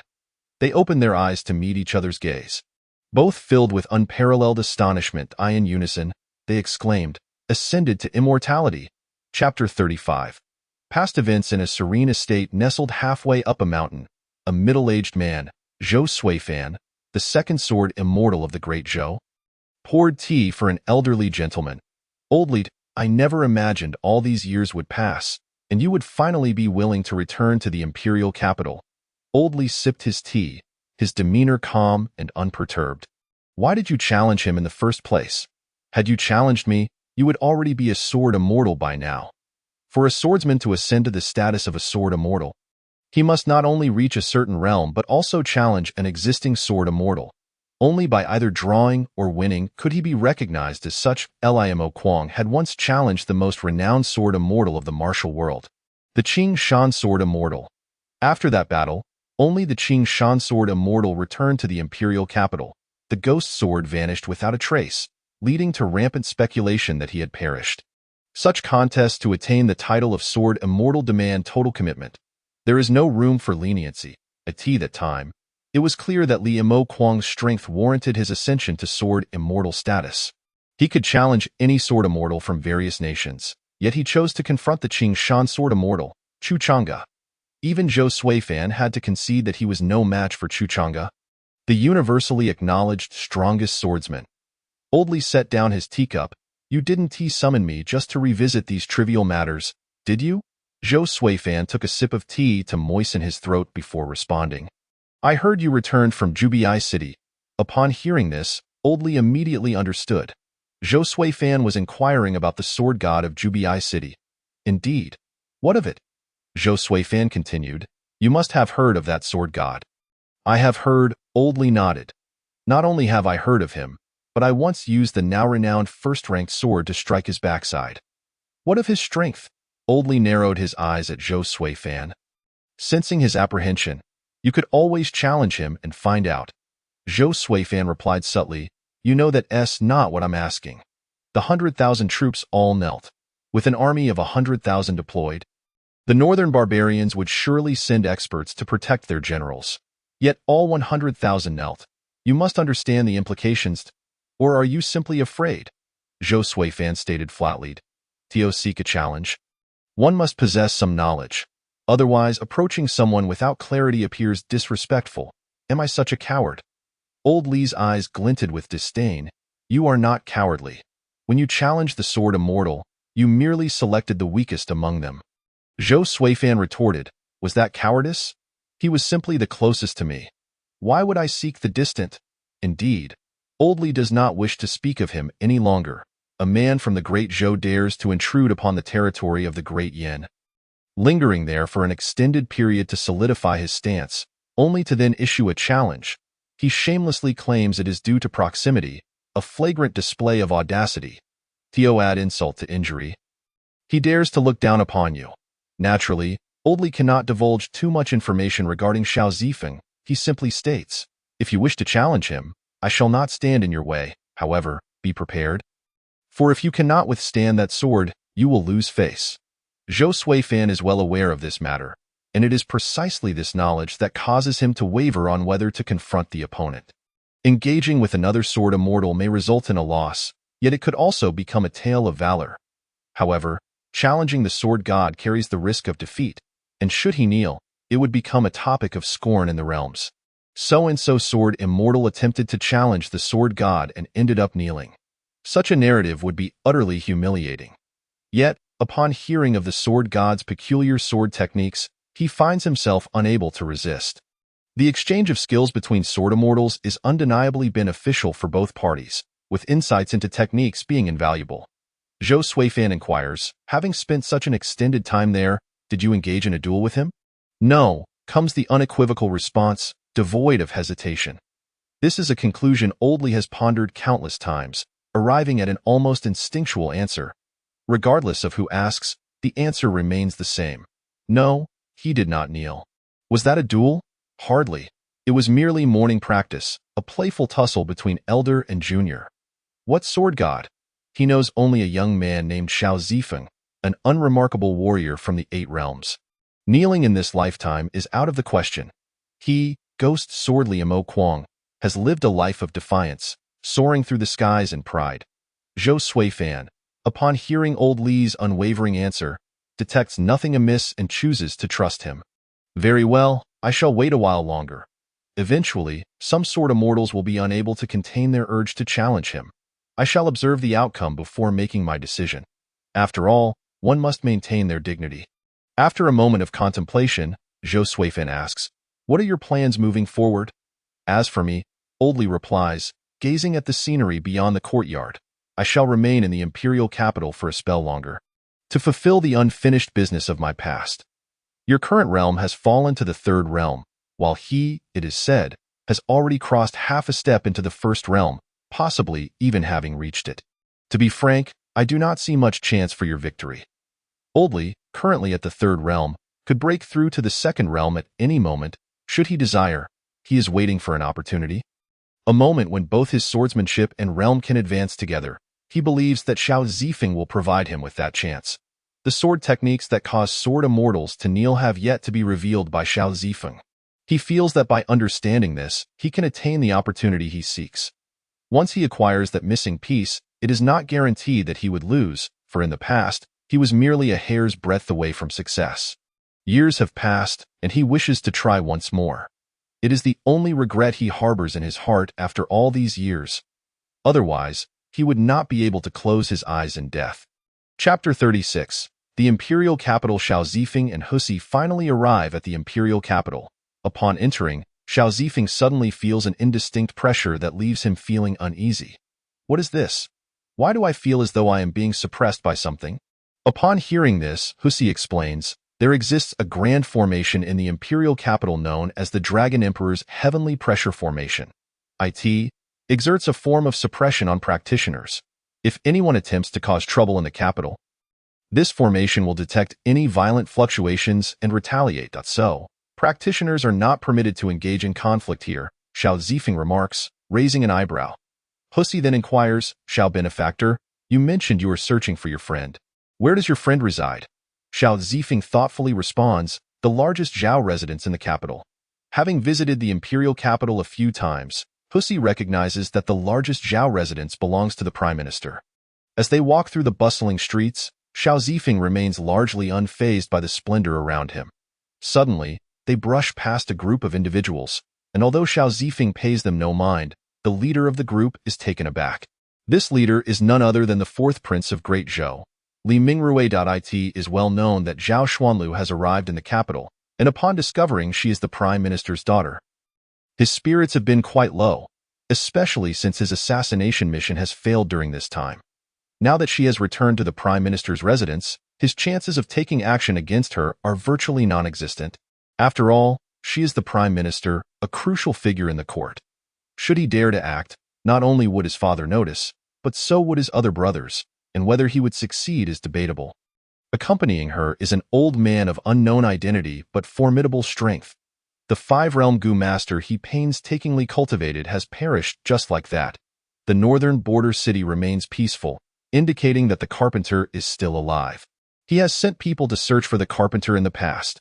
The last piece of information he received was a bounty issued by the Zhengyi Alliance. For over a month since, he has been unable to uncover any news about the carpenter. Now, seeing the other party in the imperial capital, he considers capturing him first. Through his investigations, he has found that Prime Minister Zhao has shown no indication of involvement in this matter. It is important to note that Prime Minister Zhao does not belong to his faction, but instead supports his second brother. If that letter were in Zhao Xuanlu's possession, it would likely be in his second brother's hands now, and he should be imprisoned by now. After all, nearly bringing calamity upon Great Zhou is something his father would not tolerate. This implies that the letter is very likely in the carpenter's possession. Furthermore, if he were to take action against the carpenter now, he would have a justifiable cause, as he remains wanted by the Zhengyi Alliance. He could claim to be ridding the world of evil. And while he would not dare to touch the prime minister, a fledgling practitioner like this carpenter is fair game. As Xiao Zifeng and Husi continue on their way, they are suddenly blocked by a group of people. Xiao Zifeng narrows his eyes, sensing that the situation is not as simple as it appears. At that moment, Husi steps forward, introducing himself. I am from Xiaoming Temple, and my Dharma name is Husi. May I inquire why you are obstructing my path? Xiao Zifeng glances at Husi, aware that in the imperial capital, one cannot act recklessly. Self-preservation is paramount. The group, upon hearing that he is a monk from Xiaoming Temple, refrains from immediate action. One of them steps forward, declaring, "This man is a wanted demon from the Zhengyi Alliance." Husi places his hands together, saying, "Benefactor, one must speak with evidence, and my friend is a man of integrity and valor. How could he possibly be?" Xiao Zifeng tugs at Husi's sleeve. But Husi shakes him off, continuing, "Xiao Benefactor, do not worry, I shall seek justice for you against such slander." The group does not refute him and instead produces a wanted poster featuring Xiao Zifeng's likeness. Husi scrutinizes the image, along with the signatures and seals, confirming it is indeed the work of the Zhengyi Alliance. This bounty is legitimate. Just as Husi is about to turn and consult with Xiao Zifeng, he realizes that Xiao Zifeng has already sprinted several steps ahead. The individuals who were blocking their path quickly pursue him. In the midst of the chase, Xiao Zifeng reaches a corner where he evades their sight. He then comes to an abrupt halt, remaining completely still. The 123 wooden man tactic is activated. The pursuers, seemingly oblivious, search in other directions. Husi arrives on the scene, and Xiao Zifeng suddenly appears, grasping Husi's arm. Husi nearly strikes but halts upon recognizing him, exclaiming, "Xiao Benefactor, you are impressive, to have escaped them so swiftly." Xiao Zifeng pulls Husi along, saying, "We will separate and meet at the Zhao residence. If anyone inquires, you must say you do not know me, and that we happen to enter the city together." Husi earnestly responds, "Xiao Benefactor, could there be some misunderstanding? Xiaoming Temple holds some weight in the martial world. Perhaps I should help clarify this?" Xiao Zifeng scoffs, "No need for explanations. Aside from not being a demon, I am responsible for everything else mentioned."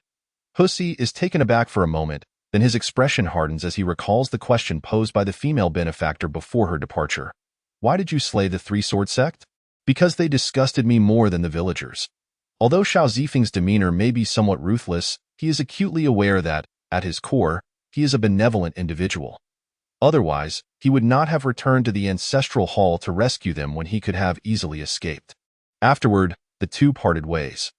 Once Xiao Zifeng sensed that he was being followed, he would halt at a corner and activate his abilities, causing various observers to realize that if they lost sight of him for even a moment, they would be unable to track him any longer. In an abandoned house, Xiao Zifeng captured a relatively weak individual. Initially, the person displayed a fierce spirit, proclaiming his unwavering resolve to die rather than betray his mission. Xiao Zifeng, wielding his sword, casually fashioned a dozen slender wooden spikes, slightly inserting them into the crevices of the man's fingernails. "Who sent you?" he inquired. When the man remained silent, Xiao Zifeng proceeded to drive one of the wooden spikes deeper into the nail bed. Causing excruciating pain, the man let out a horrific scream, then, in his agony, confessed, "I came for the bounty." Upon hearing this, Xiao Zifeng could only pityingly strike down the remaining spikes, pondering the absurdity of so many people surveilling him merely for a reward. If it were just a few individuals, he might have assumed it was a coincidence, but the sudden influx of watchers unsettled him. With a resigned sigh, he muttered, "It seems killing you will yield no answers." His expression darkened as he continued, "Then I shall have to end your life and seek out one of your accomplices to glean information about your family. Perhaps their lives could persuade him to speak. For while he may fear for his own life, he might not be so indifferent to the fate of his kin." The man's heart raced with terror, for if he were not the first captured, but rather the second, his life would hinge upon divulging his accomplices' familial details to save himself. Would he betray them? The answer was unequivocally yes. After all, the fate of others was inconsequential to him. He feared not for his own demise, for at least his family would remain unscathed. Yet now, if he remained silent, the captor would surely extract information from another source. He could not afford to gamble on the kindness of fate. For if he were so callous, how could he expect mercy from others? Chapter 37. A grievance that even the Yellow River cannot wash away in the desolate house. The man's choice was sealed, leaving only his lifeless body behind. However, there was one stipulation. Should Xiao Zifeng discover that he was being pursued again, he would simply incapacitate the next follower. Understanding the man's intentions, Xiao Zifeng acquiesced. As a resilient individual, severed from all connections and bearing injuries, it was only natural for one to draw conclusions, and he used his own demise to frame another, wiping the blood from his sword. Xiao Zifeng mused, "How intriguing. It appears I've caught the attention of the royal family." The man revealed that the mastermind behind the scenes was the fourth prince. Reflecting on his recent arrival in the imperial capital, Xiao Zifeng dismissed the idea of having made any enemies. He considered his past actions. The identity of the sword god would remain undiscovered, and the goddess had ascended beyond suspicion. The three-sword sect seemed difficult to link to the fourth prince. Yet one could never be too sure. What if it were indeed a faction under his command? Well, he would take it one step at a time. Outside the Zhao residence, Xiao Zifeng and Husi were halted by the guards. With hands clasped, Husi implored, "Xiao benefactor, do you have any other means to contact your friend? Please wait at that tea stall. I will go inside to summon her." Observing the surrounding wall, Xiao Zifeng replied. Husi interjected, "It would be improper to trespass into someone else's home. Moreover, this is no ordinary residence. Such actions would not befit a person of integrity." Pointing to his own face, Xiao Zifeng retorted, "I am currently being hunted by righteous individuals and have been branded as a member of a dark sect." Though well-versed in Buddhist teachings, Husi found herself at a loss for words in the face of Xiao Zifeng's predicament. He was a fugitive, and he certainly did not wish to attract attention at the Zhao residence. It would be wiser to sneak in and locate Zhao Xuanlu discreetly. Xiao Zifeng identified a secluded wall and, after ensuring there was no one around, swiftly scaled it.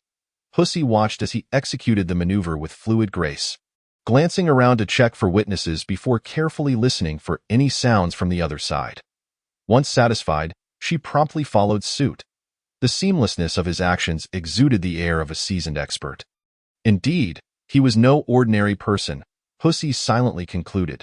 Meanwhile, utilizing the skill of 123 wooden man, Xiao Zifeng navigated the Zhao residence as though it were deserted. Even if a servant caught a glimpse of him, they would typically dismiss it as a trick of the eye after turning a corner and finding him absent. Standing by, he overheard two maidservants conversing. Miss has begun her martial training again. She had only paused for 2 years, yet now she cannot contain herself. Let it be. This is beyond our purview. Prepare her medicinal dishes and herbal baths for today. Xiao Zifeng strained to capture any pertinent details from their exchange. However, he found himself perplexed. The mention of the mistraining suggested Zhao Xuanlu, yet the 2-year hiatus raised questions about her presence at the Zhao residence. He had no knowledge of how many wives or daughters the Prime Minister Zhao had. What if he approached the wrong person? Nevertheless, to err on the side of caution, he resolved to investigate further. Zhao Xuanlu practiced her swordsmanship in her courtyard, her form clad in a fitted training outfit that accentuated her physique, each strike radiating the beauty of lethal intent akin to a thorny rose. The sound of applause suddenly broke the air. Who was there? Zhao Xuanlu demanded, positioning her sword defensively. Upon recognizing the visitor, she sheathed her weapon and smiled. You have arrived. I thought you had perished on your journey. Xiao Zifeng replied ambiguously. Just encountered a few complications on the road. Zhao Xuanlu invited him into her quarters to take a seat, pouring him a cup of tea. What have you been doing? Why did you take so long? It's been nearly 2 months. Xiao Zifeng sipped the tea to moisten his throat. Let's not dwell on that. Your household is quite difficult to enter. I had to scale the wall to gain access. Zhao Xuanlu's eyes narrowed. I informed the steward of your arrival. How could you have been obstructed? And how did you manage to sneak in? My family employs many skilled guards. That moment, the old steward was patrolling nearby. Hearing 2 guards conversing, he scoffed. What sort of monk and scoundrel attempt to meet our miss? She hasn't stepped out in ages. How could they possibly know her? Indeed, who do they think they are? They must be trying to take advantage of her beauty, hoping to climb the social ladder, one guard replied. Just then, a shadow loomed over them. They turned to see the old steward and immediately lowered their heads, speaking with deference, Steward Qian. Steward Qian's expression was dark, and his tone was stern. I recall instructing that anyone wishing to see someone from the residence must report to me first. The guards immediately knelt, one of them attempting to justify, Steward Qian. I saw that person looking weary. He must be some sort of wanderer. The guard's words were cut short as he was struck to the ground. A crimson handprint blooming on his face, blood trickling from the corner of his mouth, leaving him dazed and disoriented. I in the Zhao residence. You are to follow orders without overstepping. You will be punished for your insolence. Now, go and fetch me that person, the steward commanded, gesturing to the beaten guard and then to the other who remained kneeling. Once outside the Zhao residence, he scoured the area until he finally found Husi at a nearby tea stall. Steward Qian greeted her courteously. Greetings, esteemed master. The household's ignorance has caused an offense. Husi replied, where credit is due, it is my first visit, so misunderstandings are to be expected. After some pleasantries, Steward Qian inquired, and what of the other young master? Husi, with her shining bald head and a look of confusion, asked, You do not know. Xiao Zifeng waved his hand dismissively. Let us not concern ourselves with such trifles. Zhao Xuanlu regarded him with suspicion. I now seriously doubt you. Have you been off gallivanting as a flower thief in my absence? During this time, Old Li had recounted tales of Xiao Zifeng's past exploits, including tales of scaling widows' walls. Xiao Zifeng sensed something amiss. Old Li must have spread rumors about me. To clarify, if I were a flower thief, one must remember that we were alone in a room, and you were the one in disarray. At that moment, the door was pushed open, revealing a regal woman who covered her small mouth with her hand. She gazed at the pair of individuals seated at a table, Zhao Xinluo, who was drenched in sweat and her cheeks slightly flushed after practicing martial arts. The proximity of the two during their conversation, combined with the content she inadvertently overheard upon entering, left her flustered. They were alone in a room, disheveled. She hastily pulled the door shut again, from behind the door. The woman's voice resonated, Luo'er, it is I, your second mother, who has intruded.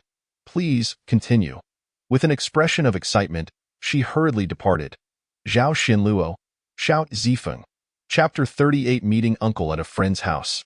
The second mother, radiant with joy, arrived at another courtyard. Su Shi, Zhao Xuanluo's mother, and Zhao Qingxiang, Zhao Yingtian, sat across from each other, savoring tea and admiring the scenery. My dear sister, I have wonderful news to share. Luower has had an awakening.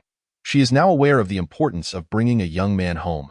Upon hearing this, the reactions of the two were quite different. Su Shi's first reaction was one of delight.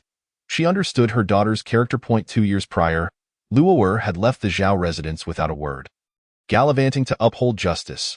Given her temperament, Su Shi had worried that Luower might face a lonely life. She did not mind the young man's social standing. After all, as long as Luower was willing, their family could easily support an ordinary individual. Moreover, she had faith in Luower's judgment. It was rare for someone of mediocre caliber to capture her attention. Zhao Yingtian, however, wore a grave expression. Luower had not left the estate today, nor had any visitors arrived. This could only imply that the individual had infiltrated their home. Furthermore, this person possessed formidable strength. After dismissing the two women, a figure clad in servant's attire emerged from the shadows. Is there anything unusual happening at the estate today? The servant bowed his head and replied, Nothing has been discovered.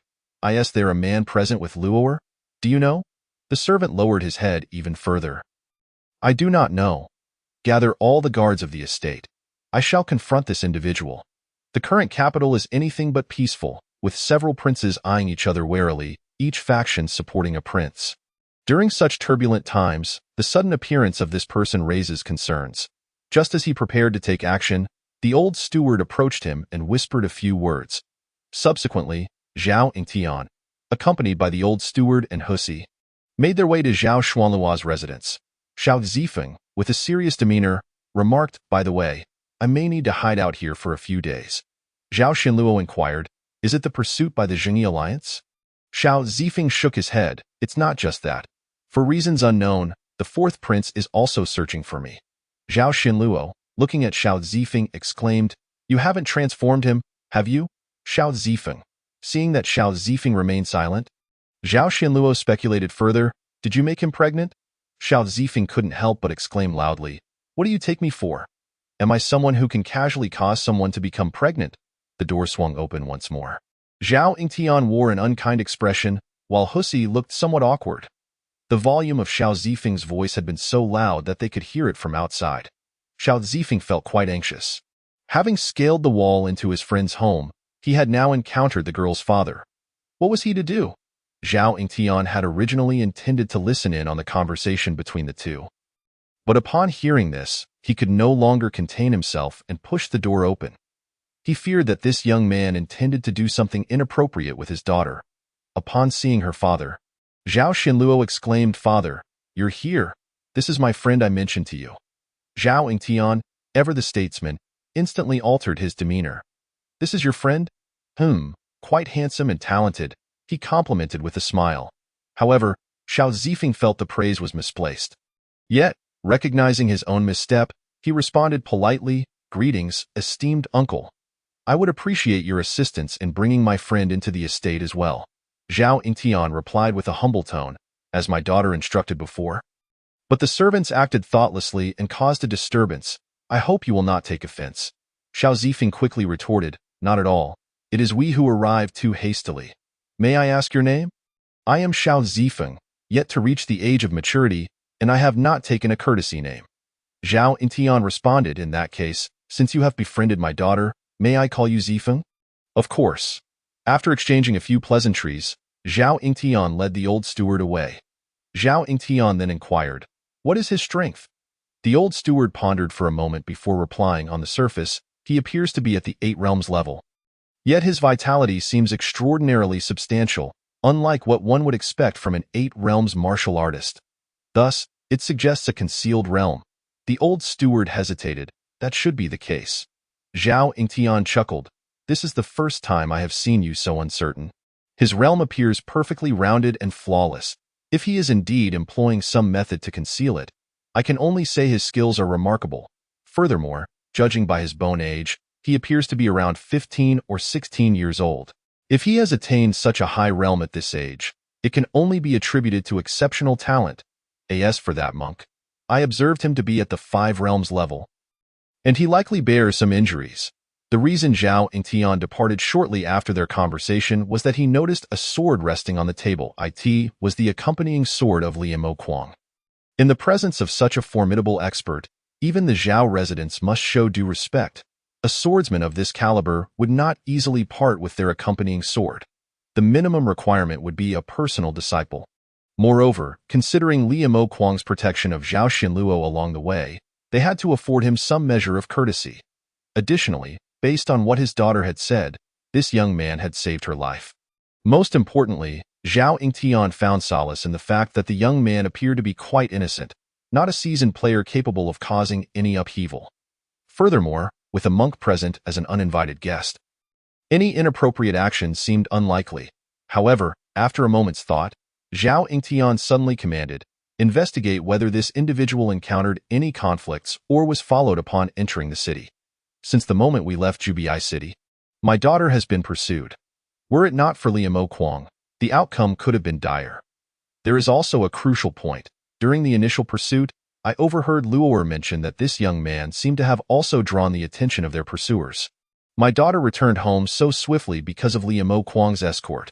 While this young man took nearly 2 months to arrive in the capital, he must have encountered numerous incidents along the way. And there were likely many pursuing him. Jubai City is a pivotal point in the fate of Dezhou, and it is peculiar for such events to transpire there, especially since my daughter was pursued by a 5-realm sorcerer due to a letter. Some occurrences are simply too coincidental to overlook. Zhao Yingtian cast a deep gaze towards the direction of the imperial palace. Many covet that position, engaging in familial strife and deceit. I remain indifferent. But should anyone dare to harm my daughter, they shall never claim that throne. Chapter 39, Visiting a Friend. What are you all doing? With so many of you, you can't even catch a single person. The fourth prince, Li Mingrue, erupted in fury. The porcelain in the room was shattered, and the furniture lay in disarray. The group kneeling before him, bloodied and battered, dared not utter a word of complaint. "Explain to me clearly. What exactly happened?" The extravagantly dressed and voluptuous Yuan Miao stepped forward to report. "This individual, though seemingly of 8 realm strength, we suspect has concealed his true realm. During the stalking process, the moment he slipped out of our sight, we could no longer track him. His movements are so peculiar that they are unheard of, and his lightness of foot is exceptional. We found not a trace of his passage." Upon hearing this, Li Mingrue felt the urge to smash something again, but as he reached for an object nearby, he found nothing. Intelligence gathered from Jubai City indicated that this man was an inconspicuous carpenter. How had he now transformed into a hidden master? Did he have a troop of fools working for him? Such critical information should not have been mismanaged. Previously, he speculated that the letter might not be in Zhao Xuanluo's possession, but rather with that carpenter. And now that this carpenter had vanished, it surely meant he was seeking Zhao Xinluo. Suppressing his anger, Li Mingrue contemplated carefully before issuing orders, leverage the information about Xiao Zifeng hiding in the Zhao residence, and let the Zhengyi alliance know. It would be best to claim that he has taken the young lady of the Zhao family hostage to threaten the prime minister, and we can also discreetly inform the inspectorate. After issuing these orders, Li Mingrue hurriedly departed. He boarded a carriage and instructed the servant, "Take me to the residence of Li Yu, the prime minister, at the Li residence." Li Yu, upon hearing the fourth prince's account, responded, "You can count on me for this matter." The fourth prince, feeling anxious, replied, "I truly hope you will assist me." Li Yu stroked his beard thoughtfully and remarked, "So these two came from Jubai City? Did they?" "Indeed." The fourth prince was all too aware of whom he was referring to. The Zhao prime minister supports the second prince. When did the second prince withdraw from Jinbei Pass, and what is the distribution of military forces at Jinbei Pass?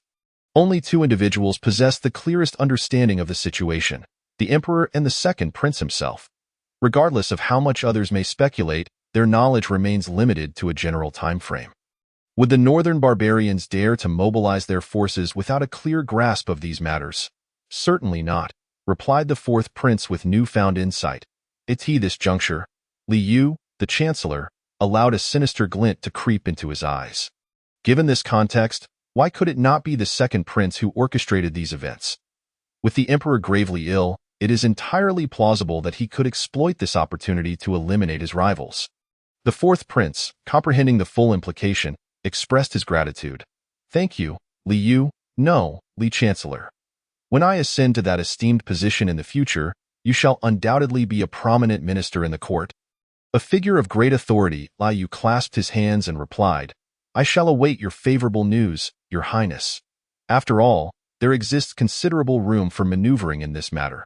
Xiao Zifeng's identity is already questionable, and the timing of their return is exceedingly fortuitous. As for that letter, it serves as damning evidence of fratricide, especially considering the meticulous preparations for deceit. However, the fourth prince hesitated, but Liu discerned the source of the fourth prince's apprehension. Regarding the ghost sword, I have heard whispers in the martial world, why return to the imperial capital is not merely to escort Zhao Xinluo. If he is indeed as arrogant as the tales suggest, he will almost certainly seek another encounter with the sword. Moreover, how much influence can I truly wield over the affairs of the realm? Suddenly, as Xiao Zifeng conversed with Zhao Xinluo, he felt a chill run down his spine. I sense that there are always schemers intent on my demise. His brazen proclamation left Hui Xi and Zhao Xinluo astonished. Zhao Xinluo, though surprised, was somewhat accustomed to Xiao Zifeng's eccentricities. At times, she wondered if his father had mistakenly taught him the wrong character for madness. Hui Xi, however, quickly interjected, such reckless words of exterminating 9 clans should not be uttered lightly. Xiao Zifeng, such titles cannot be bandied about, for they entail grave consequences. I am the sole member of my family. Where are these 9 clans? Xiao Zifeng retorted nonchalantly. I don't even have a teacher. Hui Xi pressed her palms together and intoned, Umitba. Those unburdened by ties are indeed formidable. Zhao Xinluo, speaking bluntly, stated, in the future, if you must utter such words in public, please refrain from claiming that we are acquainted. We wouldn't want to jeopardize our comfortable lives. Xiao Zifeng clutched his heart dramatically, lamenting, who was it that saved you in your moment of peril? Who risked everything to lead you to safety amidst those who sought to harm you? That hardly provides justification for your treasonous intentions toward my family. Zhao Xinluo shot him a disdainful glance. I am simply well-fed and free of troubles. Who would wish to rebel? Only a fool would aspire to that position. Zhao Xinluo sighed in exasperation. You truly have no understanding of the burdens of the supreme ruler. Xiao Zifeng countered. It's not that I lack understanding. Rather, I comprehend it all too well. Theo, you genuinely believe that such a position is easy to attain. A tyrant or a foolish ruler may well be overthrown by the masses. Yet, to be a wise sovereign entails managing a multitude of affairs daily, leaving little time for enjoyment. Not to mention, one must bear the weight of all the pressures of that role, cunning ministers forming factions, the need to guard against one's closest allies, and even one's own offspring, as there will always be some who aspire to usurp your place. The reason that position is termed a solitary existence is not an exaggeration. It merely states a fact. The heart of an emperor is one of balance, mastery over all matters, and a constant suspicion of those around him. Hui Xi swallowed hard. While Shangming Temple held prestige, it was not sufficient to grant him such audacity. The state is not to be trifled with, bolstered as it is by the might of its armies and the vast resources cultivated by its powerful figures. Thus, when in the presence of an emperor, one must show due respect. Such sentiments are not ones he would dare voice, lest he find himself without protection, especially when discussing the intricacies of imperial governance within the very home of a chancellor. Zhao Xinluo queried, Your words suggest you have been an emperor yourself? Never. I merely speak as I please, Xiao Zifeng replied, waving his hand dismissively. At that moment, a servant lightly knocked on the door. Miss, it is time for dinner. Oh dear, we have chatted so long. Wait, where is Oldly? I haven't seen him at all. Xiao Zifeng suddenly recalled his purpose for being there, to return the sword, yet its owner was absent. He seems to have gone to meet a friend, Zhao Xinluo replied. Chapter 40. Oldly's breakthrough. Speak of the devil, and he shall appear. Oldly descended from the heavens, landing gracefully in the courtyard, standing as if he were a recluse from the world. Oldly, Xiao Zifeng greeted him just as Oldly seized his hand and soared into the distance. Hui Xi, eager to greet this elder from the martial world, found herself unable to utter a word. It is time for you to fulfill your promise, Xiao Zifeng declared, producing the accompanying sword. You old man, returning a sword, yet you venture to this desolate wilderness? Old Li took the sword, gazing deeply at Xiao Zifeng. That is not what I meant. Then what did you mean? Xiao Zifeng began to inquire, only to suddenly recall, his expression turning serious. You truly wish to practice. Are you having second thoughts? Old Li asked suspiciously. Not at all. It's just that this sword technique is exceedingly profound and enigmatic. I fear you may not grasp it. I have practiced swordsmanship for over 70 years, mastering unparalleled techniques. What swordplay could I possibly be unable to learn? Hearing this, Xiao Zifeng's expression grew solemn as he spoke deliberately. The essence of a mortal kneeling lies in the concept of comprehension. For this is not merely a sword technique, but a principle of swordsmanship. Just as a waterfall cascades downward, so too will anything cast aside eventually come to rest. It is a cycle of seasons. An immutable law. Whenever I wield my sword, my adversary shall inevitably kneel. Like the transition between spring and winter, it cannot be altered or reversed.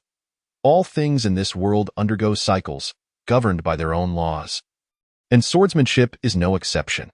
Each time I swing my sword, I deepen my understanding of this law and embody it into my own practice. This is the secret of immortal kneeling. After imparting this insight, Xiao Zifeng found no further additions necessary. He felt his words were not entirely baseless. Old Li, upon hearing this, fell into contemplation. The principles of the sword, the rules of the sword, after years of practicing swordsmanship, such statements were foreign to him. A swordsman immerses himself in the essence of the sword, drawing inspiration from the flora and fauna to comprehend more profound sword techniques, crafting techniques of exquisite intricacy. Yet, no one had ever articulated the rules of the sword. It appeared that the sword possessed its own set of principles. To integrate these rules into oneself and wield them as one's own. Harnessing the power of heaven and earth along with the force of these rules, at that moment, Lao Li experienced an epiphany. Upon his initial defeat, he had sensed a deficiency in his swordsmanship. That encounter with the Qingshan sword immortal, whose swordplay was as majestic as a mountain, had led him to believe it was merely a display of might. In hindsight, it was a manifestation of the natural forces and the power of rules. To grasp these rules, to apply them, and to weave them into one's sword techniques to forge a unique style of swordsmanship. Lao Li's aura surged, a formidable presence ascending into the heavens, stirring sand and stone, causing trees to sway. Xiao Zifeng instinctively stepped back, realizing he had successfully inspired enlightenment. It seemed that the protagonists in novels could indeed provoke such breakthroughs with mere words, a phenomenon that surprisingly existed in reality. He now understood why certain reclusive masters enjoyed playing the enigmatic. They could effortlessly inspire and elevate others, and should one fail to progress, it merely indicated a lack of comprehension. Lao Li's momentum continued to rise, transforming from the imposing aura of a strong individual, driven by immense vitality, into a piercing sword intent. The Qing scale sword unsheathed, enveloped in countless light leaves, resembled a sinuous azure dragon, swirling around Lao Li. In that moment, those fluttering leaves ceased to be mere foliage, but transformed into countless sharp blades. Lao Li appeared as if, with a single strike, all swords would bow to him, and no longer did he exude the demeanor of a lecherous old man. He had become akin to a razor-sharp sword. Zhou Suifan stepped out of the courtyard, gazing at the distant, heart-stirring sword intent, a sensation both familiar and strange. Yet he recognized its source, raising his cup of tea in salute towards the horizon. A genuine smile gracing his lips, the ghostly swordsman, Li Mo Kuang, had returned, now with an even more formidable presence. On a distant green mountain, a figure in azure robes sat cross-legged atop a cliff. Before him, a white-handled iron sword trembled. He was the Qingshan sword immortal, acknowledged as the strongest swordsman in the Great Zhou, previously renowned as the world's foremost swordmaster. Though he no longer bore the title of the world's strongest swordmaster, his prowess remained formidable. After all, his sword had only been defeated once. Sensing this sword intent, he recognized it as a former formidable adversary. Now, the opponent had grown even more proficient, his eyes devoid of urgency, filled only with anticipation. He had initially thought that after their last match, the opponent would falter, only to find that he had touched upon this profound level. He welcomed strong challengers, for only through such encounters could he advance further. Deep within the imperial palace, the pale-faced emperor cast a glance toward the source of the sword intent before closing his eyes once more. It was powerful, yet not sufficient. Taoism Mo daily observed the distant sword intent, preparing to calculate what kind of opportunity Li Mo Kuang had encountered to achieve such enlightenment. Just as he was about to begin, a familiar sensation washed over him. This feeling had once accompanied an ominous warning from heaven when he tried to discern the identity of that sword deity. At that time, he had thought that a single bolt of lightning would not claim his life, so he recklessly proceeded with his calculations. The result had been a rather tragic outcome. Should he dare to try again? After all, the last time he had not been struck dead. Perhaps another attempt would yield similar results. Mo Daly hesitated, akin to someone being presented with a sheet of paper claiming to contain the answers, yet placed upon a mouse trap, leaving him conflicted and anxious. As a practitioner of the arts, facing something beyond his comprehension was exceedingly frustrating. Especially at his level, having trained to this extent, his ultimate goal was to be able to decipher when he wished to. After much contemplation, Mo Daly ultimately decided against it. After all, the disciples of Taoism were resting, and awakening them with a sudden thunderstorm would not be ideal. Moreover, he could surmise that Li Mo Kuang's significant progress was likely due to guidance from that sword deity. Since he had already deduced the outcome, there was no need to calculate further. Yes, having figured it out, there was no necessity to delve deeper. It was best to rest instead. Above the Taoist sect, dark clouds suddenly gathered. An elderly figure, who had been calculating, silently withdrew his hands. How petty! If he wouldn't calculate, then so be it. Why was heaven in such a hurry? On another front, Xiao Zifeng gazed at the ever-expanding phenomenon, contemplating what his own breakthrough might resemble in the future. Lao Li's current advancement was truly spectacular, a scene that even special effects could not replicate. An azure dragon enveloping him, sword energy swirling, exuding an aura that proclaimed, "I alone am worthy." In that moment, a sharp sword emerged from the center of Lao Li's brow. This sword was shrouded in darkness, as if a vengeful spirit were howling. Exceedingly eerie, Xiao Zifeng fixated on this sword, murmuring, "This must be Lao Li's spiritual sword. It diverges greatly from his usual sword style." This dark sword seemed to rejoice in the breakthrough of Lao Li, its blade reflecting a ghostly light, remarkably smooth.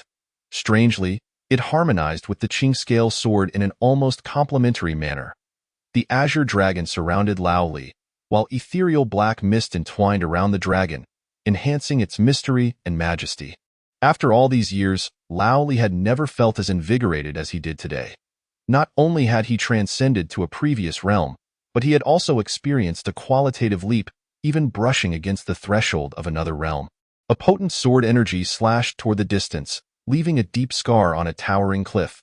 The ghostly swordsman, Li Mo Kuang, had returned once more. Xiao Zifeng stood by, applauding.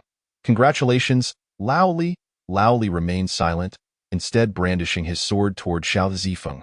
Startled, Xiao Zifeng dodged. Lao Li did not unleash sword energy. He had broken through, gaining clarity in his sword path and new insights. However, he still could not master Xiao Zifeng's peculiar sword techniques. Lao Li, somewhat skeptical, challenged, "You used the immortal's kneel on me."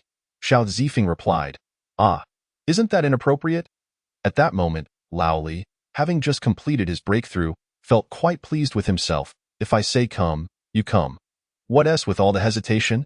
With a thud, dust rose as a pair of knees struck the ground with tremendous force. Without any chance to resist, the once spirited Lao Li found himself, in an instant, humbled in the dirt, confronted with the rules of swordsmanship he had just begun to grasp. A mere two-realm swordsman found himself unable to withstand the might of an eight-realm warrior. Surely, even a nascent understanding should afford him some resistance. "Are you tricking me?" Xiao Zifeng, with righteous indignation, responded. "If I were deceiving you, would I have made such progress? Would you feel so invigorated? If I had lied, what would account for your genuine breakthrough? What of your fiercely sharp sword techniques?" He gestured toward the distant cliff. "Look at that cliff. You've nearly cleaved it in two. Do you still need to question me? None of this could be fabricated." The reason you couldn't resist is that your understanding of swordsmanship still lags behind. Consider how long I have been comprehending this sword path, why techniques are devoid of lethal force, so it's understandable that they yield such profound effects. After all, they are born of a trade-off for lethality. Swordsmanship cannot be judged merely by realms. It is entirely reliant on innate talent and comprehension. Lao Li stroked his chin, reflecting on his recent breakthrough. Although he had immersed himself in swordsmanship for many years, he had only just begun to touch upon the rules and principles of the sword. Xiao Zifeng had started practicing swordsmanship long ago, back when he was hardly even considered a practitioner.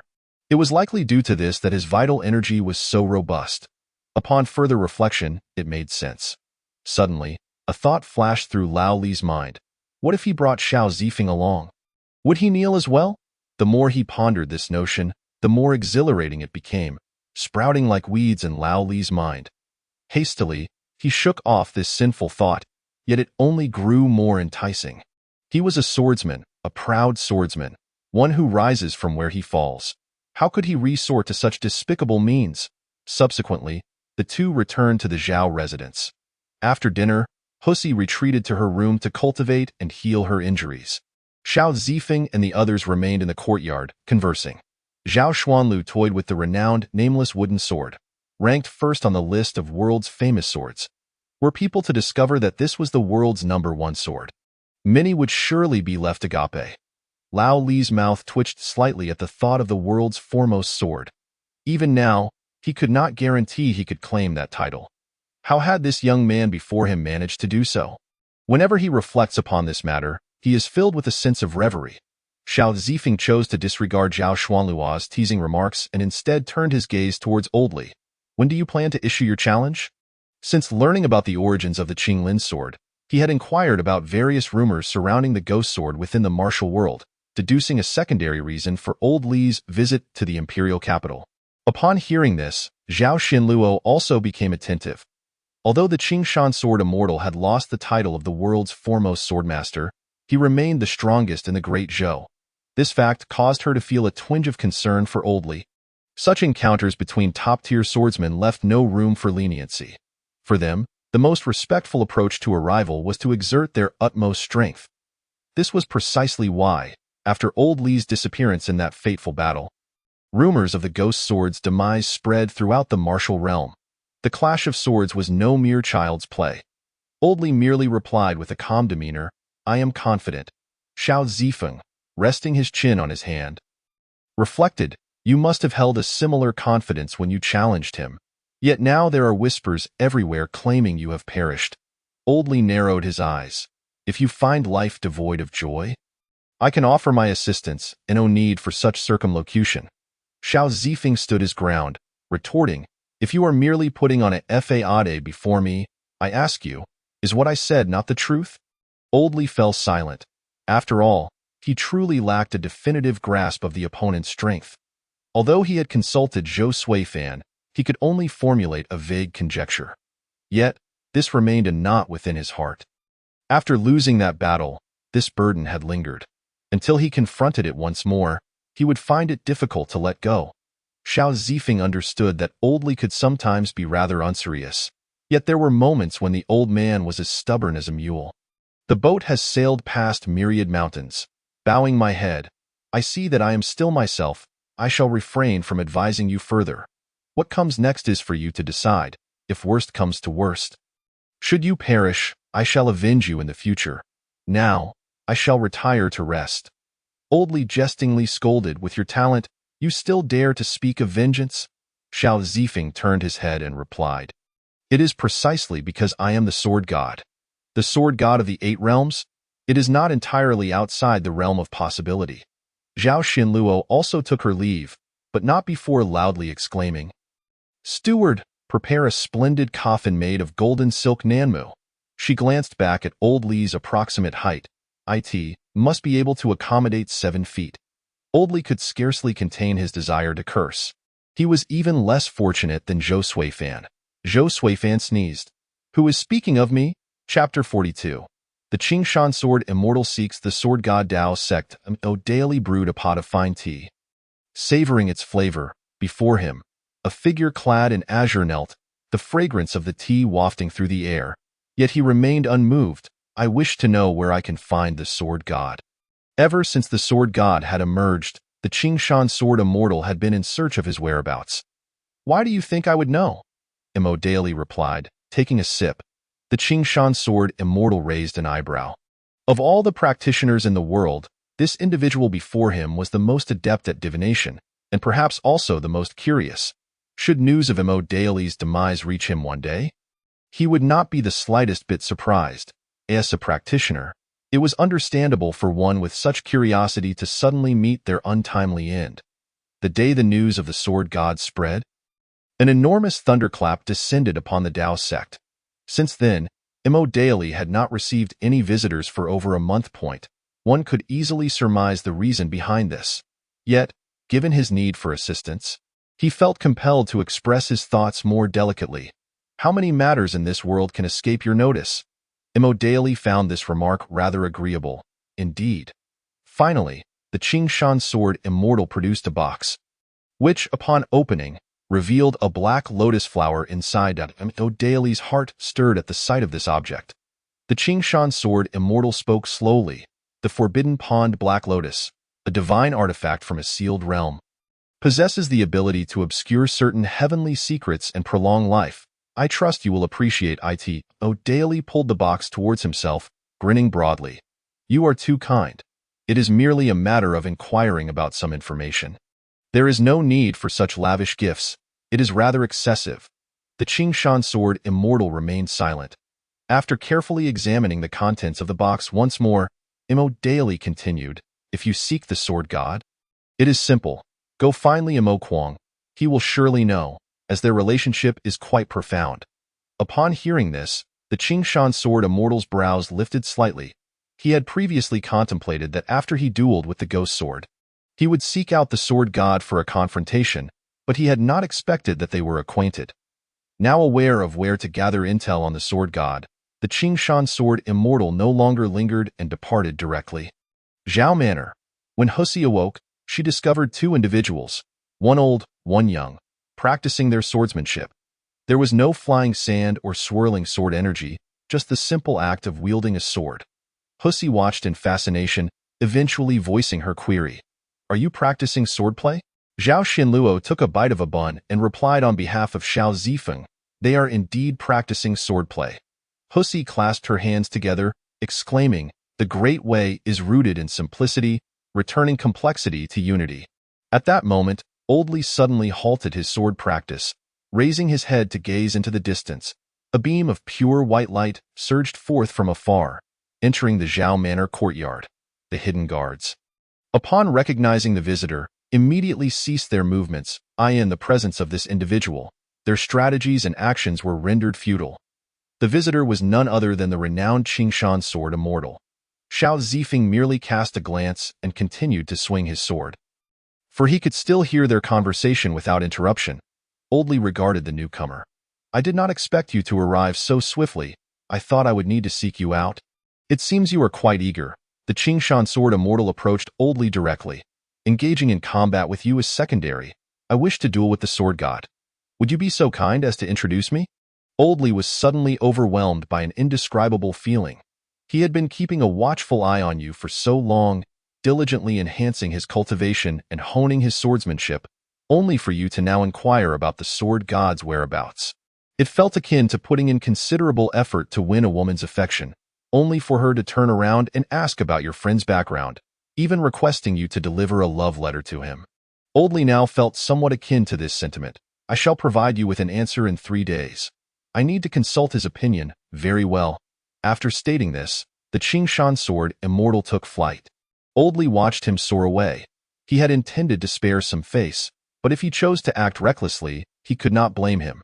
Zhao Xinluo, observing from the side, especially focused her gaze on Xiao Zifeng as they discussed the sword god.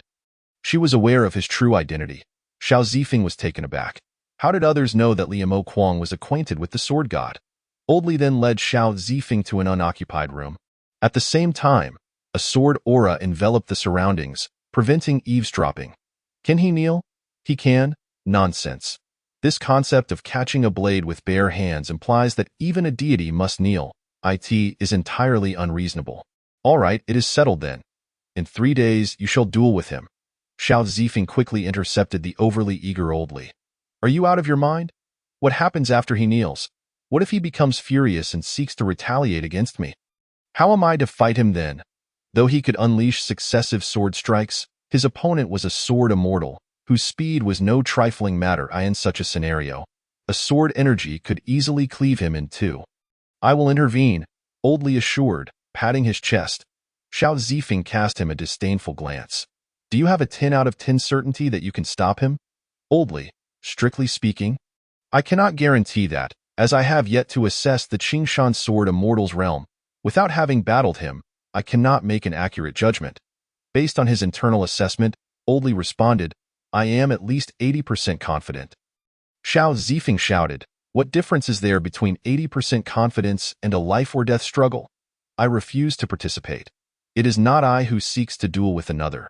Outside the room, it was unclear what the two were discussing. Husi found it perplexing. What could Li Senior be doing taking Xiao Zifeng into a room? Had they not been discussing the sword god? With her questions swirling in her mind, Husi turned to Zhao Xinluo and voiced her thoughts.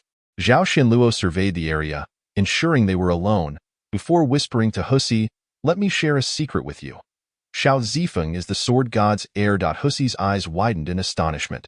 Since leaving the village, she had heard various rumors about the martial world, including tales of the sword god, who had compelled 100,000 troops to kneel with just a wooden sword.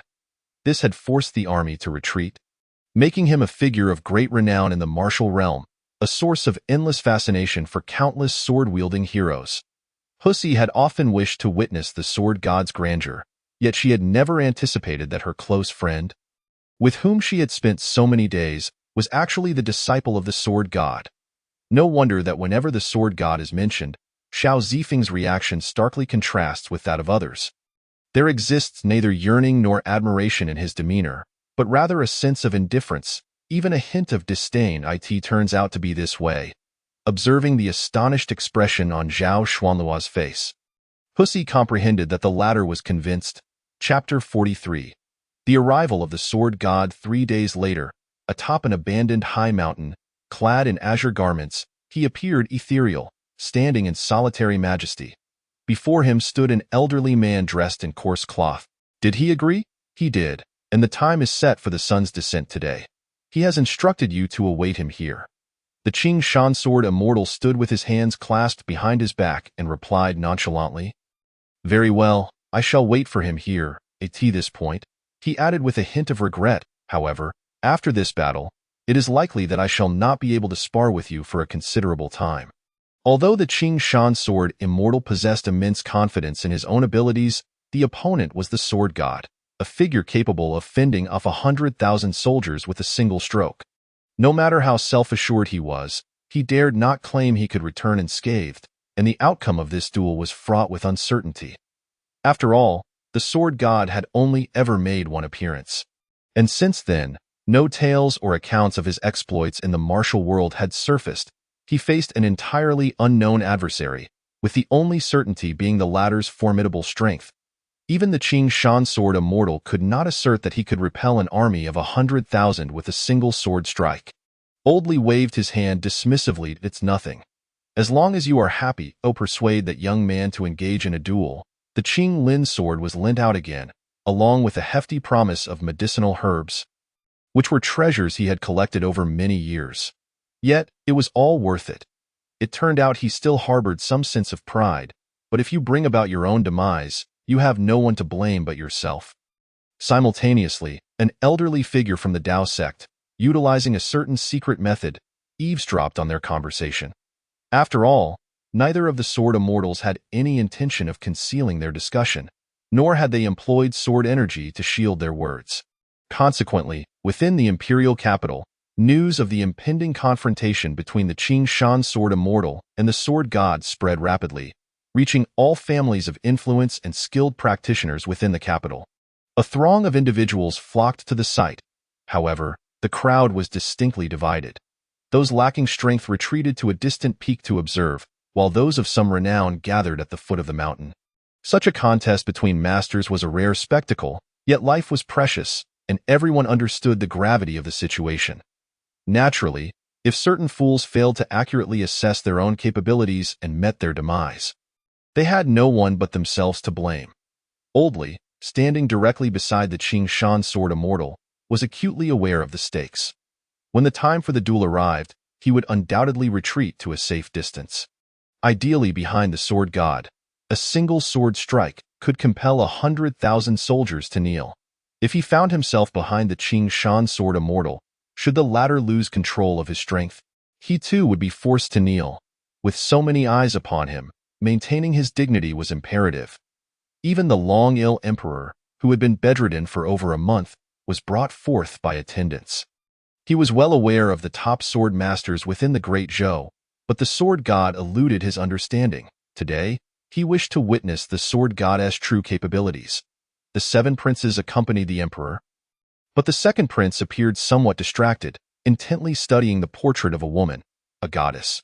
Over a month ago, the northern barbarians had seized several key cities in the northern frontier, and he had been ordered to lead troops to reclaim them.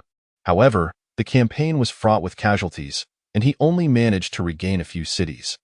After a protracted stalemate, he was summoned back by his father, the emperor, who, in his old age, wished for his children to remain by his side before he departed this world. Faced with such reasoning, he found it difficult to refuse. Yet, on his return journey, he encountered the statue of that goddess. Previously, he had regarded the notion of love at first sight as mere folly meant to deceive naive young ladies. However, upon gazing at the goddess's statue, he found himself entranced. Since then, his study had become filled with images and statues of the goddess, marking the greatest regret of his life. During the campaign against the northern barbarians, he had occasionally heard rumors about this goddess.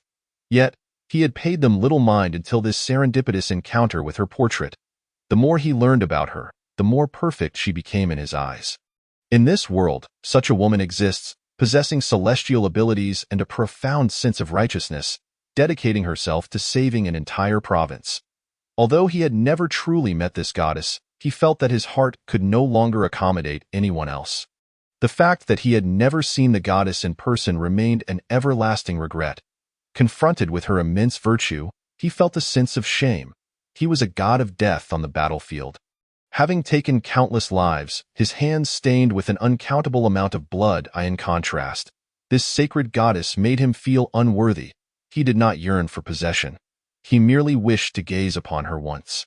Yet, this desire was a far more difficult aspiration than one could imagine. The goddess had ascended, transforming into countless rays of golden light that soared into the heavenly gates. Gazing at the portrait before him, he envied the people of Xuanzhou. Noticing someone approaching, he quickly concealed the portrait.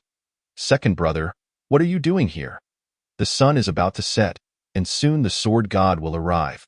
With your formidable skills, you should get closer. Standing back here, you won't see much. Remember, this is a duel of top-tier masters.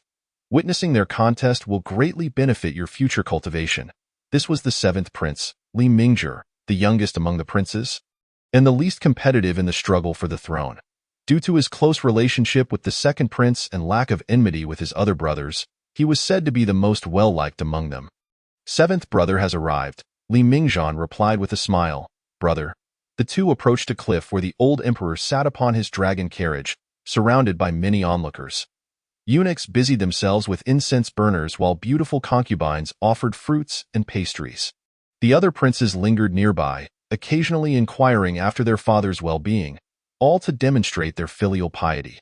They hoped that before the old emperor departed this life, he might remember them when drafting his will. Upon seeing the tardy 2nd prince, some of the other princes could not help but engage in light-hearted gossip. Though unspoken, the implication was clear. The 2nd prince seemed indifferent to their father's condition. The 2nd prince paid them no heed, and the old emperor merely remarked lightly, "Let us watch the duel. Do not chatter so much." Though his voice was soft, every individual present listened intently to each word he uttered. Even the faintest whisper commanded their full attention. Thus, after his statement, several princes fell silent. Unlike his indifferent demeanor towards the other princes, The old emperor rarely displayed a smile when he saw the second prince. Do you wish to stay and accompany your father, or approach more closely? If the other princes were to choose, they would undoubtedly opt to remain with their father. However, the second prince glanced at his brothers and decided, I shall get closer. Perhaps I can glean some insights from the duel between two of the great Zhou's top swordsmen. The old emperor beamed, truly my son, ambitious and astute. Go ahead, but be cautious. Do not place yourself in harm's way. Thank you for your concern, father. I shall be careful, the second prince replied, bowing respectfully before leaping down the cliff, rapidly approaching the mountaintop. At that moment, the setting sun resembled a disk, its lower edge nearly kissing the horizon, yet it would likely vanish entirely within the next half hour. Suddenly, from above the clouds, a bird's song echoed. The wood vermilion appeared before the eyes of all, prompting gasps of admiration at this exquisite creation. However, the gaze of many was drawn not to the bird, but to a figure clad in black robes, adorned with a mask of strange black and white patterns. Bearing a plain wooden sword upon his back, amidst the crowd, someone exclaimed, The sword god has arrived. Chapter 44. A chance to face you with a sword. You have fallen draped in black robes and donning an enigmatic mask. The sword god emanated an air of mystery. A palpable sense of pressure caused many to breathe hurriedly. Among the gathering were numerous skilled practitioners, from the Dao sect, the royal family, and the Qing Shan sword immortal himself. Yet none could discern the sword goddess realm, shrouded in enigma and chaos. They could only sense his formidable strength, unable to articulate precisely what level he occupied. The old emperor squinted, feeling a profound sense of threat. Humanity inherently harbors awe and fear of the unknown. Meanwhile, Oldly, who had long since distanced himself, observed the sword goddess' entrance and the inexplicable aura of strength and pressure surrounding him. He quietly muttered, What a true performance. This statement was conveyed to him by Xiao Zifeng. Zhao Xianluo previously found it difficult to comprehend how this individual pretended to be an expert, but now she understands. Had she not been already aware, there is no way she could have associated the person she saw with Xiao Zifeng. If she had initially witnessed the sword goddess' appearance, she might not have even guessed it was Xiao Zifeng. Hui Ci, curious, inquired, Why hasn't Master Xiao come? Zhao Xianluo casually replied, He feels that his master is bullying others unilaterally and finds it uninteresting, so he chose not to attend. Hui Ci expressed her astonishment with a simple, Amitabha. As a monk, she refrained from uttering profanities, resorting instead to this phrase to articulate her surprise. Is he not overly confident in his own master? She herself does not dare to hold such confidence when she hears of her master's duels. She always revisits the rebirth mantra, as it may come in handy.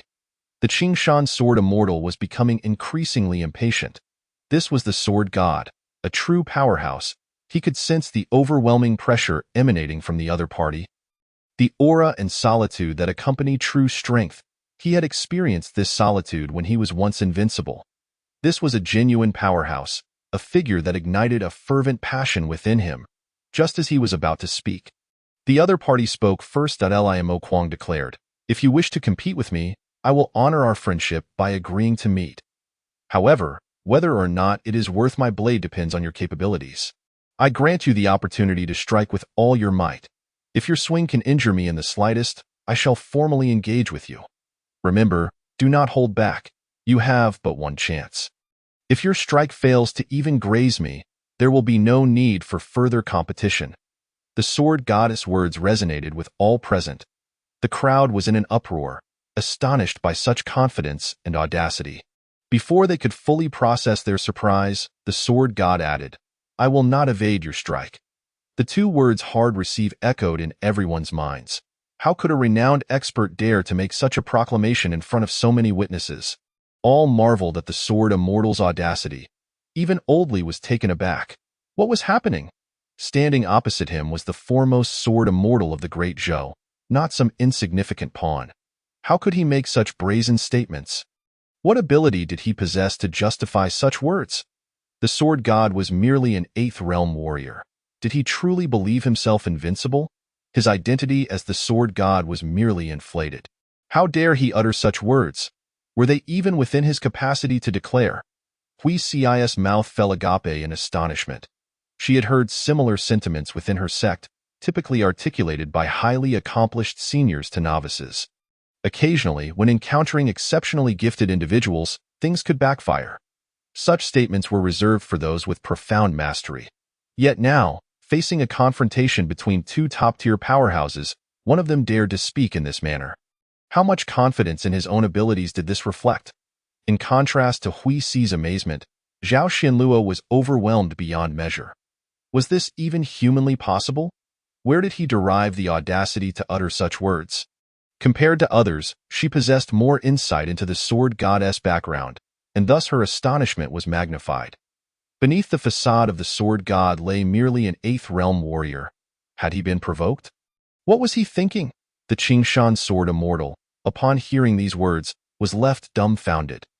After a century in the martial world, encountering countless opponents, never had anyone dared to make such grandiose claims against him. This was indeed an eye-opener, igniting an inner fury within him, for it was a profound disrespect. A man of such composure as the Qingshan sword immortal, now filled with indignation, stated, "You must consider carefully. If you do not draw your sword, you will have to bear my strike." The sword god, in a remarkably calm tone, replied, "Draw your sword. I stand here ready to experience your swordsmanship." "Very well," the Qingshan sword immortal roared with fury. Instead of using a paired sword, he summoned his spiritual sword directly from his chest. It was an exquisitely vibrant green blade, reminiscent of spring bamboo, smooth as jade. The sword chi that had scattered around him coalesced entirely into this one weapon. There were no grand displays, no sword chi spilling forth. It was a true return to simplicity, the sword's energy concentrated within. Oldly observed this scene and couldn't help but exclaim, "So, you have reached this level." This sword's caliber was exceptional, striking unseen, all its might contained within. Oldly sensed that should he attempt to receive this strike, he could hardly muster a 4/10 chance of survival. This was merely the probability of withstanding the blow and emerging unscathed. The sword flew forth with incredible speed. Among the spectators, only a few caught a fleeting glimpse of a glimmer. The others saw nothing at all. The only indication was that the sword halted at the sword goddess' forehead. It did not even pierce the skin. The tip rested against his brow, yet the sword god remained entirely unharmed. Some spectators even presumed that the Qingshan sword immortal had suddenly ceased his attack. Only a handful of skilled individuals understood that such rapid swordplay could not be reined in essence. The sword god had genuinely intercepted this strike. The Qingshan sword immortal's eyes widened in disbelief. He could not fathom that a strike, which had drawn upon all his lifelong training and strength, could fail to inflict even the slightest injury. The sword god's calm voice echoed, "You have lost." There was no flamboyant display of sword techniques, merely an imperceptibly swift strike. Yet this remarkably fierce and lethal blow was elegantly deflected by the sword god with ease. The spiritual sword fell, taking with it the Qingshan sword immortal's heart for cultivation.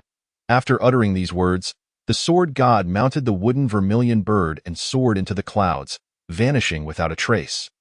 Observing that the Qingshan sword immortal had no retort and witnessing the tacit acknowledgement of the martial experts present, the others suddenly realized the Qingshan sword immortal had been defeated. The greatest sword immortal of the Great Zhou had been unable to breach the sword goddess' defenses. This would become a matter of astonishment for all martial artists across the Great Zhou and beyond. The name of the sword god was truly deserved. Those unaware of the truth were stunned. Those in the know were left speechless. Chapter 45. A good attitude in life high above, at an altitude of thousands of meters. Xiao Zifeng, with his hands clasped behind his back, coldly remarked, "If you suddenly seek to battle me, I might panic. If you schedule a duel, you will undoubtedly be the one to falter in the setting sun." He maintained an invincible posture. "I may not be able to slay you, but you certainly cannot breach my defense." Xiao Zifeng, in a moment of self-aggrandizement, silently gave himself a nod of approval as he piloted the wooden vermilion bird toward the imperial capital. Meanwhile, those left behind remained ensnared in their shock. Oldly regarded the despondent visage of the Qingshan sword immortal, furrowing his brow deeply. It seemed he had inadvertently shattered the man's spirit. He had only intended to cause him some embarrassment, but now it appeared he had dismantled the very foundation of his resolve. What should he do? He still had duels to engage in. Yet in the current state of his opponent, what could he possibly achieve? This was a deeper blow than he had ever suffered. After all, having devoted a century to mastering the sword, to find that he could not even breach an opponent's defenses was, to put it bluntly, akin to being unqualified to even trim nails. After witnessing the spectacle, Emperor Li Jinwu began to lead his entourage away. Beneath his gaze, which resembled an unfathomable abyss, lay unparalleled trepidation. In all of the Great Zhou, only two individuals evoked a sense of threat, Taoist Immortally and the Qingshan Sword Immortal. Yet now, the sword god posed a greater threat than both of them combined. The Qingshan Sword Immortal's sword techniques were impeccable. Should such an unexpected strike be unleashed upon him, it could very well spell his demise. To withstand it head-on without a scratch was an impossibility. This sword god, elusive and enigmatic, left no trace of his origins or intentions. As the ruler of the Great Zhou, the emperor mobilized all his resources to track the sword goddess' whereabouts, but gleaned not a shred of information. Faced with such a mysteriously formidable adversary, the emperor felt a long-lost sense of insecurity creeping in. It seemed he needed to act swiftly. Within the royal entourage, the fourth prince sensed trouble. Would the Qingshan Sword Immortal still engage in battle with Li Moquang? Would Li Moquang dare to challenge the Zhao residents under such circumstances? It seemed he must take decisive action.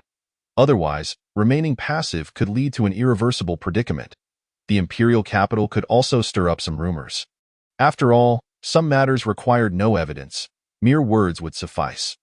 Once a reputation was tarnished, those with sullied names would find it difficult to refute, as no one would listen to their explanations. Ba, what a remarkable exchange of techniques. Zhao Shizhu, wouldn't you agree? Hui Si mused nearby. Yet Zhao Xinluo appeared utterly oblivious to his words, still enraptured in her astonishment, unable to hear what others were saying. The sword techniques displayed were those she had taught. She had guided his every step in cultivation, and she had even investigated his aptitude. What on earth was happening? It has been a month since we last met, and you have truly become a master of the sword, haven't you? Could it be that a celestial being has blessed you, allowing you to attain enlightenment in just 3 days? This feeling is truly unparalleled. It is akin to a university student suddenly encountering a prodigious talent from a remote village, whom they had once struggled to teach. Initially, this young person had poor aptitude, finding even the basics of phonetics a Herculean task, relying on the benevolence of a mentor to gain admission to primary school. Yet, after just a month apart, they have transformed into an academician. Who can comprehend this? The shock she feels is not unlike that of the renowned Qingshan Jianxian. Hui Si called out to Zhao Xinluo several times before receiving a response. What is it? Zhao, I have called your name repeatedly, yet you were unresponsive. Hui Si said patiently. I am simply too astonished and momentarily at a loss for words, Zhao Xinluo admitted. Hui Si concurred. Indeed, who would have anticipated that Qingshan Jianxian would be so effortlessly defeated? This conclusion is one that no one foresaw. We expected a fierce clash, yet it ended in such an unexpected manner. Both Zhao Xinluo and Hui Si shared astonishment over the same event, yet their points of surprise lay on entirely different planes. Qingshan Jianxian, weak and weary, summoned his spirit sword back before departing on the winds, bathed in the melancholy and solitude of the sunset's fading light. Oldly approached Zhao Xinluo and Hui Si from behind. Shall we go? Zhao Xinluo turned to inquire. Are you not going to challenge Qingshan Jianxian? Oldly replied somewhat irritably. He left in such a despondent manner, akin to a stray dog. How could I possibly extend an invitation? That would be akin to kicking someone when they are down. Hui Si clasped her hands together, recalling Qingshan Jianxian's forlorn visage as he departed, and could only utter, Ba. Zhao Xinluo found herself at a loss for words as well, for if she were to reveal the truth to Qingshan Jianxian, he might well take his own life on the spot. For one already steeped in despair, telling him that his adversary, who once seemed invincible, is merely an insignificant ant in the realm of the 8 realms. An opponent he could have crushed with a mere finger, would leave him with no alternative but to succumb to his own despair. After all, individuals with the fortitude of Oldley are quite rare. The incident of kneeling could be dismissed as inconsequential, yet had it been someone more sensitive, they might have taken drastic measures against Xiao Zifeng. The three returned to the Zhao residence, where Xiao Zifeng lounged in a chair like a lord, surrounded by fresh pastries and fruits, exuding an air of leisure. Upon entering, Hui Si could barely contain her excitement as she recounted the day's events to Xiao Zifeng. He merely responded with a nonchalant, "Oh," utterly disinterested, which dampened Hui Si's spirits slightly. Upon reflection, it was understandable. After all, he was her master, and their relationship was likely one of considerable intimacy, with an inherent understanding. Such indifference could be grasped. Hui Si understood this, yet Oldley and Zhao Xinluo were perplexed, especially witnessing Xiao Zifeng's relaxed demeanor. The two of them each took an arm, dragging him into a room, leaving Hui Si alone in the courtyard. There were moments when she felt like an outsider. Hui Si turned her gaze to the delectable pastries and fruits on the table, indulging herself. Being a person of the Buddhist faith, she was capable of letting go of transient thoughts, quickly coming to terms with them. It is only natural for individuals to harbor secrets. It is entirely normal for the three of them to possess their own. Their silence was likely a matter of personal discretion, and it is better to maintain a positive outlook. These pastries are delightful, far superior to those in the temple, sweet yet not cloying. Inside the room, Oldley and Zhao Xinluo scrutinized Xiao Zifeng as if he were a criminal under interrogation. In unison, they demanded, "Explain what transpired." "Let me think. How should I fabricate this? No, rather, how should I convey this to you?" Xiao Zifeng began, only to feel he had inadvertently let something slip, and promptly interrupted himself to reorganize his thoughts. Zhao Xinluo and Oldley furrowed their brows, clearly unimpressed, as if they were being treated as fools. Unworthy of clarity. This tale is lengthy. If I were to recount it in detail, it would begin on that snowy night when my father found me after I had just been rescued. Oldley slammed his palm on the table, causing it to splinter with cracks. You have one chance to reorganize your words. Be succinct. There are limitations and costs. Do not use it carelessly. Xiao Zifeng spoke rapidly in response. Oldley and Zhao Xinluo softened their expressions. This was more like it. Such formidable abilities could not be employed on a whim. Their limitations and costs made sense. Oldley advised, in the future, use this sparingly. In your journey through the martial world, this will be your greatest trump card. With this skill, you can navigate perilous situations. Do not use it lightly unless absolutely necessary. As for the origin of this ability, Oldley and Zhao Xinluo had no intention of pressing further. They were aware that Xiao Zifeng harbored many secrets, and a general understanding sufficed without delving deeper. Xiao Zifeng was surprised that he had managed to deceive them. There are limitations, but no cost. Had he claimed there were no costs, they likely would not have believed him. The notion of a martial artist from the Eight Realms withstanding a full-force strike from a sword immortal without consequence would be met with skepticism. Thus, this matter was brushed aside with ease. Meanwhile, throughout the streets and alleys of the imperial capital, rumors began to circulate regarding the Zhao residence's scandalous affairs. For instance, it was whispered that the reclusive young lady of the Zhao family was no longer chaste and had taken a young paramour into her boudoir. Even expressing interest in monks, no one knew precisely when these rumors had begun to circulate, yet they were relished by the populace. Informants from within the Zhao residence confirmed the presence of a monk and mentioned an unfamiliar youth who had seemingly infiltrated the estate. According to the guards, this youth had certainly not entered through the main gate, as they had never seen him before. With the combination of rumors and purported insider leaks, the matter gained traction. The rumors grew more frenzied, eventually reaching the ears of Chancellor Zhao. The old steward, ever dutiful, relayed the gathered intelligence to Chancellor Zhao, including information about those disloyal individuals within the household. Dispose of them. Chancellor Zhao, Zhao Tian, commanded, his gaze frosty. Someone was clearly preparing to take action. Naturally, these rumors also reached Xiao Zifeng and his companions. Few outside the Zhao residence were privy to Xiao Zifeng's presence there, save for those within the estate. After all, outsiders had no inkling of his infiltration, although one individual did raise suspicion. The fourth prince, upon hearing these rumors, Xiao Zifeng's mind gradually linked them to him. Zhao Xian Luo had returned for some time without any rumors surfacing, yet shortly after his arrival, such scandalous whispers emerged. It is not to say that rumors lack opportunity. Anyone with a mind to fabricate could find a reason in their daily life. There was no need to wait for his arrival, suggesting a deliberate attempt to frame him. With this line of thought, Xiao Zifeng concluded that the only adversary he had within the imperial capital was the so-called Fourth Prince. Only he could have discovered his presence in the Zhao residence and possessed the means to plant spies there. Having pinpointed his target, Xiao Zifeng knew precisely how to retaliate. Rumors. Who cannot spread them? Moreover, the information he disseminated may not necessarily be mere rumors. He thrives on reality. After inquiring about the daily outings and residence of this prince from Zhao Xian, Xiao Zifeng commenced his vigil. The Fourth Prince is surrounded by a multitude of guards, yet, owing to Xiao Zifeng's prowess, these sentinels remain utterly oblivious to his presence. While descending from his carriage, the Fourth Prince absent-mindedly tapped his arm. Having felt as if something had pricked him moments earlier, however, he found no wound, merely a lingering sensation. Initially, he dismissed it as a mere figment of his imagination and returned to his residence. Xiao Zifeng returned to the Zhao residence, requesting Zhao Yingtian to spread some rumors regarding the Fourth Prince and mentioning potential grievances he might have with him. Zhao Yingtian acquiesced at this juncture. He finally identified his target, the Fourth Prince, who had set his sights on his daughter. Furthermore, it was he who had informed the northern barbarians. The Three-Sword sect hardly merited the Fourth Prince's attention. Given its insignificance, the only local authority with ties to the court was the county magistrate.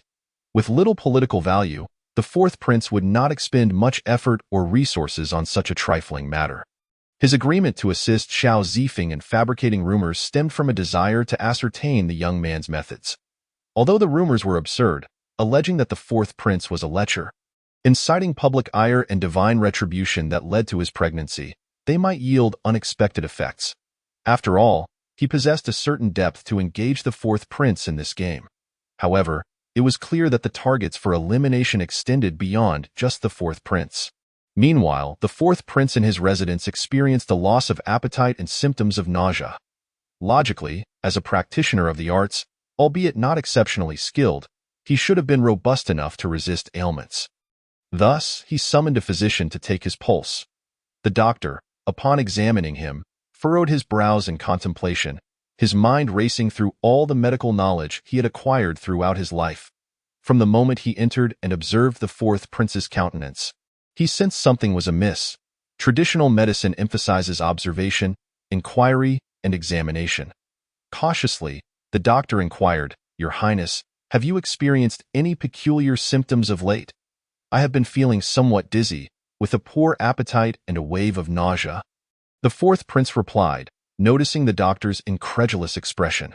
The physician, realizing he might be lacking in skill, pondered whether he had missed something crucial during his apprenticeship, or if perhaps his master had withheld certain knowledge. Faced with the royal presence, he understood the gravity of misdiagnosis. To err on the side of caution, he bowed and stated, "My knowledge is limited, and I cannot ascertain the cause. I fear your Highness may need to consult a more skilled practitioner." "Cannot diagnose?" The Fourth Prince frowned. Seeing the prince's displeasure, the doctor quickly added, "I have heard of an esteemed elder physician in Chuan Street, well-versed in complex ailments, who could certainly alleviate your Highness's concerns." The Fourth Prince waved his hand dismissively. "Very well, you may take your leave for now." He then summoned his subordinates to seek out the elder physician capable of treating difficult cases. Upon returning to his clinic, the doctor hastily began to peruse medical texts. The staff and apprentices, puzzled, asked, "Master, what troubles you? Did you not go to attend to the Fourth Prince? Why the haste in returning, and why are you rifling through the books?" One apprentice inquired, hoping to glean some insight. The master muttered to himself, "This should not be. How could a man exhibit signs of pregnancy? Could it be that the Fourth Prince is, in fact, a woman?" This statement caused the apprentice to falter, nearly dropping the tea tray in shock. Chapter 47. Unshakable. It cannot be dismissed. The doctor turned sharply, chiding the apprentice, "Careful. You cannot even manage a simple tea tray. Set that down and return below." The apprentice complied respectfully, and soon a group of staff and apprentices gathered around. Whispering conspiratorially, one apprentice declared, "I have news of great import, but you must keep this under wraps." "Certainly," they all echoed in unison. The master examined the fourth prince, and it appears he is pregnant. The fourth prince is a woman. This revelation sparked a flurry of speculation among the group. So, the fourth prince is, in truth, a princess, but why conceal such an identity? Some were hesitant to pursue the topic further, wary of taboo. Yet, another question arose: who was the father of the child? This inquiry sent ripples through the crowd. The implications weighing heavily. Is this truly confirmed? One skeptic questioned. The apprentice who had gathered the news insisted, "I heard it directly from the master. Doubt me, but can you doubt the master?" Everyone pondered this. Remember, confidentiality is paramount. This matter must not reach outside ears. Rest assured, the heavens know, the earth knows, we know, and the master knows. No one else will learn of this, they assured one another before dispersing. Upon returning home, one staff member shared with his family, "Today, I learned a momentous secret that you may find hard to believe." Meanwhile, the fourth prince, in his abode, regarded yet another physician with a furrowed brow. Deep in thought, wearing an expression of disbelief akin to that of the previous doctor. "What is the matter?" The physician, after considerable deliberation, hesitated to speak. The fourth prince slammed his hand on the table and barked, "Speak quickly, or I shall ensure you never speak again." The physician, trembling, stammered, "Your Highness, you are with child." The fourth prince. The unexpected revelation rendered him momentarily speechless, only to be swiftly replaced by a seething rage. "Are you jesting with me?" The physician, bowing his head, implored, "I would never. Your Highness, consider your symptoms: nausea, lack of appetite. These are common early signs of pregnancy. If you doubt me, I can summon other physicians for confirmation." The fourth prince ordered for the doctor to be subdued and summoned several other physicians from the city. Each, under duress, confirmed the same with no exception. Their pulses indicated pregnancy. Upon receiving this confirmation from the last physician, the fourth prince sat in stunned silence, staring incredulously at his abdomen. As a man, how could he possibly be with child? Especially considering he had no intimate relations with a woman, let alone with a man. Was it conceivable that a man could become pregnant through intimate relations with wives or concubines? No. As a prince, he absolutely could not be pregnant, especially not at this critical juncture, regardless of the cause of his condition. The child within him must not remain. He immediately commanded preparations for several doses of abortifacient. After consuming the bitter concoction, he waited in vain, experiencing only a pressing urge to relieve himself and no other effect. The fourth prince confronted the physician. "Why has this medicine yielded no results?" The doctor, eyes wide with fear, replied, "It is possible that the medicine is only effective for women and may not work on men. What alternatives do we have to terminate this pregnancy?"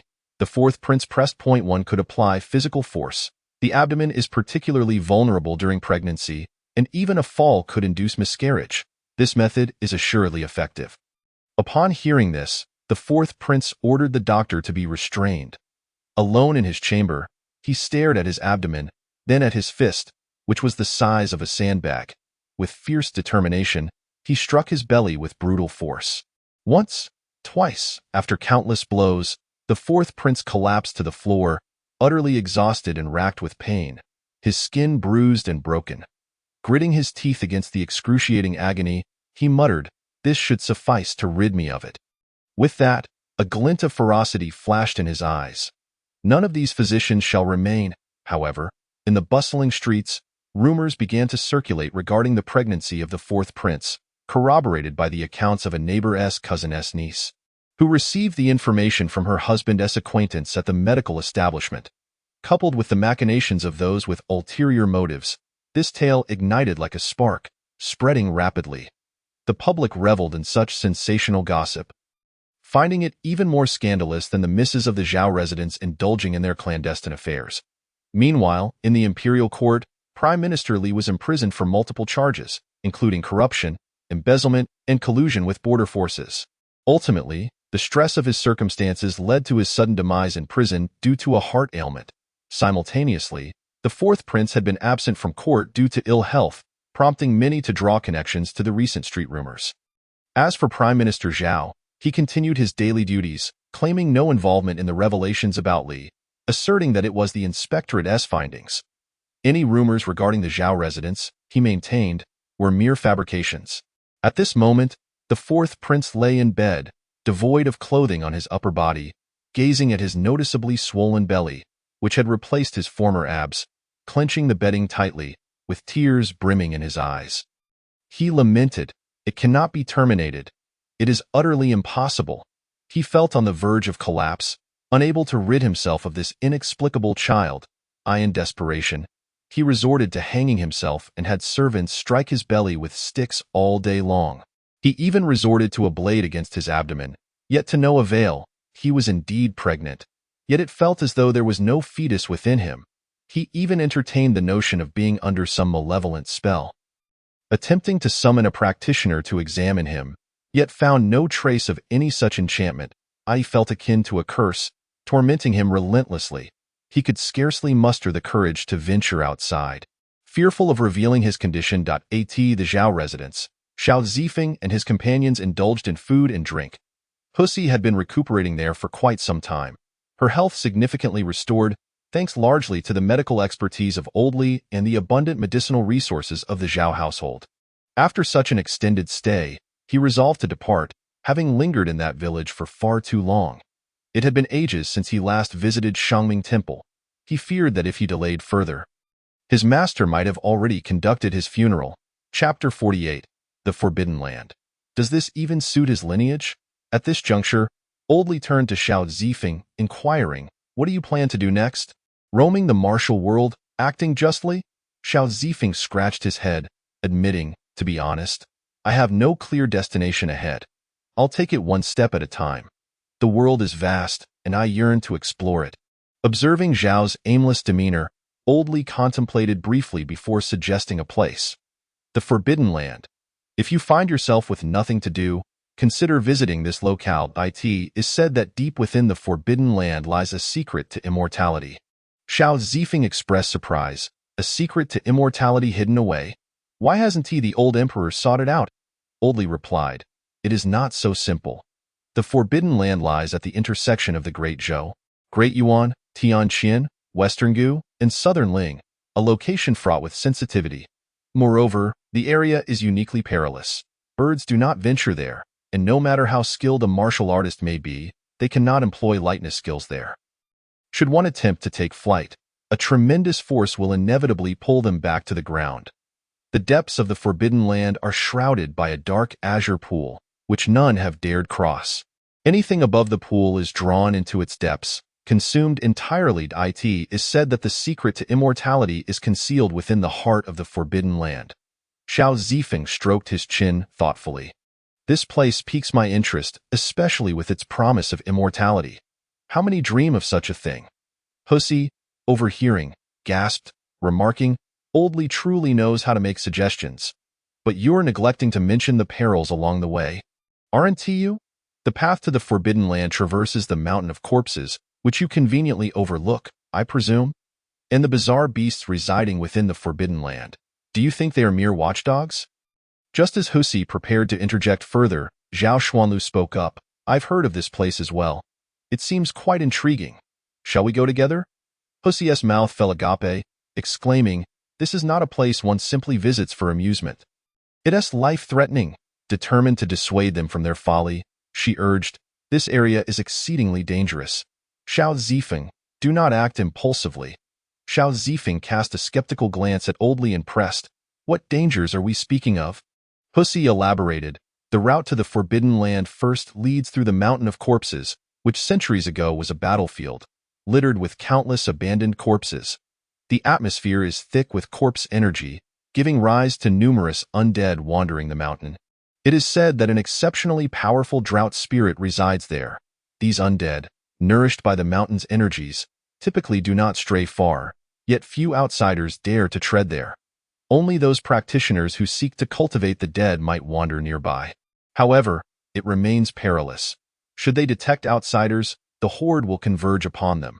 Moreover, amidst these undead roam iron corpses, copper corpses, and even gold corpses. Even the most adept from the three realms could fall to their doom if not cautious. Upon hearing this, Xiao Zifeng's eyes sparkled with excitement as he exclaimed, "Such a remarkable place exists." Pussy felt her explanation might not have been sufficiently clear. "I meant to convey that there are countless undead there. And they are indeed the flesh-eating kind." Xiao Zifeng nodded enthusiastically. "The more undead, the better. It signifies a splendid location." Pussy, exasperated, observed Zhao Xuanlu's calm demeanor. After all, Xiao Zifeng's peculiarities were not new to her. She had witnessed them before. Oldly remained composed, sensing that Xiao Zifeng possessed some unique advantage. It was evident that he was not merely excited by the prospect of encountering undead. He likely had some hidden skills as well. Meanwhile, the rumors intensified, prompting the old emperor to dispatch imperial physicians to ascertain the fourth prince's health. Some officials even sought an audience with the fourth prince, yet he remained reclusive, refusing to meet even the emperor's appointed physicians, which only fueled speculation, particularly as the rumors proliferated. In the interconnected world of officials, many began to leverage their connections to investigate further. The fourth prince was ruthless enough to eliminate those physicians. Yet, he would hardly resort to slaughtering everyone in his own residence, as he still required their assistance. Some had long placed spies, now coming into play. Consequently, whispers emerged, the fourth prince might indeed be with child. Prime Minister Zhao, reviewing the intelligence gathered by his network, found himself deep in contemplation. The fourth prince was truly pregnant.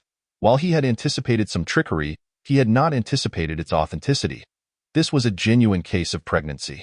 At that moment, his thoughts turned to his precious daughter, envisioning her standing before him with a pronounced belly, causing him to tremble in fear and shake his head in disbelief. He needed to devise a plan to minimize her interactions with this young man. Suddenly, a thought struck him. Zhou Suifan, the second sword immortal of the great Zhou. He shared some rapport with this immortal. Previously, during their discussions, the notion of taking his daughter as a disciple had been mentioned, though at that time, she had secretly slipped away to explore the world. Sending her to him for guidance would provide her with security, especially given her temperament, which was ill-suited for the political arena. He was reluctant to see his daughter enter into a marriage alliance. Given her nature, it would likely only worsen relationships. If that were the case, it would be better to let her return to the martial world. Securing a capable master for her would be beneficial, as for Liam Okwang. Their relationship lacked the typical mentor-student dynamic, resembling more of a friendship. Even if his daughter encountered difficulties in the martial world, this connection might provide aid without the burdens of traditional mentorship. And then there was that mysterious young man, with unclear power and identity. As for the carpenter identity they had uncovered, he dismissed it outright. It was common for individuals in the martial world to adopt false identities. Next, he needed to deal with the restless fourth prince, ensuring he was the first to exit the stage. It seemed the old emperor could not hold out much longer. A new era was soon to dawn upon the great Zhou. The fourth prince's residence. The old emperor forcibly sent a contingent to secretly escort the fourth prince away. Slumped upon the dragon throne, the old emperor gazed at his son, now in a state of disarray, a slight bulge visible on his abdomen. The imperial physician whispered in his ear, confirming the fourth prince's pregnancy. Observing his child in such a wretched state, the old emperor could not help but feel contempt and fury. It was one thing to be disappointing, but to find oneself in such a predicament. Was this truly his offspring? Chapter 49. The seventh prince's departure. Upon spotting his father, the fourth prince hastily prostrated himself on the ground, kneeling in submission. A tumult of emotions, shame, fear, and unease, brewed within his heart. Since childhood, he had harbored a profound dread of this father, a figure he perceived as an insurmountable mountain. At this moment, he was acutely aware that his demeanor would undoubtedly disappoint the emperor. Thus, he remained crouched on the floor, his body trembling slightly, too fearful to utter a word, uncertain of what to say. Afraid that each syllable might be a misstep, the old emperor regarded his seemingly inept son with palpable disappointment. Yet, this realization alleviated a fraction of the burden he carried within. He revealed a hidden compartment, unveiling a narrow passageway. "Get up and follow me," he commanded. The emperor, who usually required assistance to move, now descended into the concealed space. The fourth prince dared not show any negligence, following closely behind in trepidation. They traversed the corridor for about 10 meters until they reached a staircase leading downward. As they descended, the fourth prince sensed an expansive chamber below, where the acrid scents of medicinal herbs mingled with the metallic tang of blood filled the air. A flicker of hope crossed his mind. Perhaps his father still cared for him, that despite the reprimands, he might still devise a way to assist him. Upon reaching the bottom of the stairs, they entered a vast subterranean space. His gaze was immediately drawn to a colossal alchemical furnace, adorned with grotesque dragon carvings, directly facing him as he stepped down. The furnace stood on 6 sturdy legs. The emperor activated a mechanism on the wall, igniting azure flames beneath the furnace. This spectacle further validated the fourth prince's suspicions, allowing him to momentarily feel the warmth of familial affection. However, when he turned to regard his father, he was met with an expression of chilling neutrality that instilled terror within him. He felt an unsettling notion that accompanying his father here had been a grave miscalculation, for the aged visage bore no trace of paternal affection. Instead, it reflected a detachment, as though he were gazing upon an inanimate object. Panic seized the fourth prince, prompting him to bow deeply and retreat, exclaiming, "Father, I believe the matter of pregnancy can be handled by the court physicians without troubling you further." Yet, as he retreated, he found himself abruptly halted by an almost imperceptible movement. The emperor had appeared behind him, a hand like an iron vice gripping his shoulder, exuding an overwhelming sense of oppression. This was not the regal authority of an emperor, but the presence of a formidable cultivator. It was then that the fourth prince comprehended the terrifying strength concealed within the man he had always deemed ordinary. Desperately wishing to beg for mercy, he discovered he could not form the words. The emperor's voice resonated behind him. "You often claim to serve me dutifully. Today is your opportunity to assist your father." The fourth prince yearned to flee, but the grip held him like a fledgling chick, rendering him utterly powerless. With a swift motion, the emperor opened the furnace, unleashing a surge of energy that tore the fourth prince's garments apart before unceremoniously casting him into the inferno. His agonized screams echoed through the chamber, yet they remained confined within the subterranean walls, unable to escape. The emperor, unmoved by the cries of his own offspring, muttered to himself, "Had you not been such a disappointment, it would have been the seventh prince entering the furnace today." Although the seventh prince was the youngest, often appearing docile and unambitious, he possessed a depth of thought surpassing that of his siblings. The emperor suspected that the seventh prince might have sensed something amiss, yet he deemed the risk negligible. Despite his intelligence, the seventh prince's weakness precluded any significant threat. After a considerable time, the emperor emerged from the hidden compartment, 2 elixirs in hand. Simultaneously, the seventh prince, seated cross-legged in his residence, opened his eyes, which were as dark and profound as the abyss, devoid of the innocence of youth. Like a sage imbued with wisdom, he gazed toward the palace, a flicker of melancholy passing through his eyes. "It is time to depart." On the following day, within the court, several officials unexpectedly submitted petitions for the princes to return to their respective fiefs. With the sharpest focus directed toward the seventh prince, in response to this proposal, supporters of the various princes began to rally, agreeing to send the seventh prince back to his territory, for which prince would be next to leave. That would be determined later, leaving ample room for maneuvering, contingent upon who possessed the necessary cunning. The old emperor, observing his waning vitality, surmised that he had little time remaining. Thus, it was advantageous to eliminate a competitor. A sentiment shared by many. While it was said that the seventh prince's influence was minimal, he was nonetheless favored by the emperor, second only to the second prince in the event of the emperor's decline. It was conceivable that he might bestow the throne upon this youngest son.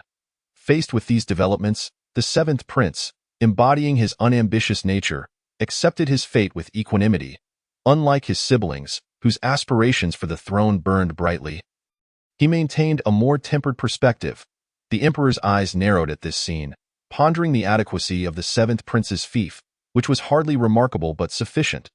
Though possessing a modicum of intelligence, he doubted it would pose any real challenge.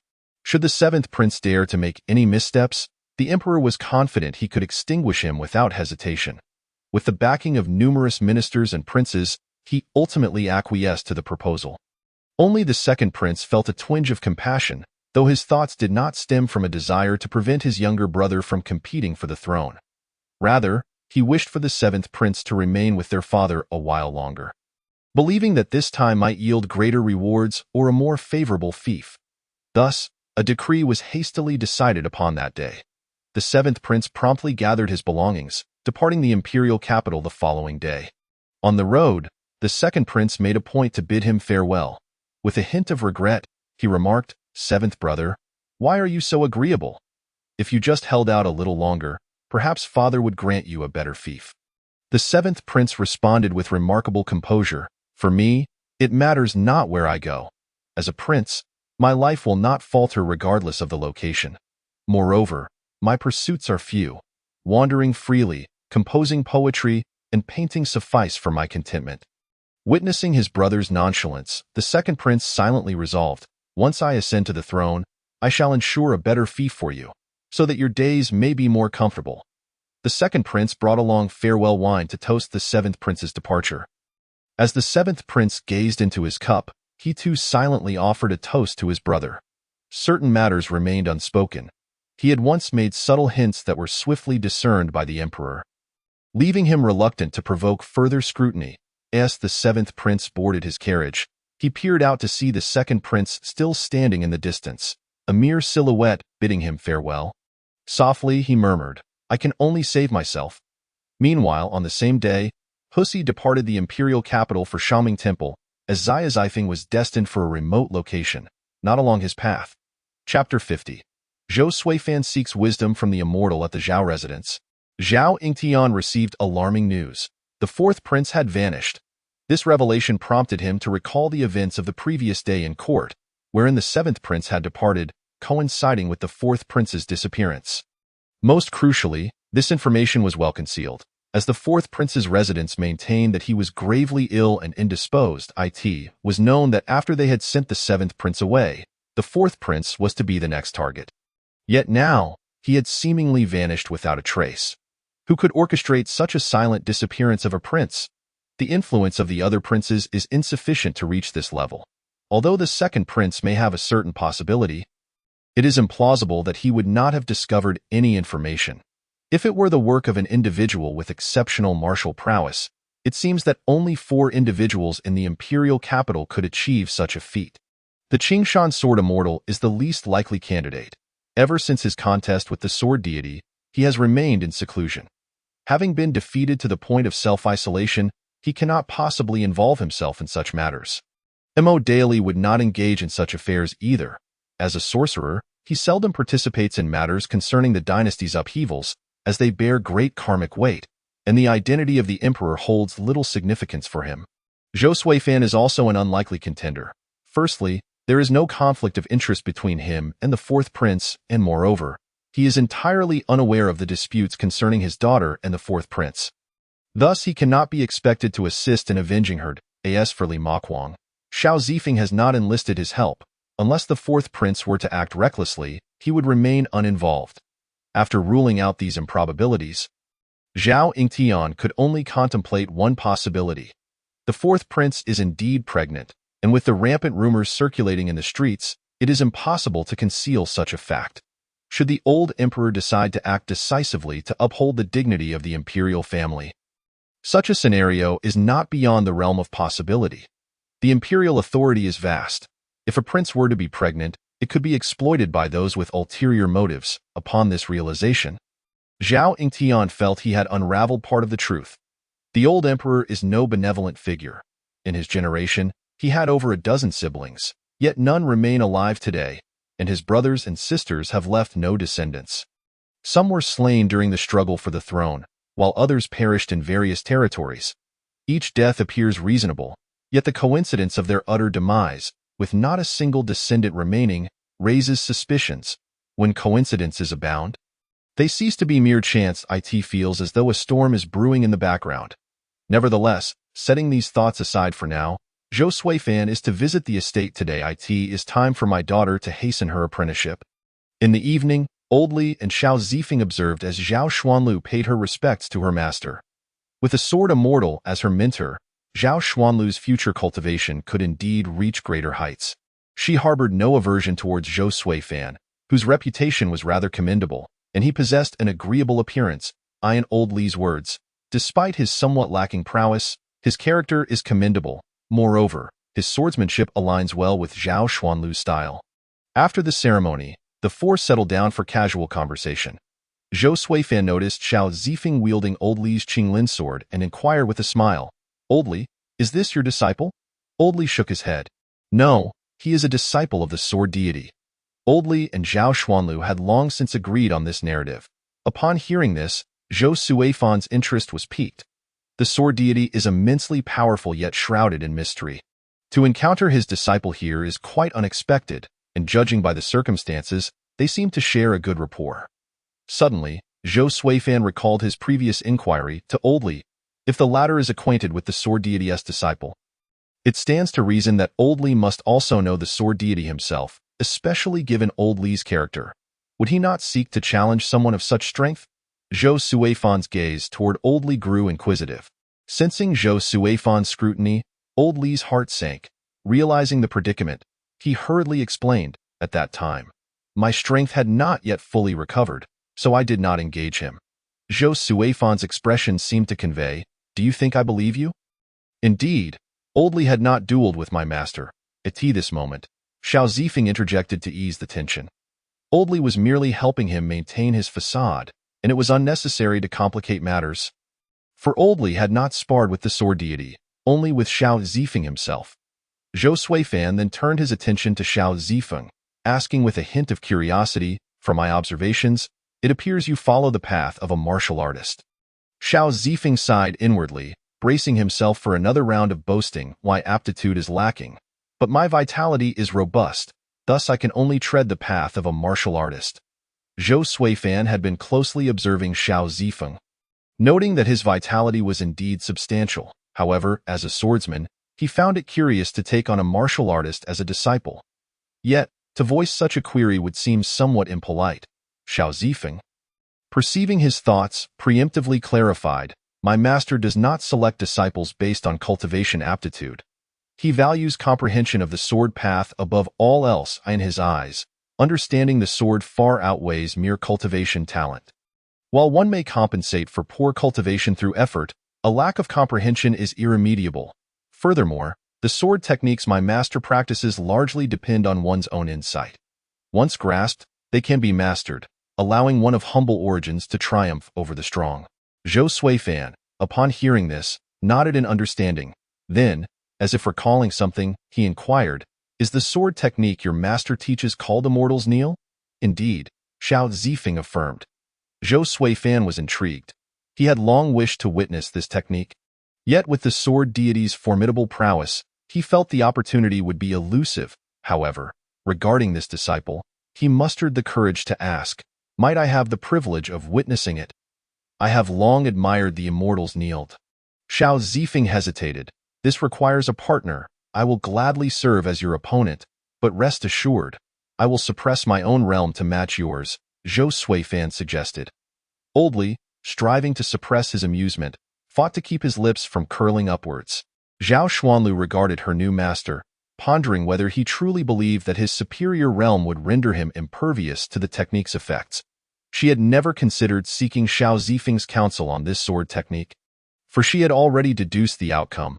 Old Li had knelt before an army of 100,000, thus she felt no need to pursue such a demonstration.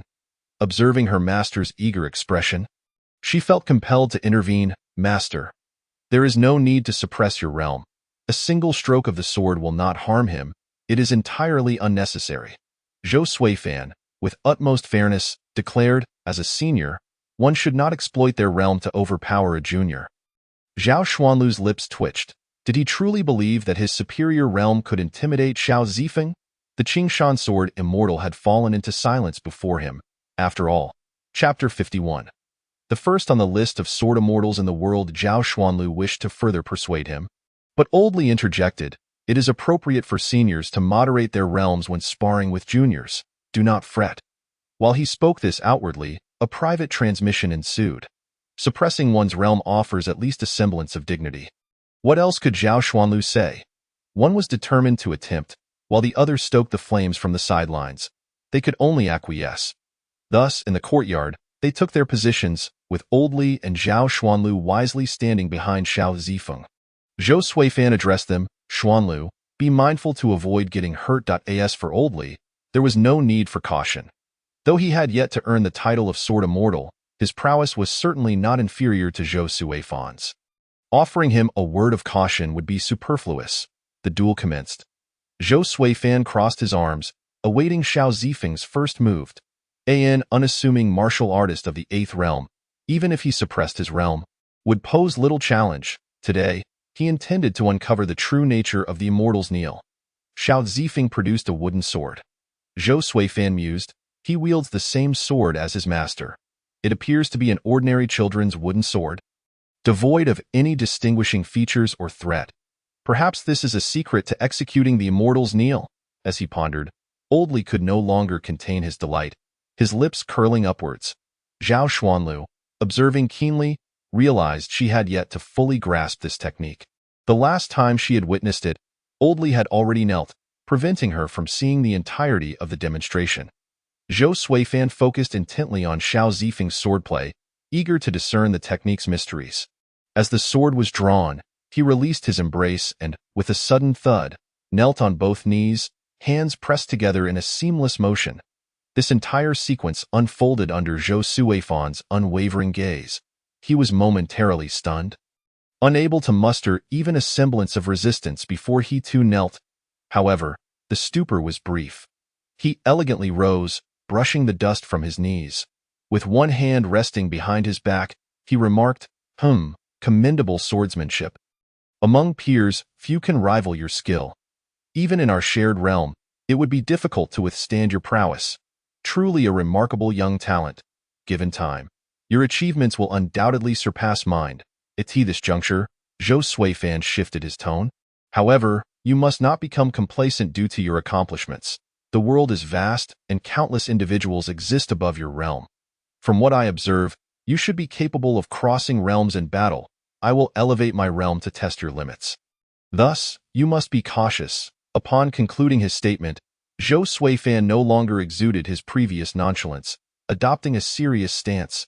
Then, with a thud, in a manner reminiscent of previous occasions, he knelt once more, hands clasped in prayer. Without the slightest hint of resistance, Zhou Suifan gracefully rose again, noting, indeed, it appears that within the lower realms, there exists no adversary capable of challenging you. Henceforth, I shall elevate my prowess to the level of the 6 realms. The chasm between the middle and lower realms is akin to a vast abyss. Even the most extraordinary talents find it exceedingly difficult to transcend such disparities. You must remain vigilant. Xiao Zifeng, somewhat uncertain, inquired, will you continue? Fear not, Zhou Suifan reassured him. Though my power has increased, I shall exercise restraint, ensuring no harm befalls you. This endeavor will aid in understanding your limits, which will prove immensely beneficial for your future ventures in the martial world. With a resigned sigh, Xiao Zifeng acquiesced, very well, and once again brandished his sword. Thud, thud, thud. Zhou Suifan had already elevated his realm to the 4th tier. Yet, he remained utterly incapable of offering even the slightest resistance and knelt once more. Old Li, watching from behind, was nearly overcome with laughter, a smile permanently etched on his face. Initially, he was the sole renowned figure to have knelt, which had displeased him. But now, another had joined him in this humiliating act, greatly alleviating his spirits, especially as that individual had knelt so many times. Zhao Xuanlu could scarcely bear to watch, covering her eyes with one hand, leaving only a narrow gap through which to peek. For the scene was simply too tragic. Xiao Zifeng, sheathing his sword, cautiously asked Zhou Suifan, who still knelt on the ground, will you continue? Zhou Suifan found himself in a state of confusion. This lad was merely at the 8th realm, a mere martial artist. Having elevated his own strength to the 4th realm, he was astonished that he could discern nothing. After witnessing such displays multiple times, the opponent merely wielded his sword, and he was left kneeling. What sort of peculiar swordsmanship was this? Even an 8th realm martial artist could wield it with such ferocity. At that moment, he understood why Old Li and Zhao Xuanlu stood behind Xiao Zifeng. As for further attempts to elevate his realm, he had no intention of doing so. While he could rationalize his earlier kneeling as a result of suppressing his power, if he were to elevate himself back to his original realm only to kneel again, his dignity would be irrevocably tarnished. Although he had already lost considerable face, there was still a semblance of salvageable pride. Now, having reached the 4th realm without even a hint of comprehension, he dreaded what the situation would be should he attempt to elevate further. There was truly no need to try again. Zhou Shuifan rose gracefully once more, acknowledging, the swordsmanship created by the sword god is indeed extraordinary. Even an 8th realm martial artist can wield it with such ferocity, which is truly admirable today. To witness this swordsmanship has been a fortuitous occasion. As the sky darkens, might we conclude our sparring here? Xiao Zifeng, recognizing the opportunity to show respect, agreed, indeed. It would be unkind to continue putting you through this, especially after you have knelt so many times. Moreover, I find myself rather fatigued, Zhou Shuifan replied politely. The execution of such swordsmanship demands considerable mental fortitude, particularly when demonstrated against a senior. It is quite taxing. Not at all, Zhou Shuifan continued. I perceive that you possess an extraordinary demeanor and unparalleled talent. I am certain you will reach the heights attained by the sword god. Today's encounter felt as if they had known each other for ages. And he proposed, let us share a couple of drinks. At this juncture, Zhao Xuanlu realized that while her master may not possess the finest swordsmanship, his audacity was unparalleled. Old Li could not compare. After all, when Old Li knelt, he had locked himself in his room for an entire day without emerging. Zhou Shuifan, having knelt so many times, showed no sign of embarrassment and wished to toast with his opponent. Such audacity and demeanor were truly unmatched, and no wonder Old Li had previously complained, noting that Zhou Shuifan practiced his swordsmanship by honing his composure. In the martial world, one must rely on their audacity. In terms of swordsmanship, Zhou Shuifan could only be considered among the lesser ranks. Nonetheless, when it came to sheer audacity, no swordsman in the world could surpass him. If there were a hierarchy for swordsmen based on audacity, he would surely claim the top spot, leaving the second place far behind. Chapter 52. The seizure of the body within the emperor's palace. The second prince was unexpectedly summoned. Upon entering, he beheld his father seated at the bedside. His head crowned with white hair yet radiating vitality. The wave of sorrow washed over the second prince. His father had previously appeared frail, such a condition he had witnessed among soldiers at the border, an ominous sign of impending death. To be summoned at this late hour suggested that his father's time was drawing near. The old emperor beckoned the second prince closer. Rising to approach, the old emperor produced a box containing a black orb. This is the final gift I leave for you. Consume it, and you shall transcend to the 3rd realm. With tears brimming in his eyes, the second prince grasped his father's hand. Father, the old emperor, using his other hand, activated a mechanism at the bedside, revealing a hidden passage. Enter and attain your breakthrough. Within, you shall remain undetected by outsiders. The second prince nodded vigorously. Yes, together with the old emperor, he ventured into the secret passage. Seated upon a mat, the second prince swallowed the black orb. Instantly, his vitality surged, rapidly approaching the barrier of the 3rd realm. The process was arduous, yet he could not betray his father's hopes. The old emperor observed as the second prince neared the critical point of breaking through to the 3rd realm. At that moment, he produced another black orb and swallowed it. The second prince, drenched in sweat, felt his energy swell uncontrollably, bursting forth from within him. He had succeeded, breaking through to the 3rd realm, an exhilarating sense of supremacy flooding over him. In this moment of triumph, he turned to share his joy with his father, only to be met with an enormous fist that propelled him into the wall as he attempted to rise and resist. An aged hand seized his throat, while another struck his wrist, a bone shattered. Raising his other hand to defend himself, he collided with the old emperor's fists, yet his bones crumbled under the impact. The stark contrast of his newfound strength and the reality of the situation left the second prince in disbelief.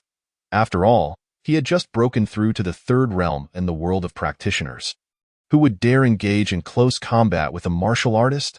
At that moment, the second prince finally recognized his assailant, his frail father, who now appeared as a vengeful deity, offering him no time to react.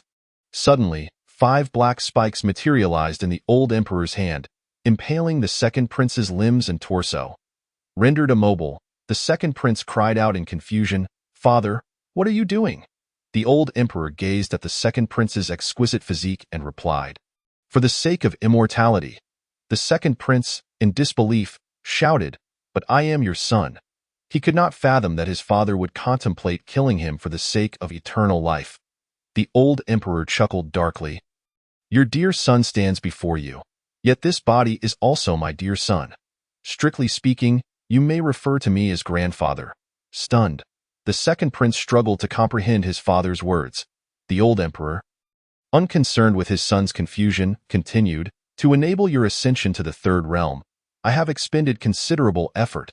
Originally, I had devised formations in the border cities, anticipating that the constant warfare would yield ample blood and souls.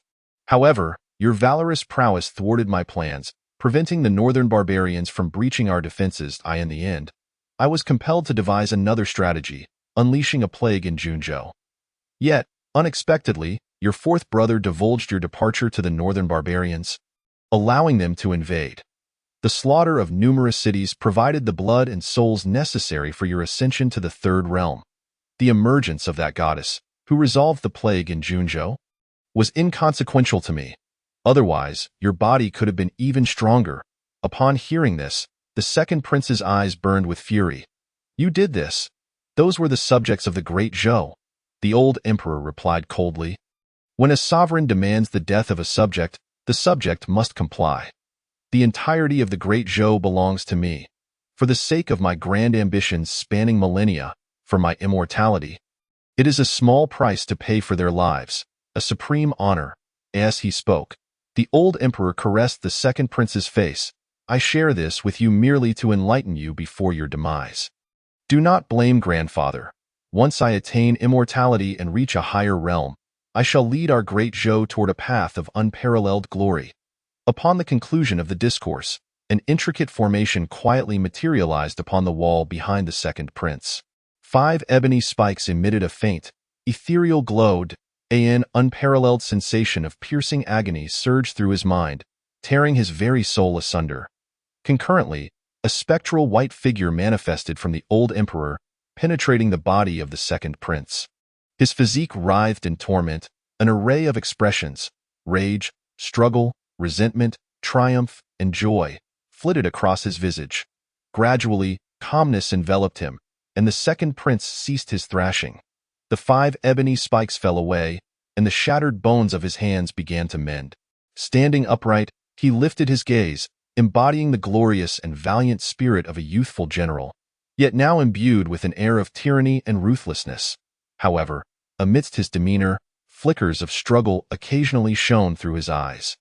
The second prince murmured, "This method of possession ultimately bears too many drawbacks. It necessitates several descendants. One to refine elixirs as bait, another to serve as the vessel for possession, while simultaneously subduing other kin to suppress the original soul within the body.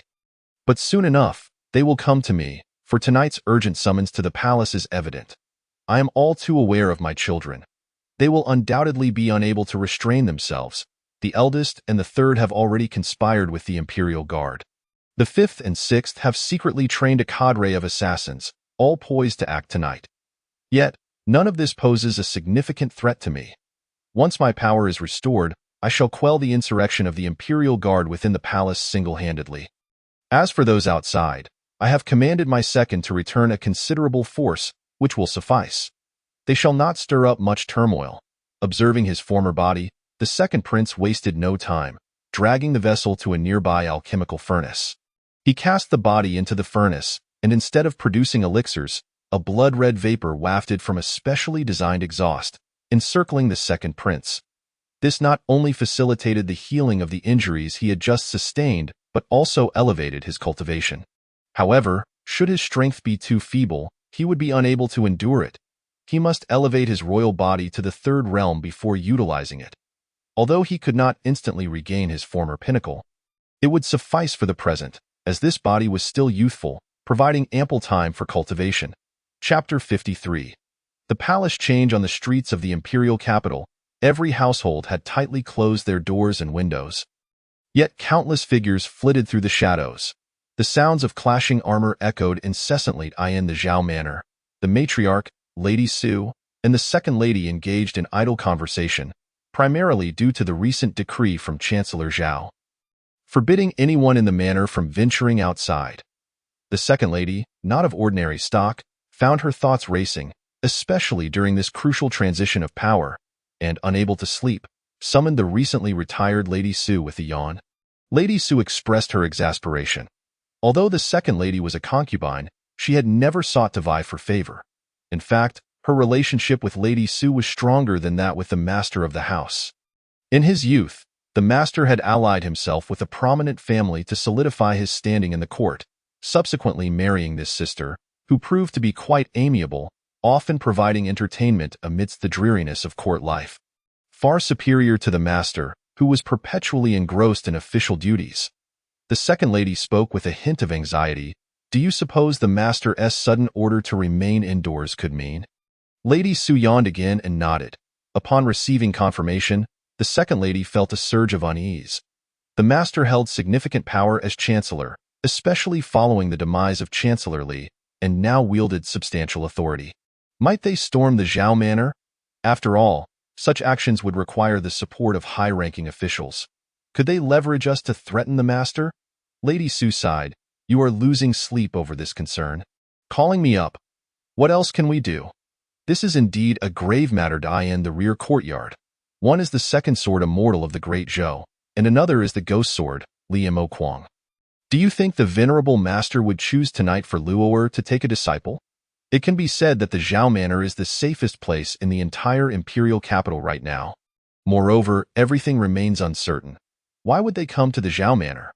The master is a chancellor, overseeing civil officials and state affairs, without command over military forces. What use is it to approach him at this moment? Should we expect the master to threaten them with mere words? Sleep peacefully.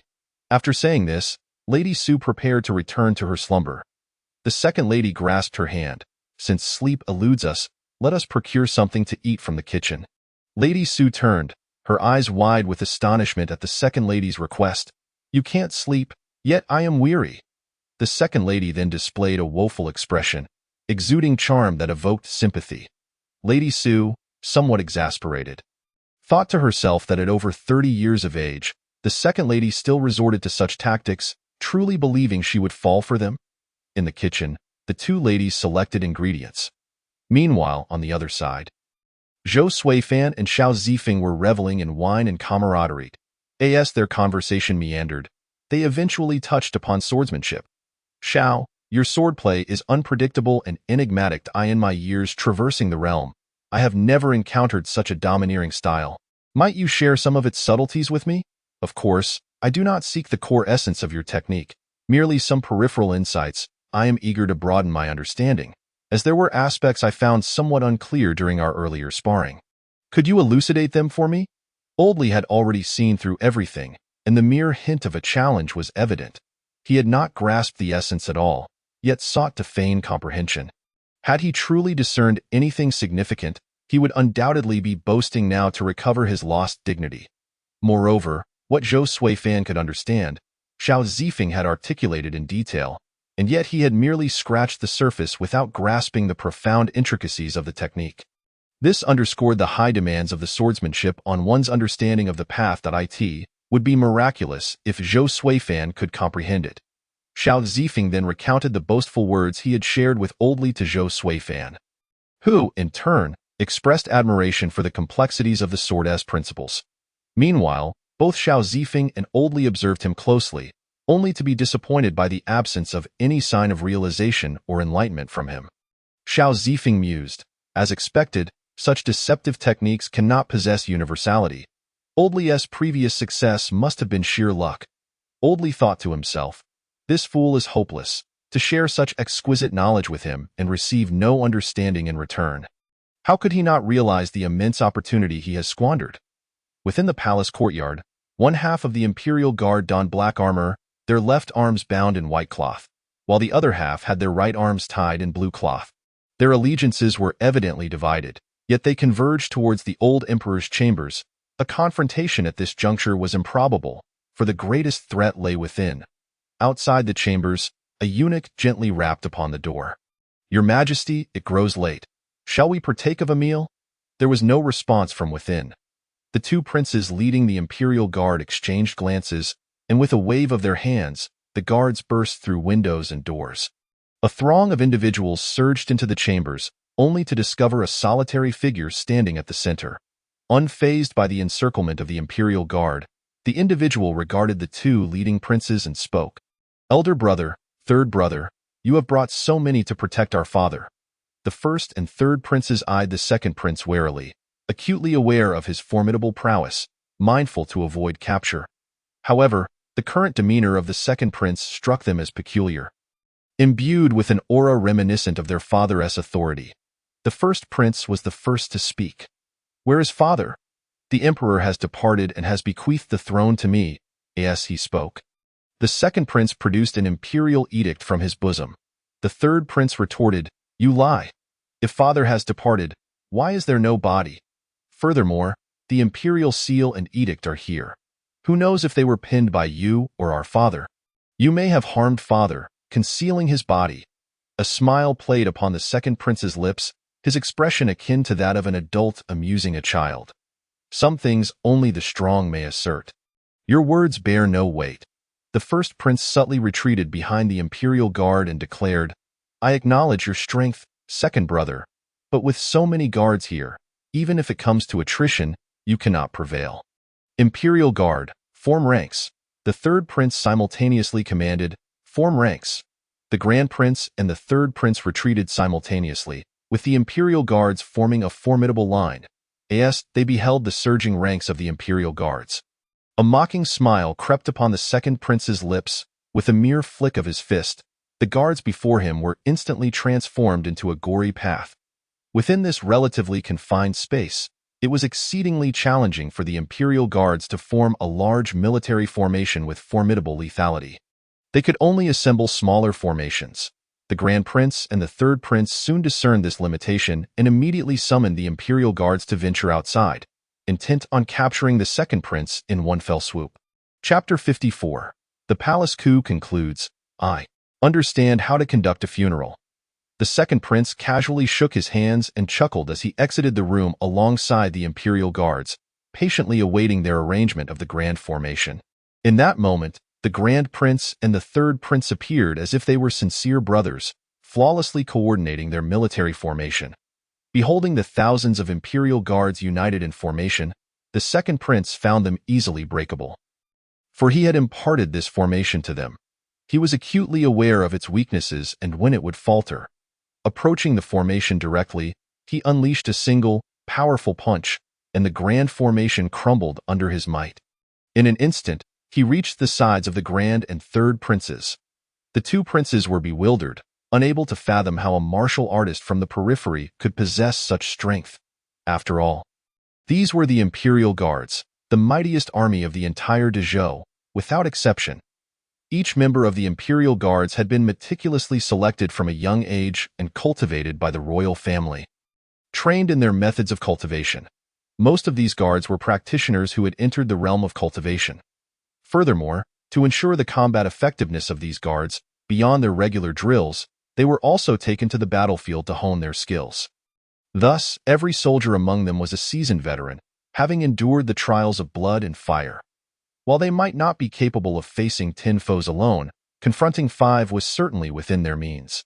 The formations they created were not merely a simple aggregation but exhibited geometric growth. That they were unable to withstand a single blow was truly astonishing. At that moment, the Grand Prince seemed to have an epiphany and tightened his grip around his sword. He swung it toward the second prince, who effortlessly caught the blade between his 2 fingers. The Grand Prince roared in a frenzy, "I am clearly the eldest. Why does father always favor you?" even going so far as to provide you with treasures that enhance your strength. I am the legitimate firstborn, the one who is meant to inherit the throne."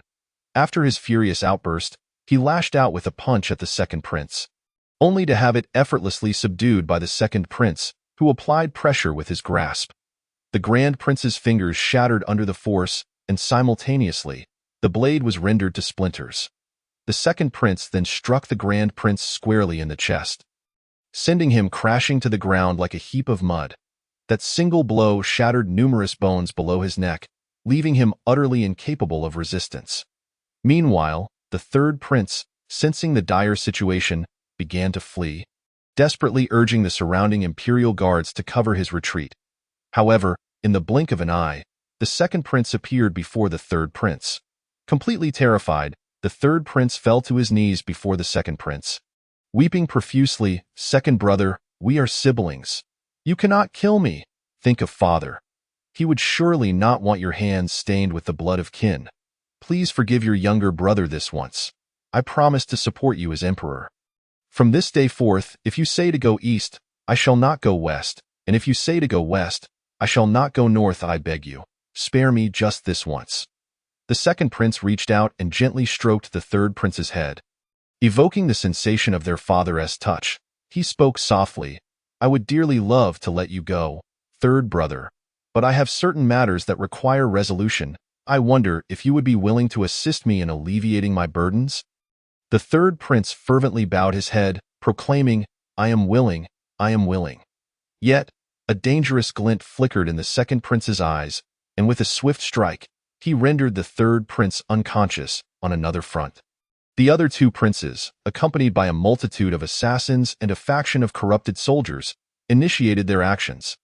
Their first target was the substantial army led by the second prince. They brought with them copious amounts of oil and sedatives.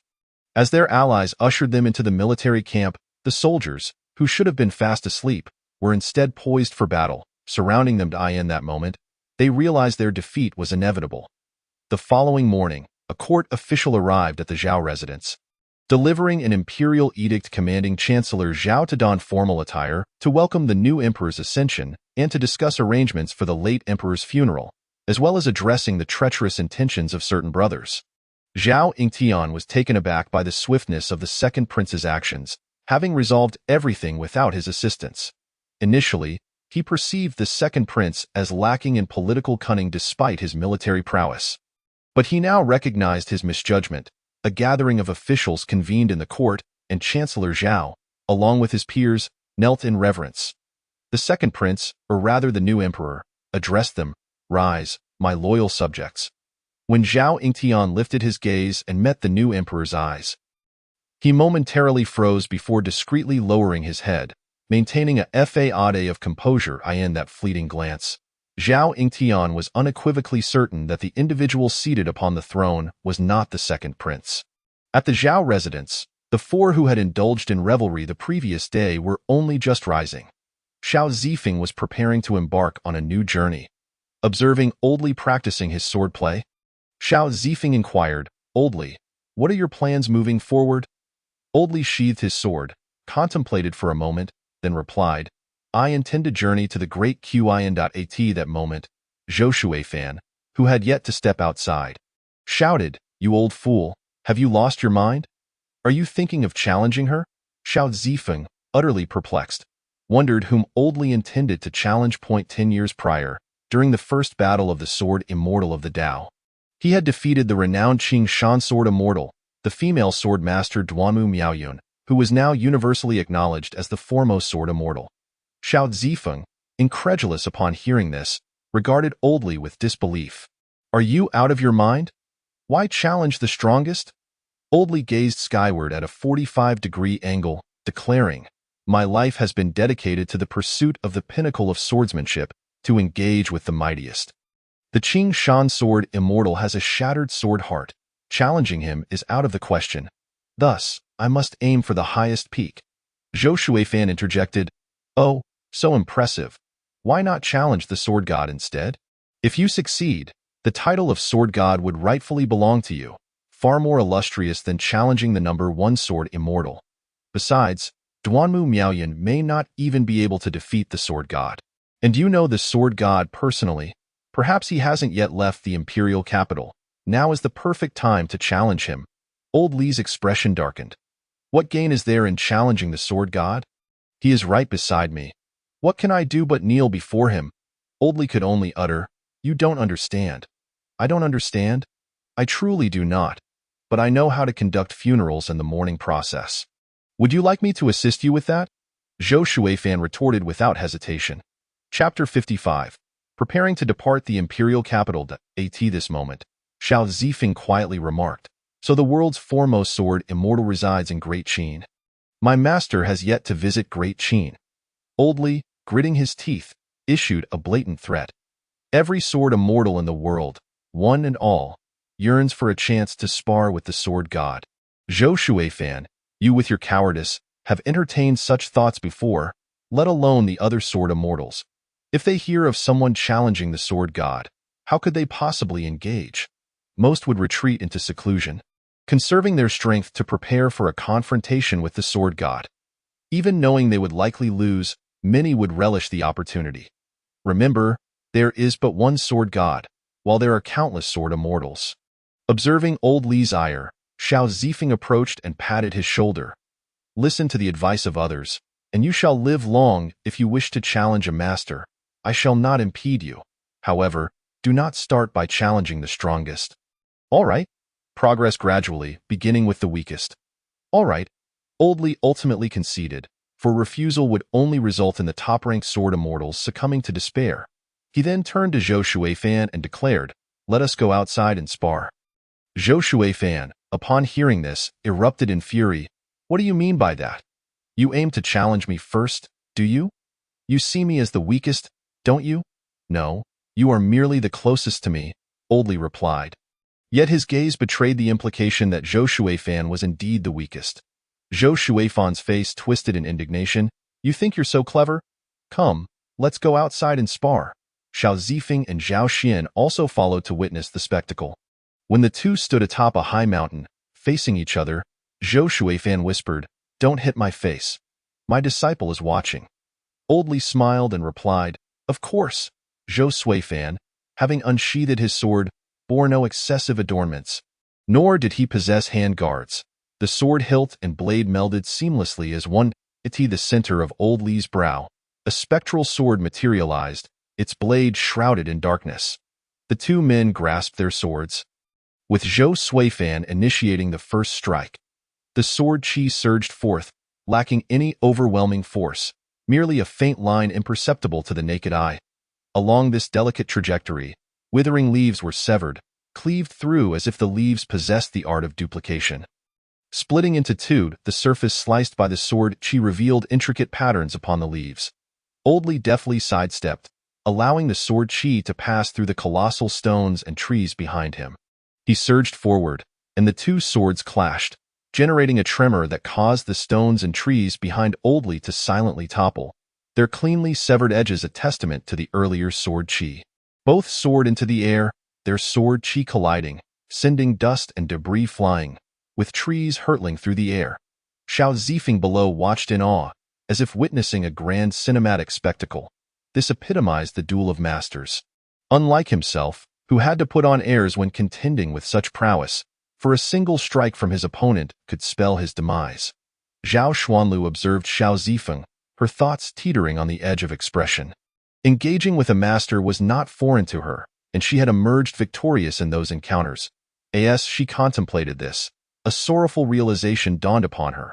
Among the four, she seemed to be the weakest. Even Husi, who had departed not long ago, surpassed her abilities. Although Xiao Zifeng had only recently embarked on his path of cultivation, he could already best sword immortals. Zhao Xuanlu, at her young age, had achieved the status of a swordsman among the Seven Realms, a feat indicative of exceptional talent. Yet, in light of the extraordinary individuals surrounding her, the disparity became glaringly apparent. Meanwhile, the battle above intensified, with Zhou Shuifan gradually finding himself at a disadvantage. The spectators below fixated intently on the unfolding scene. Despite Zhou Shuifan's current plight, he was still a sword immortal, surely possessing hidden trump cards. Their eyes remained glued, weary from watching Zhou Suifan's eventual defeat unfold in its entirety. Xiao Zifeng, Zhao Xuanlu.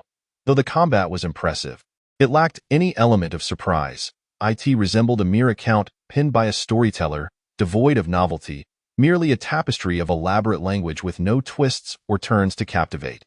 The anticipation they held was ultimately rendered dull. There were no miraculous reversals, nor a balance of power. After Zhou Suifan landed somewhat ungracefully, he clasped his hands before Old Li and said, "Congratulations, you are now a sword immortal." Old Li, feeling a sense of ennui, sensed that the title of sword immortal had lost its luster.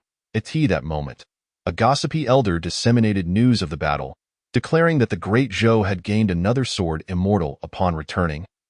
Zhao Xuanlu inquired of Old Li, "Is my master's spiritual sword particularly special?" The majority of a swordsman's prowess resided within the spiritual sword they nurtured. It was customary for a swordsman to wield their spiritual sword in combat, representing their full strength. Throughout the entirety of the battle, Zhou Suifan had shown no inclination to utilize his spiritual sword, which was why Zhao Xuanlu had held onto the belief that a reversal was imminent. Old Li noticed Zhao Xuanlu's realization but refrained from speaking directly, instead adopting an air of mystery as he replied, "That is something you should inquire about with your master." Meanwhile, the seventh prince took refuge in an inn. In the dead of night, he arose to visit the restroom. After his departure, another individual stealthily entered the restroom, meticulously searching for something. Within the restroom, aside from the foul odors, all seemed as usual. It wasn't until the early hours of the following morning that the seventh prince and his entourage set out on their journey back to their fief. Once they left, the tranquil depths of the latrine began to stir as a figure, encrusted with filth, emerged from the muck. The stench was overwhelming, rendering the individual seemingly formless. Seizing the opportunity of solitude, the figure cleansed all traces of their presence and the filth clinging to their body. When the grime was washed away, the visage of the seventh prince emerged. He retrieved the garments and human skin mask he had prepared in advance, transforming his appearance completely before setting forth towards the mountain of corpses. Dao Moli had once foretold a death calamity in his fate, yet the mountain of corpses held a glimmer of hope. Aware of the perilous nature of the mountain, he believed that surviving a near-fatal encounter was preferable to certain death. Zhao Yingtian had convened an early court session, and now, the new emperor exuded an air of ambition that unsettled him. The political climate was likely to become turbulent at this juncture. Zhao Xuanlu approached Zhao Yingtian. "Father, I wish to accompany my master for a period of cultivation." "Very well, go ahead." The political center of the imperial capital was never a fitting environment for his daughter. Moreover, given the forthcoming days likely fraught with unrest, it would be wise for her to cultivate alongside her master. Zhao Xuanlu momentarily stood in astonishment, unprepared for her father's swift consent. Noticing her bewilderment, Zhao Yingtian continued, "When you depart, do not forget to take some provisions, and refrain from becoming an assassin again. After all, your master is a great sword immortal. You must be mindful of your identity in the martial world, as well as your master's reputation." Following his battle with Zhou Suifan, Old Li prepared to seek his next target. Xiao Zifeng's next destination would be the Mountain of Corpses and the Forbidden Lands, possibly venturing into other realms thereafter. Chapter 56. The Mountain of Corpses. Separation. A multitude of individuals hovered near the Mountain of Corpses, all of whom were Gu practitioners. While the mountain was deemed a place of great calamity for others, for Gu practitioners, it was a rare treasure trove, particularly for those adept in the art of corpse manipulation. The walking corpses here had already formed, allowing them to bypass the lengthy process of refining ordinary corpses into walking dead. Moreover, these corpses were remarkably fierce, easily capable of being tamed and even enhanced upon capture. These individuals belonged to the Blood Corpse sect, a faction within the demonic cult. For this operation, the Blood Corpse sect had mobilized their elite forces, including the sect leader, numerous elders, and a host of elite disciples. Their objective was to capture a silver corpse.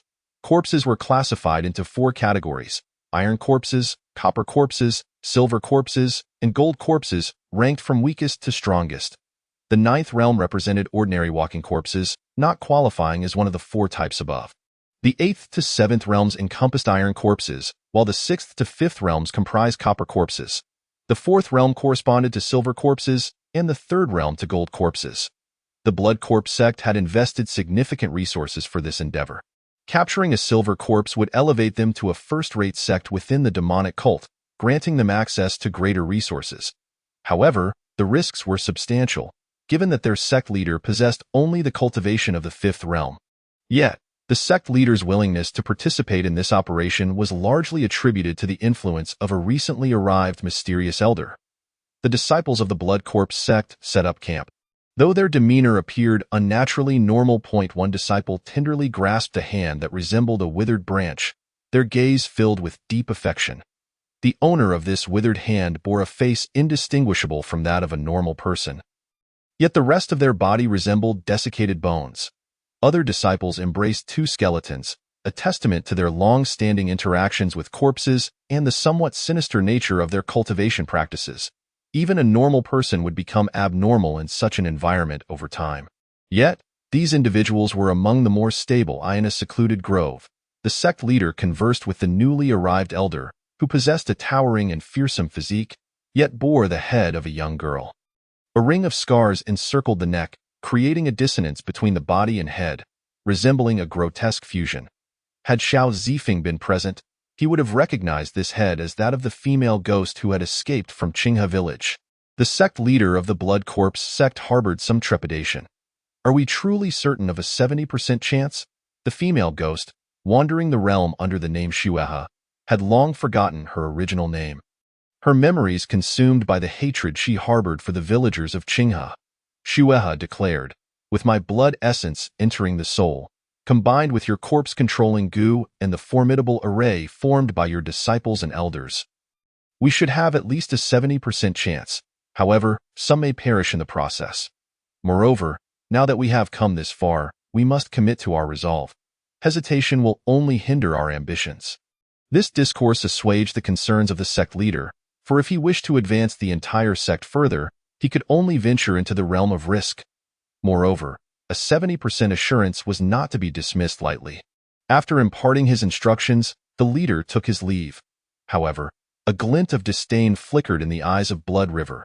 As the leader turned to depart, a fierce glimmer passed through his gaze. Both were acutely aware that their relationship was merely one of mutual exploitation. Although they had captured the silver corpse, only one could wield control over it. This situation was bound to incite contention. Yet, prior to such disputes, a facade of cooperation had to be maintained. Following the battle, she was gravely injured. Ultimately, even after her escape, she bartered her remaining skull with a tiger deep within the mountains. Subsequently, she took the perilous journey back to Qinghe village, convinced that those individuals could not remain there indefinitely. The flames of vengeance within her could not be extinguished. Upon her return to the village, she was met with a scene that brought her considerable satisfaction. When she arrived, only a scant few had survived. The majority had succumbed to grave injuries and infection, while others had resorted to cannibalism out of desperation. The few remaining clung to life, neither human nor ghost, their hopes extinguished, leaving only the primal instinct to survive. Indeed, the one who had gravely wounded her was not a figure of mercy. In comparison to her immediate execution of these villagers, his actions were far more ruthless. Upon her return, she collected the corpses of the villagers, and the few who remained were subjected to her torturous wrath until they perished, embodying the adage of repaying even the slightest favor with profound gratitude, and likewise avenging even the minutest slight with overwhelming retribution. Those who still drew breath were gradually devoured, their flesh cut and transformed into exquisite dishes, subjecting them to a torturous demise. What brought her particular relief was that the blood pool of Qinghe village had not been destroyed. Eliminating these villagers granted her a sense of enlightenment. Vengeance could blind a person, leading them astray from reason. Once her ire was expressed, the shadows obscuring her vision dissipated, rendering her more rational, or perhaps more astute. Coupled with the blood and flesh of these villagers and the aid of the blood pool, her strength was significantly restored. After completing these tasks, she departed Qinghe village and fortuitously stumbled upon a grave along her journey. Within lay a corpse, that of a martial artist of the 5 realms, and it was one that had only recently perished. It could be said that heaven does not entirely forsake its people. She refined this body and reassembled it into her current form, allowing her to restore her strength to that of the 5 realms in such a brief span of time. Now, having arrived at this mountain of corpses, her purpose was to advance even further. Should a silver corpse fall into her grasp, it would considerably aid her breakthrough to the 4th realm. This was also the intent behind her collaboration with the Blood Corpse sect. After all, she was not without preparation. As long as no unforeseen circumstances arose, the silver corpse could be considered hers for the taking.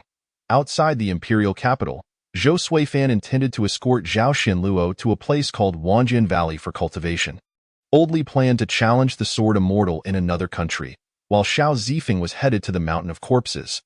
The paths of these individuals diverged, and thus their parting commenced outside the capital. Old Li bestowed a medicinal vial upon Xiao Zifeng, stating, "I have refined all the herbs I promised you into pills. In the future, during your cultivation, you need not complete your training. A simple soak will suffice. Just consume 1 pill, and its effects will gradually dissipate within you, mending the injuries caused by your practice. Given that these were concocted from precious herbs, 1 pill will last you a month." Zhou Suifan, taken aback, inquired, "What did this lad promise? You've truly spared no expense." Not only was there the matter of the medicine, but Zhou Suifan also noted that Old Li had no intention of reclaiming the Qinglin sword that Xiao Zifeng carried. In response to Zhou Suifan's curiosity, Old Li feigned ignorance, while Xiao Zifeng maintained his silence. This was a unique transaction between the two, not meant for the ears of outsiders. Chapter 57. Capturing the silver corpse. In that moment, Zhou Suifan felt a sense of alienation. Yet, he found himself powerless against the two. One was beyond his capability to defeat, and the other had a formidable backing. "Xinluo, we must depart," Zhou Suifan declared, leading his disciple away. Zhao Xinluo hesitated, stating, "Master, please proceed a bit ahead. We have matters to discuss." Zhou Suifan, gazing skyward at a 45-degree angle, lamented, "In this quartet, it appears I am the extraneous one." After Zhou Suifan walked away, he had intended to eavesdrop, only to be abruptly cut off by Old Li's sword aura. Zhao Xinluo queried, "Xiao Zifeng, how do you plan to handle the bounty placed upon you by the Zhengyi Alliance? I have faith in your abilities, but you cannot allow those pursuing you to hinder your progress indefinitely. Perhaps we could spread word of your status as the Sword Goddess disciple. Should the Zhengyi Alliance catch wind of this, they are likely to rescind the bounty." Old Li shook his head. "This merely addresses a minor inconvenience. Should this news attract attention, it would not be for mere third-rate individuals, but rather create greater troubles for you. The name of the Sword God is unparalleled in the martial world. Who would not wish to witness such a figure? There are those with ulterior motives who would covet it if this name were to circulate. Those seeking Xiao Zifeng would likely be sword immortals, or at least experts of the 3rd or 4th realms. Even with Xiao Zifeng's myriad of skills, he could stumble into peril under such calculated circumstances." Old Li then produced a small box. "Inside are 4 human skin masks for you to use temporarily. I will assist you in dealing with the Zhengyi Alliance. I will present you as my disciple, and they will grant this courtesy. Compared to the Sword Goddess renown, having a sword immortal as a backing would serve to intimidate while attracting less scrutiny." Xiao Zifeng found this plan somewhat dubious. Old Li favored high-stakes endeavors, and who could know if he had previously stirred up enmities? Additionally, he was about to challenge various sword immortals. "Are you certain that revealing your name will ensure my safety? I fear a multitude of enemies may emerge to trouble me, and you are still seeking to confront these sword immortals. You might end up at their mercy." Old Li replied nonchalantly, "Nonsense. Those who bore enmity towards me in my youth have long since perished. None remain to threaten me now. The sword immortal exchanges are mere contests of swordsmanship. They typically do not breed enmity. Even if someone wishes to reclaim a loss, they would seek me out. Not you. After all, they still value their reputation." What more could be said? Old Li's confidence was truly formidable. Xiao Zifeng initially intended to enhance his own strength before delivering a minor shock to the Zhengyi Alliance. However, it seems that Old Li's approach is more advantageous. He shall take charge. After finalizing their discussion, the 3 parted ways. Old Li soared into the air, swiftly departing. Zhou Suifan, accompanied by Zhao Xian, rode away on horseback, while Xiao Zifeng had no choice but to walk, having never had the opportunity to learn horseback riding in either his past or present life. As for the wooden Juke, it could not be released in this vicinity. Although it lay outside the imperial capital, there was no guarantee it would not be seen. They would need to venture further afield before it could be unleashed. The prospect of Sher-Shan brought him joy. If this endeavor were successful, he might find a place to break through, potentially advancing directly to the First Realm. There was even a possibility of surpassing the First Realm, though Oldly and the others had never mentioned any realms beyond it. Xiao Zifeng speculated that there must be more, as he believed the First Realm should not constitute the ultimate limit of cultivation. All things are in a state of evolution, and cultivation is no exception. While others might regard the First Realm as the pinnacle, it is conceivable that some can only cultivate to that point. While the majority may never reach such heights, Sher-Shan, the disciples of the Blood Corps sect commenced their operations. However, they were puzzled to find that the usual throngs of wandering corpses were notably absent from the outskirts of Sher-Shan this time. Upon the command of their leader, they pressed onward with trepidation. After considerable effort, they finally located a silver corpse, albeit deep within the area. They could not initiate a capture operation directly at Sher-Shan. Several agile elders exchanged nods of understanding, while the others began to withdraw gradually. Once the majority had retreated, the operation commenced. A square box was opened, revealing a round, fleshy orb pulsating with veins and fleshy growths, its overall appearance gruesomely sanguine. The silver corpse caught a whiff of an enticing aroma, one that was irresistibly sweet and savory, prompting an insatiable desire. One elder presented the orb before the silver corpse, which lunged towards it eagerly. Without hesitation, the elder fled, preparing to toss the orb as he dodged just before being caught. The silver corpse, disregarding the elder now rolling away, raced towards the orb in the distance. The elders engaged in this relay effectively lured the silver corpse to the outskirts of Shishian. One elder prepared to throw the orb once more. The silver corpse pounced, tackling the elder to the ground. The others recognized the gravity of the situation and immediately launched their attacks to intervene, but none could avert the elder's grim fate. The sect leader and Blood River realized the peril and sprang into action. The silver corpse, akin to a ravenous specter starved for 3 centuries, devoured the orb with reckless abandon, blood splattering from its mouth. The orb emitted a sharp, infantile wail, accompanied by a plume of crimson gas that escaped from its surface. This blood-red gas infiltrated the silver corpse through its nostrils and mouth, gradually staining its once white pupils a deep red. The sect leader summoned several blood-red, winged insects, their circular mouths ready to feast, which flew towards the silver corpse as it consumed the orb. The blood insects bit into the silver corpse's flesh. Burrowing deep within, sensing the disturbance, the silver corpse thrashed violently. Meanwhile, the disciples and remaining elders, now prepared, rushed into position, forming a formation. The array of light materialized midair, enhancing the skeletal and corpse-like entities the disciples commanded, rendering them more formidable as they fearlessly attacked the silver corpse. The silver corpse, rigid in its resistance, found itself in a struggle for control against Blood River and the sect leader. Its anguished cries pierced the air, inducing discomfort in some nearby, manifesting as dizziness and ringing in their ears. The sect leader, realizing the gravity of the situation, cried out in alarm. They had not yet completely distanced themselves from Sher-Shan, and such a commotion would undoubtedly attract other wandering corpses, plunging them into dire straits. A swift resolution was imperative. "Accelerate the formation," the leader bellowed. The formation's participants spat blood, which did not fall to the ground but instead soared towards the developing array. Chapter 58. Dinner is served. Blood River lifted her head, observing the formation being erected, and stepped back precisely, neither a fraction too far nor too close, remaining just outside the array's bounds. That moment. Guided by her intent, the silver corpse drew nearer to the leader of the Blood Corps sect. "Aki, when we reach Sher-Shan, I will engage the Iron Corpse. You should keep your distance to avoid injury." A girl, reminiscent of an ethereal sprite, circled around a boy as she spoke. Her bare feet were as smooth as ivory, her slender calves akin to the finest Hatian jade, evoking a desire to touch them. Yet, beneath such exquisite legs, the surrounding flora lay withered.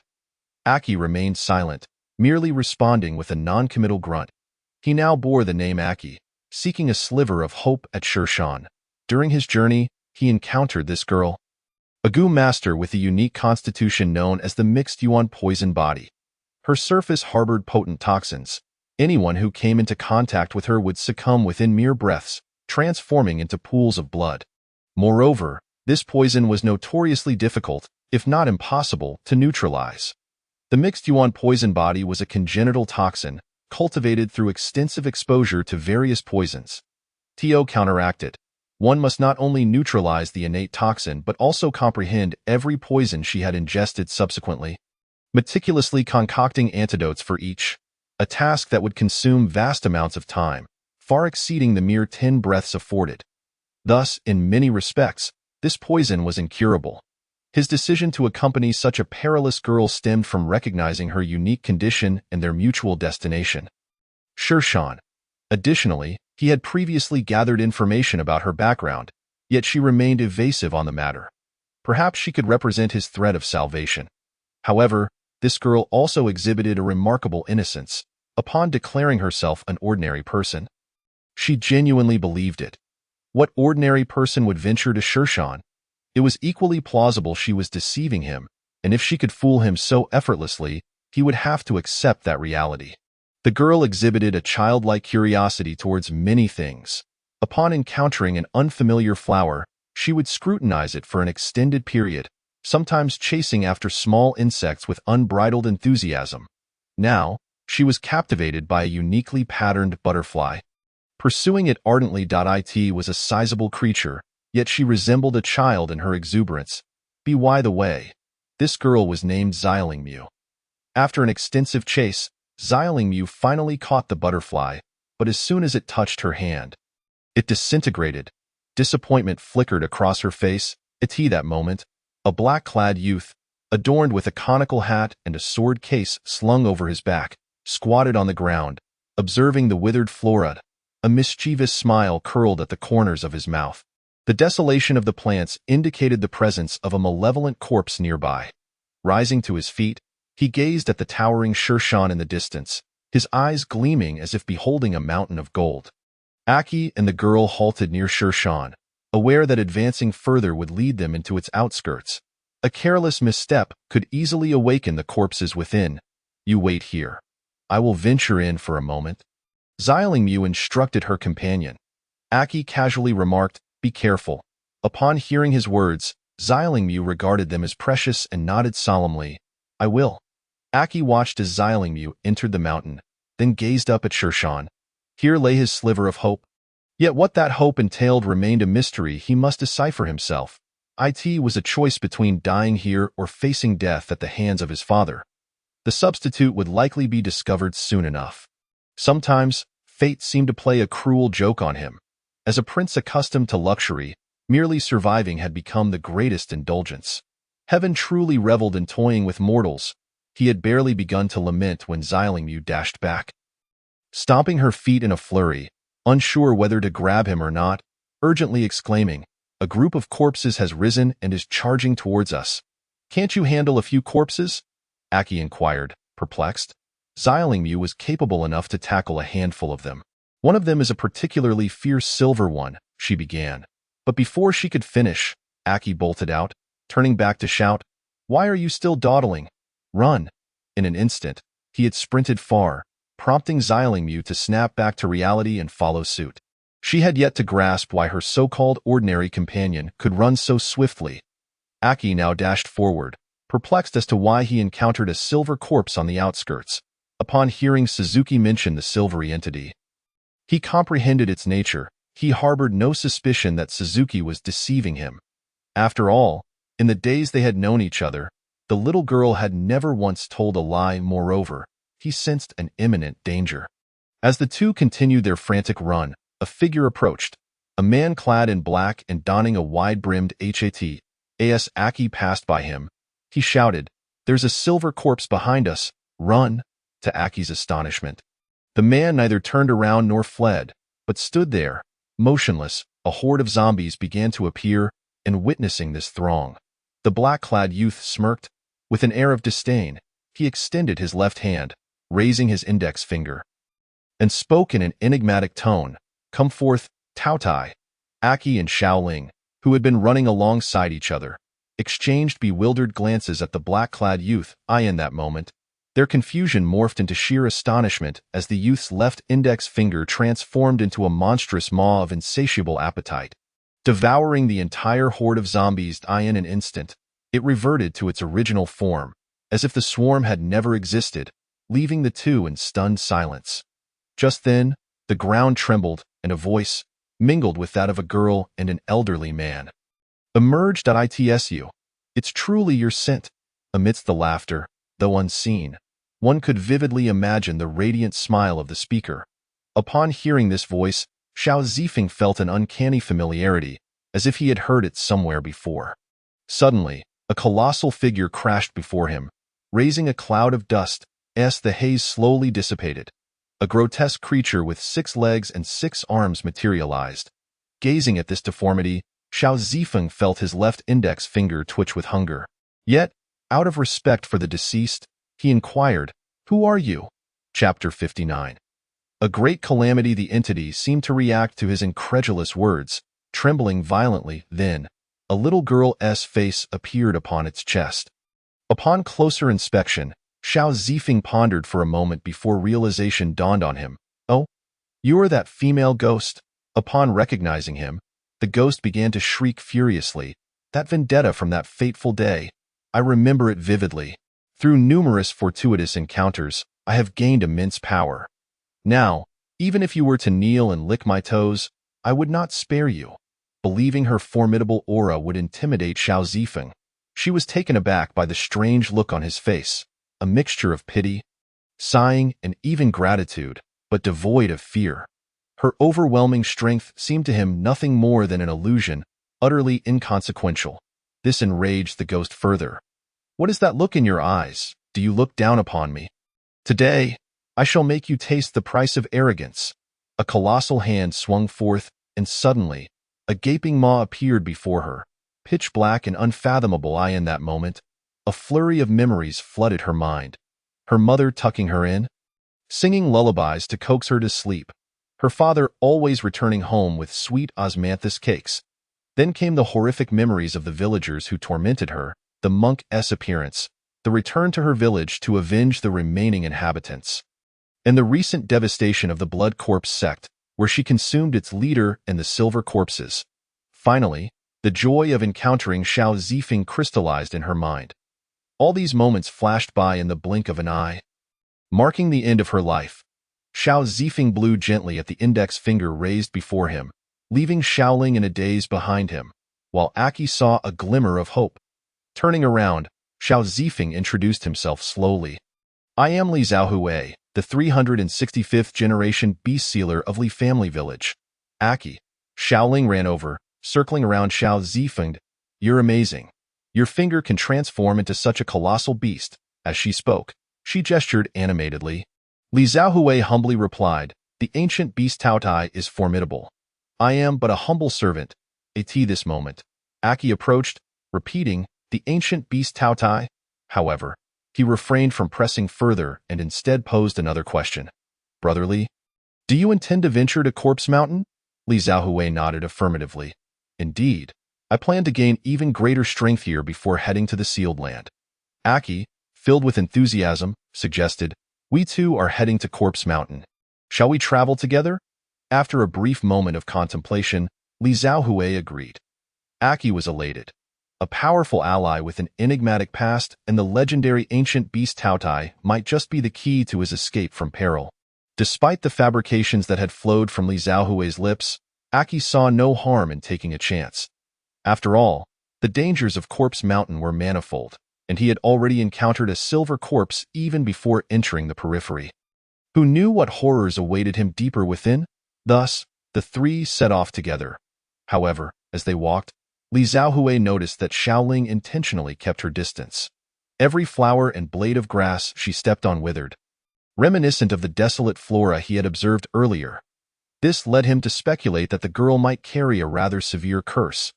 After pondering for a moment, he dismissed the thought, focusing instead on his ascension and the commencement of his hunt.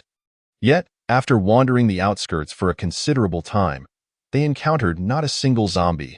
Thus, they ventured deeper in this eerie expanse of Corpse Mountain. Silence reigned, broken only by the sounds of their footsteps and Xiaoling's incessant chatter. Xiao Zifeng fell into deep contemplation. Mere moments ago, he had seen a throng of zombies without having stepped inside, yet now, having entered, there was naught but emptiness. Meanwhile, 1,000 meters deep within a cavern, all entrances were blocked by a multitude of stones. A horde of zombies trembled within. For their leader, the Drought Demon, and several golden corpses huddled in fear. The golden corpses murmured, "It was wise of the leader to have us hide. Otherwise, we would be doomed." There truly exists a great calamity. Prior to this, the Drought Demon had ordered all zombies to seek refuge in the cave. Initially, the golden corpses did not grasp the urgency until the calamity arrived at Corpse Mountain, bringing with it an overwhelming sense of existential dread, a threat they could not resist. They never imagined that, as zombies, they too could possess a natural enemy. In their perception, there were only those they could defeat and those they could not. The notion of a natural enemy was foreign to them. As they trembled, the overwhelming terror of that entity loomed large. It felt akin to hiding beneath a bed while a ghost roamed outside, incessantly calling one's name. The Drought Demon, cautiously sensing the outside world, recognized that she should not be so reckless. Yet, she detected a familiar presence. As she probed deeper into this recognizable aura, she immediately stood up and made to leave. The golden corpses, witnessing this, quickly clung to her waist and legs. "Leader, where are you going? There's a great calamity outside." "Yes, it's the kind that devours zombies. It's perilous."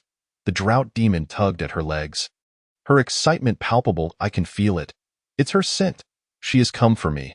I must go find her." The golden corpses were both alarmed and elated. Alarmed by the great calamity above, yet elated that their leader had awaited this moment for so long. But the pressing issue was that the calamity was right above them. They could not allow their leader to venture out that moment. One particularly slender and alluring golden corpse resolutely declared, "Leader, allow me to go in your stead. It's too dangerous to go out recklessly. With me scouting the way, you'll have a better chance." The Drought Demon gazed at this golden corpse. "Xiaochun, you would perish if you ventured out blindly. Why strength surpasses yours. I might still have a chance to escape." Xiaochun lifted her head, meeting the Drought Demon's gaze. "I've learned a bit of human seduction. Though the calamity above is fearsome, it still resembles a human. Perhaps my charm will work. Besides, among the golden corpses, I am the swiftest. Even if my ploy fails, I can drag a few zombies along as a buffer, and perhaps make my escape." Chapter 60. The legend of Li Family Village. This formidable mountain of corpses, which instilled dread in the hearts of many, now appeared desolate and uninhabited, allowing the three individuals to traverse its expanse with ease. Li Xiaohui searched diligently, at times climbing to the treetops, at others sifting through the underbrush, even inspecting beneath large rocks. Yet, his efforts bore no fruit. Not a trace of a corpse, nor even a single hair was to be found. Li Xiaohui was perplexed. Where had all his experience gone? Had it all been relocated? Aki shared his bewilderment, glancing at Li Xiaohui, who continued to rummage about. He felt he could discern part of the reason. Xiaolingmu seemed to have returned home, reveling in the surroundings, glancing left and right. As twilight approached, the three sought refuge in a cave on the mountainside. Upon igniting their torches and stepping inside, they were momentarily blinded by a dazzling array of golden treasures scattered about. An abundance of gold, silver, and jewels lay carelessly discarded nearby, while a massive stone pedestal was adorned with an enormous white tiger skin. Li Xiaohui casually seized a handful of riches. Had they stumbled upon a den of bandits? Such wealth! Aki regarded these treasures with indifference, having seen plenty in his time. Xiaolingmu, however, was captivated by the glimmering objects, unable to tear her eyes away from a radiant red gem she clutched tightly. After a moment, Li Xiaohui set down the jewels he had gathered and approached the stone pedestal. Plopping down atop it, he admitted, with a hint of satisfaction, that sitting on a tiger's skin was indeed comfortable. In his past life, he had never experienced such luxury. Now, he could indulge without concern, for the authorities would not protect such creatures. If one were to kill a tiger, the government might even reward them. Aki observed the tiger's skin, recalling that he had once possessed one in his room, a mere pelt of an ordinary adult tiger, which paled in comparison to this magnificent specimen. The beast had likely been enormous in life. After resting for a while, Li Xiaohui reclined fully upon the stone pedestal. The space was ample enough to accommodate 2 or 3 people without issue. At this juncture, Aki suggested, "We must leave here at once."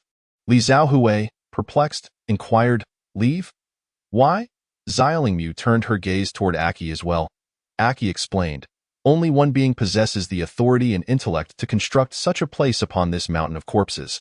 The Hanhua, and the fact that all these treasures remain untouched indicates that the owner has departed only recently and may return at any moment. We must hasten our departure." Upon hearing this, Li Xiaohui reclined once more. Aki, observing his actions, pressed further, "Surely you do not believe you can contend with the Hanhua?" Li Xiaohui raised his left index finger and declared, "I cannot, but it can. The bane of all corpses, the Taoye." Aki probed, "What is it about this Taoye that inspires such confidence in you?"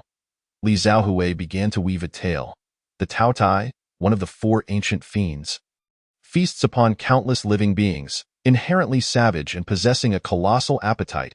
It once devoured nearly half of the world's creatures, until the most formidable of humanity united to seal it away. However, most of these skilled beings perished post-sealing, leaving only one individual, surnamed Li, who continued the bloodline and established Li family village, safeguarding the seal for generations. Though the Taotai is sealed, preventing it from consuming living beings, it can still devour corpses. It is worth noting that, aside from the living, those corpses were its preferred delicacy. It is inherently the nemesis of all corpses. Aki sensed a flaw in this narrative and voiced his concern. Why would such a dangerous beast be sealed within a human? Li Xiaohui feigned sorrow as he replied, "For ages, it was sealed beneath Li family village, not within a human. However, 5 years ago, it attached its consciousness to a boy, manipulating him in an attempt to break the seal. When the villagers discovered this, and with the seal having been largely weakened, they had no choice but to revert the sealing array, concentrating the Taoye's seal within the boy, who became the vessel for the Taoye's binding. The cost was steep. Of the village that had guarded the seal for generations, only one survived. Xiaolingmu, absorbed in the story, let the red gem slip from her grasp. The last survivor of the village that sealed the Taotai was now in the presence of one who harbored it. Was it not to imply something dire? Xiaolingmu gazed at the boy reclining on the stone pedestal, her heart aching as she covered her mouth to stifle any sound. How pitiful he was, akin to herself. Aki pressed on. "What then is your purpose in coming to this mountain of corpses and seeking the forbidden land? The seal upon me is not eternal. I must enhance my strength and seek a method to permanently seal the Taotai in the forbidden land. I do not wish for the Taotai to threaten the world once I am gone." Li Xiaohui articulated this with raw emotion, devoid of pretense. The weight of responsibility rested heavily upon him, as he silently guarded the remnants of the past, cherishing the memories of those lost in his village. This was a scene he had envisioned countless times during his previous life as a mere cog in the machine.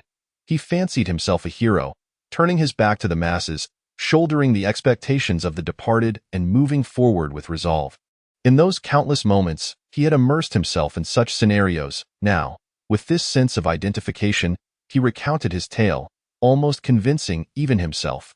Aki listened, sensing a mixture of truth and fabrication. Xiaolingmu, however, was already on the verge of tears. "You must have endured great hardship all these years, haven't you? In my lexicon, the word hardship does not exist. Only promises remain," Li Xiaohui pronounced with righteous fervor. As this story unfolded, it drew the trio closer together. Li Xiaohui and Xiaolingmu felt this bond grow, while Aki remained skeptical, sensing something amiss in the storyteller. With Li Xiaohui's narration, Aki's desire to leave began to dissipate. The 3 gathered around a fire to warm themselves. Li Xiaohui gazed at Xiaolingmu's delicate feet and remarked, "Would you care to wash your feet? I sense a rather foul odor emanating from them." Aki, upon hearing this, felt as though his intellect had been compromised. Initially thinking Li Xiaohui had some ulterior motive for observing Xiaolingmu's feet, only to find him commenting on her foot odor. Was his mind addled? Whose foot odor could wilt flowers? Xialing Mu stood momentarily stunned at this unexpected comment. No one had ever accused her of having feet that could cause such destruction. Chapter 61. I am poisonous. I do not believe recovering from her shock, Xialing Mu hastily clarified. This is not foot odor. It is poison that courses through my entire being. Li Xiaohui scoffed. Oh, I do not believe you. He then poked her arm with his finger. Xialing Mu leaped back as if electrified. Why did you touch me? You could die from that. Don't you know? Aki was equally startled by Li Xiaohui's reckless action. Although he traveled alongside Xialing Mu, he maintained a respectful distance. This fool dared to touch her directly, expecting her to reverse his fate, only to act so rashly. Yet, Li Xiaohui remained unperturbed. I see no issue with it. Xialing Mu, her voice tinged with desperation, implored, your hand is blackening. You are on the brink of death. Li Xiaohui examined his hand, which had indeed turned dark, the discoloration rapidly spreading up his arm at this moment. Aki was already considering a suitable burial site within the cave. Although he would eventually become a pool of blood, at least he could leave behind a proper grave. Li Xiaohui displayed no sign of concern. Instead, he marveled. Wow, a black hand, how cool. The darkness had now enveloped his arm, beginning to spread across his body. How long can someone poisoned by this remain alive? He asked casually. 10 breaths. Oh, just 10. What? How many breaths have passed since we began speaking? Aki interjected, about 6 or 7 breaths. If you have any last words, I suggest you speak them now. Li Xiaohui promptly retrieved a foul-smelling black pill from his gourd, popped it into his mouth, and mumbled incoherently last words. This is but a minor poison. It cannot kill me. Aki remained silent, deciding to consider this his last testament, to be etched upon his gravestone. He doubted that Li Xiaohui's expired and pungent antidote could counteract the poisonous body. Even a deity would shake their head at such toxicity. He resolved to select a few pieces of gold and silver jewelry to accompany him in his burial, ensuring a dignified send-off. Initially, he had hoped that this individual might bring him hope, but now it seemed he had been overly optimistic. Once he had chosen a burial spot, he turned to see Li Xiaohui sitting there, seemingly unscathed, rather than transformed into a pool of blood. Why the passage of time? It should have been nearly 10 breaths. How was he still alive? Moreover, the toxins in his arms have dissipated, and the original darkness has completely vanished. Restored to its natural hue, Aki, filled with curiosity, circled around him, observing that indeed, the poison had been neutralized. How did you manage to dispel this poison? Aki could not help but inquire. It is the Ancestral 9 Revolutions revitalization pill of my family, capable of counteracting all poisons under heaven, he replied. Aki narrowed his eyes slightly. If such a powerful elixir truly existed in the world, it must be exceedingly rare. How could one afford to waste it on mere experimentation? It was highly probable that he had dispelled the poison by his own means. Following this line of reasoning, the individual's strength was considerable, and he did not seem to rely solely on the sealed Taotai within him to wield such power. If his tale were true, Taoya's consciousness residing within him could not possibly choose an ordinary person. In a village that harbored such seals, the guardianship must have been exceptionally stringent. Any failure to maintain the seal could only suggest that he held a position of great importance within the village, or that he was highly regarded by its inhabitants. Aside from the potential legacy of status bestowed by his ancestors, it was also possible that he possessed extraordinary talent, earning him the esteem of the villagers. Aki placed greater weight on the latter notion. Even an emperor would not arbitrarily select a mediocre heir. Typically, only those princes of exceptional merit would be entrusted with matters of governance, particularly in a village shouldering such grave responsibilities. Mere ancestral glory would hardly suffice to grant a youth such authority over the seal. It must be his own talents or other qualities that instilled confidence in them that he was capable and deserving of such access. After all, if he lacked the necessary ability, the villagers would never willingly sacrifice their lives to seal a ferocious beast within him, entrusting him to seek a remedy. Xiao Lingmu's eyes glistened with unshed tears, filled with astonishment that someone had touched her without dying. You are incredible. You are the first person to touch me and live. Li Xiaohui beamed with pride, feigning modesty as he declared, "Oh, it's nothing. Who am I? I am the 365th generation beast sealer of Lijia village. What poison in this world could possibly harm me?" Upon hearing this, Xiao Lingmu's eyes sparkled with admiration. Aki felt somewhat overwhelmed. This individual was indeed enigmatic and powerful, yet seemed particularly fond of theatrics. The things he said were a mixture of truth and deception, leaving one puzzled. At that moment, Xiao Lingmu inquired, "If you were so skilled, could you perhaps neutralize the poison in me as well?" Ah? Li Xiaohui appeared momentarily bewildered. This was not a case of being poisoned, but rather a condition of harboring poison within oneself. Who knew if it would be directly linked to her life? Should the poison be dispelled, her very life might be extinguished. Li Xiaohui found himself in a quandary. Seeing the expression of distress on his face, Xiao Lingmu's hopeful demeanor dulled. "If you cannot, that is all right. Perhaps when my skills are greater, I may be able to contain the poison myself." Upon witnessing Xiao Lingmu's adorably dejected expression, Li Xiaohui could not help but ruffle her hair. Not as satisfying as a Li's touch, he mused inwardly. Xiao Lingmu's earlier melancholic expression bore a resemblance to a Lu. Aki picked up a stick to swat away Li Xiaohui's hand, admonishing, "Do not lay hands upon a girl. It is rather impolite." Li Xiaohui withdrew his now darkened hand, somewhat sheepishly saying, "She was just too cute. I couldn't resist. It's quite all right," Xiao Lingmu replied, feeling no offense. Instead, she felt elated, as this was the only person who had engaged in physical contact with her and lived. In fact, she found it quite endearing. Aki opened Li Xiaohui's hand, not because he suspected any inappropriate intentions, but because the look in Li Xiaohui's eyes while he ruffled her hair resembled that of a doting father gazing upon his daughter. Was this not an outright exploitation of the young lady? Li Xiaohui appeared youthful, likely not much older, yet here he was, patting the head of the girl, assuming the role of her father. At this moment, Li Xiaohui retrieved a gourd, pouring out a small, foul-smelling pill and popping it into his mouth. Just 10 breaths time. It's best to consume it early. If I mismanage the timing, I might end up in dire straits. Chapter 62. 3 individuals with hidden agendas. Just then, Li Xiaohui's index finger twitched. His eyes lit up with excitement. Experience points incoming. A woman's cry for help echoed at an opportune moment. Aki, upon hearing this sound, felt a jolt of alarm within. There were no villages within a 50-mile radius of the Corpse Mountain. Where could this woman's cry for help possibly originate? There must be some deception afoot. Meanwhile, Xiao Lingmu heard the plea. "Someone is calling for help. We should go take a look." "Xiao Lingmu, your experience in the martial world is still too limited. How could an ordinary woman be calling for help in such a desolate wilderness?" Aki cautioned. Xiao Lingmu hesitated momentarily. At that instant, Li Xiaohui stepped forward, and Aki assumed he was about to offer further caution. "We should still investigate. Better to be cautious than regretful.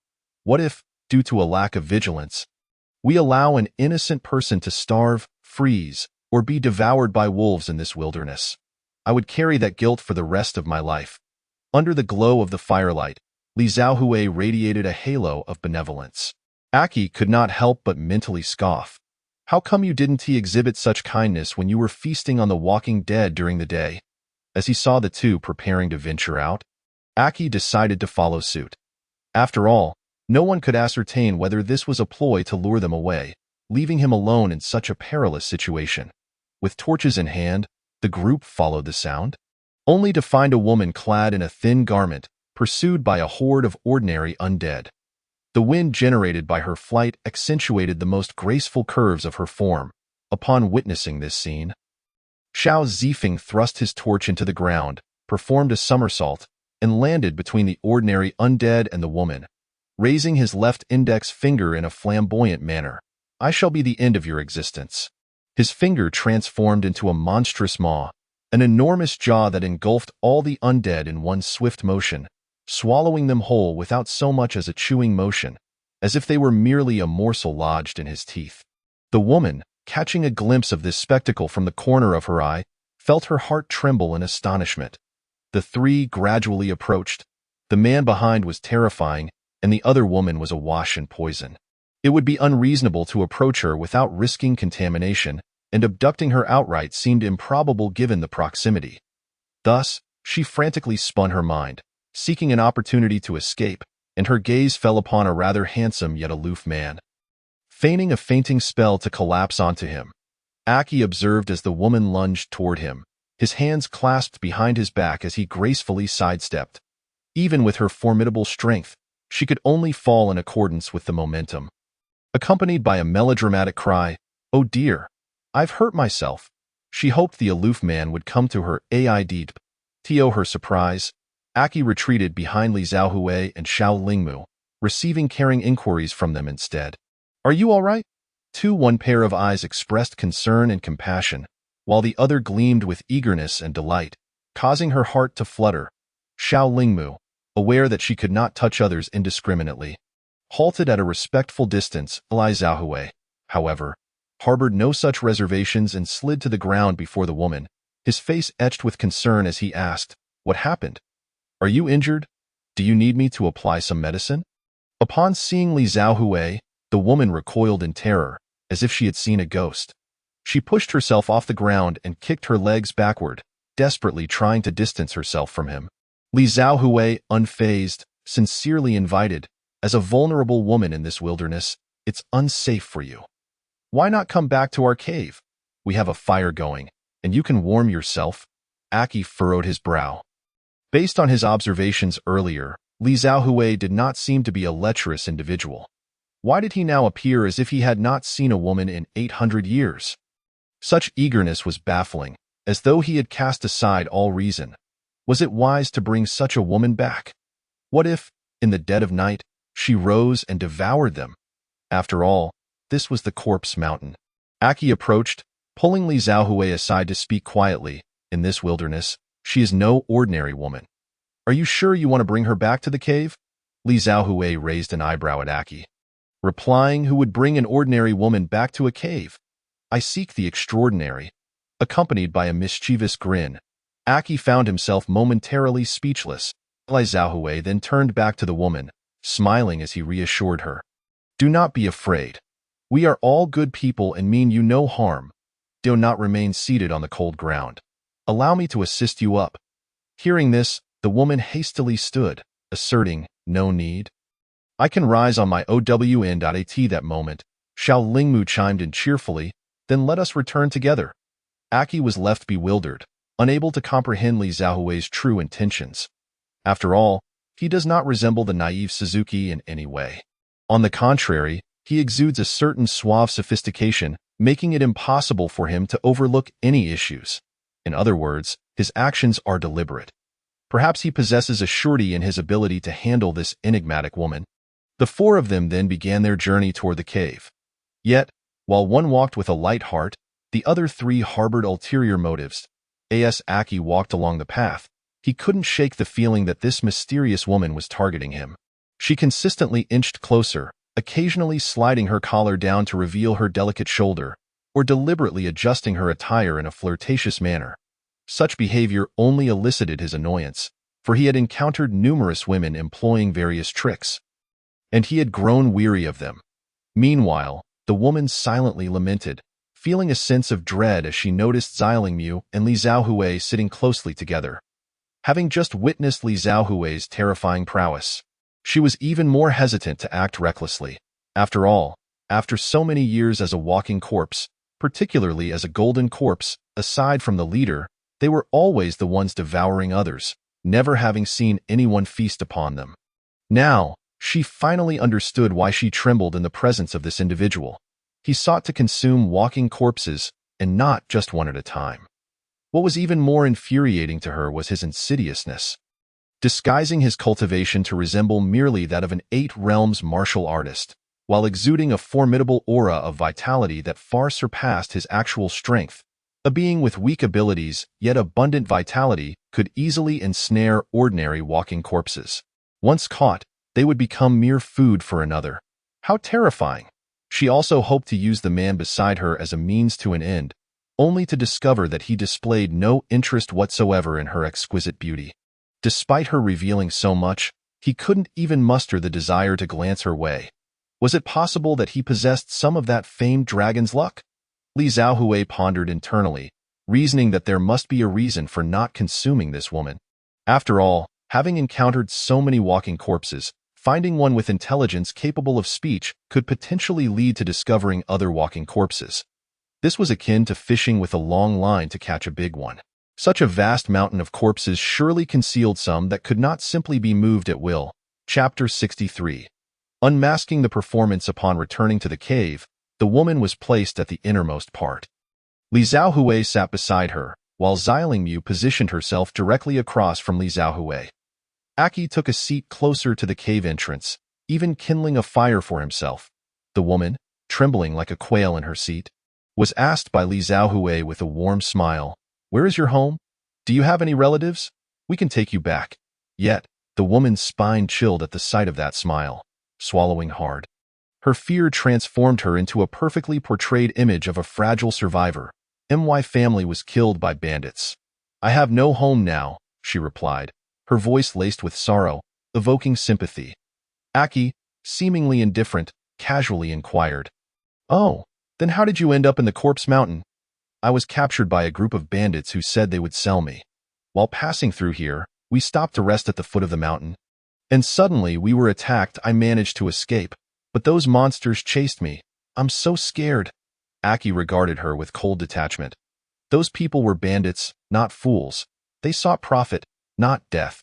Whether it was human trafficking or arms smuggling, they would not choose this perilous route. Upon hearing this, a flicker of murderous intent flashed in the woman's eyes. Li Xiaohui then interjected with a sense of justice, "Aki, how can you say that? She's merely spinning a tale.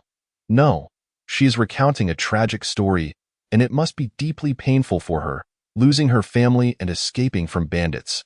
What a dreadful experience. How can you question her sincerity?" Aki's lips twitched. Did she really know that the story was fabricated yet still choose to play along? What did she intend to achieve? He had already let slip too much. The woman felt a jolt of anxiety upon hearing Li Xiaohui's words, sensing that her situation had taken a turn for the worse. After rebuking Aki, Li Xiaohui turned her attention back to the woman. "What is your name?" "I am Yang Bilian," the woman replied timidly. Li Xiaohui looked closely at her and reiterated, "So, where are your family members? Did I not already say?"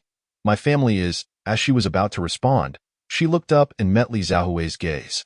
Though her face bore a smile, no kindness gleamed in her eyes. At that moment, she realized she had surely been discovered. Aki, observing the intense exchange, inched closer to the cave's edge.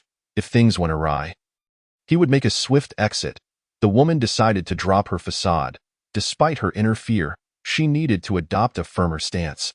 "You discovered me long." Li Xiaohui wore a knowing expression and replied slowly, "I may have realized it even earlier than you think, even before you let out a cry for help. You are both watching a play and participating in one. Congratulations, you are correct, but there is no reward. If you tell me where the other corpses are, perhaps I will spare you." Xiaolingmu felt utterly bewildered, struggling to comprehend their conversation. Aki beckoned her to his side, believing it would be better for her to stay close to him given the mysterious exchanges. Yang Bilian, noticing Xiaolingmu's intent to leave, felt a pang of anxiety and couldn't help but glance back a couple of times. All of this did not escape Li Xiaohui's notice, if I'm not mistaken. "Your sudden appearance is aimed at Xiaolingmu, right?" It made sense now why he regarded the individual before him as suspicious. Her acting was far too contrived, with too many loopholes. Aside from Xiaolingmu, who among them had not perceived something amiss? In Li Xiaohui's conjecture, Xiaolingmu possessed a unique constitution, one that, according to certain legends, was most likely to attract supernatural beings. The sudden appearance of this individual was likely due to that very reason. Perhaps consuming Xiaolingmu would significantly enhance her strength. How could Yang Bilian admit to such a thing? No. Xiaolingmu approached Aki, her brow furrowed with confusion. "What is happening? Why are they speaking so cryptically?" Aki pondered for a moment before explaining in simple terms. "That big sister we rescued is actually a bad person in disguise, with ulterior motives toward you." "Really? Is that true?" Xiaolingmu asked incredulously. Aki looked at her and said, "Have I ever deceived you?" He simultaneously added in his heart, "Except for my name. After all, He had not shared his origins with Xylingmu, only his objectives. Xylingmu shook her head. During their time together, Aki had been nothing but kind to her, always allowing her to eat first and patiently answering her questions. She trusted him completely. However, this revelation caused her to lower her head, feeling a sense of gloom. If those people were indeed pursuing her, she would have to part ways with Aki and Li Xiaohui. Noticing Xylingmu's distress, Aki assumed she felt her kindness was being taken advantage of, leading to her melancholy dapno? Li Xiaohui repeated, unable to suppress a laugh. Since you met us, your gaze has mostly lingered on Xylingmu. And yet here you are performing for me. My patience is limited. I will give you 5 seconds. If you refuse to speak, then you may as well perish. 5. 4. Aki had now retreated to the cave's entrance, beckoning Xylingmu to join him. Should a conflict erupt within, they would flee immediately. Aki cautioned Xylingmu seriously. In this mountain of corpses, the only beings present are walking corpses. A corpse capable of speech and possessing such intelligence is exceedingly rare. She must be a golden corpse. Even if she is not a corpse, anyone daring to traverse the corpse mountain, aside from special circumstances like ours, must be at least a master of the upper 3 realms to do so. Thus, he estimated the woman's strength to be considerably formidable. Li Xiaohui, with her sword case strapped to her back, had yet to unsheath her 2 swords. This implied that she had not yet revealed her true capabilities, even against silver corpses. Consequently, her strength should also be gauged at the level of the upper 3 realms. 3. Meanwhile, Yang Bilian felt a surge of anxiety. She was acutely aware of the danger posed by the man before her. If a conflict truly broke out, she had no chance of victory. 2. One must find a way to flee. She recalled that there was a concealed exit within this cave. At that moment, Li Xiaohui felt the hilt of the sword resting against his back. Having discerned the intent of the man before him to escape, before the sound of the number 1 could materialize, Li Xiaohui had already unsheathed his sword. Chapter 64. The Inquisition of Fantasies. At the very instant he swung his sword, Yang Bilian was desperately dashing towards the hidden passage. Just as she reached the entrance, she unleashed a punch that shattered the boulder obstructing her path. With a thud, under a bizarre force that Yang Bilian could not comprehend, she found herself kneeling at that moment. A massive tongue from behind lashed out and licked her fiercely. The gaping maw, drooling with anticipation, yearned to engulf her, yet it remained under Li Xiaohui's control, unable to satiate its enormous appetite. Meanwhile, outside the cave, Aki, who had just taken off, caught sight of this astonishing scene and came to a stunned halt. In disbelief, he exclaimed, "A sword immortal kneels." This sword technique had only been wielded by a single individual to date, the Sword God. The Sword God always donned a mask, leaving his true appearance a mystery. His weapon of choice was a wooden sword, and Li Xiaohui was currently wielding a similar one. Thus, the answer was evident. Once, he had sought out the Sword God but found no success. Who would have thought that fortune would present itself in such a way? At that moment, Xiao Ling, who had sprinted a few dozen meters ahead, suddenly realized that she was alone. Turning her head, she saw Aki frozen in place. Having witnessed Aki's initial dash, she had followed suit, but she could not fathom why he had abruptly halted. Yang Bilian dared not make a move. Even though her ability to act had returned, she understood that any motion on her part would certainly lead to her demise. The immense maw lurked menacingly behind her. She could never have imagined that her adversary possessed such a trick, nor that such an uncanny sword technique existed in the world. The information from Shirshan was rather insular, and few ventured there, hence they were oblivious to the existence of such formidable swordsmanship. A voice reminiscent of hell itself resonated behind her. Turning around, Yang Bilian knelt, using her right knee as a pivot while her left knee provided leverage, and executed a half-turn to face Li Xiaohui. Casting a furtive glance at the ominous maw beside her, she noticed it was connected to Li Xiaohui's left index finger. Li Xiaohui sheathed his wooden sword back into its scabbard. Fortunately, he had acted first. Otherwise, this creature might have indeed escaped. This entity was alarmingly quick, akin to the golden corpse he had encountered previously. He had barely registered how it had reached the stone or shattered it. It seemed that he would need to seek opportunities to break through in the future, Those with higher realms possessed incredible speed. He had nearly let this one get away. Xiaoling returned to Aki's side, questioning, weren't we supposed to run after the fight? Why are we still here? Aki remained entranced by the shock. Xiaoling called out to him a couple of times before he snapped back to reality. What is the matter? Xiaoling inquired with concern. I called you earlier, but you didn't respond. Aki shook his head. It's nothing, guys, there's something wrong. Weren't you just saying we should run? Why haven't we? They're done fighting. So there's no need to run anymore, Aki explained. Xiaoling gazed towards the cave, where the woman they had rescued was now kneeling before Li Xiaohui. Aki began to re-enter the cave, followed closely by Xiaoling. Li Xiaohui looked down at Yang Bilian from his elevated position, still wearing that sunny, cheerful smile. Oh, my friend, might you enlighten me as to the whereabouts of your family? It is unsafe for a vulnerable woman like you to be out here among strangers. It would be best to escort you home. Yang Bilian was acutely aware of the dangers of associating with strangers, yet the current stranger would not permit her to leave. I have no idea how many years I have been dead. How could I possibly have family? Yang Bilian retorted impolitely, resigned to her fate. Oh, it seems I have made a slight misstep in my phrasing. Allow me to rephrase my inquiry. Where have your companions, with whom you frolicked upon this mountain, gone? Yang Bilian closed her eyes, resolutely declaring, you may kill me or torture me as you wish. I will never betray my comrades. Li Xiaohui shrugged. Very well, if that is your stance.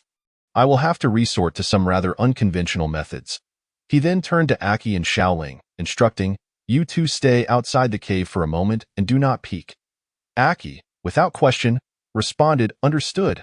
He waved his hand, sending Xiaoling, who had just entered, back outside. Leaning against the cave, they were completely oblivious to the happenings inside. Xiaoling obediently refrained from peering inside, instead gazing up at the stars and counting them one by one. Once the others had exited, Li Xiaohui adopted a fierce tone. Yang Bilian, there is an old saying. Those who know the times are the true wise. I hope you do not underestimate my intentions. Do not force my hand to employ unfriendly tactics. Yang Bilian recognized that she was at a dead end and, mustering her courage, replied defiantly, you may kill or mutilate me as you wish. If I so much as blink, I shall no longer bear the name Yang. You possess some spirit. I appreciate that. I hope you retain such fortitude in the moments to come. With that, a needle materialized in Li Xiaohui's right hand. Upon seeing the needle, Yang Bilian scoffed, dismissing it as inconsequential. What kind of punishment could a mere needle impose? It posed no threat to her. A single prick will hardly cause me any discomfort, she said with disdain. However, as her words fell, she sensed something amiss. Her voice had taken on a rougher timbre. Looking down, she noticed the excess weight on her chest had vanished. Peeling back her collar to look inside, she found it gone. A sense of foreboding washed over her as she reached down and felt something new. Trembling, she raised her finger to point at Li Xiaohui, exclaiming, what have you done to me? Nothing much, merely bestowed upon you some things you have never possessed while alleviating a burden from your frame. No need to thank me. It was my duty. If you insist on expressing gratitude, simply call me a good person. An unparalleled stream of invective erupted from Yang Bilian, unrelenting and without repetition. Li Xiaohui remained unfazed, and in fact, produced another needle. He spoke slowly. Have you ever experienced the sensation of childbirth? Have you ever felt what it is like for a man to give birth? Horrified, Yang Bilian clutched at her collar, instinctively retreating. What are you doing?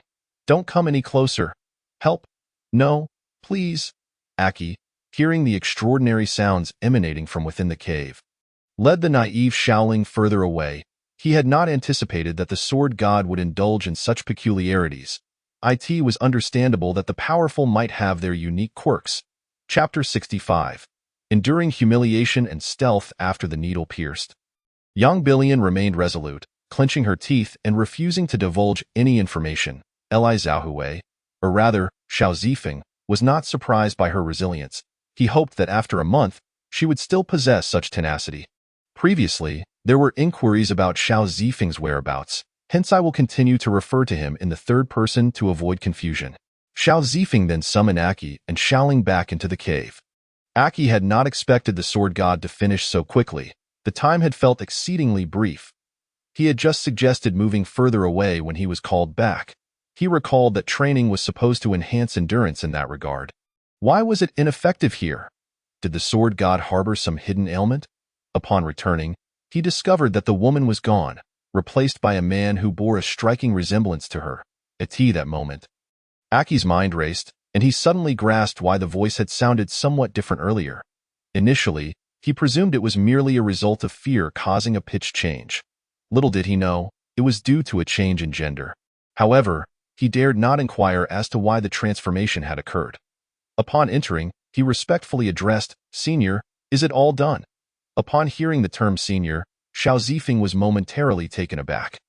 Once he realized Aki was referring to him, he looked at him quizzically. "You call me senior? I am not that much older than you." Aki tentatively asked, "Then shall I call you the sword god?" Seeing Aki's demeanor, Xiao Zifeng retrieved a prepared statement. "I believe you may have misunderstood something. I am not he, although I have practiced the sword techniques he created. He is the true prodigy, having surpassed all others in the realm of swordsmanship. If I ultimately fail to find a way to completely seal the beast within me, I shall seek his assistance. Throughout history, he is the only one who has ever truly slain a beast through sheer will." When Xiao Zifeng uttered these words, he feigned nonchalance, casually revealing the knowledge he possessed, which significantly enhanced his credibility.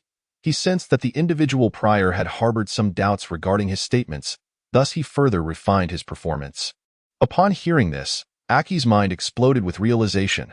The 365th generation beast seal master of Li family village. Not merely a seal master of the Taotai. This implies that aside from Li family village, there exist other seal masters. The sword god too. In retrospect, this aligned perfectly. There had been no legends about the sword god circulating in the martial world, and from whence had he acquired his unparalleled swordsmanship? It is evident that one cannot reach such heights through sheer isolation. Thus, certain matters became explicable. The sword goddess adversaries were not mere mortals, but ferocious beasts. After imparting this information, Xiao Zifeng ceased his discourse, leaving the subsequent deductions to Aki. Before shifting the conversation to other matters, "I will remain in the Corpse Mountain for a month. If you have other matters to attend to, you may leave first." At this juncture, Aki temporarily interrupted his mental brainstorming. "I have no pressing affairs, and I can also stay at the Corpse Mountain for a month. Leaving is out of the question. I shall follow Li Xiaohui wherever she goes." Meanwhile, Xiao Lingmu timidly remarked, "I fear I cannot stay that long. I must depart tomorrow." Aki inquired, "Aren't you in pursuit of an iron corpse? Remaining here might allow you to continue your search." "Where will you go if you leave now?" Xiao Lingmu clumsily fabricated an excuse. "I no longer require it. If I can't find one, it matters not. I have other matters to attend to." The three present could discern her deception. Aki pressed further, "What matters?" His expression bore an earnest intensity. Xiao Lingmu faltered, at a loss for words. She lacked the finesse of some individuals, who could lie with a composed demeanor, speaking as if it were the truth.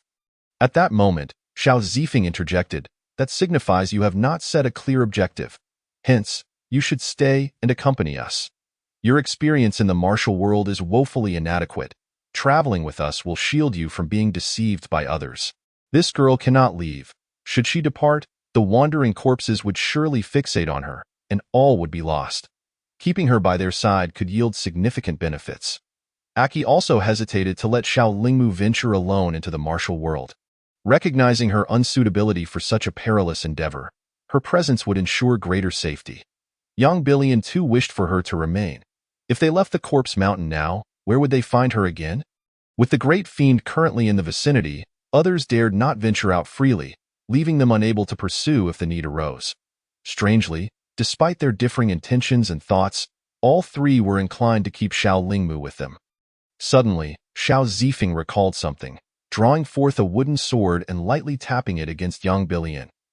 He then disregarded him entirely. After all, the only means he had to torment this fellow were those two methods. Employing any other approach might not penetrate the defenses of the Golden Corpse and could diminish his own standing.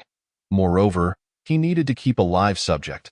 Should he eliminate him, a wealth of experience would be lost.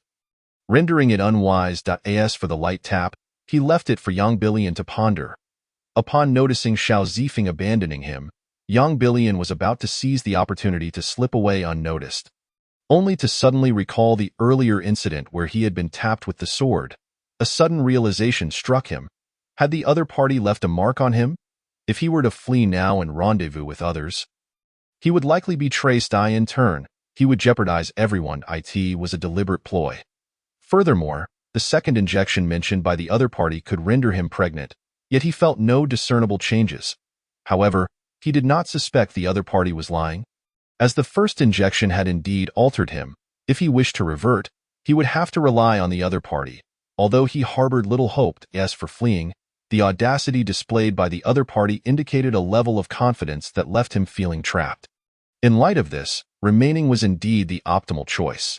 He could discreetly relay any valuable information he acquired to his leader, ensuring that even in death, he might still provide some measure of worth. Given his current state, it seemed more prudent to endure humiliation and sacrifice for the sake of his leader. In that moment, Yang Bilian felt his spirit elevate, realizing he bore a significant burden upon his shoulders. Meanwhile, a group of individuals, led by a mouse, pursued the withered flora. Chapter 66. One must seek their own sustenance. A group arrived at the foot of the corpse mountain. The elder at the forefront surveyed the realm of the living dead with deep consternation. That little girl had ventured to such a place. The entire group set up camp, planning to send disciples for reconnaissance at dawn. It was the dead of night, and even in the outer regions, they dared not send anyone forward recklessly. The following morning, Xiao Zifeng commenced another day of sword practice. Aki had risen early to hunt, managing to catch a rabbit from an unknown source. He diligently prepared breakfast, while Xiao Lingmu could only watch from the sidelines, unable to partake, for even fetching firewood would prove hazardous, as the wood was poisonous, producing toxic smoke when burned. Yang Bilian could only helplessly cradle himself, for he dared not flee, especially in his current condition. The three began their breakfast, utilizing makeshift utensils scavenged from the pile of gold and jewels. Some golden bowls and ivory chopsticks sufficed. Xiao Lingmu glanced at Yang Bilian, watching him eat. "Aren't you going to share some with him?" Xiao Zifeng casually responded. "He cannot consume this. It will cause him distress. We shall eat without concern." Yang Bilian remained silent. The other party was superior to him. What could he say? Although Aki was feasting on rabbit, he was contemplating how to manage their sustenance for the upcoming month. His cultivation was decent. He could endure a month without food. However, Xiao Lingmu's strength was insufficient to fast for such an extended period. As for Li Zhaohui, she was entirely outside his considerations. Someone of her formidable prowess could likely withstand a month without sustenance with minimal impact. Although he could discern Li Zhaohui's mastery as an 8 realms martial artist, who would believe him? He himself concealed his own power when outside. While the corpse mountain could yield some creatures, they were scarce, hardly sufficient for a month's consumption. Would he have to descend the mountain to procure supplies?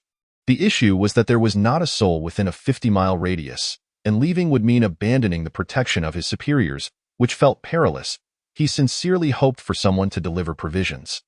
Meanwhile, in the makeshift camp at the mountain's base, a group prepared to venture forth, cautiously exploring. Some had even released insect familiars to scout the surroundings from above. After a day of searching, this group stumbled upon a remarkable discovery. The outer perimeter of the corpse mountain was devoid of wandering corpses. Among them, the gray-robed elder issued a directive.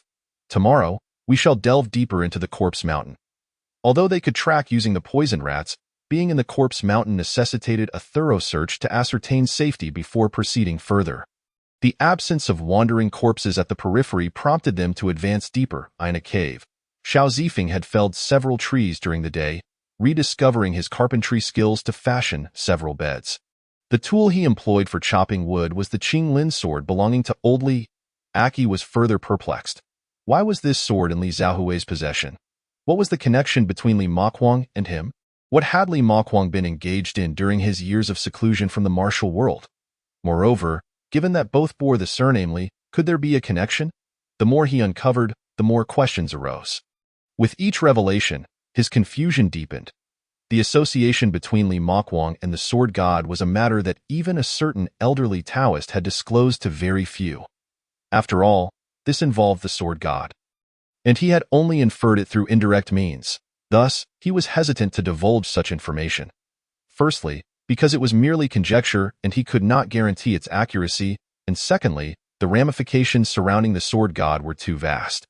It was acceptable to share with a select few, but to publicize it widely could invite significant trouble. At this moment, young Billion was curled up in a corner of the cave. The others had done well, crafting 3 beds in total, yet they had no intention of preparing one for him, which was a blatant act of cruelty. Xiao Zifeng approached him, striking his head with a stick. Go fetch some firewood. Don't just sit there all day, eating without contributing. Young Billion raised his head. Have you ever fed me? Do wandering corpses require sustenance? Besides, does one need to eat to work? Hurry and gather some firewood, or I'll make soup out of you. Young Billion pouted and ventured out to gather firewood. During her quest, she left behind some traces. Now, she dared not return directly, for who knows, she might have barely stepped underground when Xiao Zifeng could emerge from behind her, capturing everyone in one fell swoop. The fact that her pursuers had yet to kill her likely stemmed from this very intention. It was unexpected that a prominent figure like her would fall to such depths.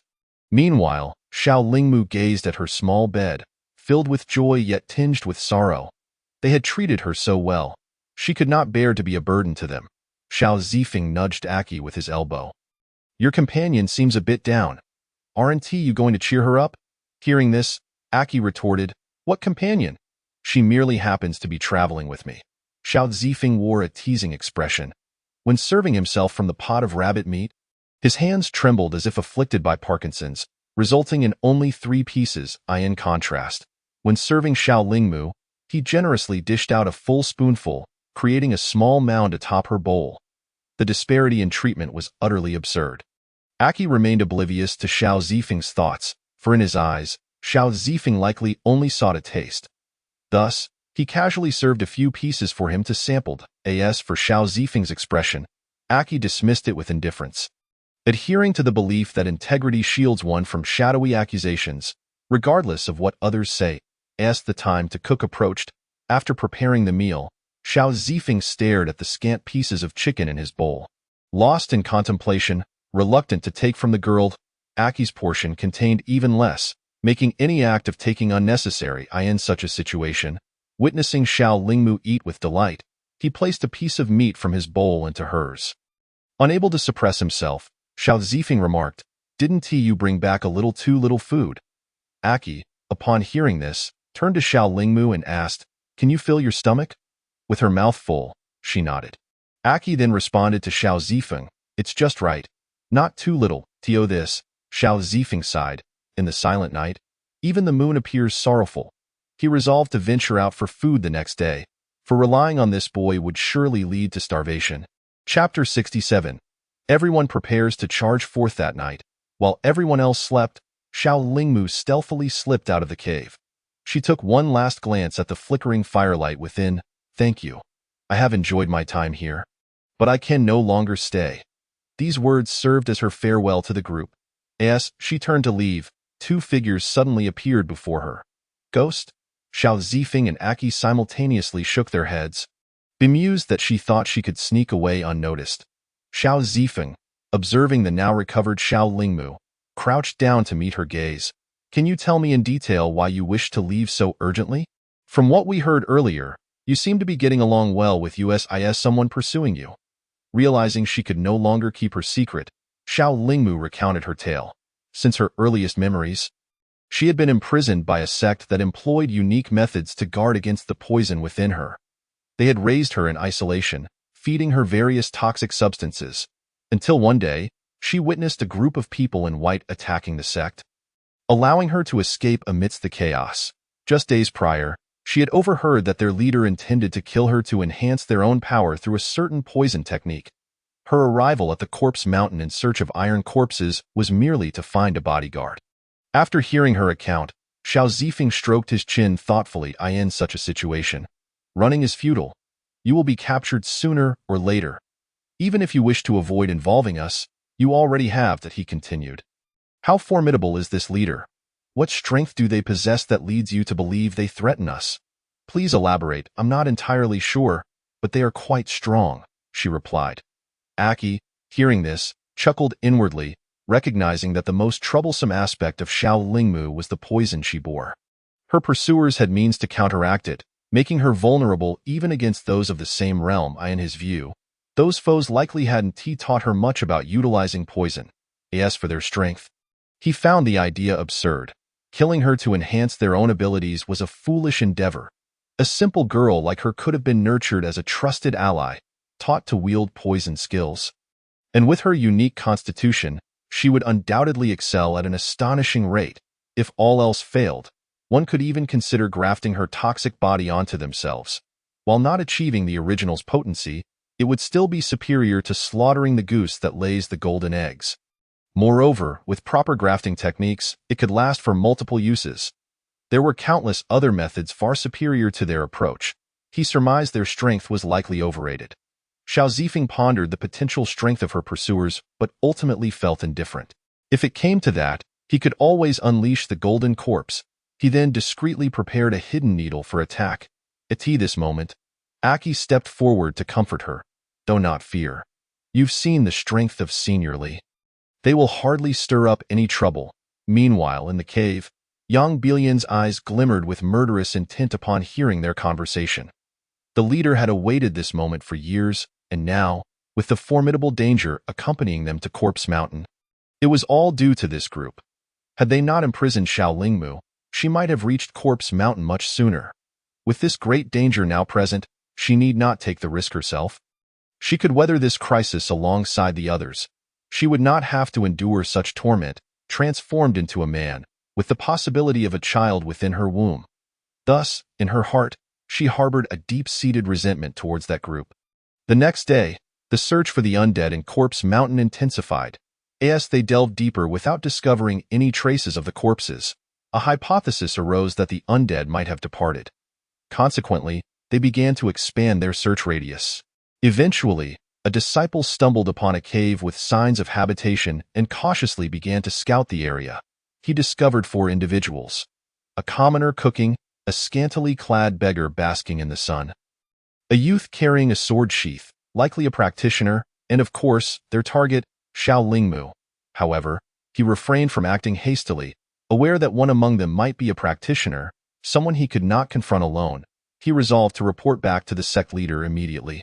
At that moment, apart from Xiao Lingmu, the other 3 had noticed the disciple as spying, yet none acted rashly. Clearly, he was a scout. They would wait for him to bring more people before taking action. The disciple, elated, rushed to report, kneeling before the sect leader.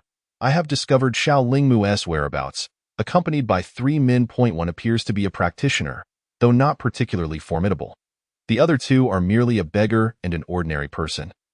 Unworthy of concern." Upon hearing this, the sect leader exclaimed, "Excellent! You have done well this time. Upon your return, you shall be richly rewarded. Gather all disciples and follow me to encircle them. We must not allow her to escape this time."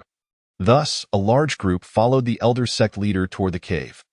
Meanwhile, Aki was busy cooking, while Xiao Zifeng had returned with a chicken, gathering some leaves and an assortment of unfamiliar herbs. Although he couldn't name them all, he recalled that they were edible and enhanced the aroma of food. Having seen his father collect them before, he wasn't worried about making a mistake. If it came to it, he could always consume an antidote later. After preparing the chicken, he stuffed these herbs into its cavity, coating the skin with juices before wrapping it in large leaves and covering it with mud, creating a beggar's chicken.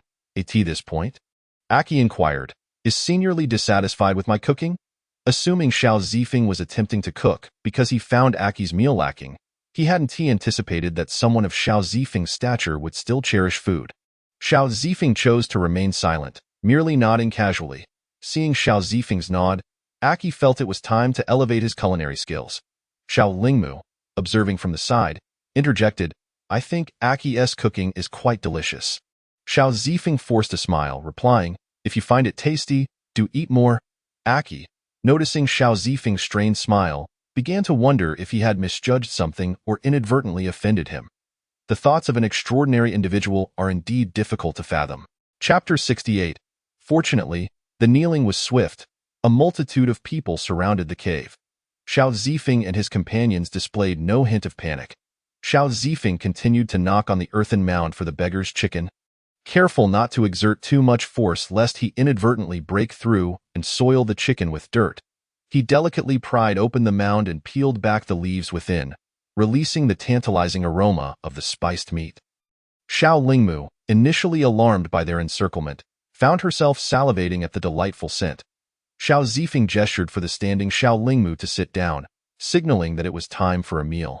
Meanwhile, Aki surveyed the approaching crowd and discerned that the strongest among them was an elderly man at the fifth realm, albeit injured, someone he could easily defeat. Thus, he resolved to focus entirely on preparing the meal. After all, there were two individuals of greater strength present, making his intervention unnecessary.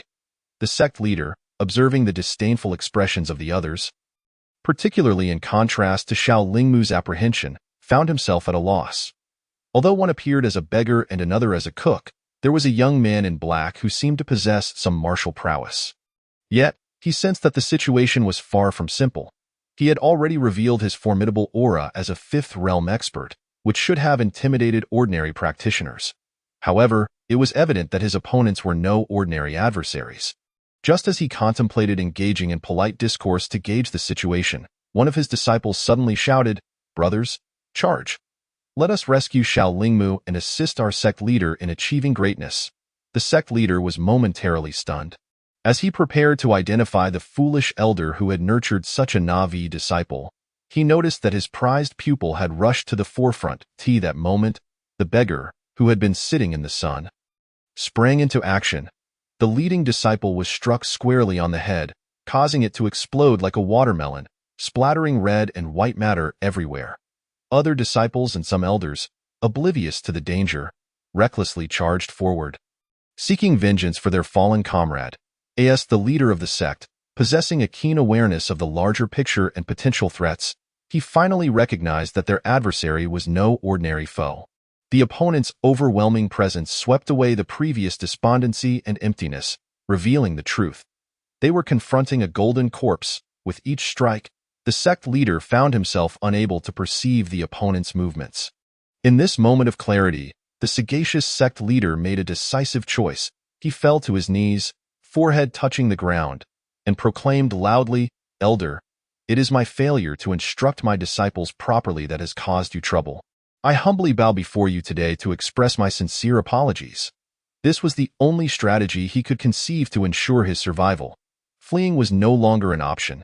As a fifth realm practitioner, he could hardly match the speed of a golden corpse, which could pursue him even if its legs were broken. At this juncture, Yang Bilian had reached the sect leader and was momentarily taken aback by his earnestness. The sect leader continued, "One bow is insufficient. I shall bow twice more." Thud, thud. Each bow was executed with heartfelt sincerity, creating a depression in the ground, blood seeping from his forehead. Xiao Zifeng, savoring a chicken leg, turned his gaze toward the scene and remarked, "What a talent!" Aki also revised his opinion of the sect leader. Despite his limited experience, his ability to assess the situation was exceptional. Meanwhile, some remaining disciples cried out, "Sect leader, must it come to this?" At that moment, one level-headed disciple swiftly silenced the loud one with a knife, then imitated the sect leader's actions and knelt down in a sect where the strongest was the leader. If he was kneeling, what courage did the others still possess? Xiao Lu internally scoffed at this display of submission. The few remaining disciples followed suit, kneeling with utmost sincerity. "Stand down, return," Xiao Zifeng interjected. Yang Bilian, however, was filled with contempt for such individuals. Bah, they possessed not an ounce of backbone. She then turned to leave. Xiao Zifeng approached the sect leader, raising his head. The leader's aged face contorted into a smile reminiscent of a chrysanthemum. "Greetings, elder." Seeing the sect leader's demeanor, Xiao Zifeng couldn't help but chuckle. "You capitulated rather swiftly, and we have yet to engage in combat." The sect leader, with a sycophantic expression, replied, "There is an old saying. Those who recognize the times are the true heroes. Why engage in a futile struggle when I know it is impossible? Initially, I only wished to converse with the elder. It was my disciple who acted impulsively and offended you. I apologize on their behalf." He bowed once more. Though kneeling was a source of humiliation, the most crucial aspect of life was survival. Only by living could one seize opportunities for redemption and reclaim lost dignity. In the eyes of sect leader Wang Taizhan, everything in the world could yield for the sake of survival. As long as one lived, there remained hope and possibilities. "What is your name?" Xiao Zifeng inquired. "I am called Wang Taizhan," the leader responded, realizing he had temporarily evaded death. "You are considerably more sensible than that little golden corpse," Xiao Zifeng remarked, giving a thumbs up toward Yang Bilian, who was lounging in the sun once more. Wang Taizhan dared not acknowledge such a comparison, merely smiling apologetically. "Not at all. I am but a worthless individual, lacking both strength and courage." Though Xiao Zifeng could voice such sentiments, Wang Taizhan knew he could not indulge in such discussions, for that individual could easily end his life with a mere slap. "Xiao Lingmu," Xiao Zifeng uttered those 3 syllables, prompting Wang Taizhan to declare, "From this day forth, she shall be revered as our ancestral matriarch. We shall steer clear of her. Should we cross paths, we shall honor her. Whoever dares to lay a hand on her shall face my wrath." Xiao Zifeng then turned to Xiao Lingmu and said, "It is settled." He retrieved several small pills from his gourd and placed them before Wang Taizhan. Wang Taizhan received the pills with both hands and without hesitation consumed one, subsequently distributing the remaining ones among the others, urging everyone to swallow them. Xiao Zifeng observed this with satisfaction, nodding in approval. He then extended his left index finger, disposing of the corpses scattered on the ground. Wang Taizhan, witnessing this, broke into a cold sweat, fortunate indeed that he had knelt swiftly. Chapter 69. The captured individuals hold a small meeting. After consuming the pills, the group stood in orderly rows. Wang Taizhan stood at the front, while Xiao Lu stood at the back, with the rest positioned in between. Xiao Zifeng nibbled on a chicken leg, while Xiao Lingmu gazed longingly at the beggar's chicken. After Xiao Zifeng had torn off a leg, the succulent meat was clearly visible. Noticing her eager expression, he declared, "You may only tear off one leg." Xiao Lingmu nodded vigorously. Aki, observing Xiao Lingmu prepare to dive in, intervened to assist, tearing the chicken leg and placing it in a bowl for her to eat with chopsticks. If she were to handle the dish herself, it would be rendered inedible. Xiao Zifeng addressed Wang Taizhan, "Do you know what I just fed you?" The crowd shook their heads in unison. "I just gave you the 9-turn soul-destroying pill. The effect should be apparent to you." Wang Taizhan nodded frantically. The pill was indeed extraordinary. After consumption, he felt no trace of its toxicity spreading within him, as it was cleverly concealed. Though the initial taste was foul, once ingested, even he, a fifth realm practitioner, could not detect its presence. As for the others, they noticed nothing amiss, but seeing their leader nod, they followed suit. "Of course, you may conduct your own experiments, but any consequences are yours to bear." The crowd collectively shook their heads, replying, "We dare not." Aki, overhearing this, was somewhat puzzled. Hadn't the gourd contained the 9 turns reviving pill? How had it transformed into the 9-turn soul-destroying pill? He began to speculate. Perhaps this so-called antidote was concocted from poison, capable of neutralizing it. Thus, anyone who had not been poisoned would find it toxic. Another possibility was that it was indeed poison, and the previous antidote was merely a result of his own abilities. Having finished eating, Xiao Zifeng discarded the bones into the fire and tore off a chicken wing, inquiring, "What is the name of your sect?" Wang Taizhan respectfully replied, "We are the blood poison sect." Xiao Zifeng then stated, "Excellent. I have a task for you. In the time to come, you shall be responsible for our sustenance and well-being atop this mountain of corpses. In simpler terms, you shall assist in the cooking. This should not be too difficult for you, I trust." Wang Taizhan bowed respectfully and remarked, "It is no trouble at all. Not in the slightest. It is our honor to prepare meals for our esteemed senior." Currently, Xiao Zifeng had any requests, and he would fulfill them without hesitation. Even if it meant going to his room at night for a bath, he would comply. Their value lay in their needs, and only with value could they continue to exist. In the ensuing days, Xiao Zifeng and his companions reveled in the attentive care of their daily lives. Xiao Lingmu, initially somewhat unaccustomed, gradually found her discomfort dissipating as Aki naturally accepted their service. As the days passed, the members of the blood poison sect began to notice peculiarities. For instance, the abdomen of the golden corpse was swelling. It could not be said that it was merely gaining weight, for it did not consume the food they prepared. The more they observed, the more it resembled signs of pregnancy. In recent days, Xiao Lu had fostered a good relationship with Xiao Lingmu and gathered some intelligence. A group had congregated during a break, forming a circle to share the information they had collected. After all, to coexist with such a venerable figure necessitated a deep understanding of his preferences and background. It would be unthinkable to remain ignorant of the identity of one's own benefactor. Xiao Lu was the first to reveal what he had learned, that the golden corpse had been captured by that senior, who had employed certain methods to keep it under control. Wang Taizhan responded, I had already discerned that. What else? Furthermore, its abdomen was enlarging, seemingly as a form of punishment imposed by that venerable senior. It appeared that the golden corpse had previously been interrogated but had provided no answers. Most significantly, before this punishment, the golden corpse had been female. A stunned silence enveloped the room. What kind of divine technique was this? The ability to transform a man into a soft character was within their grasp. After all, it was merely a matter of a single incision. But to augment a woman's anatomy, what sort of sorcery was that? As practitioners of a demonic sect, they felt that this senior was even more enigmatic than themselves. Wang Taizhan continued to inquire, and what of this senior's background? Upon hearing this question, Xiao Lu lowered his voice and said, according to Xiao Lingmu, this senior seems to be the 365th generation beast seal master from Li village. That day, he manifested the monster, which is the ferocious beast Taotai sealed within him. At that moment, a disciple asked, what is the origin of Taotai? Xiao Lu pondered for a moment before responding.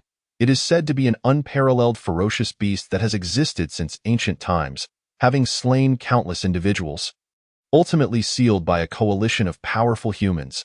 The rest of the disciples gasped in astonishment. How formidable! They simultaneously began to resent the individual who had previously shouted, brothers, let us charge together. Had it not been for their leader's swift kneeling, they might have perished. No, they would not have perished. That senior would have likely devoured them without hesitation. Observing the shock on everyone's faces, Xiao Lu dropped another bombshell. According to Xiao Lingmu, the sword god is also a seal master. Upon hearing this, everyone inhaled sharply. What monumental news was this? Since the sword goddess' emergence, no one had known his origins. To suddenly uncover such information was astounding. Wang Taizhan, somewhat incredulous, pressed further, is the information reliable? Xiao Lingmu stated it was spoken directly by that senior, and I find it unlikely to be a fabrication, especially since this senior is capable of subduing a golden corpse. It seems unnecessary for him to deceive us. Moreover, as you all know, Xiao Lingmu is not one to easily lie. Wang Taizhan understood they might have latched onto a golden opportunity. After all, who was the sword god? He was the most powerful sword immortal of the Great Zhou, a being whose full-strength strike could not breach defenses. In the eyes of the sword god, even the renowned Qingshan sword immortal lacked the qualification to draw his sword. It could be said that, in the hearts of many, the sword god surpassed all sword immortals on the path of cultivation. To share such an identity with this individual implied extraordinary strength, status, and background. Even though they were currently captives, as long as they served diligently, they would be far better off than if they were leaders themselves. A mere token of favor from such a formidable figure would suffice for a lifetime. Henceforth, he resolved to adjust his attitude. The title of blood poison sect leader was now a thing of the past. He would wholeheartedly follow this esteemed senior. All right, everyone disperse now, but remember one thing. Serve with utmost sincerity and ensure not to offend our senior. Wang Taizhan emphasized this requirement after every brief meeting, fearing that some unwise individual might inadvertently provoke their senior's displeasure, leading to dire consequences for all. Chapter 70. The beginning of childbirth in a cave 1,000 meters deep. Han Hua gazed at the message painstakingly conveyed to her by Xiao Chun, Yang Billion being her true name, and Xiao Chun being an internal moniker. The great menace was exceedingly formidable, necessitating cunning rather than direct confrontation. The bizarre sword technique could bring one to their knees. The methods were cruel, employing some form of dark sorcery to transform me into a man. And now, Having become a man, I might be subjected to another form of sorcery that could lead to my pregnancy. Should I send someone else to investigate, they must avoid direct confrontation. I have been marked by this evil and cannot return. Fearing exposure for everyone, I must endure humiliation and burdens, continuing to gather intelligence for the leader. If I perish, simply collect some of my previous belongings to construct a tomb for me. This great menace would not leave a single fragment of my body if it devoured me. I am well, and there is nothing amiss. Han Hua surveyed the message, her expression grave. This was not merely a great menace. It was pure evil, to transform a corpse into a man, to induce pregnancy. Such acts are beyond human capability. They defy the very nature of beings. This was nothing less than an affront to heaven. At that moment, several other golden corpses inquired, "Leader, how is Xiao Chun?" "She is alive. For the time being, there should be no imminent threat to her life." Han Hua replied, somewhat dejected. Upon hearing this news, the others felt relieved. As long as she was alive, that was sufficient. Yet, the situation was dire. She had been transformed into a man and was now pregnant, as Han Hua added. The others, taken aback by this revelation, initially thought they had misheard. The petite woman, Xiao Dong, exclaimed, "Leader, you must be mistaken." The slender male, Xiao Qiu, interjected, "Transformed into a man and pregnant." The towering figure, Xiao Xia, questioned, "Can we even become pregnant?" It was no wonder Xiao Xia posed such a query. As corpses transformed from individuals who had already died, they no longer possessed vitality and lacked the capacity to nurture life. The notion of pregnancy had never crossed their minds. Han Hua glanced once more at the transmitted message. This was the intelligence from Xiao Chun, and it must indeed be true if Xiao Chun had not erred. Xiao Qiu bit his fingernails, repeatedly exclaiming, "Terrifying, truly terrifying." At that moment, Xiao Xia suggested, "Perhaps I should go rescue Xiao Chun?"